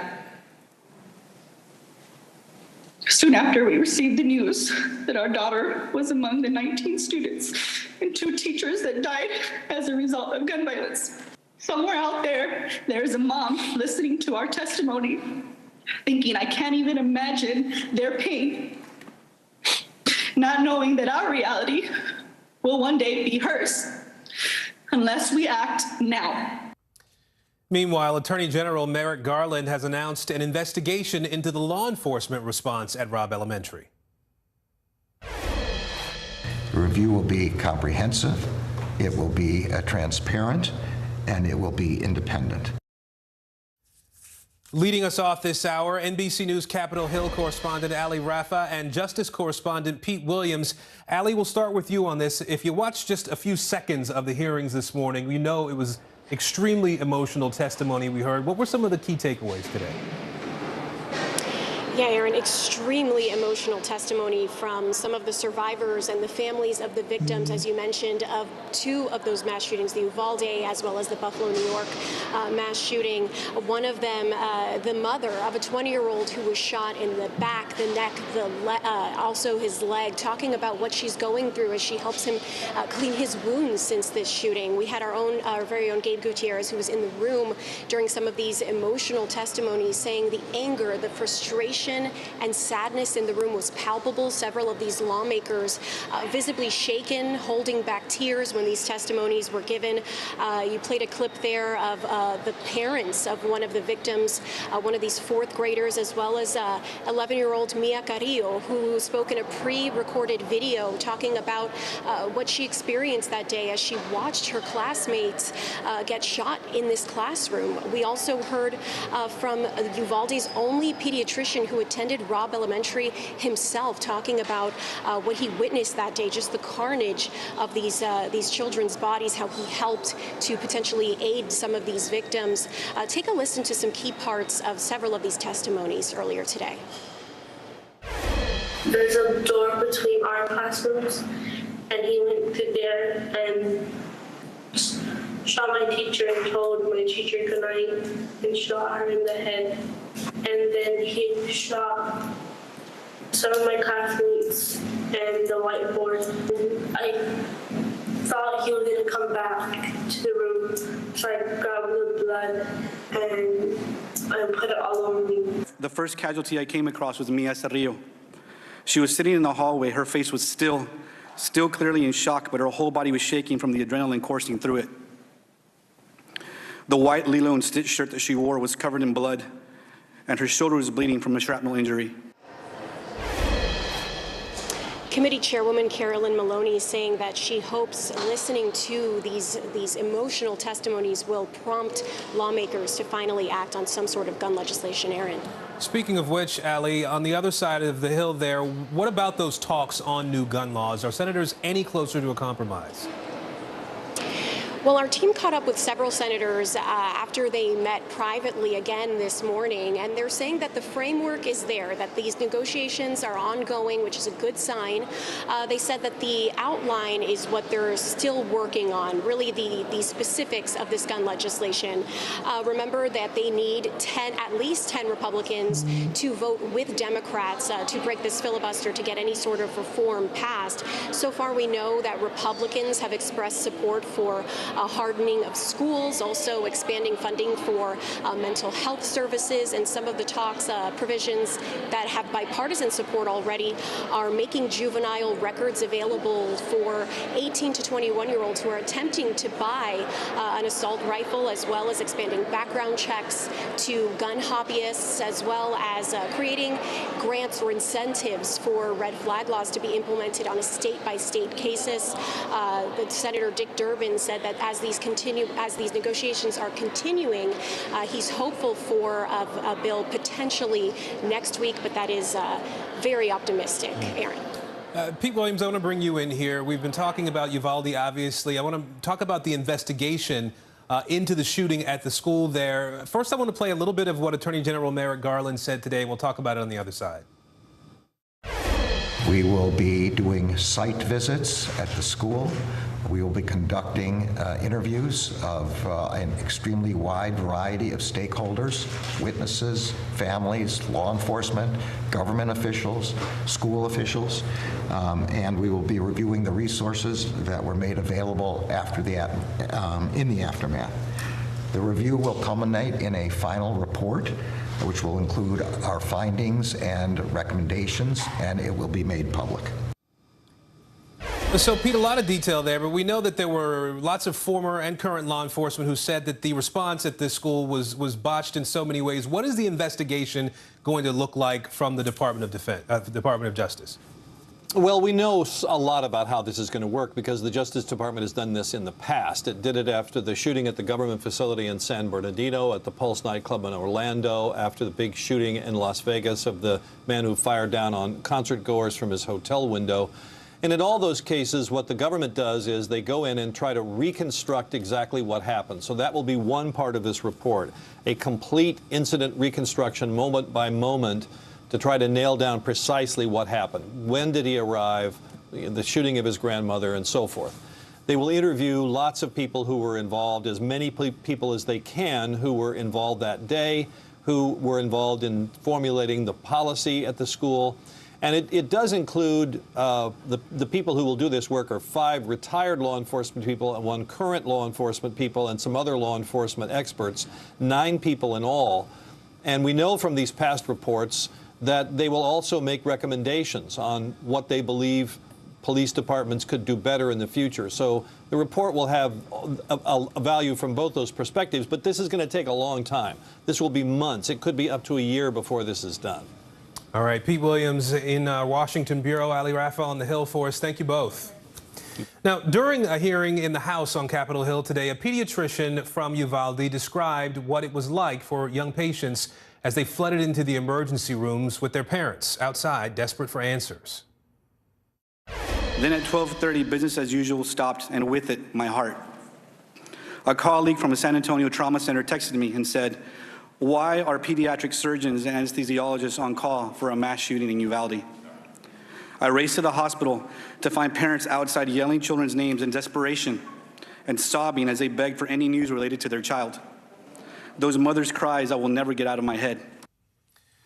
NBC News correspondent Guad Venegas joining us live now in Uvalde again today. Guad, a lot of emotional testimony today in Washington about the tragedy there in Uvalde. What are you hearing from the community there today? Aaron, well, you know, everything happening in Washington, the doctor speaking, the young girl that survived yesterday, Matthew McConaughey. This is for the country to hear more details of what happened in Uvalde. This is for legislators to hear them speak in Washington. But for the community here, it's very difficult to see this. It's very difficult to hear this. Earlier today, after a lot of these speeches ended, after the doctor spoke, after the survivor spoke, I talked to Ana Rodriguez, who is the mother of Maite Rodriguez. This is the young girl that was wearing the green Converse shoes that were used to identify her. And she told me it's just too difficult to watch what's happening in Washington. But she does believe that having Matthew McConaughey get involved with this, having the families travel to Washington, she does believe that this will create change. But it's very difficult for the community here because they've lived through all of this. So to watch what's happening on television is just different for them than it is for the rest of the country. You know, Pete Williams mentioned, Guad, that the Department of Justice investigation into the law enforcement response to that shooting is getting underway. Are you hearing anything from other entities, other organizations there involved? Aaron, so yesterday the mayor did tell us he expected this announcement to happen today. He also added that he had been told to stay out of the investigation that's being conducted by Texas state authorities because he is not law enforcement. So today, after the announcement, the mayor here, Don McLaughlin, has released a statement saying they will cooperate. The statement says the city will fully cooperate with the Department of Justice and will assist with coordinating as necessary with other local entities as needed for this review, adding that he says, I trust the assessment will be fair and transparent. Our grieving families and our community deserve answers to all of their questions. That is from the mayor here in Uvalde reacting to this announcement to the group that will conducting an investigation on behalf of the Department of Justice, Aaron. All right, Guad Venegas in Texas for us today. Guad, thank you. Major developments today in the war in Ukraine. With the world's food supply on the line, Russia and Turkey are trying to broker a deal to resume shipments of Ukrainian grain. Meanwhile, fighting rages on in Severodonetsk, and the Ukrainian military now facing a tough choice. Do they hold on to a ravaged city or pull back to stronger positions? All this as President Zelensky announces what he calls a book of executioners. It's a system to detail evidence of war crimes. NBC News national security analyst Clint Watts tracking the fighting on the front lines for us. Let's begin, though, with NBC News foreign correspondent Ali Arouzi in Kyiv, Ukraine, again today. Ali, I want to start with the fight over that 20 million tons of grain that's sitting idle in the Black Sea right now. The foreign minister from Russia met with his counterpart in Turkey today. What do you know about how those talks went? Hey, Aaron. Well, the talks didn't really reach anywhere. They didn't come up with any solution on how to unblock all of that grain that's sitting here that's so essential to world food supplies. They only came up with a plan to have further talks at some unknown date. So it really didn't reach anywhere. And these are really the only people the Russians are talking to. And just to put this in numbers for you, Ukraine ships out about 6 million tons of grain every month. And now just the trickle is coming out because most of that grain has to go out through the Black Sea. They have to now transport it on road and hardly anything gets out. Let's take a listen to what the Turkish foreign minister had to say. We see it as a reasonable and implementable plan. But of course, both Russia and Ukraine must accept the request from the UN. We offered to host a meeting in Istanbul to discuss the details. Also, we think that it is beneficial to discuss the measures that will be taken for the safe navigation of ships in this mechanism. And Aaron, the UN is saying that 1.6 million people are being affected by these grain shortages. Next year, they may not even have any food. Yeah, Ali, I want to ask you, too, about President Zelensky saying that he's going to launch this book of executioners trying to document war crimes by any Russian soldiers there. Can you help us understand how that will work? That's right. He says he's going to launch this book next week, and he said this is going to be very important for implementing and charging people for the war crimes they committed here. He says there's a book of concrete facts about concrete people that committed concrete and cruel crimes. He's talking about Russian servicemen that raped, murdered, and pillaged when they were in areas like Bucha, and he said he's determined to get all of these facts out in this book so they can hold the perpetrators of these crimes and their commanders that handed out the orders to justice in the international courts. All right, Ali Arouzi for us in Kyiv, Ukraine again today. Ali, thank you. Now, Russia's bombardment in Severodonetsk may force Ukraine's hand. The region's governor now saying that Ukrainian forces may have to pull back as it becomes harder to hold on to that city. I want to bring in NBC News security analyst Clint Watts now. And Clint, just a couple of days ago, Ukrainian fighters had regained, half of Severodonetsk. How has Russia been able to push them back and get back some of that territory? I think it's just an overwhelming amount of mass, as we would say, just a sheer size of their force. Their use of so much prolific armor and artillery. They're known for their artillery, their indirect fires, to include missiles. They're able to leverage those. And what's different about what they're doing in Luhansk region of Donbass versus what they did at the start of the war is they're concentrating all their resources and efforts in one location. That's Severodonetsk. I think big picture as well, you're seeing both the Russians and the Ukrainians take lots of casualties at this point. And this will be a tug of war. Some days you'll see the Russians advance, they'll exhaust themselves, settle in, and you'll see counteroffensives from the Ukrainians. And then vice versa. You'll see consolidation, reorganization by the Russians.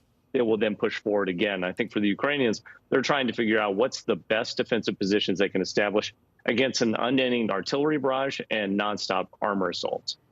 All right, Clint Watts helping us to understand the makeup of what's happening on the ground in Ukraine right now. Clint, thank you. We appreciate it. Now, the 9th Summit of the Americas is happening right now in Los Angeles. President Biden on Air Force One at this hour, headed to that event. He's going to spend the next couple of days meeting with leaders and delegations from dozens of Western countries. Some notable countries will not be in attendance. NBC News White House correspondent Mike Memoli is in L.A. for the week-long event that's happening there. Mike, we know the president is set to deliver some remarks tonight. He's expected to announce a new economic agenda for the Western Hemisphere. What do we know about what he plans to say? Yeah, Aaron, as you say, the president on Air Force One making his way here to Los Angeles. And White House officials are saying in his address tonight to the opening session of the Summit of the Americas, he's going to be outlining his vision for a Western Hemisphere that is prosperous and free, as they put it. And we're getting actually a little bit of a preview of that right now. Vice President Harris is speaking at this moment to a CEO summit where she's talking about the importance of doing a number of things, especially as it relates to that migration challenge. 1, rooting out corruption in government. 2, reducing violence. And 3, empowering women. Now, tied to the president's speech tonight, the White House announcing what they're calling the Americans, the prosperity for the Americas. And this is a multi-pronged initiative which will have a couple of main points. The first is trying to, as Harris indicated, shore up some of the important institutions in the hemisphere, including the Inter-American Economic Bank, also dealing with corruption. Secondly, dealing with supply chain challenges, which we know has been a big part of the economic shocks, not just to the U.S., but throughout the hemisphere. Also dealing with climate resiliency, which they see as a potential economic engine for throughout the region moving forward, and also improving trade connections. Now, Aaron, as you know, we've been talking about it all week. A lot of the sort of looming over this summit is who is not attending. Of the 30 countries who are participating, 8 are not sending their head of state, head of government. But the White House insists that there will be major deliverables, even among those countries not participating, that will sort of really make this a success for the administration. But it certainly puts a damper not having our closest ally in the region, the president of Mexico, participating here. And you know, Mike, President Biden is also reportedly going to meet with the president of Brazil, Jair Bolsonaro, privately at this summit. Do you know anything about that? What can you tell us? Yeah, Aaron, this is one of those, if only I could be a fly on the wall of the room during that conversation, because listen, during his time as vice president, President Biden made 16 trips to Latin America. 2 of those were to Brazil. This is a relationship that he really feels personally is an important one for the United States, but he has not met with President Bolsonaro, who is very much more ideologically aligned, let's say, with the former president, Donald Trump, than with Joe Biden. But White House officials, in confirming that this meeting was going to take place, said, listen, certainly, of course, they have very different styles, but Brazil is such a major economy in the region that it's important for the U.S. to deepen these connections, to have frank conversations with our allies. A big focus for the entire summit and for this president really throughout his time in office is on shoring up democracies where we've seen some backsliding in democratic norms, including in Brazil. You know, Mike, one more question for you. I know you keep all this stuff organized in your head. We know the president is going to be going overseas, heading to Germany for the G7 summit, Spain for the NATO summit later this month. What do you know about that? Are you hearing any details yet about that trip? Yeah, Aaron, just last week we saw the NATO Secretary General in the White House meeting with President Biden to begin discussing, really continue discussing what will be the agenda for this. It's an important moment, really, when you consider what has been the major foreign policy challenge for this administration of late. Of course, the war in Ukraine. For the White House, this is an important opportunity to sit down with other key European leaders, our NATO allies, at a time when that unity, which President Biden has been working so hard to maintain among our allies, is beginning to show some signs of stress as we've seen this conflict drag out. The economic strain, of course, from Russia and the after effects of it really continuing to put pressure on our allies. And so what the White House is hoping this summit will be is an opportunity to shore up that solidarity, but also to deal with some thorny challenges. Remember, we heard the announcement, Finland and Sweden wanting to join NATO. One of our key NATO allies, Turkey, has been resistant to it. This summit will be an opportunity to maybe iron those differences out. All right, Mike Memoli for us in L.A. today. Mike, thank you. Let's turn to the pandemic now, where the CDC is closely monitoring 2 new versions of the Omicron. All new cases in this country.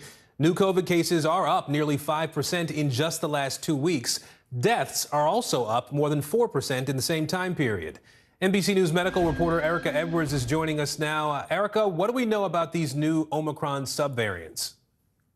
Yeah, so experts are saying that they believe that these new subvariants tend to spread more easily from person to person, and that they could also evade immunity, meaning people who were either fully vaccinated or who have prior infection could be at risk. You know, the concern here is that the path forward is a little muddy because, you know, despite those numbers that you just cited, we have what is probably a vast underestimate of true cases in this country, as well as the true number of these 2 subvariants, because a lot of these cases do tend to be, fortunately, mild and can be handled at home, and also because of the huge number of those rapid at-home tests, also a good thing, but certainly those cases are not reported to health authorities. Aaron? Yeah, Erica, I also want to ask you about the vaccines, right? Moderna just released some data on an Omicron-specific vaccine that company has developed. What does the data show? That's right. So Moderna says that this new re-engineered vaccine that accounts for the Omicron subvariants tends to be a lot more robust than the one that's already in use, providing antibody levels 8 times higher than what we already have. And experts are saying this is really, really hopeful. However, all we have to go on right now is a press release. We don't have the full data, which means we have a lot of unanswered questions. Number one on my list is the durability. How long does this protection last? The company only studied antibody levels just about a month after giving those shots. And also, does this re-engineered vaccine specifically take into account those BA4 and BA5 subvariants that we were just talking about? The company has not given us those answers just yet. Aaron? Right. We know you'll still be trying to get those answers. Folks are going to be happy, though, to be able to have an Omicron booster maybe in the fall or winter. Erica Edwards with us today. Erica, thank you. We are just getting started. Republicans stumped over Trump ahead of tomorrow's January 6th hearing. Coming up, why party leaders are split over how they should defend the former president. Sometimes the news can be difficult and overwhelming for kids to understand. Ukraine and Russia. Could you help me understand what's going on? So to help make sense of it, we've created a newscast just for them. We hope your family will watch Nightly News Kids Edition.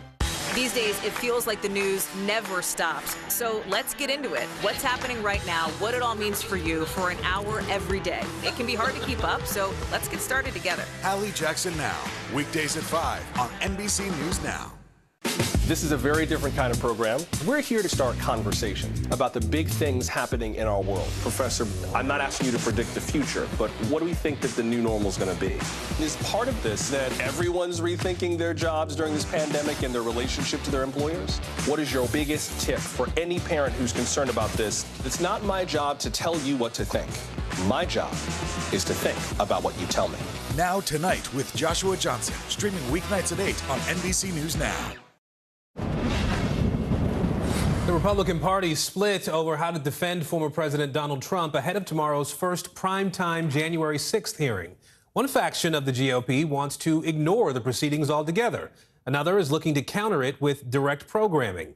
All the while, more trouble could be brewing for the former president. A House committee planning to look into how his administration handled gifts from foreign governments.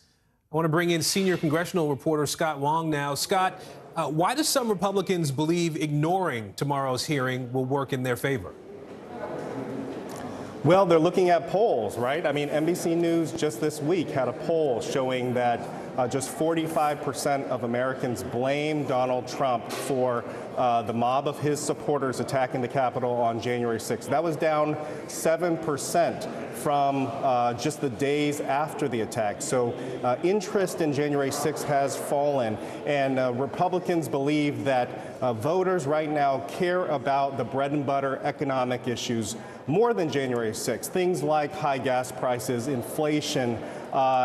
They believe that people are focused on the baby formula shortage, immigration issues at the border. And so let's hear an RNC aide talk to us a little bit about sort of this dynamic of voters caring more about these economic issues. The aide said these hearings will draw attention, but at the end of the day, our job is to win elections, and this doesn't help us, and we don't think it helps the Democrats either. So they believe that focusing on the economic issues rather than January 6th will help them prove victorious in the November midterms.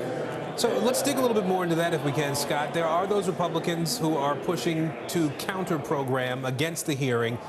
What are they considering doing exactly? Well, we've seen a little bit of that already today and yesterday. Republicans are holding press calls with conservative media outlets. They appeared at a press conference today slamming the January 6th committee as Nancy Pelosi's sham committee, calling it illegitimate and saying that it's designed to simply deny President Trump from being able to run for president in the future. We heard specifically from some of Donald Trump's foremost allies on Capitol Hill, people like Jim Jordan of Ohio and Elise Stefanik of New York, some of the same folks that defended Donald Trump during the first impeachment trial back in 2019. Let's hear a little bit more from what Elise Stefanik had to say today. We will be setting the record straight. We will be telling the truth to the American people, sharing the facts, and also really pointing out how unprecedented and unconstitutional and illegitimate this committee is. And so that was Stefanik, but you know, one of the bigger questions is what will the former president of the United States himself, Donald Trump, do during these hearings? Will he interject himself into the conversation somehow? Will he, appear on a television show or call into a television show? Will he be sending out statements? Given what we know from past history, Donald Trump does not like to stay on the sidelines. We will be watching closely what the former president does this week. All right, Scott Wong for us on the Hill today. Scott, thank you. Appreciate it. Now, another House committee investigating serious deficiencies in how the Trump administration accounted for gifts. In a letter to the National Archives, the chair of the Oversight and Reform Committee wrote, "These revelations raise concerns about the potential for undue influence over former President Trump by foreign governments." NBC News national security correspondent Ken Delaney joining us now from D.C. So, Ken, what kind of gifts are we talking about here?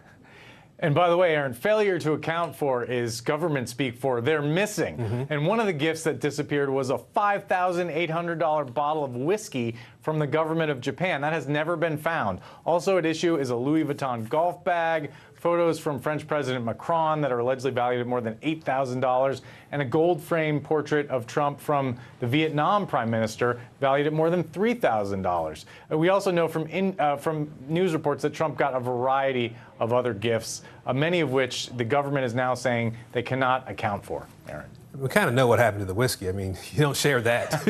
You put that away for special occasions. Anyway, I do want to ask you seriously, what is it the committee is asking for here? Has the former president responded at all either?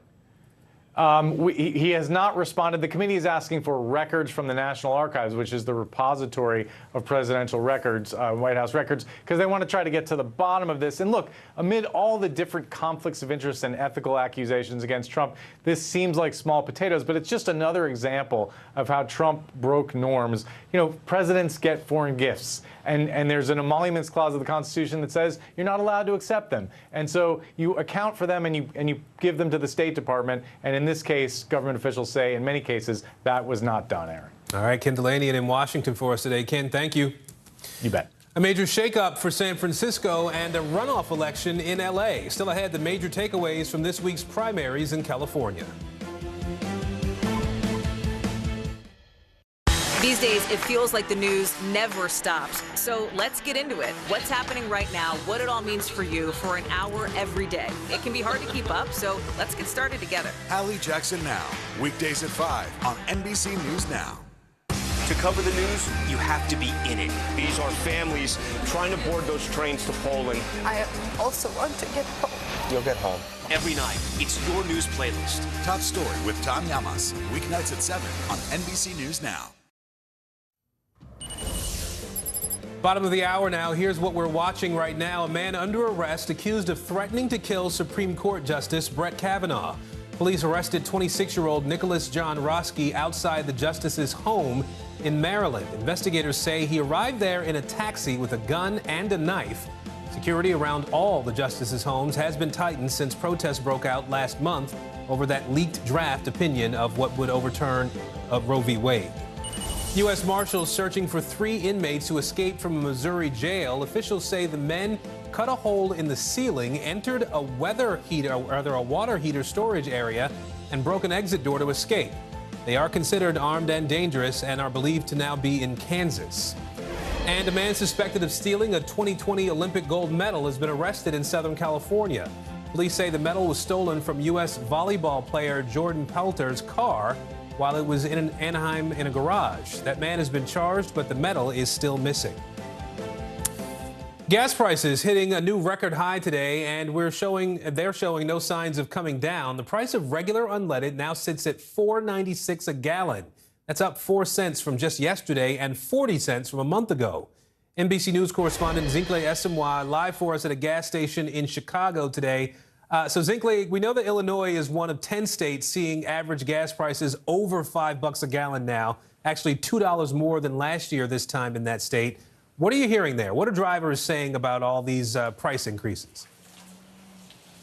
Yeah, Aaron, the prices are sky high. 20 states have seen an increase this week in 30 cents or more. And Illinois is one of those states. If you look just behind me, the prices are a little cringeworthy, $6.49. And drivers are upset about it. Here's what some of them have said around the country. Everything's more expensive. I'm spending, I just went to the grocery store before this, and now chicken's more expensive than beef, and I'm walking places instead of driving. It's rough. Well, I think the war in Ukraine certainly impacting gas prices. There's supply chain issues from COVID all over the world still. International transportation costs are high. So I just think it's the perfect storm of all these things coming together. Aaron, you heard people there talking about inflation. I think there's sensitivity to the fact that there's a lot of reasons we're seeing these prices, right? It's hurricane season, Russia's invasion of Ukraine, but that does not change the pain at the pump that so many people are feeling. Aaron? So then what's being done, I guess, is the next question, right? What's happening to help people? What are the experts saying about what else can be done to ease this pain at the pump? Right. So we know the Biden administration has announced the release of 1 million barrels of oil a day from strategic reserves. That's with the hope of increasing access, decreasing price. But right now, industries around the country are feeling it. In Michigan alone, that state, their average price of gas is around $5.18, clearly above the national average, which is around $4.95, 96 cents. And as a consequence, one sheriff's county office in that state of Michigan has told deputies, do not go answer non-emergency calls in person. Please handle them over the phone. Why? Because they've already exceeded their gas budget. So it's having real palpable consequences for every industry in this country. Aaron.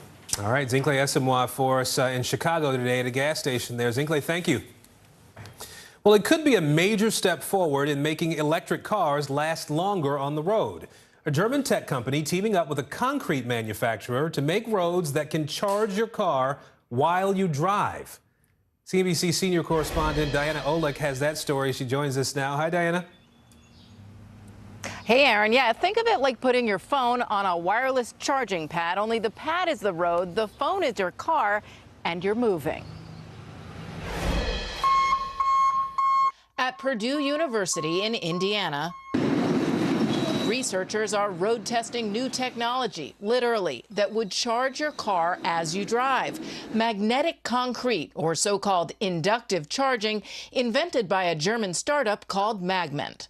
Magnetic meaning that when you use coils to generate magnetic fields, these magnetic fields would be focused to the vehicle so that we can get maximum charge transferred to the vehicle. The technology, he says, can be used in any road or floor. And the vehicles can move as they charge. Very simple. Magment will soon begin using the technology inside on warehouse forklifts. But road testing both asphalt and concrete pavement is more involved. This experiment is designed to test the mechanical and the thermal properties of both these pavements. Because the system that we've included in it, the charging system, will generate some heat, so we need to make sure that it's not going to be a problem. So far, the results are promising, but it is very early stages. Still, Magment is already teaming up with Holcim, a Swiss-based building materials company and one of the largest concrete and cement producers in the world. The investment will come, that's for sure. Obviously, at the very beginning, the DOTs or the authorities will see that, wow, there is a big challenge ahead of us. But it will, again, I repeat myself, it will come step by step. The vehicle batteries don't need to be changed, but a receiver coil does need to be added to pick up the power and transfer it to the battery. It can be used on any electric vehicle, cars, buses, trucks. Magment CEO says he's already in talks with major auto manufacturers and logistics companies. We believe that this can become a real game changer to electrification of transport.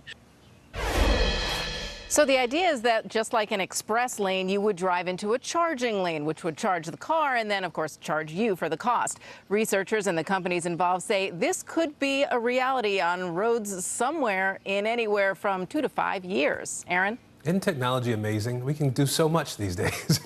CNBC's Diana Olick. Diana, thank you. We are tracking some big changes in Decision 2022. Voters in California leaning to the right after 2 high-profile elections on Tuesday.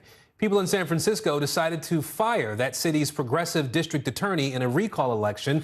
And in Los Angeles, a former Republican will face a Democratic congresswoman in a runoff in November. I want to bring in NBC News senior political editor Mark Murray now. Mark, how do you read the outcome first of this recall election of Chesa Boudin in San Francisco? Is this going to also have sort of other DAs looking over their shoulders? Yeah, Aaron, it's always important to keep local elections with a local perspective. But in this case in San Francisco, this comes after we ended up seeing multiple members of San Francisco's school board and organization get recalled as well. And so we can end up seeing that San Franciscans have been upset at their leaders when it comes to either crime and now schooling. And so, when we look ahead to future potential recall efforts, There's actually one happening in Los Angeles where there's a signature petition against Los Angeles's own district attorney, George Gascon. And so now that recall has not yet been set, has not been qualified for a ballot yet. But if you are looking for the next kind of domino to fall on people being upset by progressive governance and progressive prosecutors, Los Angeles would be next on the list. You know, at the same time, Mark, there's a number of politicians who are campaigning on criminal justice reform as we head into the midterms in November. How likely is this outcome in San Francisco to affect the calculus of these folks who are campaigning now? Yeah, Aaron, this is tricky, and it kind of, almost have the criminologists versus the politicians. And is there kind of a sweet spot of Democratic politicians and other politicians pursuing criminal justice reform and saying, look, we don't want to have all of our prisons explode. We want to be sure that people who are nonviolent offenders can be rehabilitated and put back into society, but then mixed with the actual politics that people see that crime is up, that crime is a problem in their communities, and what are district attorneys, attorneys general, as well as governors and other politicians actually doing about it. And to me, the politicians that kind of get that sweet spot correct in managing their own politics, but also if they want to pursue criminal justice reform, I think it can be done. But in politics, you have to get the politics right. All right, let's head south if we can a little bit here, Mark, and talk about the mayoral race in Los Angeles. NBC News projecting that the former Republican Rick Caruso will face Congresswoman Karen Bass in a runoff election. Caruso joined the Democratic Party right before launching his campaign for mayor there in L.A. What does this tell you about how non-career politicians are sort of positioning themselves as we go into the midterms? Yeah, Aaron, in a world, in a country where 3 out of 4 Americans think the country is headed in the wrong direction, that is a recipe for outsiders to kind of come in, say, hey, I'm going to fix things up.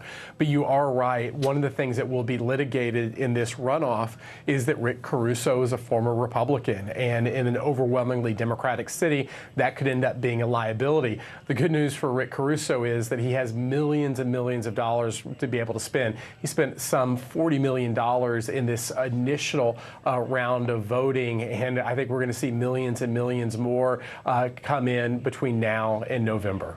All right, NBC News senior political editor Mark Murray. Mark, we appreciate it. Thank you.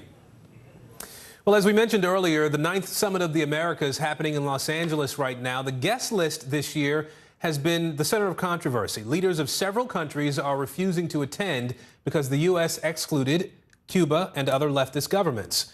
Most notably skipping this summit, Mexico's President Andrés Manuel López Obrador. This as another caravan of migrants is making its way from southern Mexico to the U.S. border. Here's Telemundo correspondent Randy Serrano. Along a roadway in southern Mexico, a seemingly endless stream of people making their way on foot towards the United States. Men, women, and children walking through pouring rain and sweltering heat. They come from across Latin America, places like Venezuela, Cuba, and Colombia, all with the same goal, immigration to the U.S. We left Colombia because of the homophobia. We both got physically and verbally attacked. We had to cross the Darien jungle and trails through many xenophobic countries. It's the latest and one of the largest migrant caravans to make the nearly 2,000-mile trek north through Mexico. The group's journey began Monday in the city of Tapachula. Organizers claim there are nearly 15,000 migrants in the caravan, but authorities in Mexico estimate it's closer to 5,000. Robinson Reyes is making the desperate journey and says the current policy, in which migrants process their paperwork in southern Mexico rather than at the U.S. border, is not working quickly enough. We've been here for almost a month, and they haven't solved anything regarding the humanitarian visa. We want a future for our families. We are not violent. We just want a better future for our families.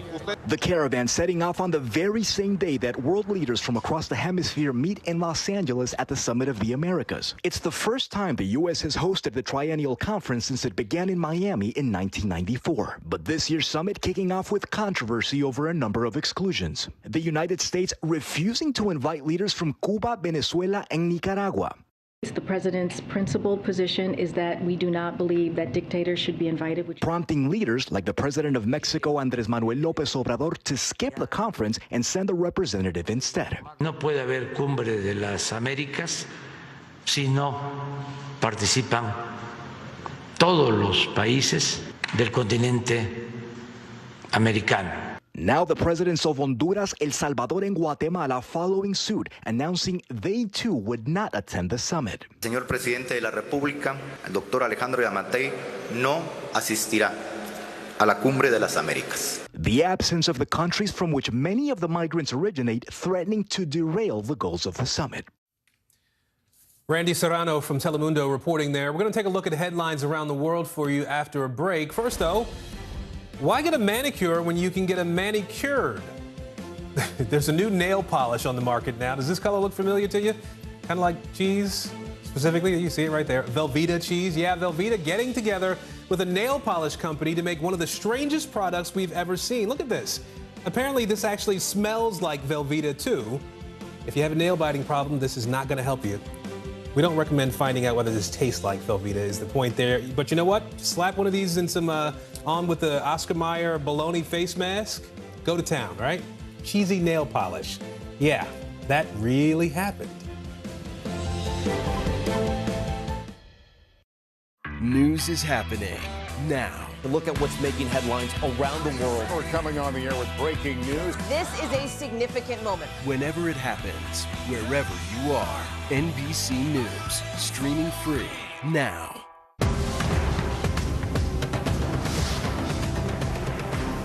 Sometimes the news can be difficult and overwhelming for kids to understand. Ukraine and Russia. Could you help me understand what's going on? So to help make sense of it, we've created a newscast just for them. We hope your family will watch Nightly News Kids Edition. From Brooklyn, we're next to the subway station. The state's reservoirs are alarmingly low. War will pass them by.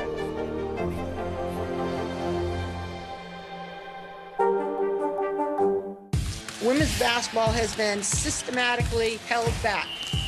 Our players and coaches have been harmed. After 49 years of Title IX, we still have work to do. In Their Court, a podcast from NBC News and NBC Sports that goes inside the issues of inequality in women's sports. Listen now. From Brooklyn, we're next to the subway station. The state's reservoirs are alarmingly low. War will pass them by.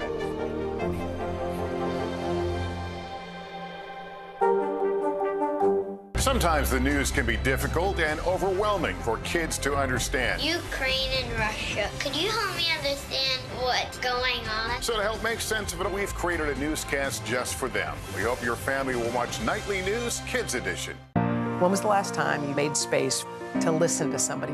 We are meeting people one after the next who have made profound changes. I think you're going to be blown away by the life lessons. Join Hoda Kotb for her podcast, Making Space. Listen now. Top Story with Tom Llamas, weeknights at 7 on NBC News Now. A train derails in Iran and NASA's taking off down under. Let's go around the world in 60 seconds.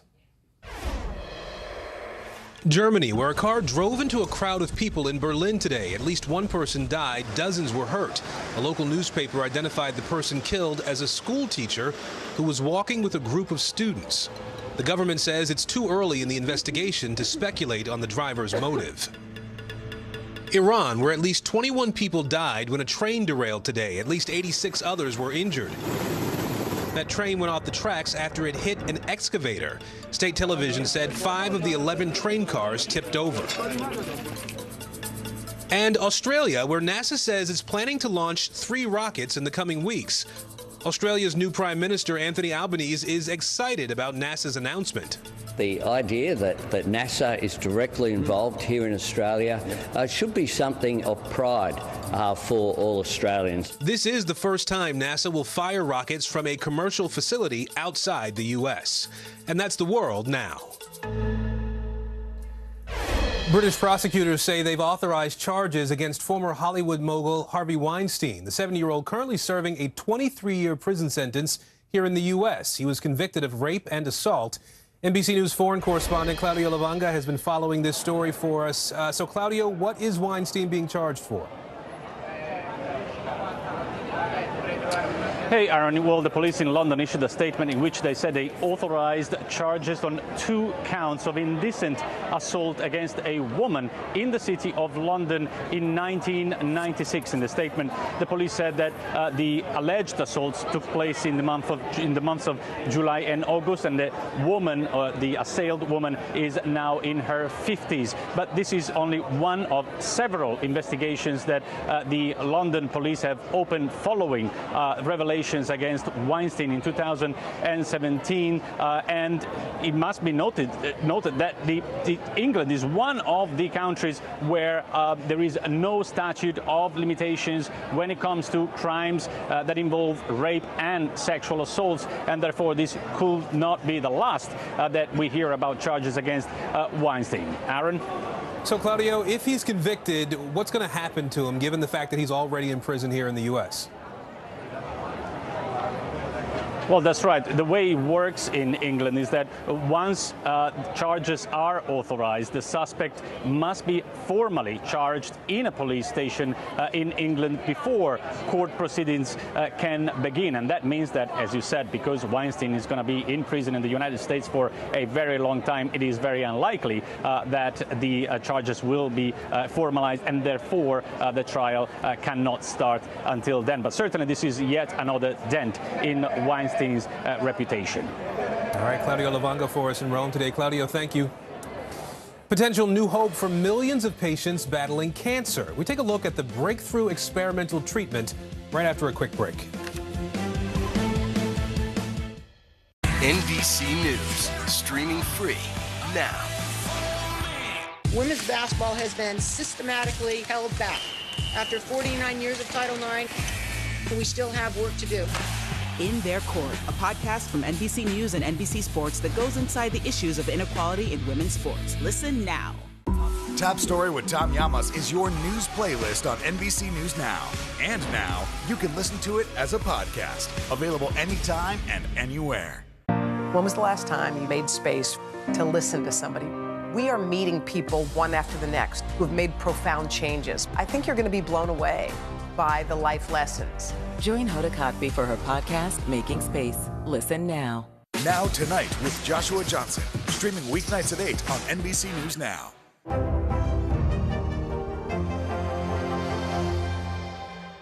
Making Space, the inspirational podcast from Hoda Kotb.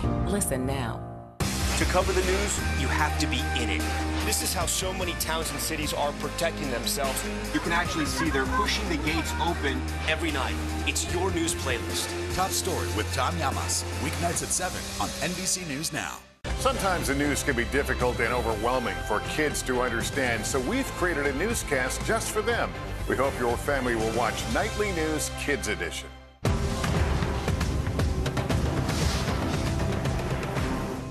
Hallie Jackson Now. Weekdays at 5 on NBC News Now. NBC News, streaming free now. We'll meet Ukrainians who are defending their country one block at a time. When you were still in Kiev, could you hear the bombing? My name is Lester. Hey, who's this?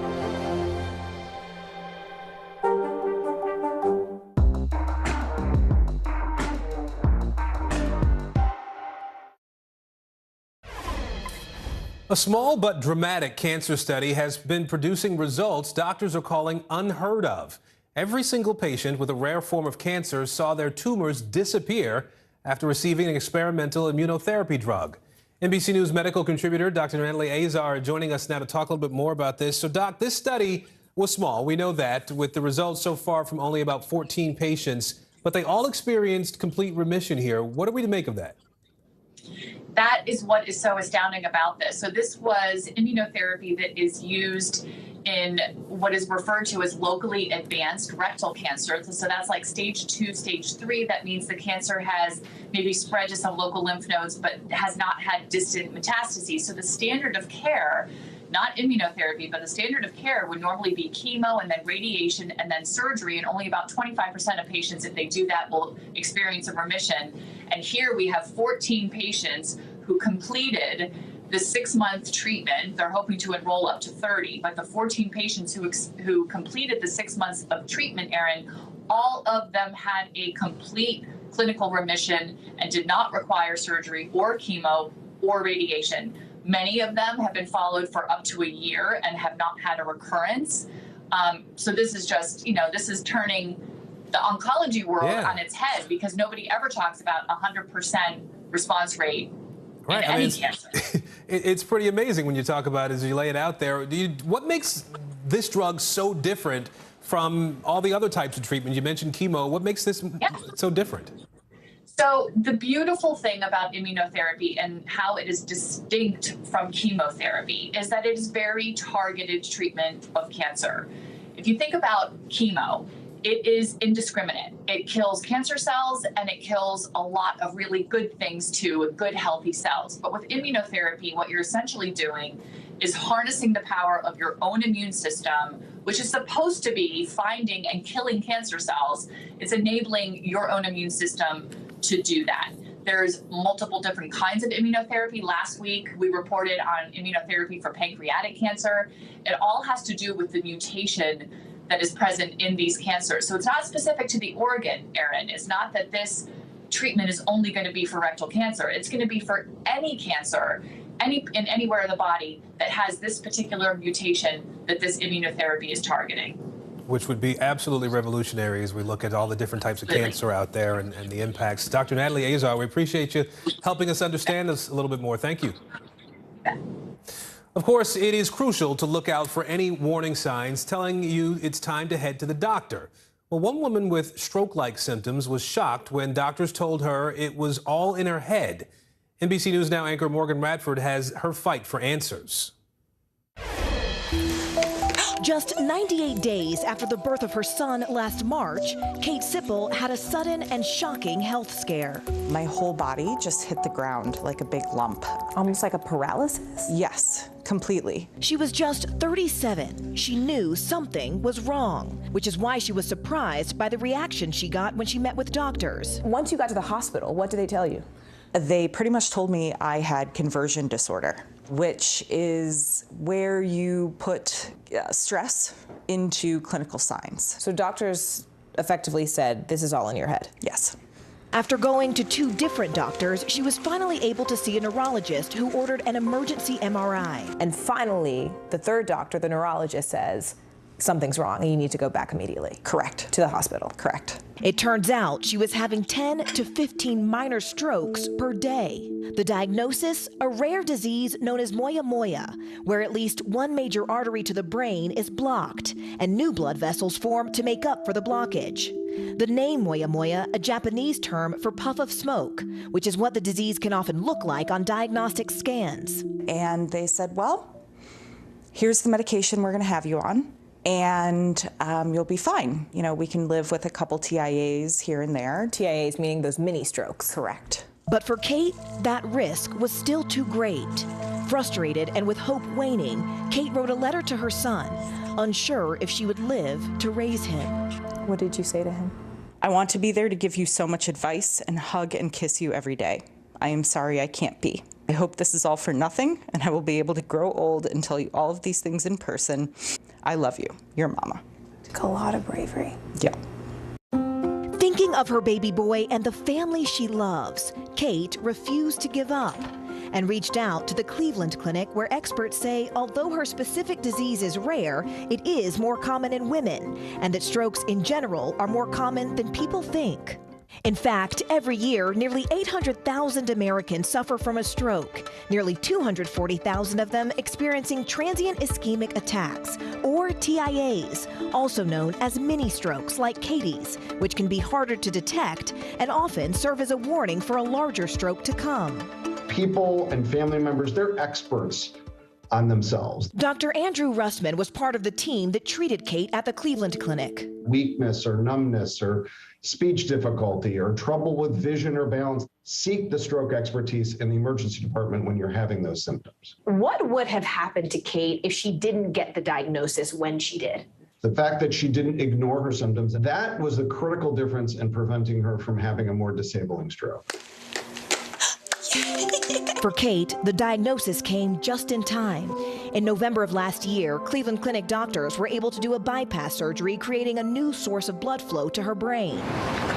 She's been stroke-free ever since. Since the surgery? None. Not a single mini stroke? No. Do you feel any of the numbness or tingling or paralysis? No, not at all. What do you hope that other people take away from your story? I hope that people realize, don't take the first opinion as it is what it is. People need to be their own advocates. They need to find someone that can help them. Do you think that your own persistence saved your life? 100%. If I wouldn't have called, if I wouldn't have had a family support system to say, you're right, you need to do something about this, I truly do not think I would be here today. And a reminder, if you do think you might be experiencing signs of a stroke, experts really stress something called the FAST method. That's F for face drooping, if one side of your face is uneven or it's numb and you're unable to do something as simple as smile evenly. A is for arm weakness or numbness. S is for speech difficulty. And if you're experiencing any of those signs or symptoms, T means it's time to call 911. Aaron? Right now on NBC News Now, message to Congress. Survivors of the Uvalde and Buffalo shootings on Capitol Hill sharing their grief with lawmakers. What they say America needs to do about guns. Grounded. U.S. airlines have too many flights, not enough pilots. How that shortage could keep you from taking off this summer. And the billion-dollar lawsuit. 90 women, including Olympic athletes, suing the FBI over how the investigation into a disgraced doctor was handled. Why they say the agency bungled the case.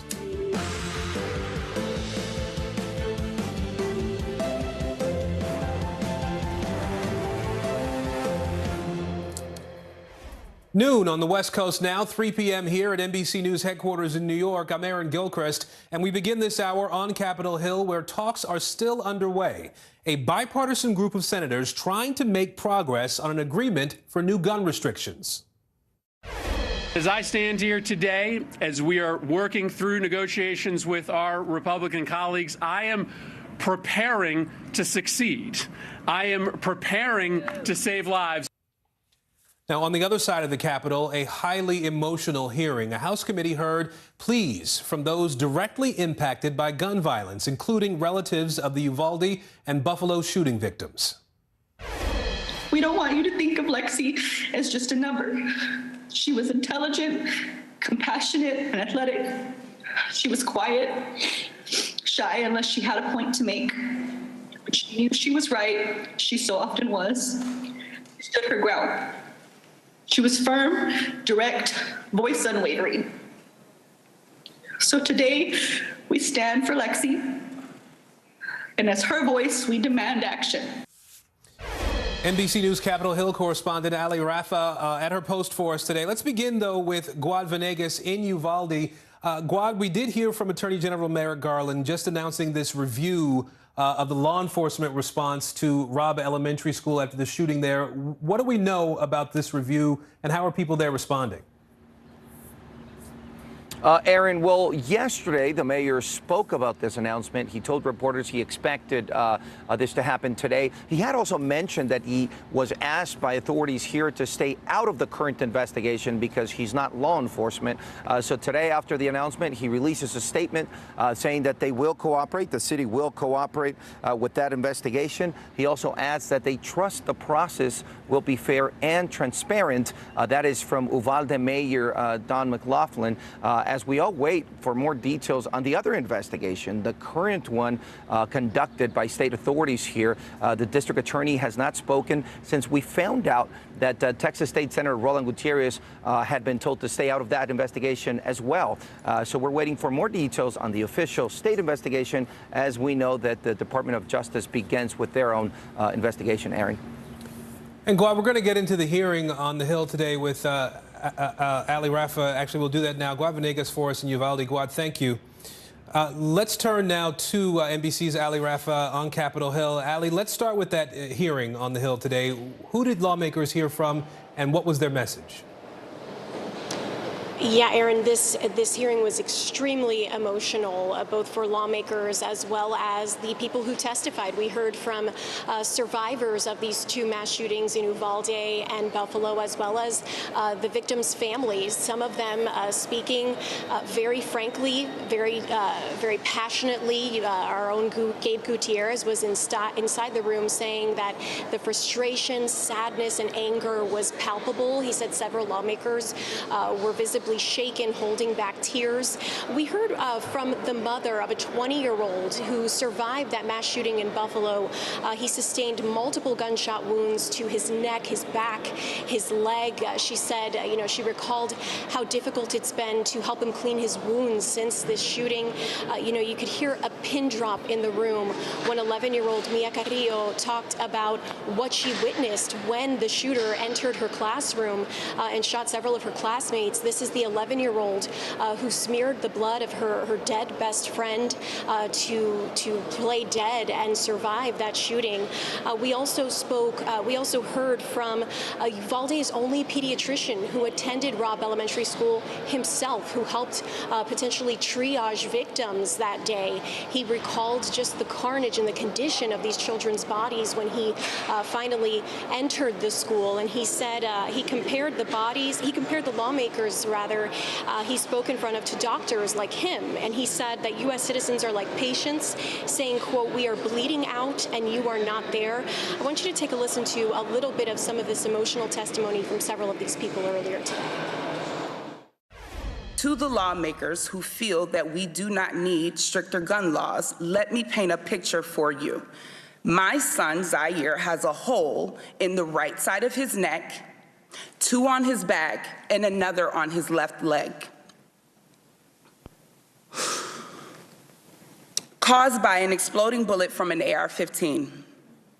As I clean his wounds, I can feel pieces of that bullet in his back. Shrapnel will be left inside of his body for the rest of his life. Now I want you to picture that exact scenario for one of your children. And then he went to the other classroom, and then he went, there's a door between our classrooms, and he went to there and shot my teacher and told my teacher goodnight and shot her in the head. And then he shot some of my classmates and the whiteboard. When I went to the backs, he shot my friend that was next to me, and I thought he was gonna come back to the room, so I grabbed the blood and put it all over me. Several of these speakers, as well as Committee Chairwoman Carolyn Maloney, saying that she hopes that several of these testimonies, these emotional testimonies, will be enough to empower lawmakers here on Capitol Hill to further some sort of gun legislation reform, Aaron. Well, Ali, you also have some new details on the closed-door meeting between this bipartisan group of senators trying to strike this compromise on new gun restrictions. Where do things stand there? Yeah, so several members of our team were able to catch up with some of these senators involved in these bipartisan gun negotiations after they met privately for around an hour earlier today. And they said that they're optimistic that a deal, a framework is being worked out. Several of them gave different timelines as to when the negotiations will be finished, when we can expect a vote on these negotiations. But some of this is really staying the same, in line with what we've heard for the last couple days, even prior to that Memorial Day recess that they left on. We know Senator Chris Murphy, who is leading this effort on the Democratic side, is working with Texas Republican Senator John Cornyn on getting at least 10 Republican senators to vote with Democrats on some gun reform legislation. Some of the provisions that Republicans are expressing support for are boosting funding for mental health systems, as well as hardening school security. Other things that are being considered in a bipartisan manner are potentially expanding background checks for gun hobbyists, having juvenile criminal records accessible to those who are willing to purchase an assault rifle. And so these negotiations are ongoing. There's a sense of cautious optimism here on Capitol Hill because, again, we've been here before, and it's been nearly 10 years since Sandy Hook. But the good news today is that senators are saying these conversations are happening and action is a short term away, they say. All right, Ali Rafa for us on the Hill today. Ali, thank you. Now, the world's top economic experts say inflation is not going away anytime soon. The president of the World Bank saying, quote, the world economy is again in danger. A new World Bank report says we are in for several more years of above average inflation. That revelation coming as gas prices hit a new high again today. The national average for regular unleaded now $4.96 a gallon. That's 40 cents more than a month ago. Our correspondents are covering the economic squeeze in the air and on the ground. Let's begin with NBC News correspondent Zincle Esemwa. She's tracking those sky-high gas prices from Chicago for us today. So, Zincle, what are drivers there saying to you about these prices we're seeing? Yeah, Aaron, so drivers, I don't know if you drive, but if you do, drivers are understandably frustrated, right? Even here in Chicago, you can look behind me. The price is $6.49 for a gallon of regular. And when you add that up, right, when people are filling up their tanks, you can see it here. That goes up to $106 for 15 gallons of gas, or in some cases, $131 for just 19 gallons of gas. So people who I've been speaking with, both here and around the country, are understandably frustrated. Here's a bit of what they've had to say. How are you feeling about gas prices these days? It's rough.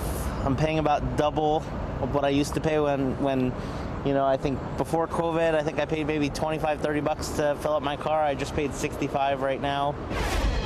It's higher than I expected. I've never seen them over $5. So fortunately, I don't drive too often, but I can imagine that it's pretty impactful to some folks.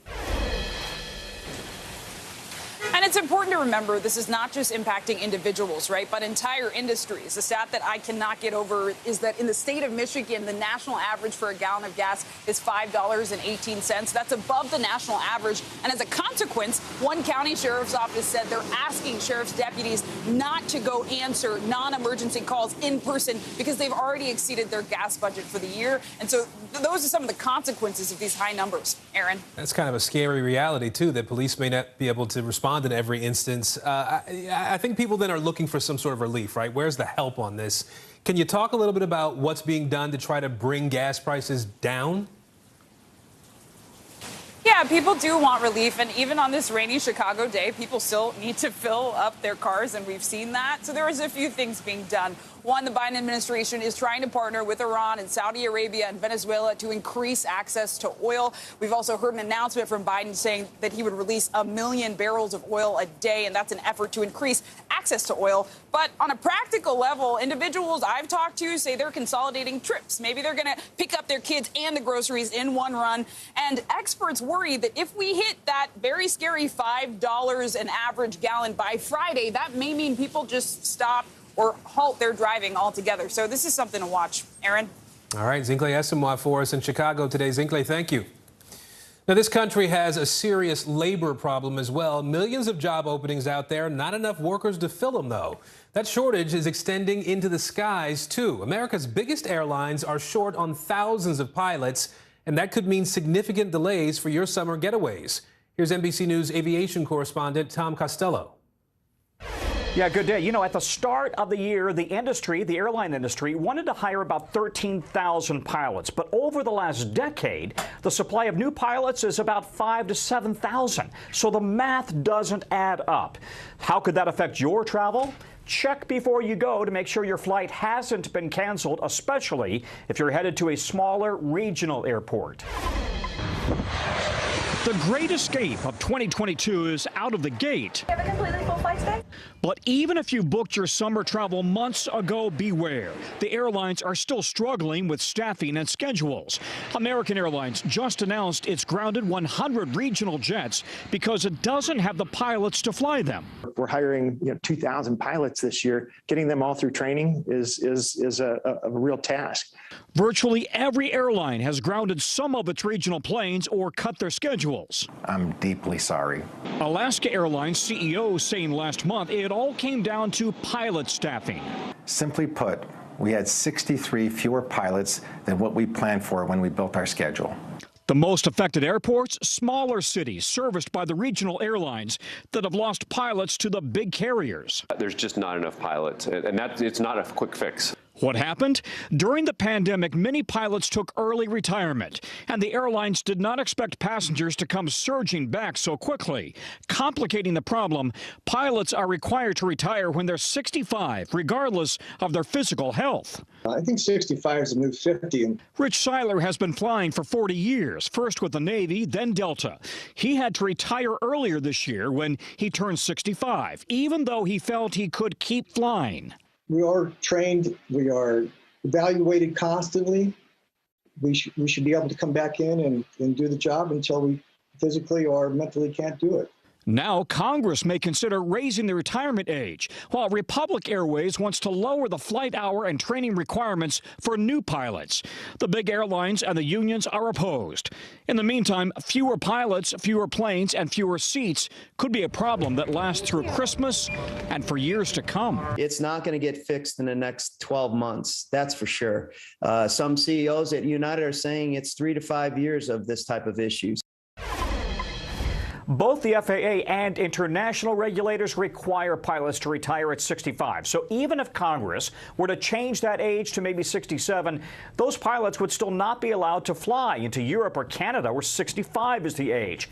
And by the way, one pilots union says there are plenty of pilots out there, but they may not be certified to fly a 737, an A320, an Embraer, so that creates a bottleneck. Back to you. Ukrainian troops are being pushed to their limits in the eastern part of their country. The governor of Severodonetsk saying it's getting harder to hold back Russian advances.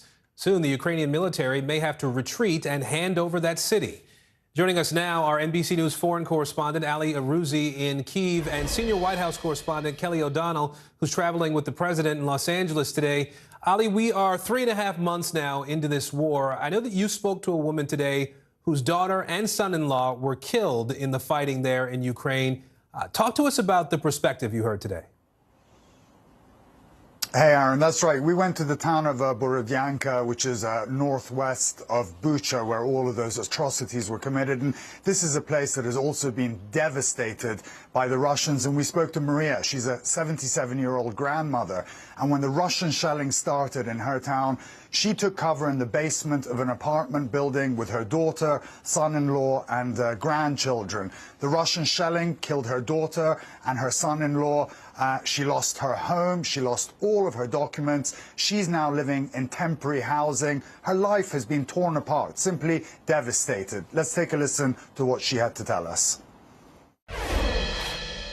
She lost her children, and she doesn't know how to live her life, and her grandchildren are small. So can you imagine what I outlived in the month and a half? Every day I was washing my face with my tears.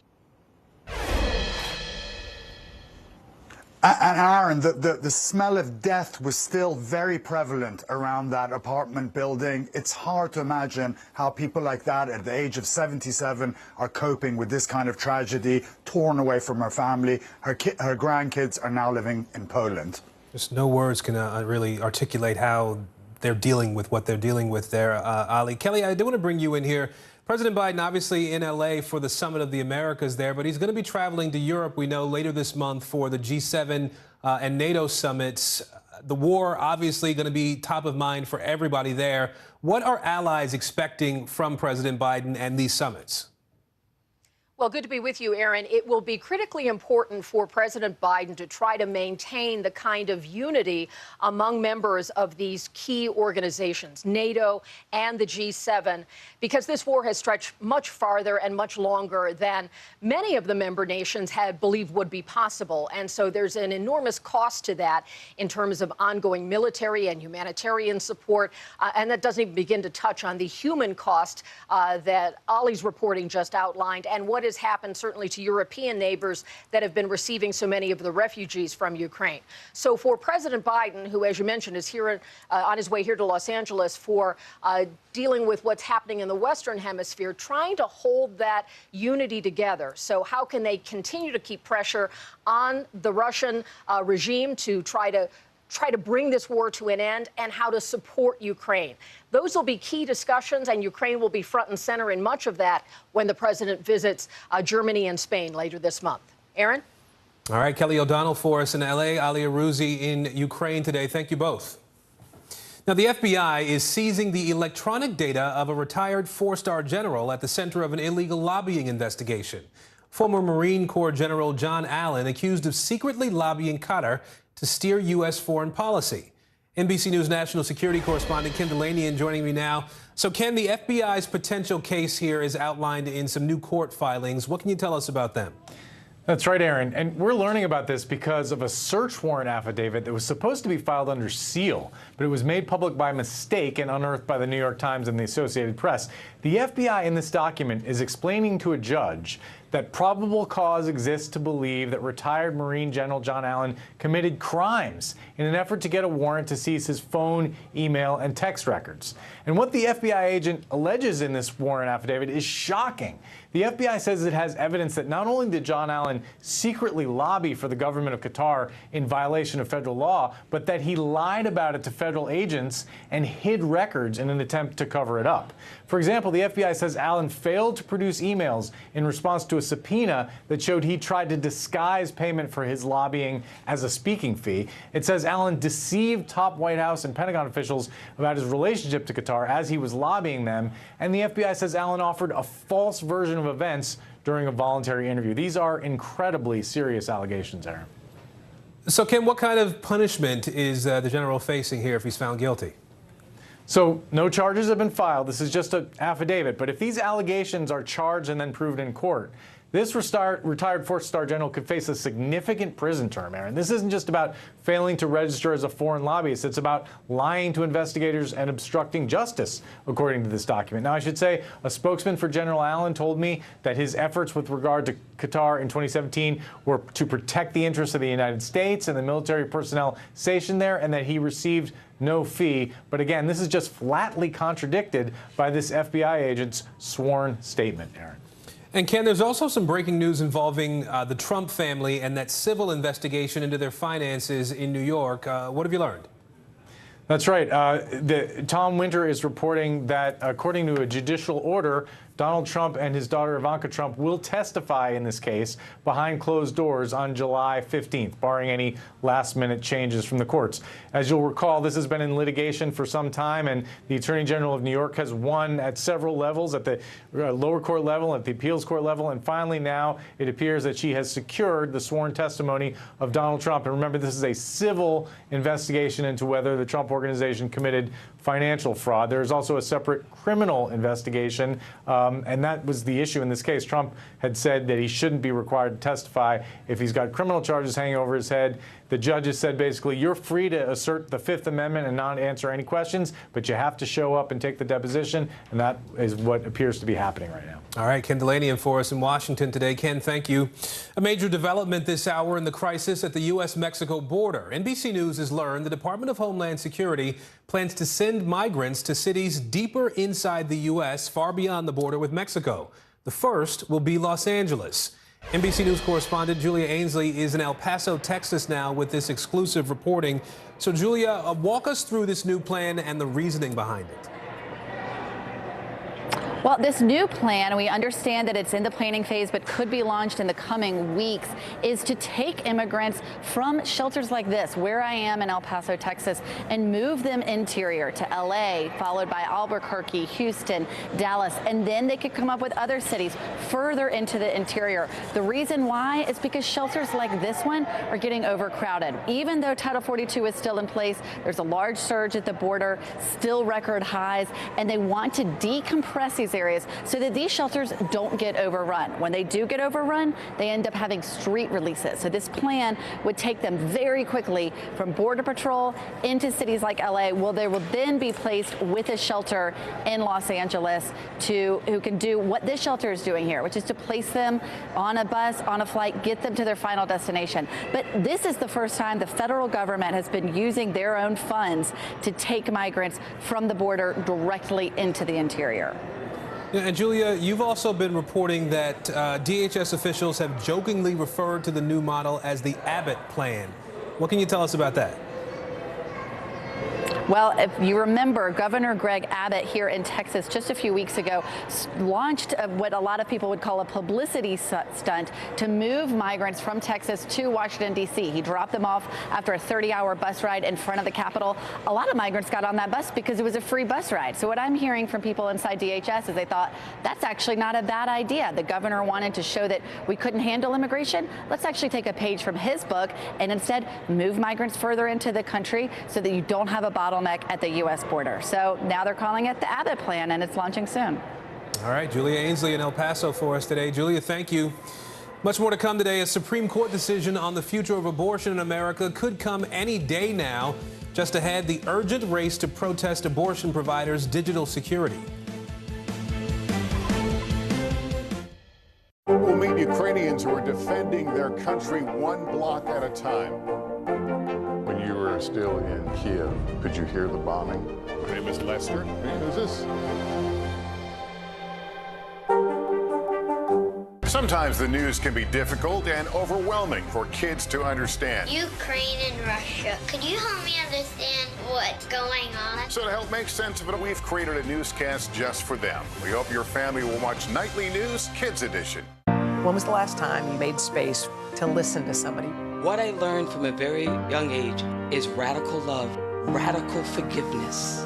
We are meeting people one after the next who've made profound changes. It showed a lot of personal strength for me. Why am I trying to make other people happy over myself? So many life lessons that are going on in these conversations. We're watching a transformation. Join Hoda Kotb for her podcast, Making Space. Listen now. On the money this hour, a very busy day in the stock market. The market's dipping as inflation rears its ugly head again and fears of recession grow. CNBC's Christina Partsenevelos is here to break it all down for us. So, Christina, what's driving the markets lower today? Well, unfortunately, you talked about inflation. We're continuing to see oil climb above $120 a barrel, and this is just weighing on investors' minds. We had 2 days of positive inflows, and now you're seeing the markets. I'm at the NASDAQ right now. Everything is falling lower. One particular section that's doing poorly today is semiconductors. Think of it like the brains inside electronics. That whole sector is lower. Why? Because Intel's CEO warned that this quarter is actually harder than they anticipated. Inventory levels are down, consumer demand is down, and they're still dealing with the Shanghai closures, even though things are starting to reopen. So that's a negative sentiment for all. And then ahead for this week, I guess investors, you could say, are on edge because we're getting some more data from the European Central Bank tomorrow, and then we're getting inflation data for us on Friday, and that's going to be a big number. We often pay attention to the real estate markets at times like these. So what has all the uncertainty done to that particular market? I guess it means that, first-time buyers like myself can't enter the market. No, that I'm editorializing there. But in general, what we've noticed just with the latest data is because mortgage rates are climbing higher, there's not a lot of listings out there. We are seeing the number of mortgage applications drop to a level we haven't seen almost in, 22 years? Application volume fell 6.5% just last week. This is according to the Mortgage Bankers Association. And if you're wondering, just on a 30-year fixed loan, that's up now 5.4%. So you've got higher rates fewer homes out there, so no wonder applications have dropped. And so this, actually, even on the real estate sector for the S&P 500, it's one of the worst performing sectors today because of this news. All right, Christina Partsinevelos from CNBC, actually at the NASDAQ for us today. Christina, thank you. Thanks. Now, we could find out as soon as next week whether the Supreme Court could overturn Roe v. Wade. And now some abortion providers are rushing to enhance their digital security. They have fears that if their records fall into the wrong hands, they could be exploited as evidence in criminal investigations. NBC News reporter Kevin Collier covers cybersecurity for us. He's joining us now. I know that you've been speaking to folks who work in abortion clinics all around the country. What are their concerns?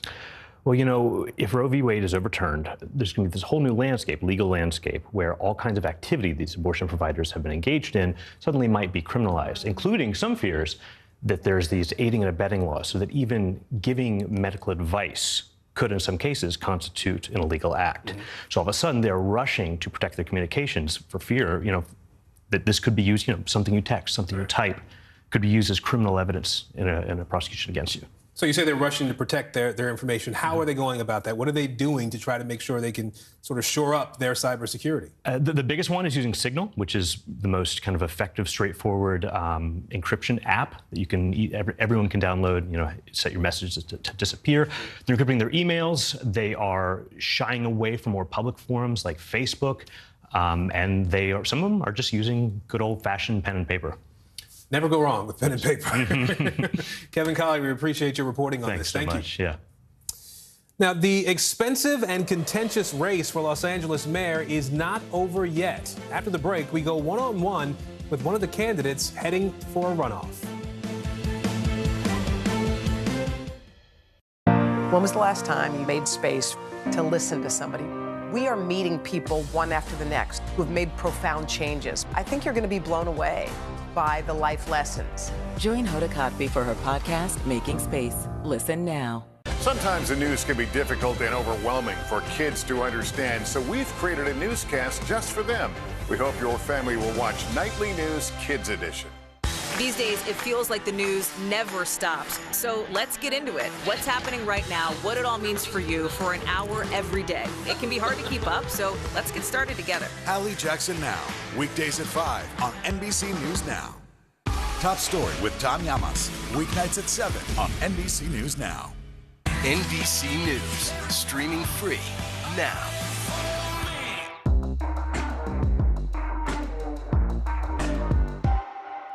Now Tonight with Joshua Johnson, streaming weeknights at 8 on NBC News Now. When was the last time you made space to listen to somebody? What I learned from a very young age is radical love, radical forgiveness. We are meeting people one after the next who have made profound changes. It showed a lot of personal strength for me. Why am I trying to make other people happy over myself? So many life lessons that are going on in these conversations. We're watching a transformation. Join Hoda Kotb for her podcast, Making Space. Listen now. Bottom of the hour, let's take a look at what's trending right now on NBCnews.com. Vaughn Hilliard in the newsroom for us today. Hey, Vaughn. Hey, Aaron. A South Carolina deputy was charged with 3 counts of reckless homicide after she killed a woman and her 2 daughters in a car crash. The deputy was headed to check on a stopped car when she ran a red light without her emergency lights or any other signal. And a San Antonio mom says her son was killed by police, and it took 5 days for them to tell her. Linda Espinoza pieced together news articles about a teenager being killed in her neighborhood around the same time her son was killed. And Harvey Weinstein is being charged with 2 counts of indecent assault by UK police. The incident allegedly happened between July and August 1996. Weinstein is already imprisoned in the U.S. after being convicted of rape and assault. And that's what's trending right now on NBCnews.com. Aaron? All right, Vaughn, in the newsroom for us. Vaughn, thanks. We're following some breaking news right now. The Justice Department announcing charges against the man arrested with weapons near the home of Supreme Court Justice Brett Kavanaugh. NBC News national security correspondent Ken Delanian is joining us now. He's been tracking this from D.C. Ken, what do we know about these charges and how is this all going to unfold? Well, Aaron, his name is Nicholas John Roski. He's apparently a 28-year-old California resident, and he's now charged with attempting to kill a Supreme Court justice. That's a federal charge. Apparently, according to court documents, this all began last night at around 1 in the morning when this man got out of a taxi cab in front of Justice Kavanaugh's home in the Maryland suburbs just over the D.C. border. And he was seen by the 2 U.S. Marshals guarding the home, but they didn't see any weapon, and he walked past them, again, according to this court document. Then he called 911 and got on the phone with dispatchers and said he was suicidal and that he was intending to kill the Supreme Court justice. And that's when the marshals went and arrested him. He was taken to the local precinct in Montgomery County where detectives interviewed him. They read him his rights, interviewed him, and he said that he intended to kill the Supreme Court justice. He said he was upset about that leaked draft opinion that appears to show the court is poised to overturn Roe v. Wade, and also upset about the Uvalde mass shooting, and believed that Justice Kavanaugh was among those who were loosening gun laws. So this is exactly the kind of thing, by the way, Aaron, that the Department of Homeland Security is warning about. They're saying that we're in a climate of extremism and high tensions right now, and that just, it's ripe for disturbed individuals to plan attacks on facilities and individuals. Thankfully, this one was averted. Ken Delaney in Washington today. Ken, thank you. Let's turn to California now and Decision 2022. Millions of voters turning out on Tuesday to cast their ballots in the primaries there. And the decisions are already having dramatic implications for November. Our Steve Patterson is tracking the Los Angeles mayoral race, and NBC News deputy political editor Ben Camisar is following the San Francisco district attorney's race. Steve, we'll start with you and the mayoral race in Los Angeles if we can. NBC News projecting former Republican Rick Caruso is going to face off against Democratic Congresswoman Karen Bass. That will happen in November in a runoff. I know you spoke to Caruso. What did he have to say to you? Yeah, the Caruso camp undoubtedly happy about the result. Remember, the entire base of the Democratic Party, the entire machine here in Los Angeles had really coalesced around Karen Bass early on. This was her race from minute one. She's a longtime champion of Democratic politics here in Los Angeles, 6-term congresswoman, really had all it took to win this race. And then in comes Rick Caruso. He started with maybe 6% of the vote a few months ago and then just barnstormed this race, spending nearly $40 million of his own money, blanketing the entire city with Caruso can ads. You cannot escape it if you're anywhere here in Los Angeles. And then ended up yesterday 5 points ahead of Bass, so he calls that a victory, really billing himself as the change candidate, sort of an alternative to progressive politics here, and something he says is a bit of a reformer when it comes to key issues that Angelenos are really concerned about: crime, homelessness, affordable housing, transportation, environment, really calling himself the alternative to all of those. I spoke to him, caught up to him yesterday for just a little bit. Listen to what he said. Look at my track record. I've run city departments. I've reduced crime. I rebuilt the police department. I've reformed the police department, right? I understand how government works. I also understand how it fails. And I'm not a career politician. I have no special interests. My special interests are the people of Los Angeles. I've built a business with one person as an employee, created thousands of jobs. Just follow the track record of who has gotten things done. And that's me.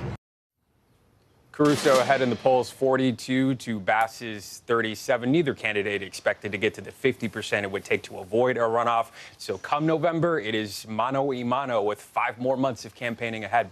Aaron? Well, given that fact, Steve, what is Karen Bass saying about her opponent, about the political climate that we're in right now as we head into November? Yeah, I spoke to Bass as well. She wasn't shy about calling Caruso's spending shameful. Again, remember, Caruso outspent Bass 10-1. But she says in these next few months to follow, as this race now becomes a one-on-one, that Democratic base support will come out in force. We will see a whole lot more as far as advertising, as far as the coalition that will be created around Bass when it comes to Bass versus Caruso. And she says expect that and expect a knockout punch in just a few months. Aaron? All right, Steve Patterson for us in Los Angeles today. Steve, thank you. Let's turn to Ben Camisar now, our deputy political editor, to talk about this a little bit more. Ben, what's your read on the fact that Caruso and Bass are going to face each other again come November?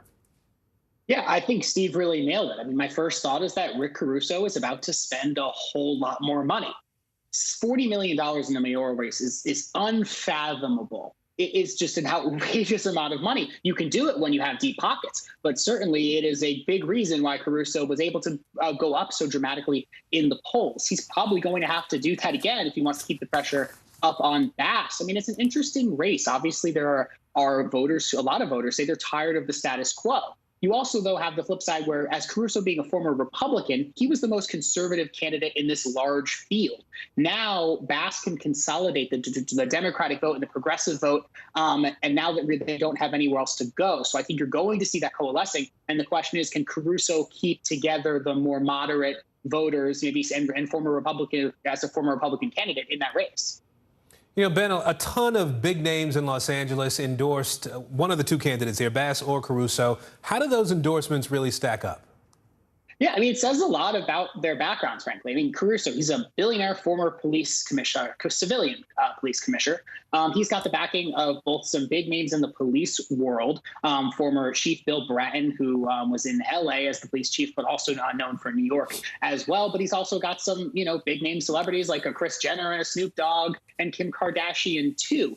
Bass is a longtime congresswoman. She has, some celebrities in her corner, too. This is L.A. You got to have some. But she also has the institutional backing of folks like House Speaker Nancy Pelosi, former Senator Barbara Boxer, the institutions of, an Emily's List. It's a Democratic group with a lot of sway out here in Washington, D.C. The L.A. Times editorial board, it's, sort of the institutions here are backing her. So it says a lot about the kind of race that you're trying to run when you've got one outsider and one person who's made their career in politics. At the same time, Ben, we have this election in San Francisco. Voters there ousted the progressive district attorney, Chesa Boudin. How do you read Tuesday's election there and what it means for other progressive cities heading into the midterms? It's a good question. It's tough to make sweeping conclusions on a race. I mean, last year we did see a progressive prosecutor, Larry Krasner, in Philadelphia. There were the same sort of initial concerns, and he ended up cruising through a win in his primary and his general election. But it's been a year. And, considering we've seen progressives challenged on the issue of crime, considering we've seen in polls that crime continues to be toward the top, economy being more important to voters, but crime being important to voters as well. I think the results last night are definitely a warning sign to progressives that maybe something isn't exactly necessarily working with their pitch on crime. The question is it a policy fix? Maybe, maybe not. Or is it a messaging fix? Maybe, maybe not. I think that's the question that a lot of progressives are going to be taking a look at is, taking this and how do we make sure that this doesn't happen to us moving forward? All right, Ben Camisar, we appreciate the analysis today, Ben. Thanks. Well, NBC News is marking this Pride Month with an in-depth look at stories that impact the LGBTQ community. Some companies are dramatically expanding their benefits for family planning. They're going beyond medical benefits for freezing eggs or IVF. They're offering employees alternatives to help them have children. CNBC correspondent Contessa Brewer is following this story for us. She joins us now. So, Contessa, what's the challenge for same-sex couples? Well, so if you have same-sex couples who want to be parents, there's a couple ways to get there, right? They can adopt or they can use assisted reproduction. That means getting egg donors or sperm donors and sometimes a surrogate. The problem is that usually if their company does cover fertility benefits, and not everybody does, those benefits are usually administered through medical benefits. Well, the insurers don't define fertility as a problem unless a couple has been trying to have a baby naturally for 1 year. Clearly, that doesn't apply to same-sex couples or even a single person trying to become a parent, and therefore the insurance coverage leaves them out. And it can be very, very expensive. The people that we've been talking to, and one of the intended fathers, Greg Wiles, is not only hoping to become a dad, but he's also the chief financial officer of a surrogacy agency in California. And he talked a little bit about the costs and the journey that he and his husband are on. Let me play it. Probably would have had kids a couple of years ago if we had the money to do it at the time. And it's just something you really have to plan for and save for. He says that if you need a surrogate, those costs can be $200,000 or more. They have friends who've just gone to their families and said, forget it about an inheritance. Give me the money now because I want a family. And other friends who've actually gone and taken out second mortgages on their homes to try and fund the process of creating a family, Aaron.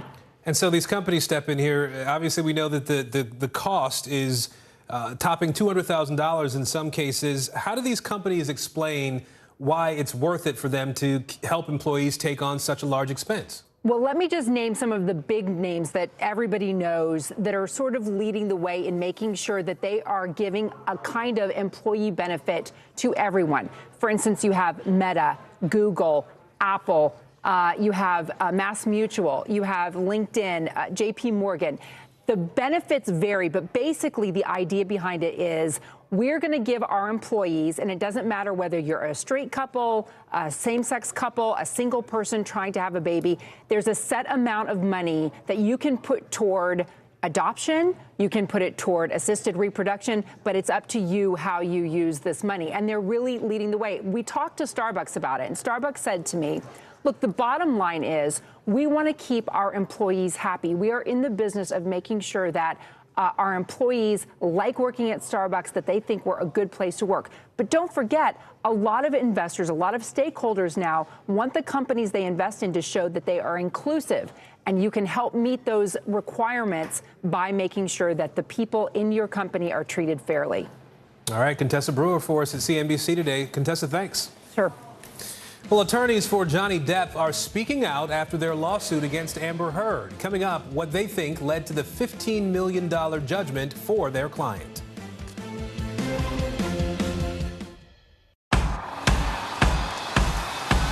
News is happening now. Look at what's making headlines around the world. Right now on Morning News Now. We're coming on the air with breaking news. And this is a significant moment. Whenever it happens, wherever you are, NBC News, streaming free now.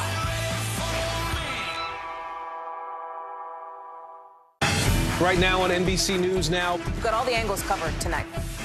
Look at what's making headlines around the world. We've got 3 new developments just this afternoon. We begin this hour with breaking news and the growing impact of Russia's assault. This is what it looks and feels like to try to escape Ukraine. I don't want to say goodbye. This factory has gone from making kitchen pots to lethal items. There's an intense artillery battle underway between Ukrainian forces and Russian troops. Breaking news this morning. The heartbreak, the grief, and the tears that we have seen here are all tragically familiar. Was there a school officer on campus? Because that's what we've been told. No. The shooting is once again reigniting the debate over gun laws. If it's Tuesday, it is primary night. The highest profile races yet this year. We are talking elections in a battleground state. The official confirmation of Judge Ketanji Brown Jackson. Let's zoom out a bit to our changing climate. What do we think that the new normal is going to be? We got some promising news this morning about the rollout of COVID vaccines for children under 5. Have you seen a demand for mental health services increase among Latinos? It's time for another honest conversation about what it means to be Asian American. The people of the Chamizal neighborhood aren't the only ones experiencing what they call environmental injustice. We're here to try to start conversation. A lot to talk about as we continue our rolling coverage. We're coming on the air with the news NBC Scoop. Bringing the news to you is not only a job, it's an honor. I think just an overwhelming sense of relief. I was speaking with another friend of ours, a mutual friend of Johnny's and ours, and he said, I haven't seen Johnny smile like that in 6 years. The weight of the world is off of his shoulders. He's got his life back. Two of the members of Johnny Depp's legal team there on the Today Show this morning, they were speaking for the first time since a Virginia jury sided primarily with Depp in his defamation battle with his ex-wife Amber Heard. NBC News reporter Stephen Romo joining us now as he's been tracking this story for us today. So, Stephen, how are these attorneys, Camille Vasquez and Ben Chu, responding to the jury's verdict? Yeah, we learned quite a bit on the Today Show interviews this morning, Aaron, about their views on the case. They basically say it came down to believability. They think the jury followed what their oath was in this case. They say that ultimately they think the jury was just they just believed Amber Heard and her legal team. They believed, that is, Johnny Depp's legal team more than Amber Heard's. Here's more of what they had to say. Why do you think the jury didn't believe her? Because when you look at the verdict, it really comes down to that. The issue was, is what she's saying true or false? And by their verdict, they said it's false. Well, my sense is that it had a lot to do with accountability, that Johnny owned his issues. He was very candid about his alcohol and drug issues. He was candid about some unfortunate texts that he wrote. And I think it was a sharp contrast to Ms. Heard, who didn't seem, or at least the jury may have perceived, that she didn't take accountability for anything. Now, that's something we've heard from many of the commentators on social media. Of course, so many YouTube channels have sprung up commenting on this case, as well as legal experts saying that basically the jury was more likely to believe Johnny Depp just because he admitted to lots of wrongdoing in this case, a great deal of wrongdoing in this case. And they say that Amber Heard just didn't come off as believable. But as we can tell, the court of public opinion, they've made up their minds in many cases here. Well, you speak about the court of public opinion. We know that there was a lot of social media reaction in favor of Johnny Depp during the course of this trial. Amber Heard's attorneys actually suggested that it was all orchestrated. What are his lawyers saying about that? Yeah, they completely denied anything even remotely connected to that. It was a very interesting aspect of this case. This is the age of social media, so many regular people in real time are tweeting about what is going on in this case each and every day. It was interesting that Johnny Depp, the hashtag that support Johnny Depp, they outnumbered the ones to support Amber Heard by millions. It is incredible when you look at just the volume, which sort of makes sense when you just logically, whenever you hear the Heard team ask this question, but it's something that we heard the Depp team deny. Let's listen. Do you know anything about an online campaign on behalf of Johnny Depp? That is utterly baseless. In fact, very early in the case, the prior Chief Judge White had thrown out a count in the counterclaims that related to that. It was absolutely absurd and baseless. And you know for a fact that neither he nor his agents nor anyone tried to, in some way, pay for or otherwise encourage this kind of social media activity? False. Categorically false. Now, one other interesting thing about this interview, Depp's legal team saying that this should not apply to any other case. They say this is a very specific situation, a very specific set of jury instructions, and they don't think it should have a broad impact on the things like the Me Too movement. All right. Stephen Romo for us today. Stephen, appreciate it. Thanks. Former Olympic gymnasts are among dozens of sexual assault victims seeking $1 billion from the FBI. They include Simone Biles, Michaela Maroney, and Aly Raisman. The women claim the Bureau mishandled its investigation into sexual abuse by former Michigan State and U.S. Olympic team doctor Larry Nassar.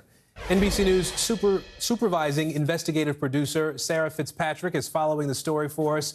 Sarah, what do we know about this filing, and what are we hearing from some of these women? So this morning, the FBI received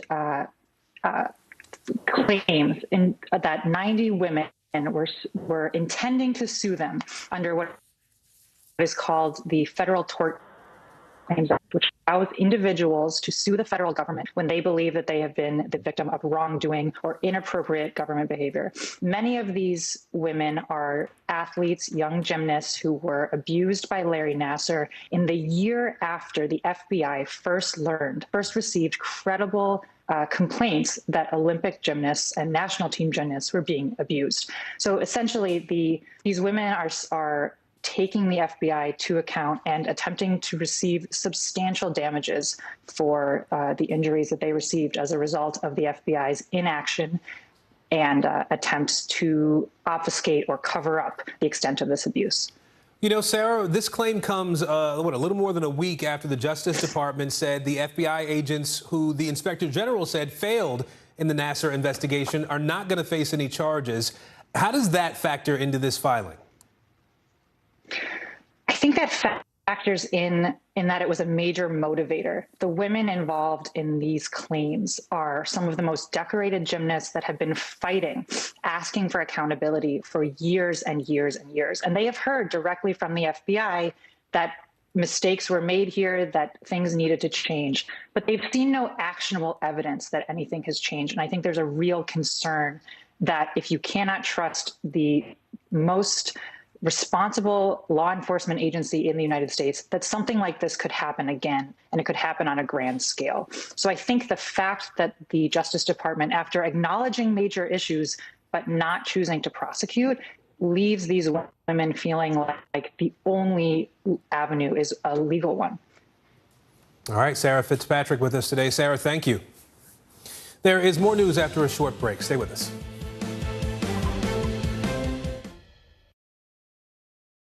Right now on NBC News Now, look at what's making headlines around the world. We've got 3 new developments just this afternoon. We begin this hour with breaking news. This is what it looks and feels like to try to escape Ukraine. I don't want to say goodbye.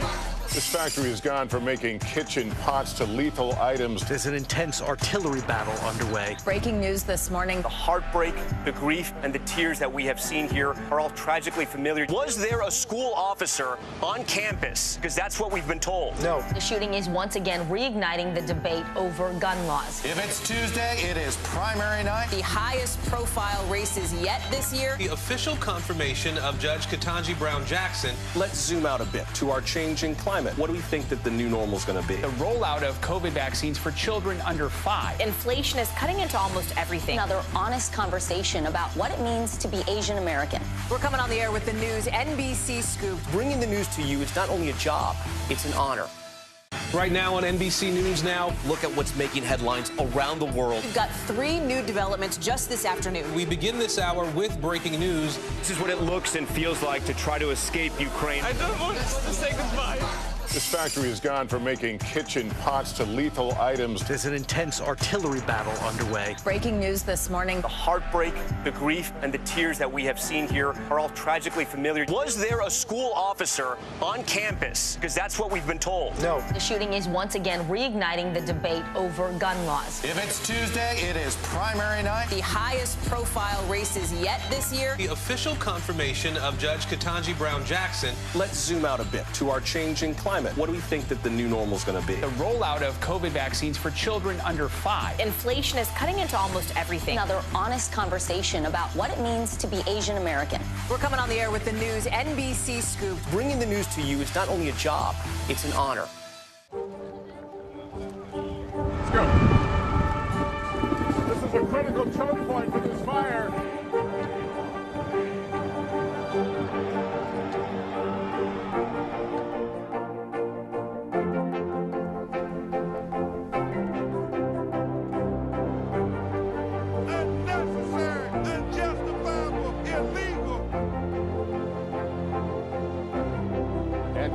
From New Orleans, late military operation, witnessing the massive crowds. I admire you both. Nice to really spend some time with you. Appreciate it.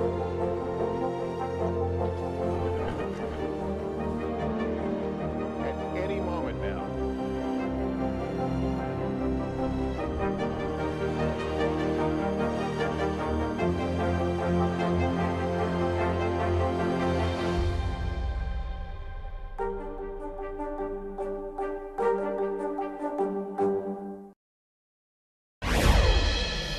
Welcome back. Pennsylvania Democrat John Fetterman still sidelined from the campaign trail after suffering a stroke last month. The Senate candidate admitting he neglected his health and almost died as a result. Now his wife Giselle is stepping in and speaking out about why the campaign remained silent for so long. NBC News correspondent Dasha Burns sat down with Giselle Fetterman. She's joining us now. So Dasha, we know that Fetterman had this stroke last month, but he also was diagnosed with a heart condition. What is his wife saying about his current health? Yeah, well, we're here in Braddock where the Fettermans live, where we sat down with Giselle Fetterman, who has gone from spouse to surrogate. She says that John Fetterman, her husband, really views what happened to him as a second chance to do better, because what he revealed, along with details about his health, we learned that he was diagnosed with AFib back in 2017, and he now also has revealed he has a heart condition called cardiomyopathy, and he revealed that he really neglected wanted to take care of himself. He neglected doctor's orders. He didn't take his medication. And his wife says that he has learned the lesson the hard way, that he needs to do better, and that now he is doing just that. I asked her, though, I mean, this was incredibly serious. He revealed in a statement that he almost died. And I asked if they at any point considered whether this was worth it, whether or not he should continue on in this race. And she told me that they never considered dropping out, that they view what he's doing here as a duty to try to make the country better. Take a listen to just some of what she told me. Someone asked, oh, do you think he can do the job because he's had a stroke? I mean, teachers have strokes and bus drivers have strokes, and every 40 seconds someone has a stroke. You know, how are we treating people if we see them as different because of that? Health crises are things people go through and live with, and every doctor has said, these aren't my words, that he will lead a long, healthy life if he does what he's supposed to, which he is committed to doing. And Aaron, we were the first media to see John Fetterman himself in person. He's not doing formal interviews, but he did drive by in an open-air Jeep and said a brief hello, told me that he's feeling good, Aaron. Well, given that fact, was there any talk in your interview about when he might return to the campaign trail? Yeah, that is the big question. Giselle told me she expects he'll be back on the trail in a few weeks. And Aaron, you mentioned in your introduction there the questions around transparency, around timeline, right? I asked Giselle about that, about some of the criticisms over how and when voters and the public learned about his health condition. And she told me that they really tried to put out information as quickly as they could. The information about the stroke itself came about 48 hours after he had the stroke. She said they released that information to the public just before their own children found out. And then in the intervening weeks before we learned more of those details, before they released the letter from his cardiologist, she said the hospital where he was being treated in Lancaster wasn't doing media, wasn't able to release those records. But once they got to get checked out by his local doctor where he lives here, that is when they released the letter as soon as possible, Aaron. And Dasha, yesterday Fetterman launched his general election with 2 new spots, ad campaigns. What sort of message is he trying to get out there? Well, the big message seems to be, I'm not the typical politician. Everything about those ads cast him as an outsider, as someone who is fighting sort of against the norms of Washington, going against the grain, and really leaning heavily into his Pennsylvania roots. His opponent, Dr. Oz, wasn't mentioned by name in those ads, but he did talk about outsiders coming in, sort of some veiled jabs at his opponent, who in a tweet he once called New Jersey's Dr. Oz. So setting up kind of the tone and the type of language I think we're going to be hearing over the coming months, especially once he does get back on the campaign trail, Aaron. All right, well, know you'll be watching it for us. Dasha Burns for us in Pennsylvania again today. Dasha, thank you. And finally this hour, your News Now Quickcast, the stories you need to know before you go. An emotional day on Capitol Hill today.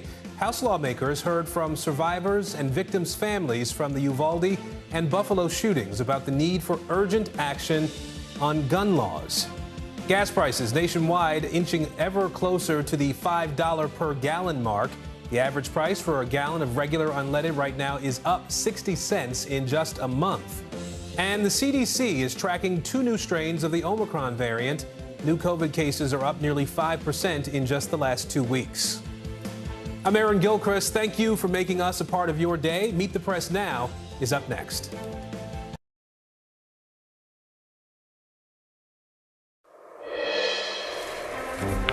If it's Wednesday, the gun debate gets raw and emotional as lawmakers hear testimony from the parents of gun violence victims and an 11-year-old student who survived the Robb Elementary massacre. She had to cover herself in a classmate's blood and play dead to do that. Plus, primary wins for the mainstream of both parties last night as Democratic voters send another warning message to progressives. We'll speak with a top Democrat about the party's path forward in just a moment. Plus, Giselle Fetterman speaks to NBC about the stroke that nearly killed her husband, the campaign's weeks of silence about his health, and when the Democratic Senate nominee in Pennsylvania will get back on the campaign trail.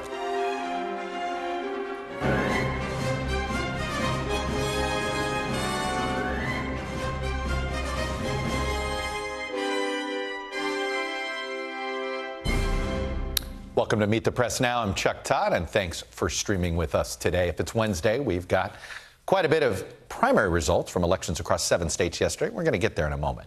But for a second straight day, there was a raw and emotional and at times gut-wrenching calls for gun reforms here in Washington. In fact, we just thought it had to be moved up and needed to see and hear some of these calls. The House Oversight Committee this morning heard from people who've seen the carnage of gun violence up close, both in Uvalde and Buffalo. What you're about to hear is some of the recorded testimony of 11-year-old Uvalde shooting survivor Maya Cirillo about what she saw happen in her classroom at Robb Elementary School. Take a listen. There's a door between our classrooms, and he went through there and shot my teacher and told my teacher goodnight and shot her in the head. And then he shot some of my classmates and the whiteboard. When I went to the barracks, he shot my friend that was next to me, and I thought he was gonna come back to the room, so I grabbed the blood and I put it all over me. If there was something that you want people to know about that day and about you, right? Or things that you want different, what would it be? To have security. Do you feel safe at school? Why not? Because I don't want it to happen again. And you think it's going to happen again? By the way, ask yourself, think about this for a moment. Mia, how long she's going to have this memory? Her entire life. Her entire life. Ask yourself if you would want your child to have a memory of that for their entire life. We also heard from Uvalde pediatrician on the grisly scenes he saw in the classroom. But what I did find was something no prayer will ever relieve. 2 children whose bodies had been pulverized by bullets fired at them, decapitated, whose flesh had been ripped apart, that the only clue as their identities was a blood-splattered cartoon clothes still clinging to them. Lawmakers listened, many of them clearly emotional at what they heard. If you're a human being, I would hope you would have some ability to show emotion on that front. But the question does remain, will these personal stories, these emotional calls for gun reform from the people who have suffered the most, who have had to see what the carnage of these wars of weapon do, will it lead to any meaningful reform? Well, it is in the hands of our elected officials. And as we say here all the time, elections matter, and elections, they do have consequences. We're going to bring you more of that emotional hearing. We're going to get you the latest on where negotiations on a gun reform bill actually stand. But we're going to turn now to the way change does happen in this country, at the ballot box. And at the primary polls yesterday, voters in one of the most reliably liberal states signaled they want change, and they are not happy with progressive-style governance. In the Los Angeles mayoral election, Democratic Congresswoman Karen Bass and real estate developer Rick Caruso, newcomer to the Democratic Party, are going to be headed to a runoff in that mayoral election. And the progressive candidate in that field, Kevin De Leon, he finished third, a distant third, as in single digits. He was a statewide candidate for the United States Senate not that long ago, the endorsed candidate by the California Democratic Party not that long ago. That shows you how popular progressive politics is in Los Angeles. He didn't even win the area he represents on the city commission, by the way. Caruso spent a ton of his own money and based his campaign on homelessness and crime, the top issue in the polls out there. He called last night's results a great awakening for Los Angeles and a vote to change the status quo. Meanwhile, farther up the coast in San Francisco, voters recalled the progressive district attorney, Chesa Boudin, by a vote of 60-40. That was not close. That is not a bunch of Trump voters, folks, that are saying no to Chesa Boudin. These are a lot of people that are voters for Gavin Newsom and for Joe Biden. Just keep that in mind. Boudin was part of a wave of progressive prosecutors who pledged to hold police accountable and decrease incarceration rates by seeking alternatives to prosecuting low-level offenders. But voters in one of the most progressive cities grew extraordinarily frustrated with the perception that his office was simply not willing to do much about crime at all, let alone homelessness that is showing itself all over residential areas in the city. Now, Boudin, he blamed his defeat on an organized campaign of frustration and outrage. The right-wing billionaires outspent us 3-1. They exploited an environment in which people are appropriately upset. And they created an electoral dynamic where we were literally shadow boxing. Voters were not asked to choose between criminal justice reform and something else. They were given an opportunity to voice their frustration and their outrage, and they took that opportunity. Remember, Boudin is not even the first San Francisco official on the left to get recalled this calendar year. Voters ousted 3 school board members in February over frustrations that they were putting progressive policies ahead of student well-being, particularly amid the pandemic closures. Taken together, if voters in San Francisco and Los Angeles are saying they want change, and that change is moving away from progressive leadership, it is a message that can't be ignored by Democrats in Washington and across America. So joining me now is the number 3 Democrat in the House of Representatives, it's South Carolina Congressman Jim Clyburn. And Congressman, it's always good to see you, sir. Thank you very much for having me, Chuck. Look, you were one of the loudest voices, I think, the day after the election in 2020. You were happy about Joe Biden, but you were not happy about another Joe Cunningham. And I remember you talking about this defund the police business. And I say this because what I want to, it does feel as if California is now ground zero of where mainstream Democratic voters are going, whoa, whoa, whoa, whoa. You know, these are not conservative voters in Los Angeles. These are not conservative Trump voters in San Francisco. I take it you share some of their frustrations. Well, yes, I do. I spent last weekend in New Jersey and Michigan. The weekend before, I was in Atlanta, Georgia, New Haven, Connecticut, and I've been talking to people, and I can tell you, people are much more interested in how they are going to navigate this life that they're trying to live, how they're going to protect their children, how they're going to really prepare for a more productive life than all of these sloganeering that seem to get us in too much trouble. And so I have been saying to all of my constituents, I've been saying to all of my colleagues, let's focus on people, their families, their communities, and stop all the sloganeering. What can this policy do to make life better for this person, this person's family, and this person's community? And forget about all the other stuff. And I think that's what we're seeing showing up at the polls these days. Do you, does this, look, a lot of these more progressive folks got elected in a little bit of the halcyon days of 17, 18, and 19 when Democrats were just motivated to do whatever it took to send a message to Trump, right? Whatever it took. And they didn't pay attention to maybe who they were voting for. They were more interested in sending a message against. Is this a rebuke of progressive governance, or is this just a reminder that you got to articulate better what you're doing? Just a reminder. No, this is no rebuke of governance. Look, I challenge anybody to show me a voting record here in the Congress that's more progressive than mine. But I spend my time talking to people and listening to people and trying to do what I can to help them navigate through all of the difficulties that they're having. I chair the select subcommittee on the coronavirus, and I know the frustration that people are having.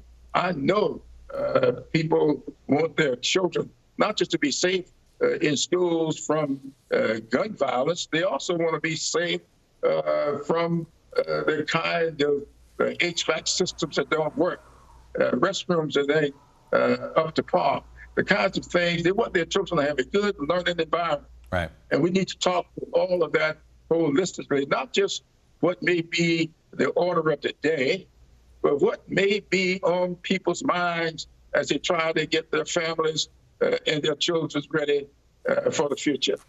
Let me stay with one more political topic for you. I want to play you a quote from Henry Cuellar. He's somebody you campaigned for. It looks like he has survived his runoff.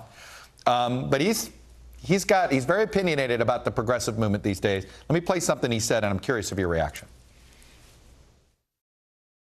There's a left sector of our party that feels that the only standard that should be out there is that you should agree with me 100% of the time. And that far left is trying to purify members, just like the Tea Party did back some years ago against my Republican colleagues. So it's the fringes are doing this. And in my party, you got the far left that just don't understand reality. What do you make of his description of what's happening there? Are you concerned that there is a Tea Party-like purification process going on the progressive left? No, I don't think so. I think there are degrees of everything. There are some people who are farther left than I am, but I am left of the spectrum. I tell people all the time, it's not just the substance of what you do, but your style also means a little something. And so I don't go around calling people's names.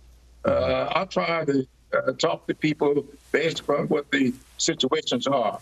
So left or right, that doesn't matter to me. I tell people all the time, my father was very conservative, but he never asked his congregations. He happened to have been a minister.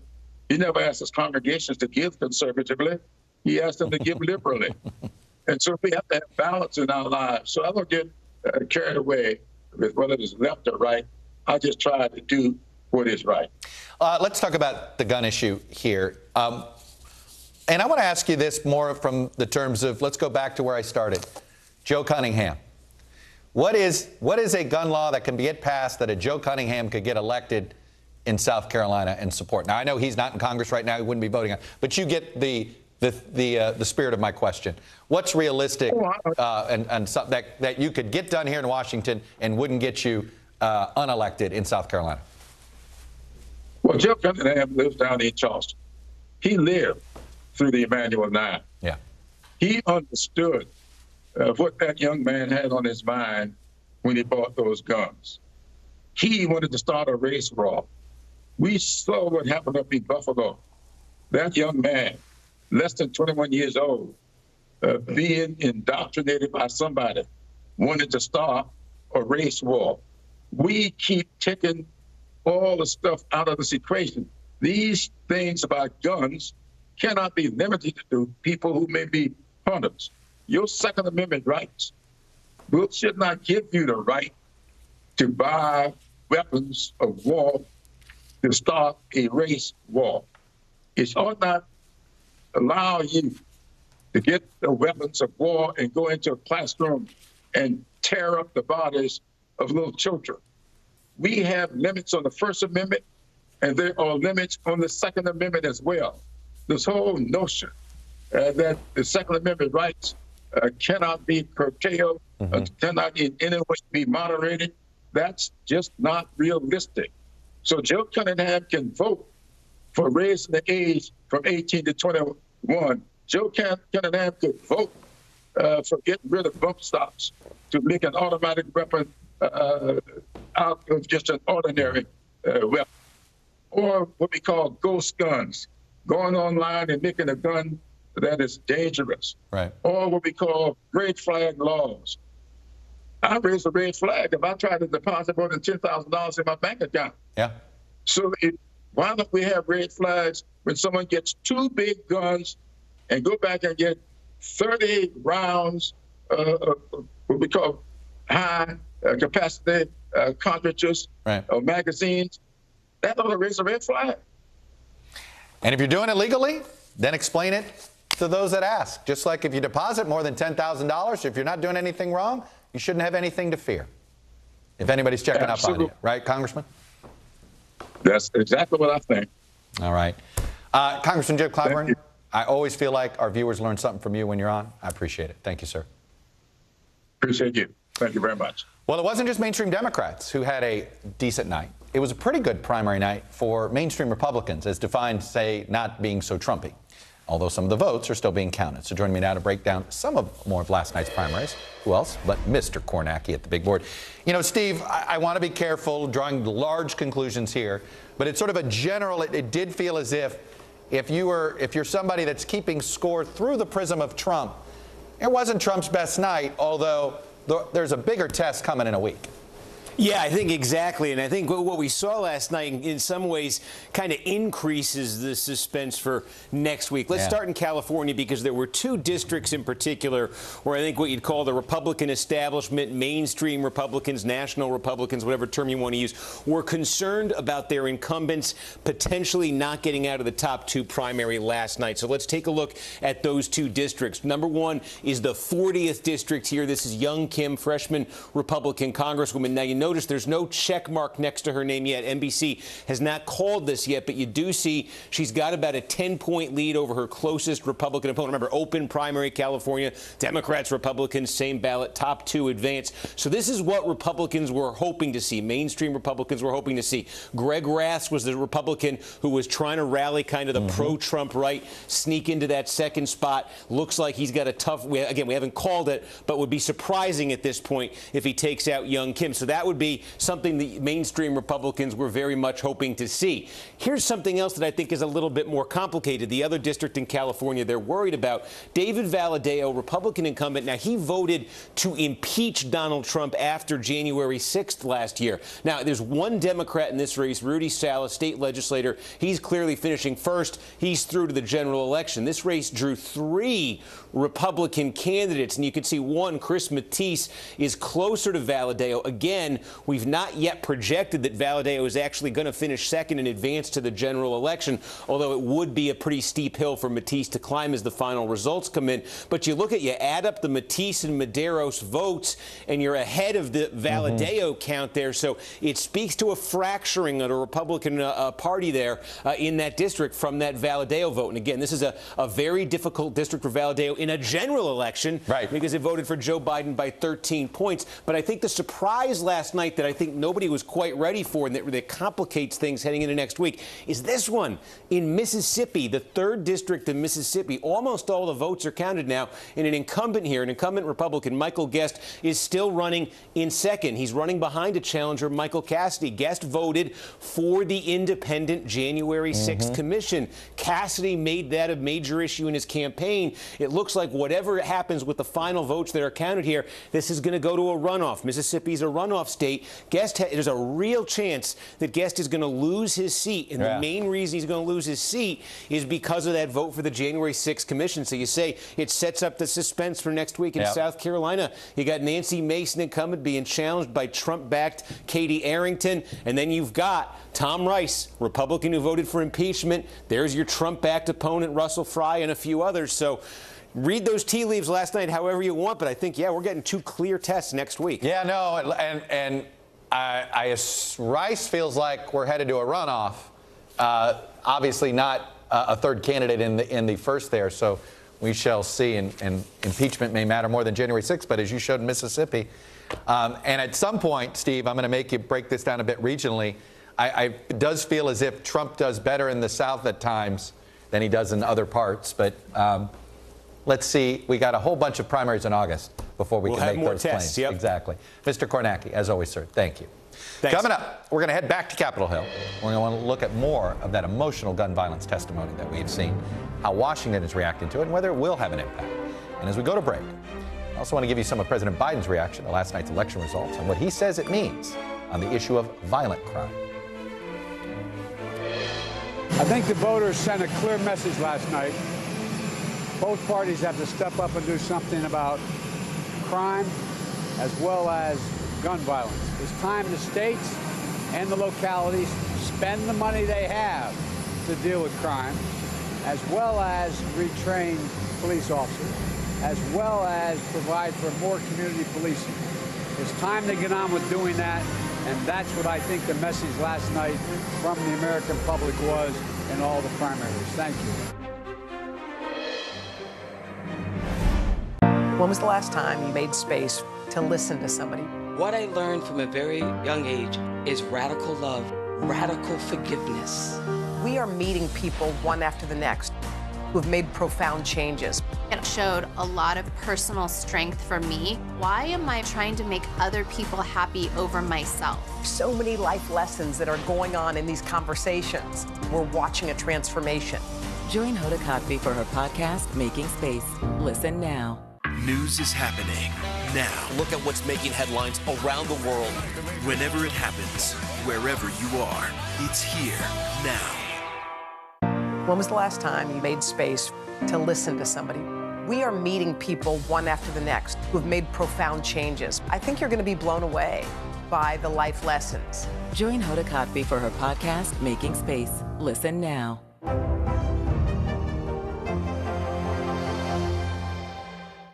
When was the last time you made space to listen to somebody? We are meeting people one after the next who've made profound changes. I think you're going to be blown away by the life lessons. Join Hoda Kotb for her podcast, Making Space. Listen now. News is happening now. Look at what's making headlines around the world. Right now on Morning News Now. We're coming on the air with breaking news. And this is a significant moment. Whenever it happens, wherever you are, NBC News, streaming free now.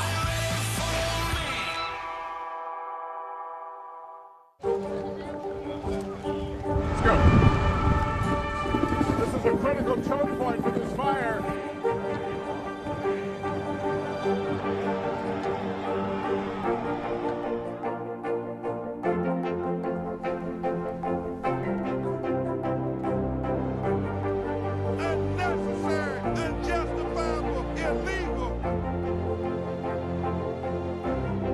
And good evening from New Orleans. Late military operation witnessing the massive crowds. I admire you both. Nice to really spend some time with you. Appreciate it.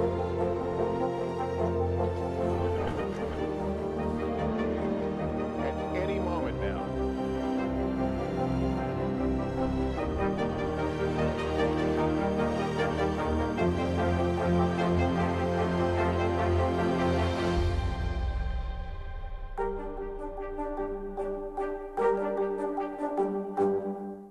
Top Story with Tom Llamas is your news playlist on NBC News Now.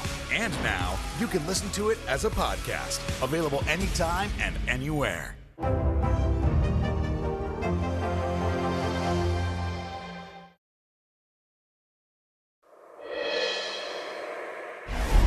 Common sense gun laws are not about your personal feelings or beliefs. You are elected because you have been chosen and are trusted to protect us. But let me say to you here today, I do not feel protected. Innocent children all over the country today are dead because laws and policy allows people to buy weapons before they're legally old enough to even buy a pack of beer. The thing I can't figure out is whether our politicians are failing us out of stubbornness, passivity, or both. Welcome back. That was more testimony from this morning's House hearing on gun violence as the mother of a survivor of the Buffalo grocery store shooting and a doctor from Uvalde blamed lawmakers for simply not passing legislation to prevent these mass shootings from taking place. So let's break this down a little bit. I'm joined now by my panel, Republican strategist Matt Gorman, Naveen Nayak, president of the Center for American Progress Action Fund, and NBC News Washington correspondent Yamiche Alcindor. Yamiche, there's no shortage of emotional moments on this debate. I'll be honest with you, whether we go back to the day of the shootings, you talk to the parents, you see the raw moments, then even after they've collected themselves and they tell us these stories, it moves the public. Is it going to move the lawmakers? That's the key question. But in a country where we say we want to protect children in particular, to hear an 11-year-old go before Congress to say, I smeared blood on a friend, I smeared blood of a friend on my body to stay alive. I saw my teacher get shot in the head. That 11-year-old, to me, out of all the different things that happened this week, she struck me the most because she is asking lawmakers to make her safe. And there was someone who asked her during her testimony, do you feel safe going to school? Mm-hmm. And she shook her head no. That, to me, says that this is why it feels different. And when you listen to lawmakers and you listen to people like John Cornyn and Mitch McConnell and others continue to say that there's openness, continue to say even days after this that they are looking at some of the same things that they've been talking about for a couple of days now, which is red flag laws, possibly increasing the age of assault, that you can access assault weapons. It tells me that this is possibly more possible than it's ever been before. After Sandy Hook, it became so partisan so quickly. This feels different, and when you hear lawmakers, it sounds like they think something's different. But of course, Congress is Congress, and Congress is really good at doing nothing. So we have to sort of continue to see whether or not these lawmakers remain optimistic. Matt, you worked at the Senate committee a couple cycles ago. You know how this conference thinks. There's a lot of ways to read these Mitch McConnell tea leaves. The news that came out, and he was willing to confirm, yeah, he's open to the idea of raising the age. It's not going to be in this package. But I heard that and I thought, Mitch McConnell's going to vote for whatever Cornyn agrees with. Is that how you read that? Yeah, his silence tells me is a positive sign. Yeah. And I think also Cornyn, it was either earlier this week or late last week, went to the floor, gave a speech, and it essentially sounded like he was road testing how he would sell this bill, not only to the conference, but also voters in Texas, and how he expects Senate candidates to sell it. And look, Cornyn's younger. He's still a political animal. He ran the NRSC about a decade ago. And I think most telling, him, John Thune, and John Barrasso all want to succeed McConnell. And he's, in theory, giving them something, if they wanted to use against him. And Matt, here's the other theory I've had of why McConnell. I think, you tell me, but I look at the Atlanta suburbs, Philadelphia suburbs, the Phoenix suburbs, Las Vegas suburbs. You know where I'm going here. And that he knows if they get caught doing nothing and it's on them, that it probably costs them Senate seats. You know, it's certainly the same thing I would say about more crime, quality of life. Even though you might not live in the city, you might not see the effects day to day, you're still in the media market. You're still hearing of the news in LA or in the Philly news at 11 o'clock every night. And so politically, it does feel different. What do you say, Nevi? I mean, the first thing I'd say is we're going to have votes today in the House. And it's just, it actually is. You know, I have a third. And will we get the separate votes? To me, the separate votes, we want to put everybody on the record, because I do think there are some Republicans that would like to show some support on some things, but not everything. But it's not even clear they're going to have the assault weapons ban. I mean, there's just all these other, but all the other provisions. I mean, 19 kids just got killed, and you still can't get a majority of the Republican caucus to support this. I mean, the fact that Mitch McConnell has to say it quietly, that's a good sign. Why can't he be vocal? Our kids are scared to go to school. Like, I don't understand at what point, and this is sort of the real test for me, and just this is what it's all about. It's all about power for Republicans right now. If they really cared about safety, we know how to solve this problem. We know how to keep our kids safe in school. The Republican Party is showing that all they care about, to your point, is elections. And if they think doing nothing gives them a chance of getting elected, they will do nothing. Go ahead if you want to. I mean, that's just not based in reality. I mean, look, Chris Murphy is even having pretty good faith discussions with Republicans on this. And it's not Susan Collins. It's not Lisa Murkowski. It's Tom Tillis. And but it's not going to be a majority of the caucus. Okay, well, then why don't you tell Chris Murphy that and have him pull out of the talks? If it's not enough for Democrats, then it's certainly enough for Chris Murphy. And look, any Senate, any compromise is going to start in the Senate. They have the votes in the House for whatever the Senate comes up with. If you want something done, it's the Senate. I'm not suggesting that if it's not everything, that we should do nothing. I think there's no question that getting something done is just an important thing to tell the American people. But it is still really hard to believe that there isn't a unanimous vote here, or that there isn't a majority of a Republican caucus that is willing to do that. That's got to be discouraging to you, that when 19 kids get killed, that you still can't get a majority saying anything should be done. Let's get an update on where the talks stand. Ali Vitale, so I want to pause this conversation. Ali, where are we? We know, as Naveen was pointing out, we have votes in the House, a lot of votes in the House. I was intrigued by Jim Clyburn's comments to me about what he didn't say and what he did say, of sort of what could work in a swing district in South Carolina. He didn't talk about an assault weapons ban and certain things. Talked about red flag laws, talked even about raising the age. And I'm curious on the raising the age aspect. Is that at all going to be brought back into these conversations, or are we still circling around the four provisions of hardened school safety, red flag laws, background checks, and mental health funding? Yeah, those are still the buckets on the Senate side, and I think that it's a really important delineation that you make of what the difference is between the House and the Senate here, because even this morning, as I was talking to House Republican leadership, a colleague and I tried to nail down Steve Scalise on, okay, if Republicans in the Senate were able to cobble together a package that included the things that Republicans wanted on mental health and school safety, could you get behind red flag laws? And it's not unheard of for Republicans to back this kind of stuff. Rick Scott himself, when he was governor in 2018, after Marjorie Stoneman Douglas did pass, among other things in Florida, red flag laws. Nevertheless, the permission structure for compromise on this issue in the Senate is so different than what it is in the House. And you look no further than the conversation that I had with House Republican leadership this morning, where they were unyielding on the idea that you should do anything other than hardening schools and dealing with mental health issues.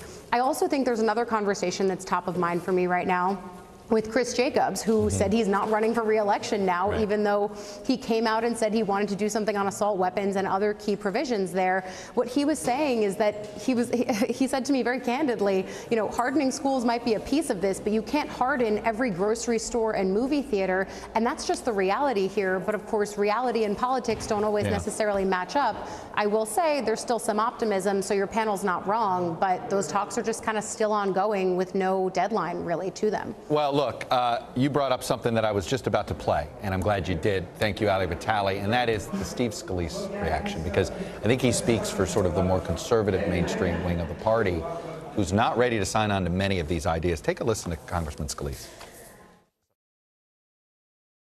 The idea that you would try to take away somebody's constitutional rights without due process is an un-American concept.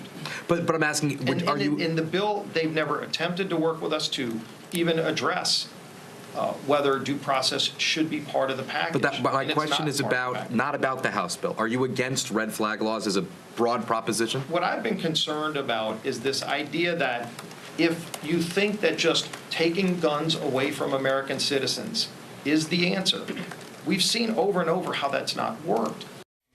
So, Matt, that's an intriguing way he just worded that. There is about half the conference looks like they're open to supporting red flag laws.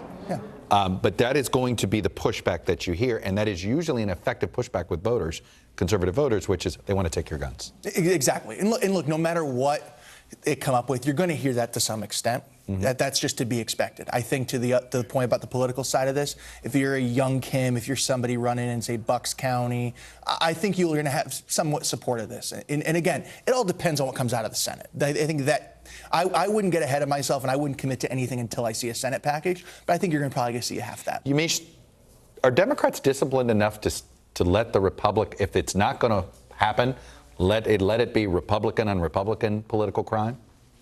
It's a great question. I think that Democrats are clearly going to be vocal about the fact that Chuck Schumer and some of their leaders weren't able to sort of broker a deal with Republicans because of the fact that we're in this emotionally charged moment where you have Matthew McConaughey and others who grew up with guns. Because you think about Uvalde, Texas, and the people there with their gun culture saying that something needs to be done. I think when it comes to Democrats, they obviously have had a lot of things that they can't get on the same page about, frankly. So in some ways, I think that it's a tough question. But I think overall, you're going to be hearing a lot of Democrats really aim at Republicans and saying they're the reason why we can't get something done. They're the reason why this didn't go through. You know, Naveen, I'm curious where you are on this, because I know whatever they come up with, you're like, it's not enough.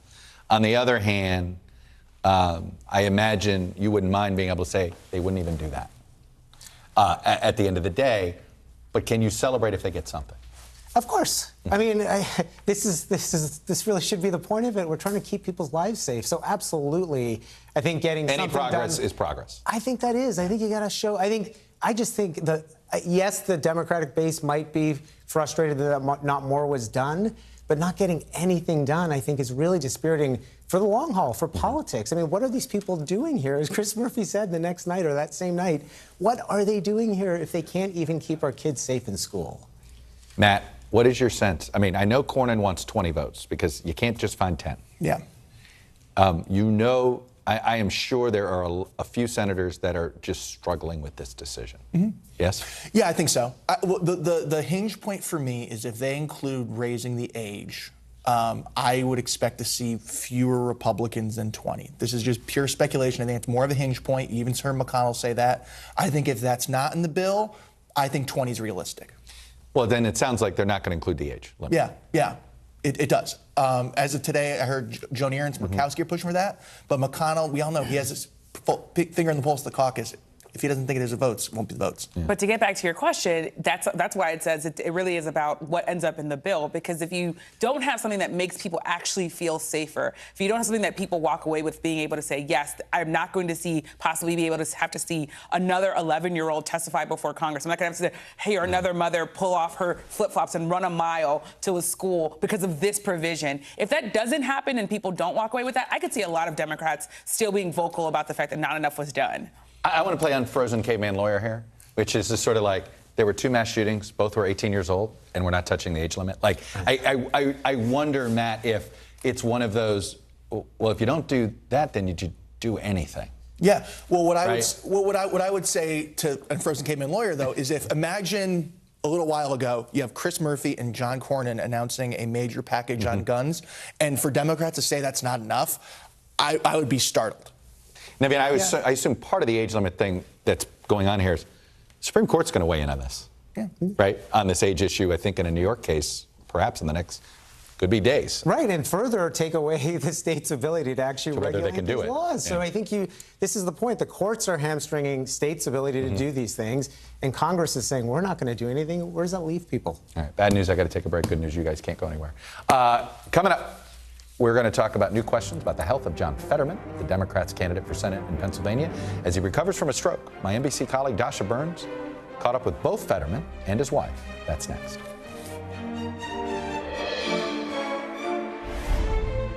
News is happening now. Look at what's making headlines around the world. Whenever it happens, wherever you are, it's here now. Top Story with Tom Llamas, weeknights at 7 on NBC News Now.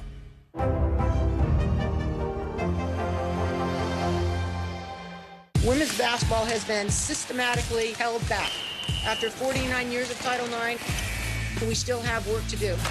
In Their Court, a podcast from NBC News and NBC Sports that goes inside the issues of inequality in women's sports. Listen now.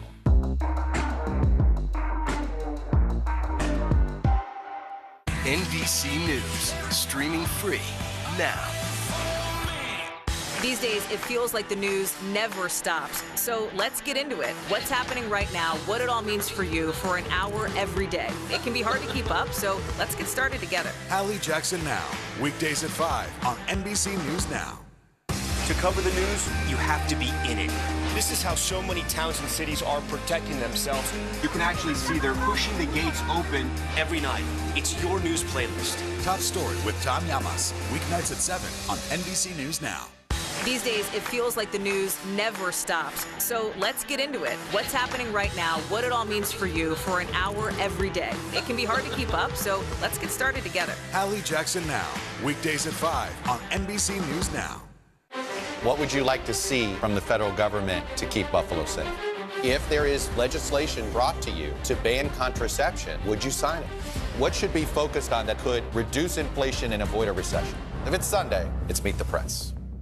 At 73, Prince Charles is still waiting for the job that is his birthright. Do we want Charles? Do we want a monarchy? I'm Keir Simmons, and we'll take on these questions and more in our new podcast, Born to Rule. Listen now. Welcome back. We're going to do a little raw politics. Pennsylvania Democratic candidate John Fetterman is said to be gearing up for his November Senate race, but he still has not been on the campaign trail for weeks while recovering from a stroke he suffered just days before the primary night. My colleague Dasha Burns spoke to both Fetterman and his wife, sitting down with Giselle Fetterman for a one-on-one. So Dasha, I know you spoke to John Fetterman off camera. He is not on camera for this interview. He hasn't done any on-camera interviews since the stroke. I'll let you take it away, but at what point will we be hearing from the Senate candidate himself?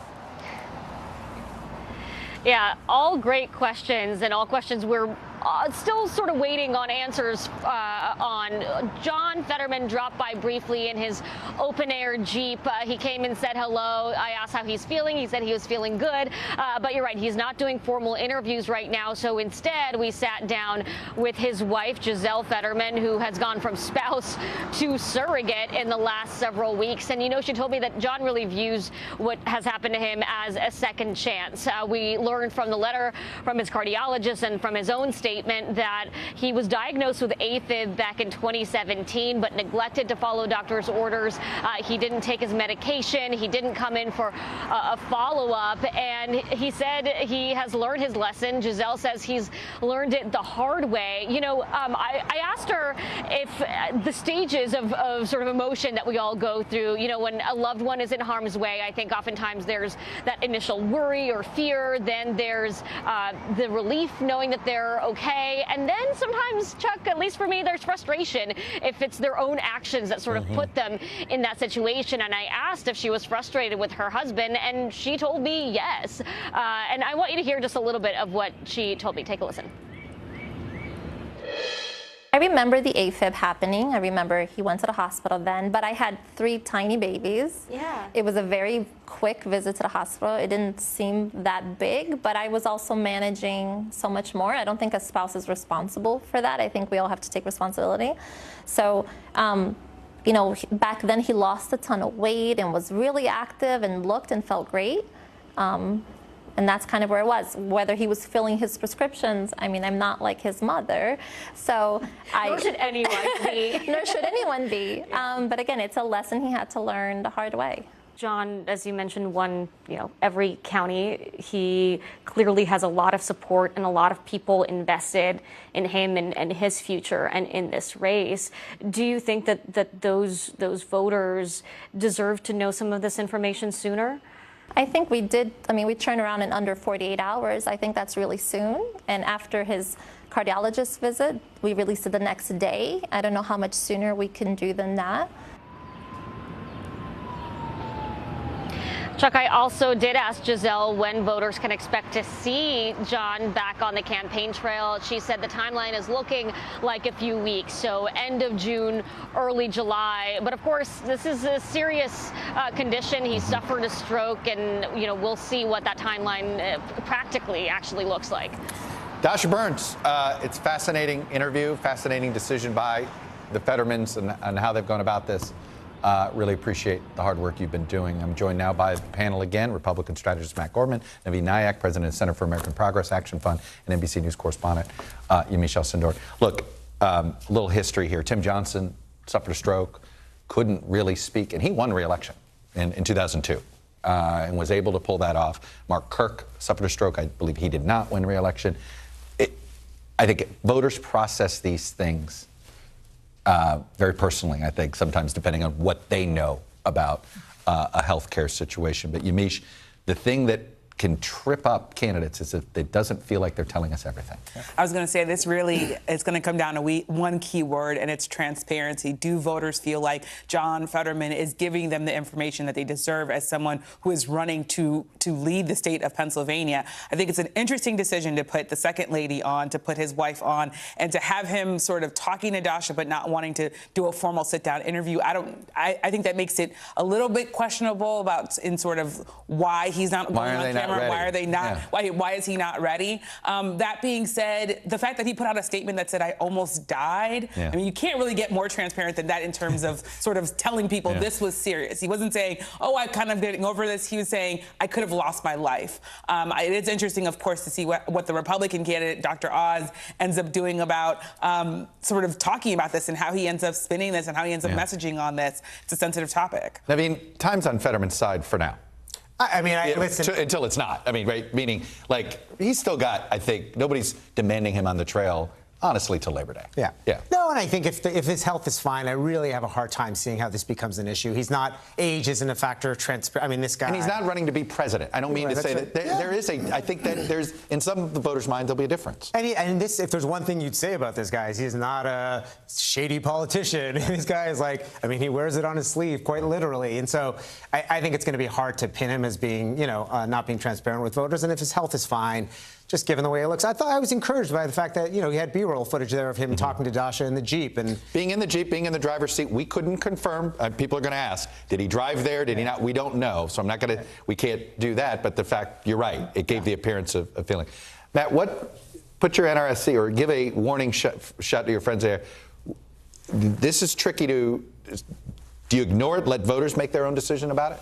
I mean, yeah, and I think you can point out, to Yamisha's point, it feels a little smoke and mirrorsy, right? Where he's not going to talk on camera. There's B-roll. He's not. There's a lack of transparency there, and I hope he's okay regardless. There's just a lack of transparency there, and you're right. He has the reputation as being a straight talker. This can undermine that a little bit. And to your point, Labor Day, I believe there's a deadline when they need to decide whether he's going to be on the ballot or not. And I think that's the next one. I think it's end of June. Don't quote me on that. End of this June. All right. We had some primaries yesterday. Very quickly. Progressives taking it on the chin. You have the word progress in your title. So I throw it. But I mean, I would argue that the cap has always, I think, been in the mainstream of where the Democratic Party is.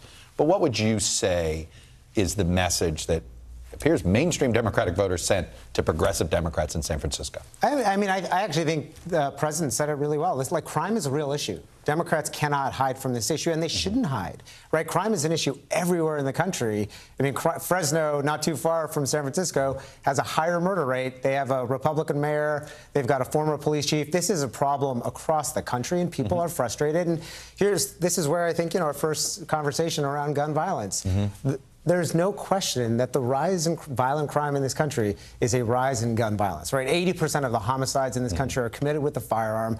Democrats should not shy away from this issue. We should lean into the solutions we have, and I think Republicans are causing the problem to get worse. One other aspect what has been the more interesting issue here? Is it inside, outside? Is it Washington, anti-Washington? I've noticed, Yamish, a lot of people whose first name are congressmen, if they're trying to run in another race, it doesn't go so well. It doesn't go so well. And having talked to a lot of voters on both the Democratic side and the Republican side, there is, I think, even more than usual, a real frustration with Washington, a real frustration with the fact that they don't feel like the government, voters that is, don't feel like the government is really responding to their needs, to their priorities. While this economy is going well for some people, and of course unemployment is low, there are a lot of people who are like, between the baby formula and inflation and gas prices, they just feel like maybe just a new face, a new name is what they want. By the way, little breaking news here. Fetterman did drive his Jeep, and Dasha did witness that for those. So an important point there. So he's driving, but not on camera. He's driving, but not on camera. But to break the other point, Pennsylvania is emblematic of this. Give us different people. Fetterman and Oz are not your cookie cutter candidates this year, that's for sure.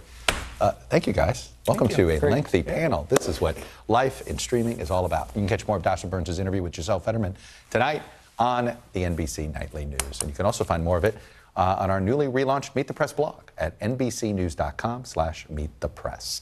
Up ahead, the president heads to Los Angeles.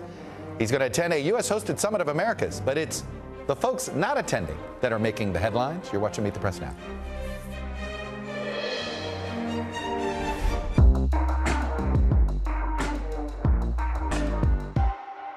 From Brooklyn, we're next to the subway station. The state's reservoirs are alarmingly low. War will pass them by.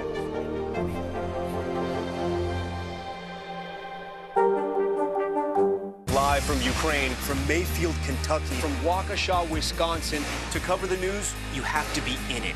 This is how so many towns and cities are protecting themselves. You can actually see they're pushing the gates open. I also want to get home. You'll get home. You'll get home. Do you remember any tornado as bad as this one? You look at this and you're thinking, we're not going to have power for weeks, if not months. Exactly. Every night, it's your news playlist. Top Story with Tom Yamas. Weeknights at 7 on NBC News Now. We'll meet Ukrainians who are defending their country one block at a time. When you were still in Kiev, could you hear the bombing? My name is Lester. Hey, who's this? News is happening now. Look at what's making headlines around the world. Whenever it happens, wherever you are, it's here now. When was the last time you made space to listen to somebody? What I learned from a very young age is radical love, radical forgiveness. We are meeting people one after the next. who have made profound changes. It showed a lot of personal strength for me. Why am I trying to make other people happy over myself? So many life lessons that are going on in these conversations. We're watching a transformation. Join Hoda Kotb for her podcast, Making Space. Listen now. Hallie Jackson Now. Weekdays at 5 on NBC News Now.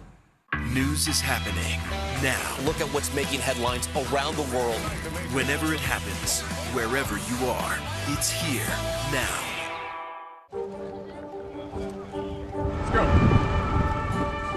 This is a critical choke point for this fire.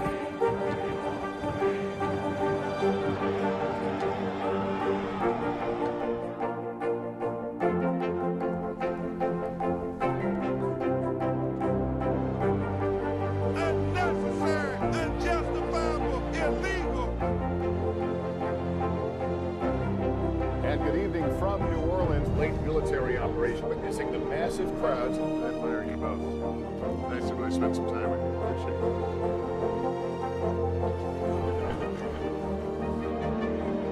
At any moment now.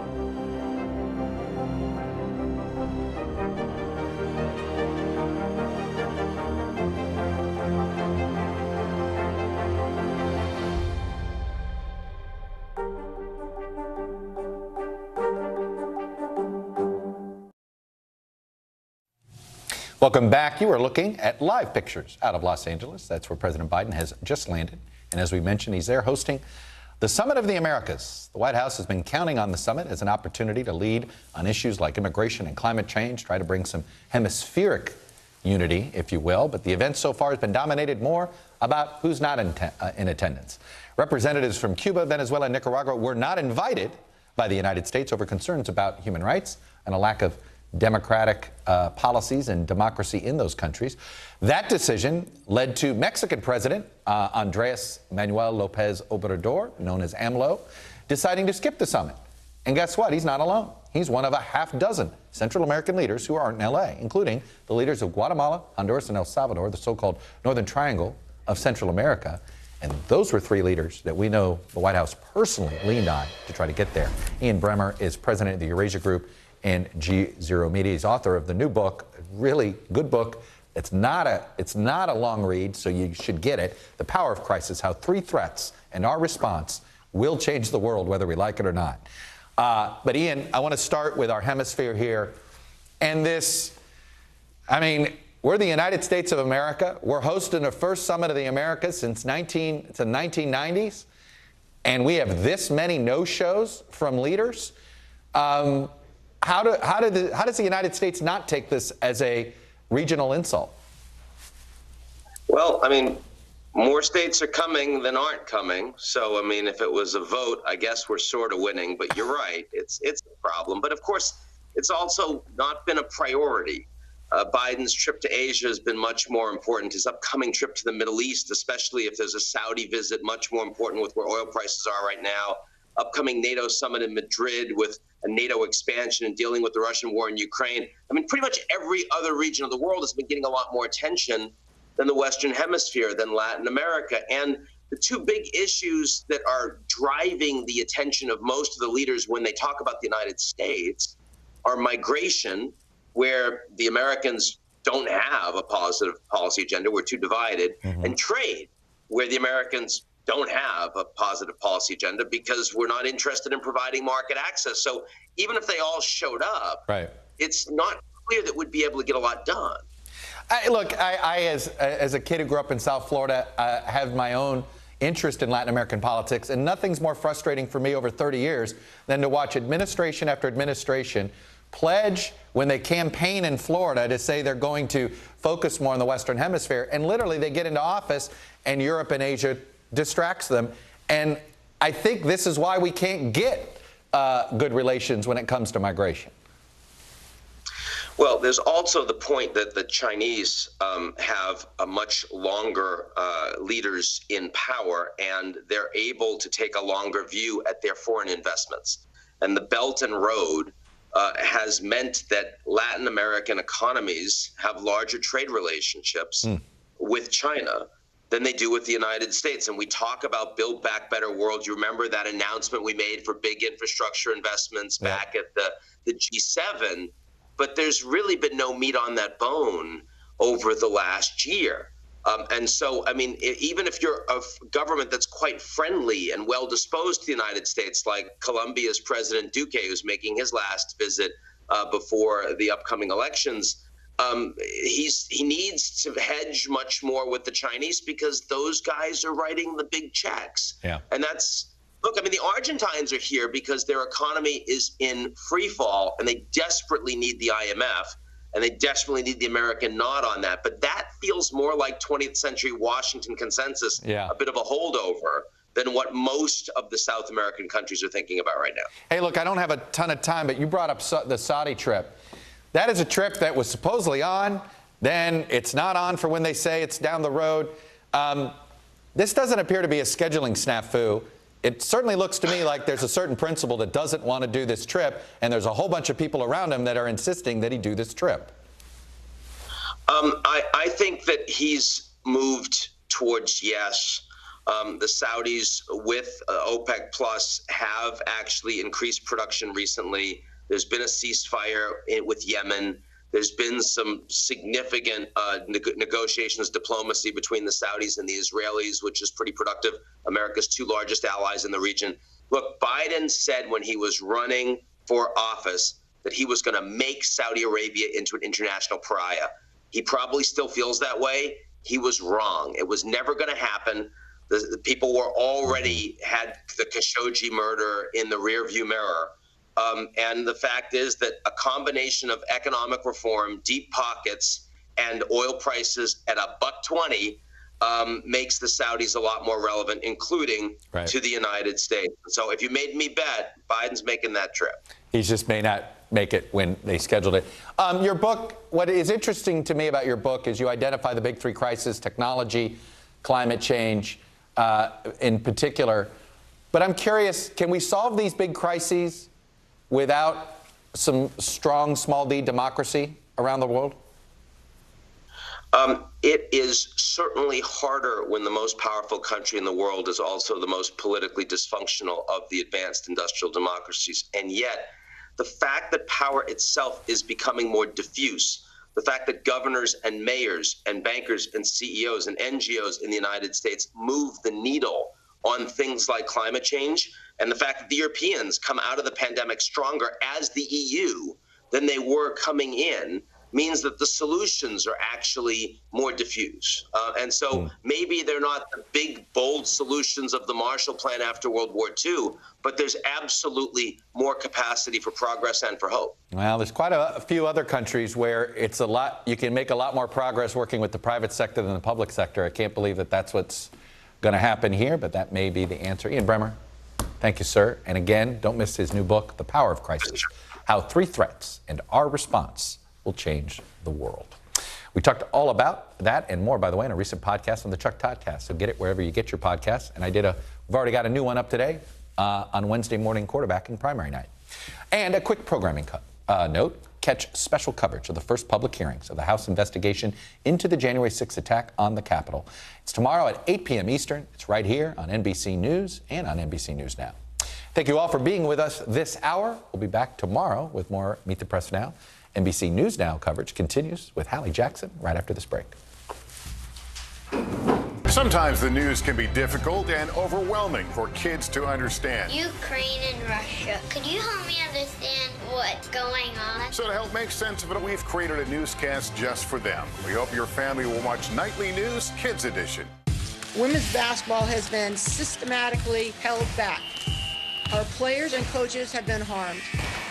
After 49 years of Title IX, we still have work to do. In Their Court, a podcast from NBC News and NBC Sports that goes inside the issues of inequality in women's sports. Listen now.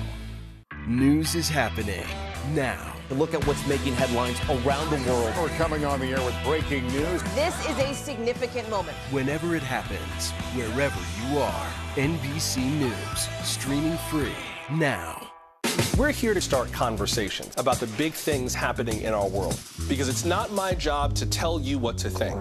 My job is to think about what you tell me.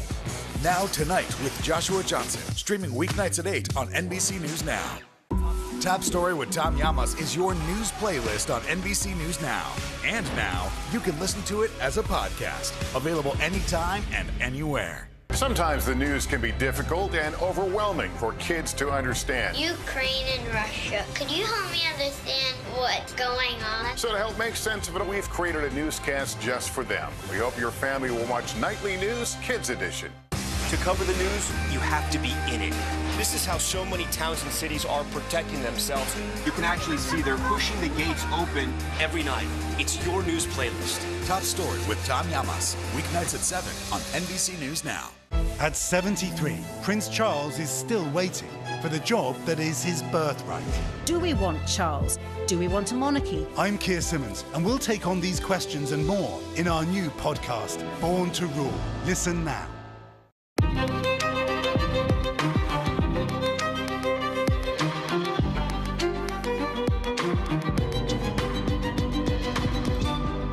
As we come on the air tonight, you are taking a live look at the House floor, where they're about to take the first gun reform votes since that horrific massacre in Uvalde. As a survivor of that shooting, just 11 years old, delivered a wrenching gut punch in new testimony today, describing how she smeared herself with a classmate's blood to play dead to stay alive. Even lawmakers in tears. But will the emotional words of these survivors, of parents of victims, and of more people be enough to move the needle? We've got your reality check in just a minute. Plus, the man who said he came here to the D.C. area to kill Supreme Court Justice Brett Kavanaugh, now facing an attempted murder charge. The new details tonight on how police managed to stop him outside the justice's home. And an NBC News exclusive for you, the Biden administration taking a page out of a Republican governor's playbook, sending migrants to cities deeper inside the country. We'll tell you why they're doing it. Plus, a bombshell lawsuit from 90 gymnasts now suing the FBI over how it handled their sex abuse claims. We'll tell you why the athlete's lawyer says the FBI should pay out more than $1 billion. And we're teeing up tomorrow's primetime public hearing on the January 6th insurrection with a look at how we got from that day to now and the latest on what to expect in just 24 hours later in the show. Hey, I'm Hallie. And it's totally possible that if you don't live in Uvalde, let's say, you may have mostly settled back into the rhythms of your everyday life, doing your thing at work, with your family, as more time's gone by since the shock and horror of what happened in that Texas town a few weeks ago, the massacre of 19 little kids and their 2 teachers. But today, the brutality those children faced, the reality of their stolen lives is fresh again for all of us, with testimony that just ripped out hearts on Capitol Hill. From survivors and from victims' families of not just that shooting, but from others. There was that story from Uvalde 4th grader Mia Cerrillo, explaining what happened after the shooter came into her classroom that day at Robb Elementary, how she covered herself with her dead classmate's blood and pretended to be dead herself. It's hard to hear. It's impossible to hear. And here's the thing, even if you've already heard that today, if you've seen it online or whatever, I'm going to ask you to listen to it one more time. Then he shot the little window, and then he went to the other classroom, and then he went, there's a door between our classrooms, and he went to there and shot my teacher and told my teacher good night and shot her in the head.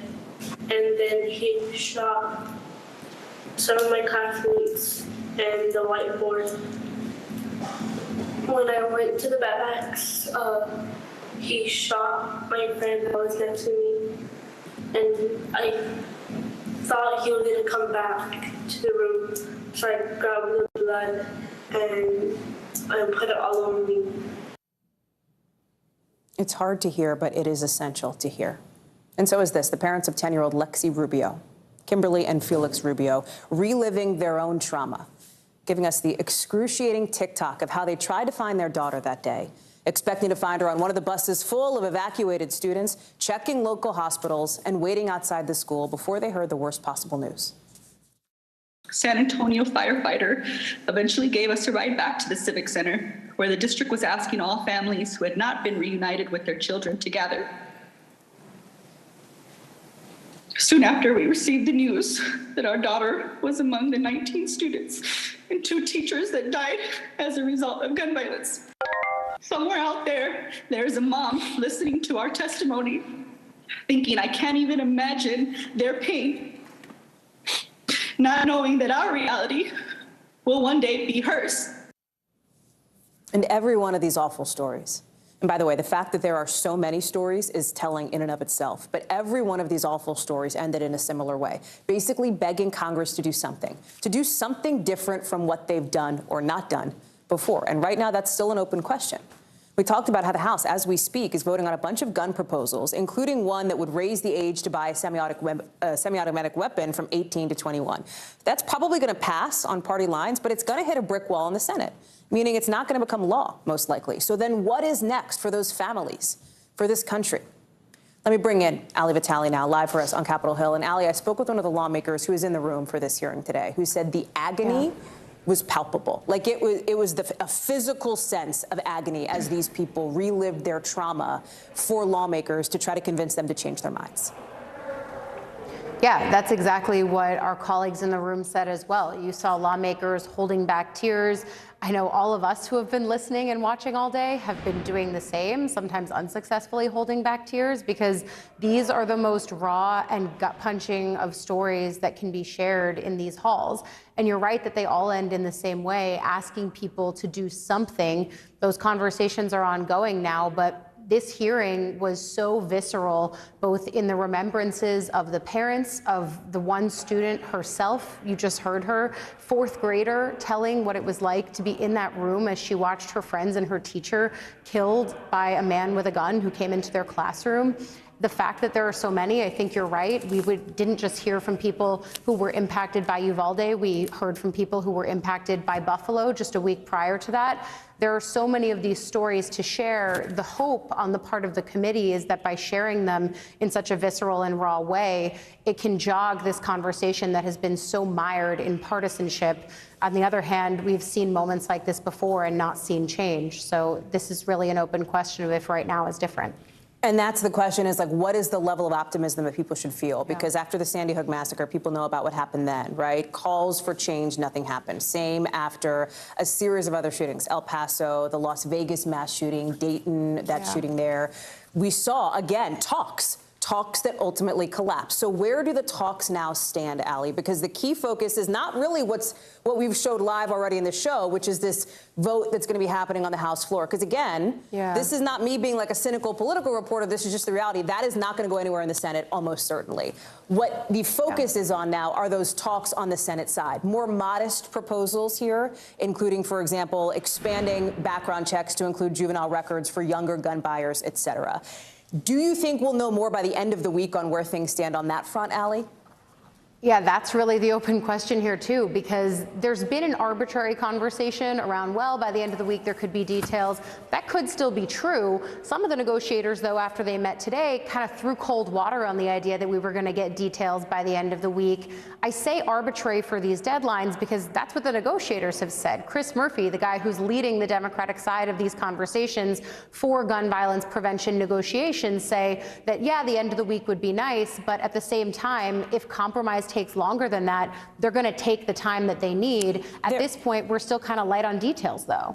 There's also this interesting piece of this, which you're seeing on the House tonight, right? One of the things they're suggesting is raising the age limit to buy a semi-automatic weapon from 18 to 21. You've seen some new Quinnipiac polling coming out that shows a majority of Americans, including a majority of Republicans, would support raising the age limit to buy certain guns. You have Senator Mitch McConnell, who, as NBC News is reporting, is privately telling colleagues he would be open to that move. However, he's not publicly lobbying for it, and there seems to be some real skepticism that that would end up in a final deal.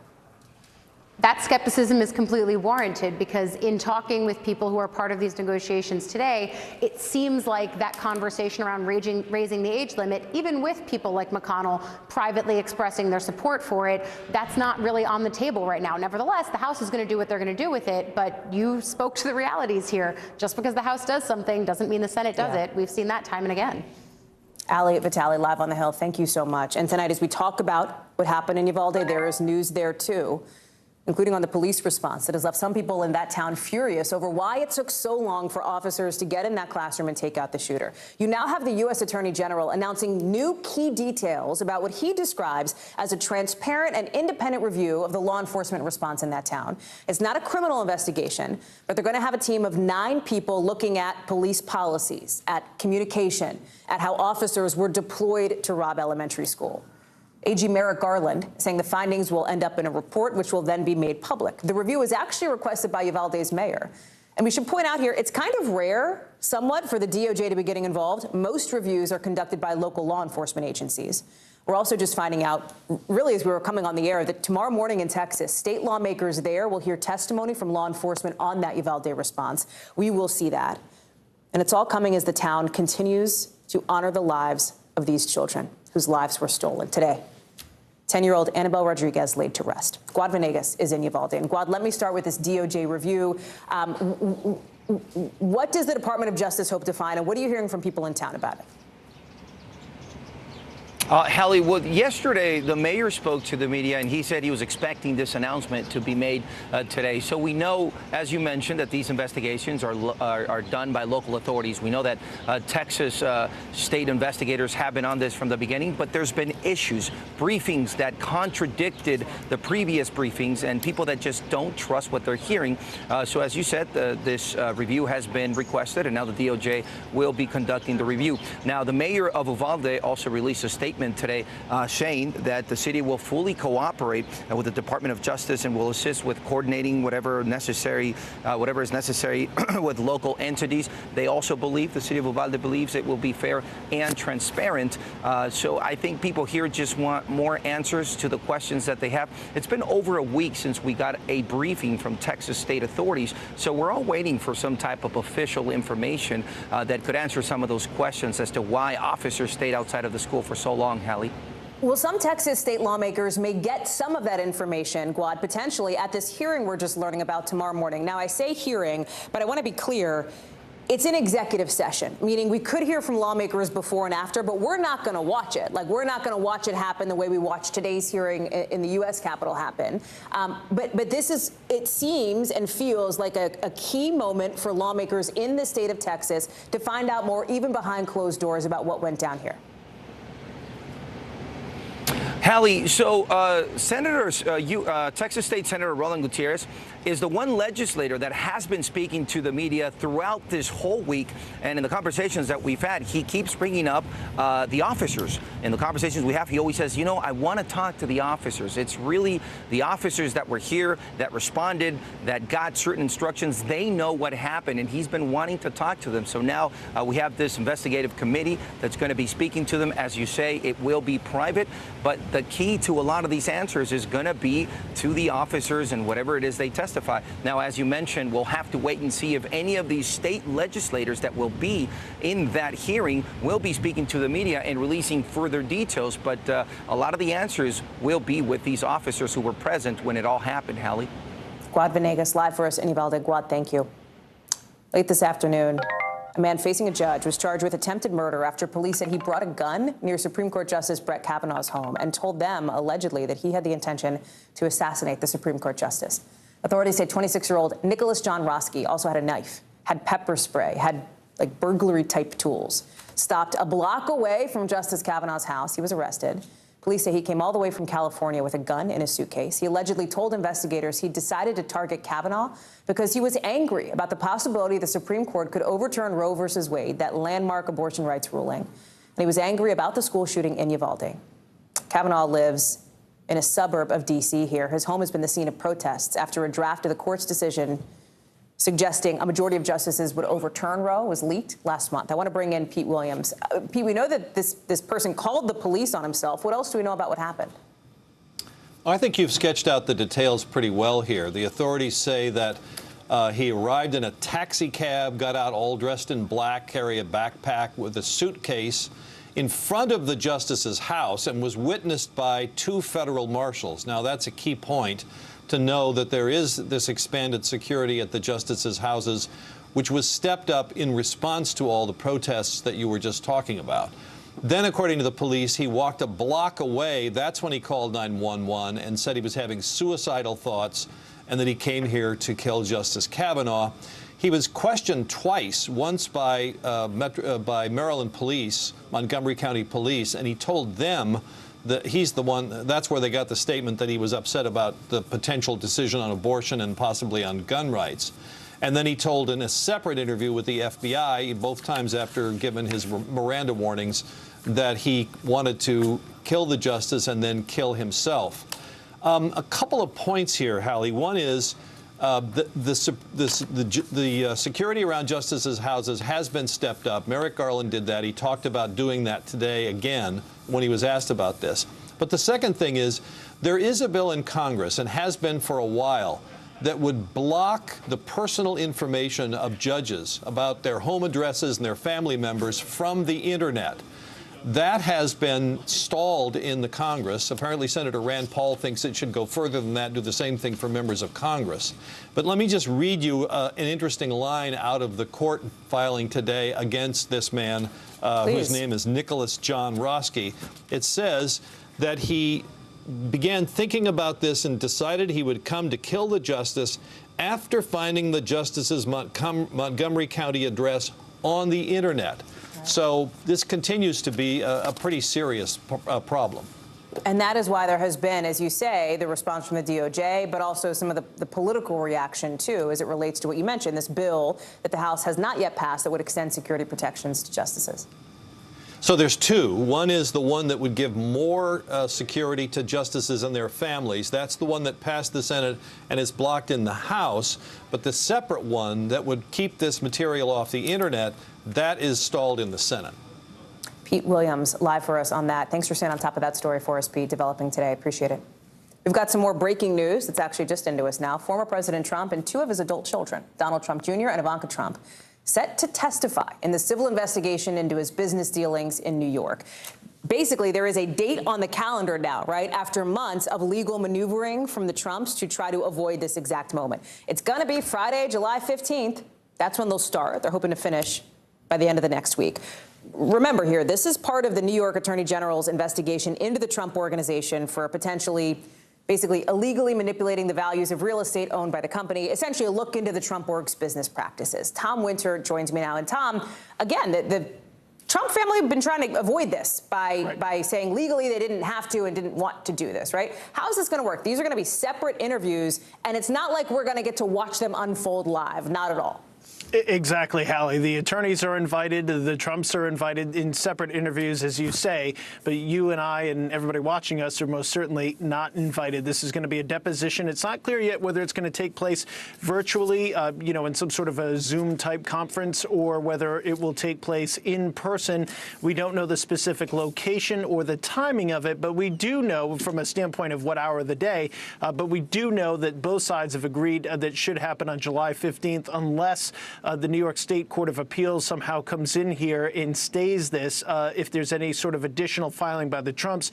To your point, this has been an ongoing battle, not specific to these depositions involving the former president, his son, Donald Trump Jr., and his daughter, Ivanka. His other son, Eric Trump, has already provided a deposition to the Attorney General's office. But there's been an ongoing battle for over a year about the types of documents they needed to turn over. And then towards late last year, out of public view, there was a battle as to whether or not these depositions should even occur, the Trumps fighting that. And then in February, a New York State Court of Appeals ruled that, yes, in fact, these depositions should happen. There were further legal battles, and then we got to where we are today following the most recent court ruling, in that we have a date on the books, but again, with the asterisk that this could potentially be pushed back further. But it does appear that we're coming to this kind of inflection point.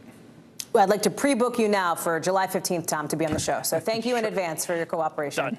Done. Appreciate it, friend. Thanks. So an NBC News exclusive now. The Biden administration looking to move migrants who are waiting for immigration proceedings out of border cities and deeper into the U.S., into some cities around the country, according to internal documents obtained by NBC News.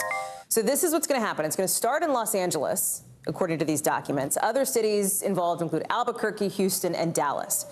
The Department of Homeland Security says the reason for this plan is to alleviate overcrowding along the border, where record high numbers of migrants have in some places overwhelmed the capacity of local shelters. Julia Ainsley is the reporter behind this scoop and so many others. She is joining us now live from El Paso. So, Julia, explain this reporting here and why it's so significant.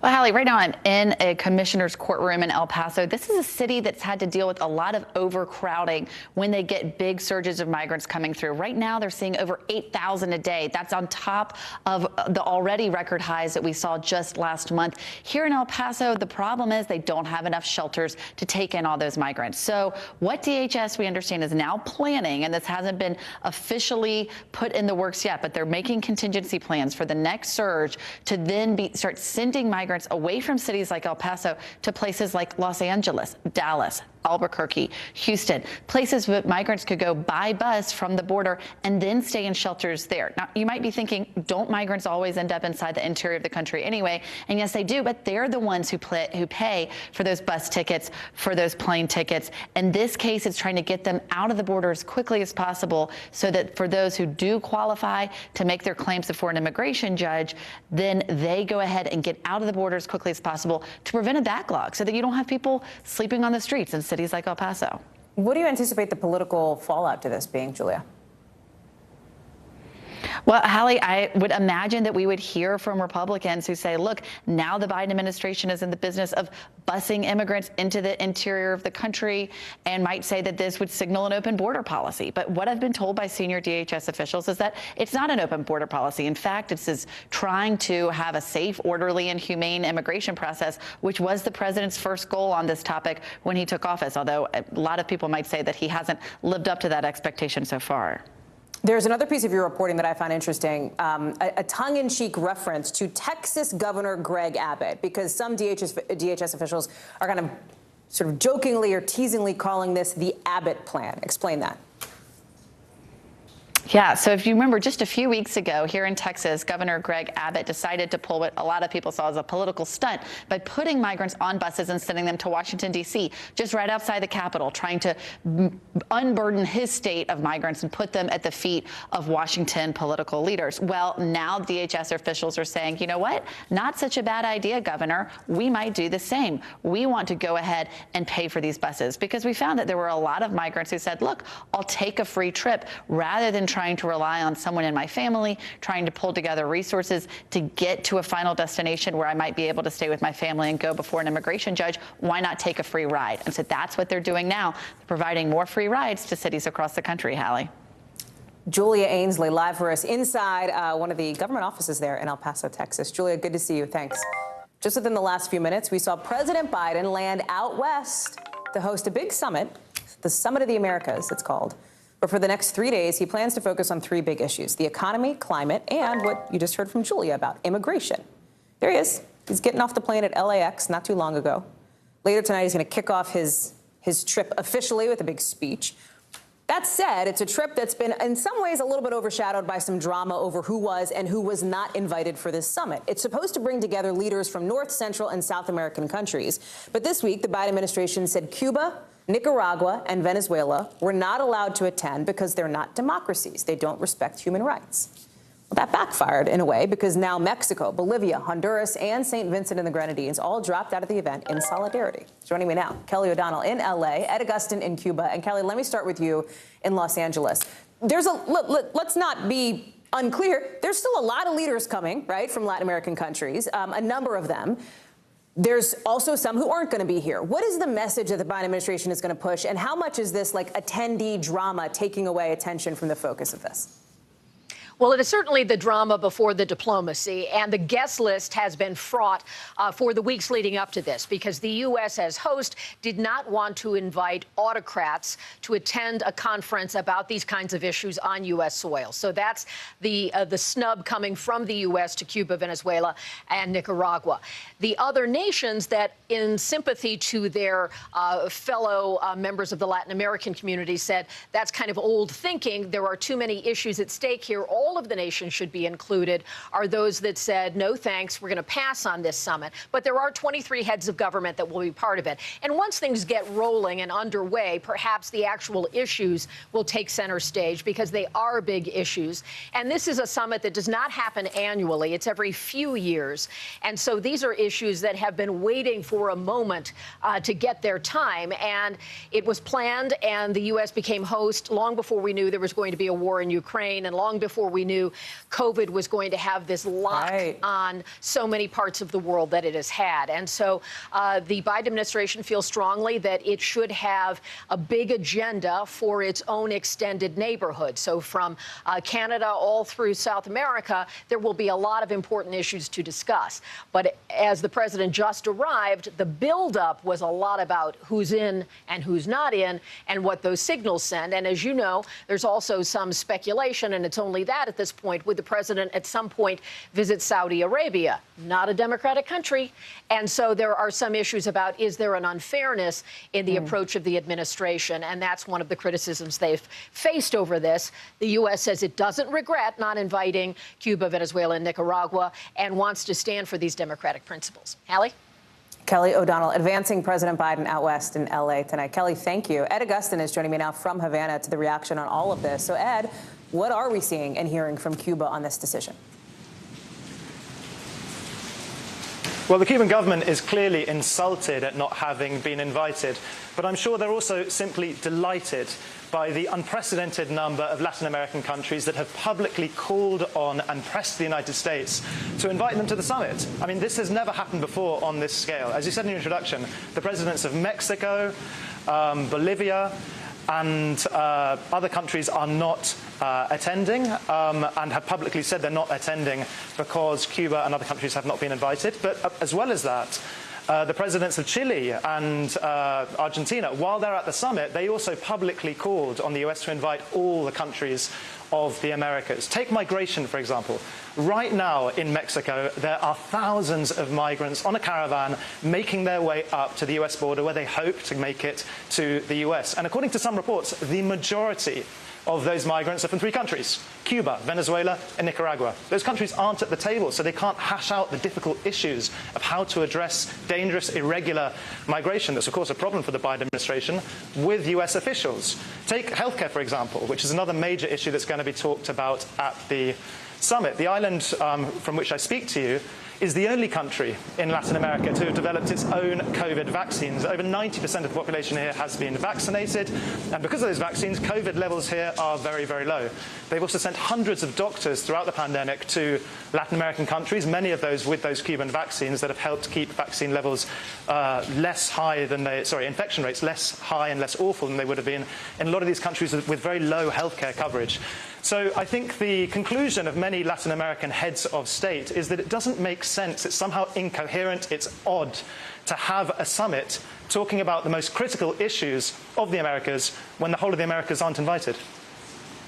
Ed Augustin live for us in Cuba. Ed, thank you very much.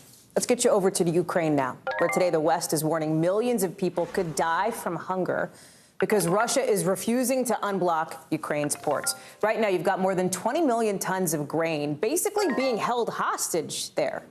And today, the EU leader is calling this a cold, callous, and calculated siege by Russian President Vladimir Putin on some of the world's most vulnerable people. On the ground, you've got Russia still just slamming the East with attacks, but they're also now trying to make some moves in the South. Ali Arouzi is joining us now. And Ali, let me start with this port problem, right? Because this is having a huge impact on innocent people, civilians living in, in the area and outside Ukraine. Is there a sense we might see a breakthrough anytime soon?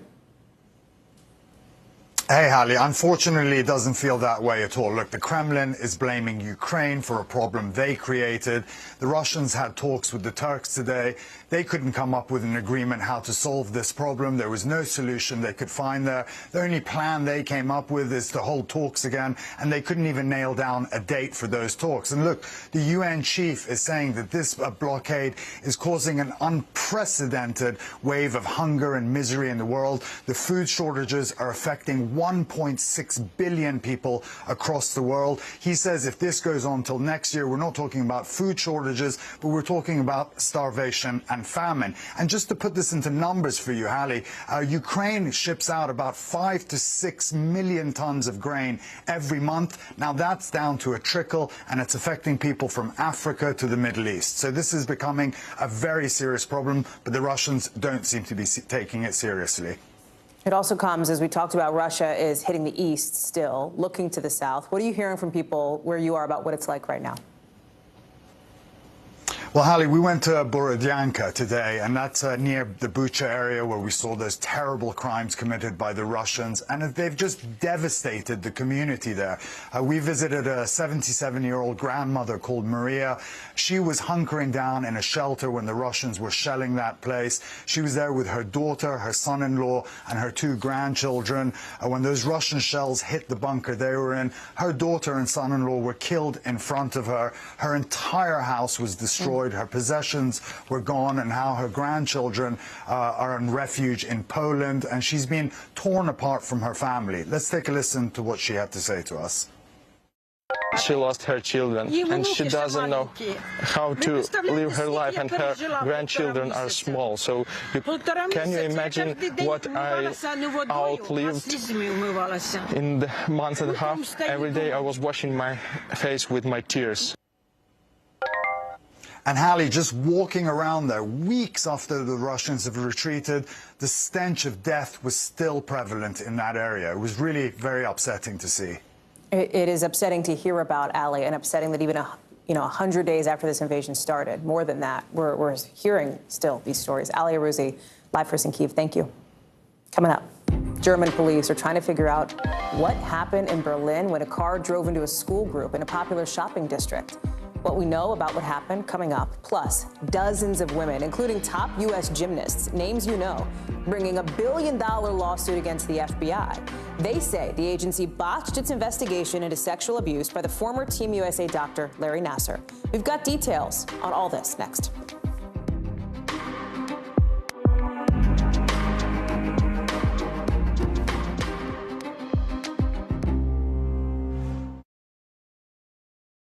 Right now on NBC News Now. We've got all the angles covered tonight. Look at what's making headlines around the world. We've got 3 new developments just this afternoon. We begin this hour with breaking news and the growing impact of Russia's assault. This is what it looks and feels like to try to escape Ukraine. I don't want to say goodbye. This factory has gone from making kitchen pots to lethal items. There's an intense artillery battle underway between Ukrainian forces and Russian troops. Breaking news this morning. The heartbreak, the grief, and the tears that we have seen here are all tragically familiar. Was there a school officer on campus? Because that's what we've been told. No. The shooting is once again reigniting the debate over gun laws. If it's Tuesday, it is primary night. The highest profile races yet this year. We are talking elections in a battleground state. The official confirmation of Judge Ketanji Brown Jackson. Let's zoom out a bit to our changing climate. What do we think that the new normal is going to be? We got some promising news this morning about the rollout of COVID vaccines for children under 5. Have you seen a demand for mental health services increase among Latinos? It's time for another honest conversation about what it means to be Asian American. The people of the Chamizal neighborhood aren't the only ones experiencing what they call environmental injustice. We're here to try to start conversation. A lot to talk about as we continue our rolling coverage. We're coming on the air with the news NBC Scoop. Bringing the news to you is not only a job, it's an honor. A group representing 90 women, including some of the biggest names in U.S. Olympics gymnastics, is filing federal tort claims, basically a big lawsuit against the FBI for the alleged mishandling of the Larry Nassar investigation. It's one of the worst sex abuse cases in U.S. sports history. Larry Nassar, remember, was the doctor for the women's national gymnastics team for 18 years.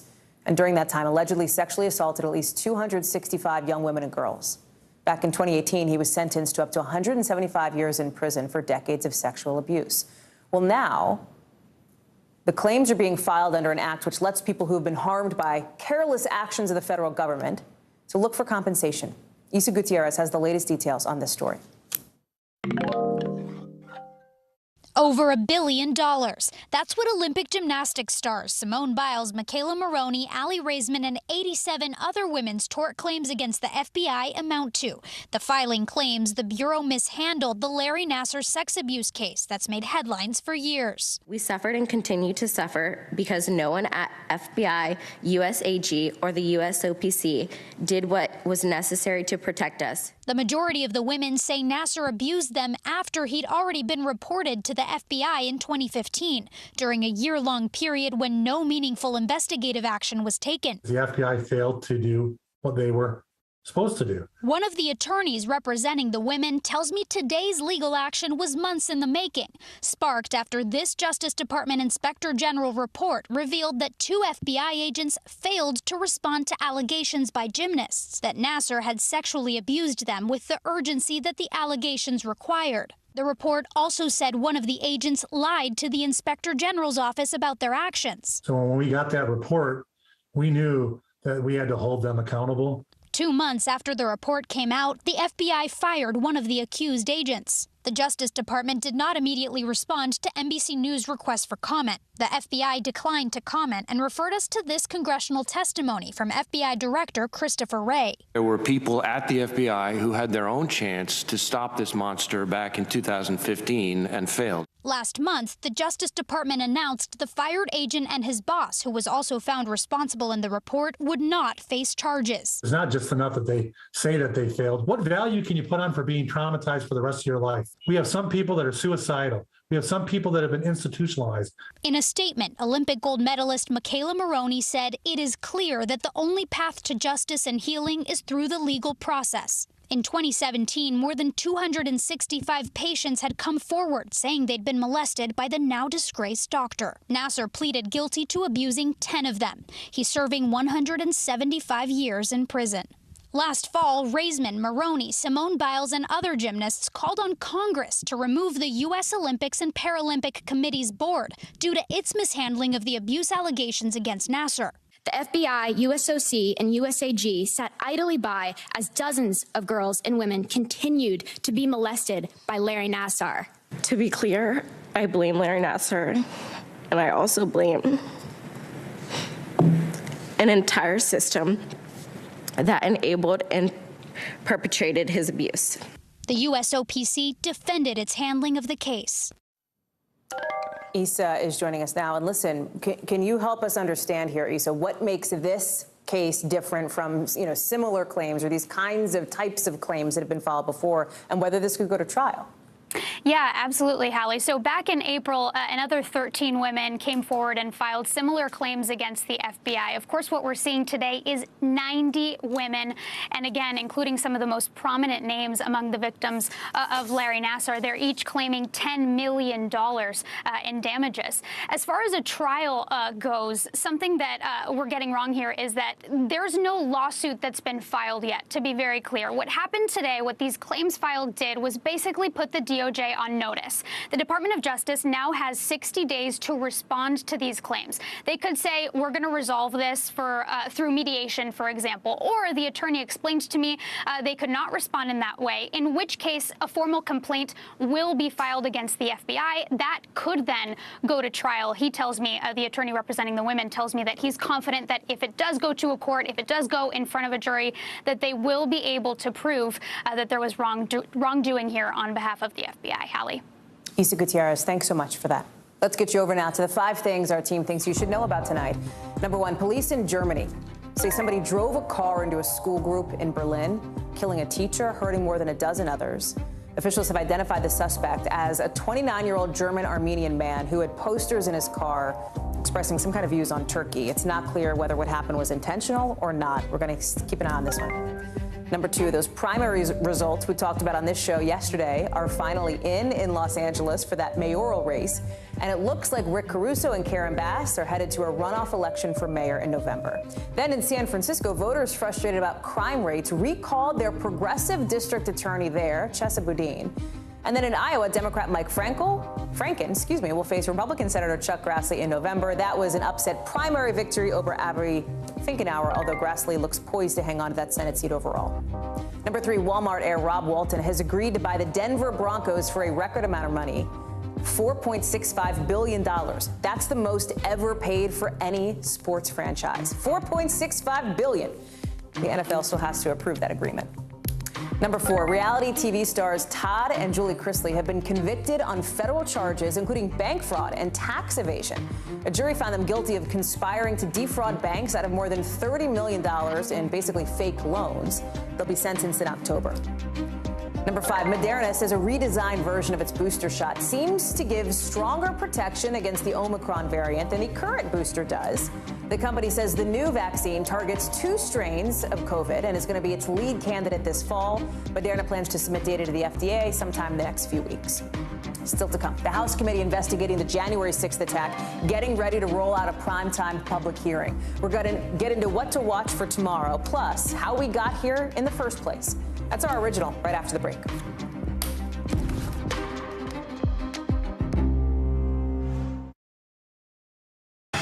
Right now on NBC News Now. We've got all the angles covered tonight. Look at what's making headlines around the world. We've got 3 new developments just this afternoon. We begin this hour with breaking news and the growing impact of Russia's assault. This is what it looks and feels like to try to escape Ukraine. I don't want us to say goodbye. This factory has gone from making kitchen pots to lethal items. There's an intense artillery battle underway between Ukrainian forces and Russian troops. Breaking news this morning. The heartbreak, the grief, and the tears that we have seen here are all tragically familiar. Was there a school officer on campus? Because that's what we've been told. No. The shooting is once again reigniting the debate over gun laws. If it's Tuesday, it is primary night. The highest profile races yet this year. We are talking elections in a battleground state. The official confirmation of Judge Ketanji Brown Jackson. Let's zoom out a bit to our changing climate. What do we think that the new normal is going to be? We got some promising news this morning about the rollout of COVID vaccines for children under 5. Have you seen a demand for mental health services increase among Latinos? It's time for another honest conversation about what it means to be Asian American. The people of the Chamizal neighborhood aren't the only ones experiencing what they call environmental injustice. We're here to try to start conversation. A lot to talk about as we continue our rolling coverage. We're coming on the air with the news NBC Scoop. Bringing the news to you is not only a job, it's an honor.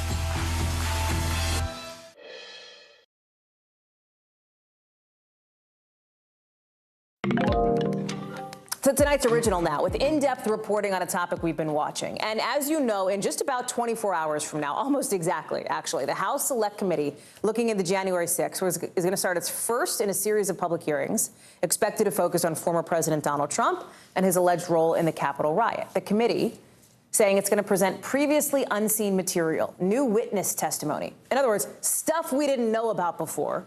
And it's going to give us a summary of what it's found so far. But right before the hearings are gabbled in, we want to take a step back and remind you how we got here in the first place. It's a day that nearly brought America to its knees. An attack on the Capitol after former President Trump's lies that the 2020 election was stolen. It was not. We're going to walk down to the Capitol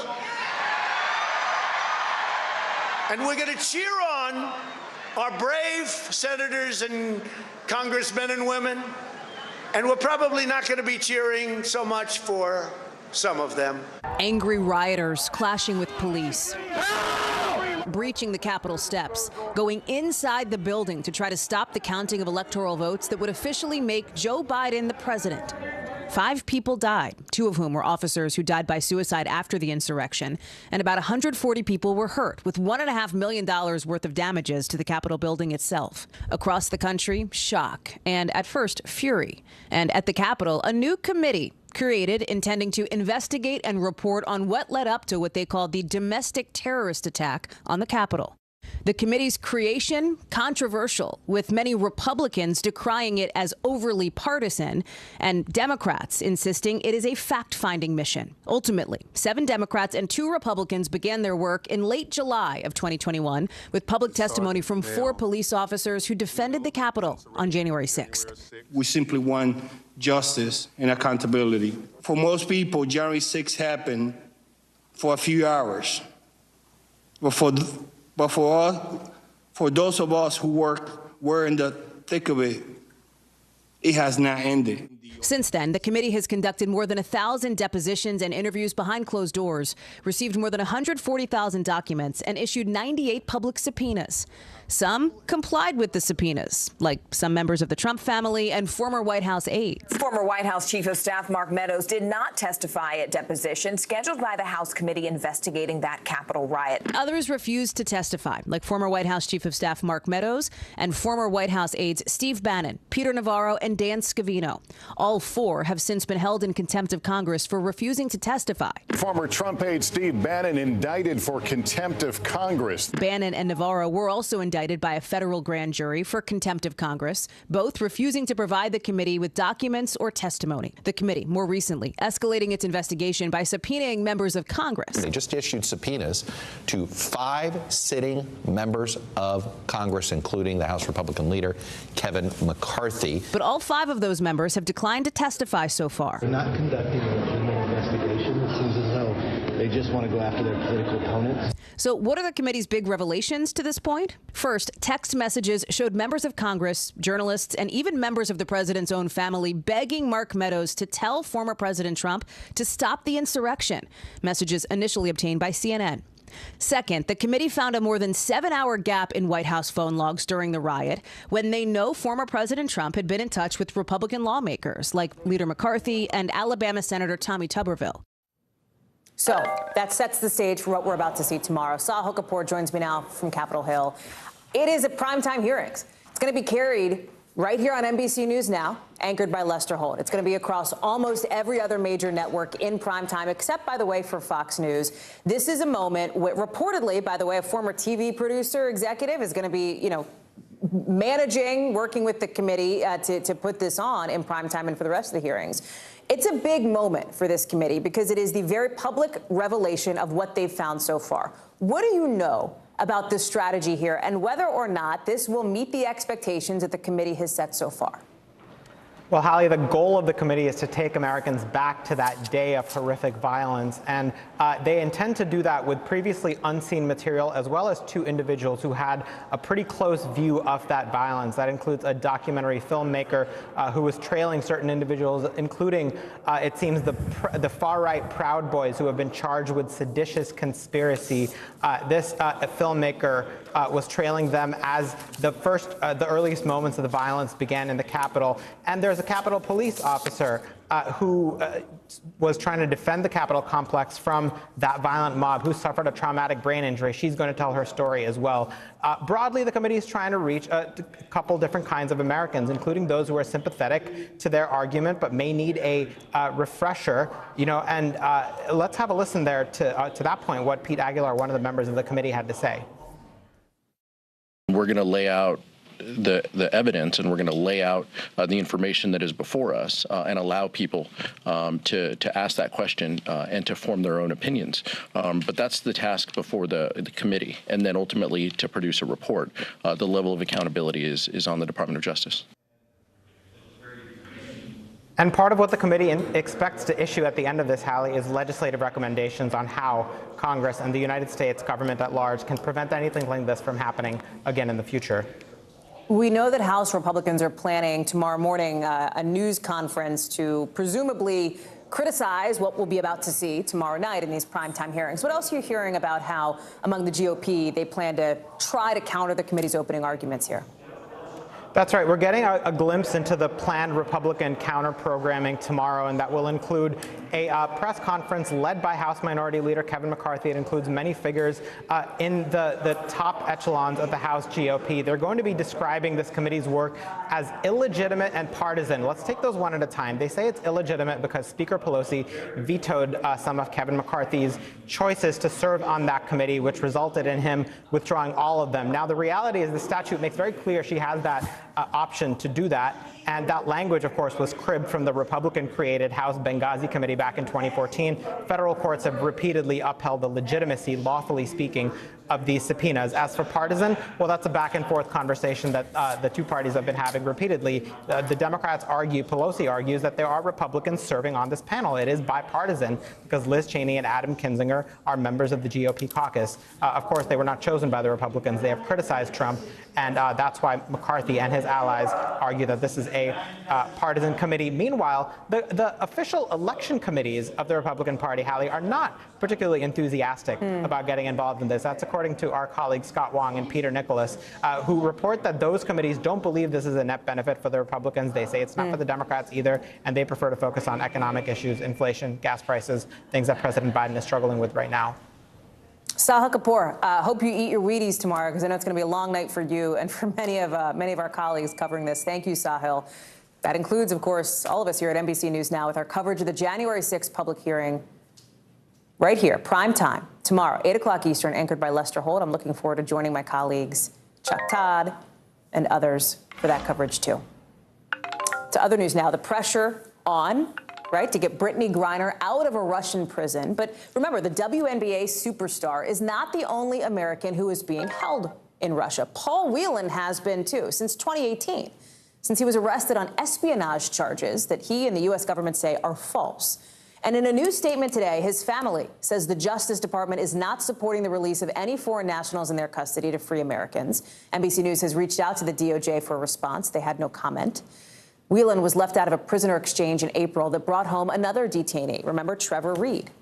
Whelan's sister told me last month that as happy as she was, as thrilled as she was for the Reed family, for her family, it was still tough to process.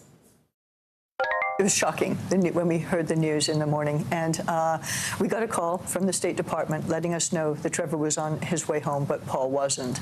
And the thoughts that go through your head are myriad. I mean, we were overjoyed, of course, about Trevor, but I had to then call my elderly parents and let them know that their son was not going to be coming home.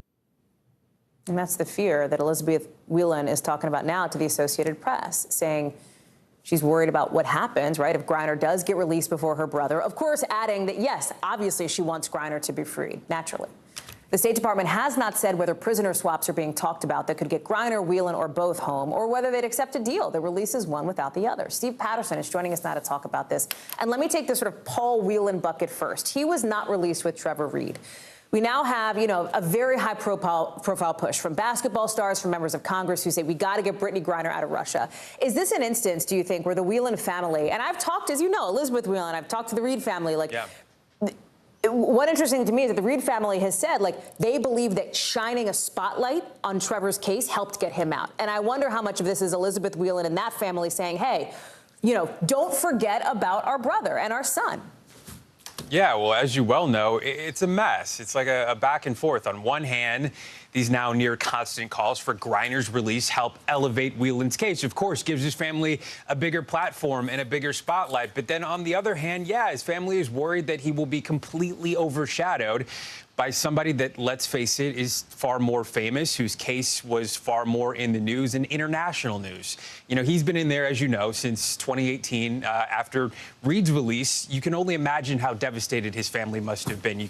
You spoke to the family, and I think a lot of people have the expectation that Whelan is now and should be sort of next in line. But then others would argue that Griner hasn't yet been convicted in that country, and she's far more at risk for a number of reasons that we can get into. So to answer your question, yeah, I think the family just wants to make sure that Paul Whelan's name doesn't get lost so they can get him home as soon as possible, Hallie.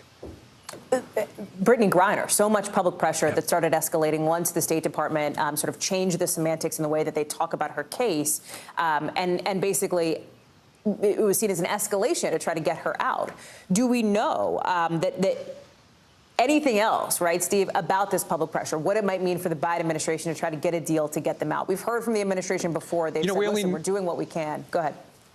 Yeah, sorry. Just that we only know what we've seen in the past. And it feels like for these families, in these cases, it is always the goal to get as much public pressure and attention as possible. And right now, this has really become a dinner topic. You mentioned earlier, LeBron James, Steph Curry, the Boston Celtics are wearing T-shirts about it before playing in the finals. And I think there's a new awareness. People are understanding something else specific to Griner, which has nothing to do with her celebrity. One, that she's black. Two, that she's openly gay. And experts say in Russia, those two factors hurt your ability by a lot to find justice. So now there's this new time pressure push to get her home before she's unjustly convicted of anything. And again, it complicates everything with Whelan there as well. It's a mess. Hallie. Steve Patterson, thank you for staying on top of this for us. I appreciate it.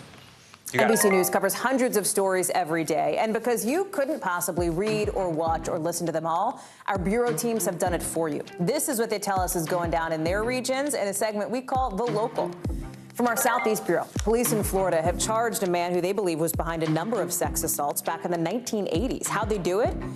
Really good DNA technology, apparently. It helped detectives link the cases of 6 women to this now 62-year-old suspect. He allegedly broke into victims' homes at night and covered their faces with pillows before assaulting them. From our West Coast Bureau, a home robbery caught on camera, a dash cam specifically. Police in San Jose released this video showing what happened when a woman turned into her driveway, opened the garage door, literally caught these people red-handed. She's like honking the horn. She's calling police. It was really scary. One of the suspects allegedly held her husband at gunpoint before taking off in that stolen car. From our New York Bureau, now. Disorder in a court in Albany Tuesday. Court officials say a clash broke out. A fight happened during an arraignment. Somebody released hundreds of cockroaches inside. That's right. Oh. The court said what happened was not activism, but criminal behavior meant to disrupt a proceeding. Who has to catch all those roaches, man? When we come back, Johnny Depp's lawyers speaking out, saying social media didn't really help him win his case against ex-wife Amber Heard. We'll talk about what's next for Depp coming up.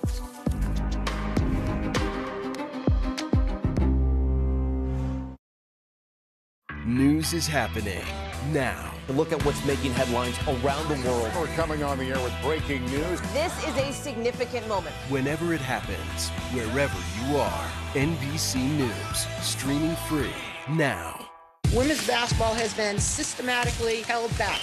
After 49 years of Title IX, we still have work to do.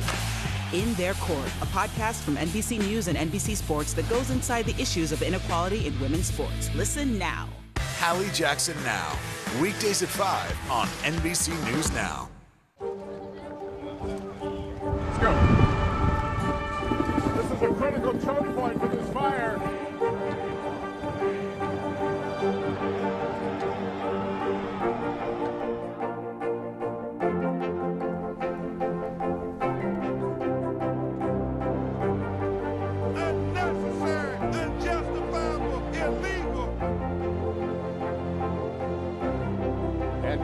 From New Orleans, late military operation, witnessing the massive crowds. I admire you both. Nice to really spend some time with you. Appreciate it.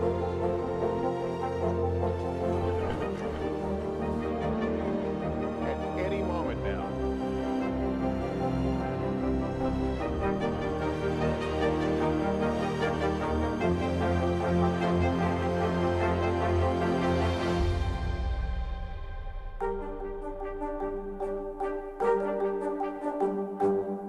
News is happening now. Look at what's making headlines around the world. Whenever it happens, wherever you are, it's here now. He effectively won his case in court and on social media, but Johnny Depp's lawyers are saying all that online backup for their client did not really influence the case. Here they are on the Today Show this morning. It is everywhere, but at the same time, they were admonished every single night. And they had a tremendous amount of respect, I think, for the court and the process, and they were doing the best that they could. Lawyers Camille Vasquez, you heard her there, and Benjamin Chu, talking with Savannah about the case. They found both Depp and Heard liable for defamation, but mostly sided with Depp, right? He was awarded more than $10 million in damages, while Heard got $2 million. Just last week, Amber Heard's lawyer, Ted, said on the Today Show, also to Savannah, that there's no way that jurors weren't influenced by social media. She says they may appeal the case. Miguel Almaguer is joining us now to talk all about this. And here we are, Miguel, you know, days after this result came out from this trial, we're still talking about Johnny Depp and Amber Heard because they're still talking about it too. People online are still talking about it. His attorneys say, okay, it wasn't social media that won the case, but Depp himself. And they also blamed Amber Heard for the loss. Explain that piece of it. Well, so Depp's attorney says this all came down to honesty, and that's why they say Johnny Depp won the trial. In that sit-down interview on Today, Depp's team said he was honest about his mistakes, including his drug use and even a series of text messages in which he attacked his ex-wife. Depp's team says while he was forthcoming on the stand, his ex-wife, Amber Heard, was not, and they say the jury could see that. And for that reason, that's why this team says Johnny Depp won in that sweeping judgment in this case, Hallie. There was also this interesting implication as Depp's attorneys were kind of making the rounds this morning that Depp may actually let Amber Heard off the hook for the millions of dollars that she now owes him. Explain that piece of it. Yeah, well, as you know, the jury awarded Depp $15 million in the defamation case against Amber Heard, but because of state limitations on punitive damages in Virginia, that dollar amount was actually lowered to about $10.4 million. But Depp's attorney says this case was never about money. Instead, it was about clearing his name. Now, Heard's attorney said the day after the judgment that she doesn't have the money to pay. Depp's team wouldn't say directly, citing attorney-client privilege, but they seem to indicate that that full amount of cash isn't part of their plan to recover it. One of the big questions, Miguel, and one of the ways that I think we've talked about it and tried to frame it here on this show and elsewhere across this network has been about the broader implications of this case as it relates to domestic abuse. And this question of whether this case has been a setback for survivors of domestic abuse, as you know. Before Depp's attorneys went out on TV today, a spokesperson for Heard said, and I want to read this quote, this statement here, that it is as unseemly as it is unprofessional that Johnny Depp's legal team has chosen to do a victory lap for setting back decades of how women can be treated in the courtroom. The statement goes on to say, what's next? A movie deal and merchandising? Talk about Depp's attorneys' discussion here about the impact on the Me Too movement. Well, they were asked about that, and they were asked directly about the judgment being a setback for the Me Too movement. They said very simply it was not, and that in this case, it was about just this case. And that's what the jury, that's why they say the jury sided with them. They added that everyone should have their day in court, which they say is exactly what happened here, Hallie. Miguel Almaguer, we'd love to see you out in L.A. Miguel, thank you so much for being on the show. It's good to have you reporting with us. Appreciate it. That does it for this hour. Thanks to all of you for watching. We've got a big and busy day tomorrow. We're all going to eat our Wheaties, so we'll see you here, same time, same place. Coverage picks up right now.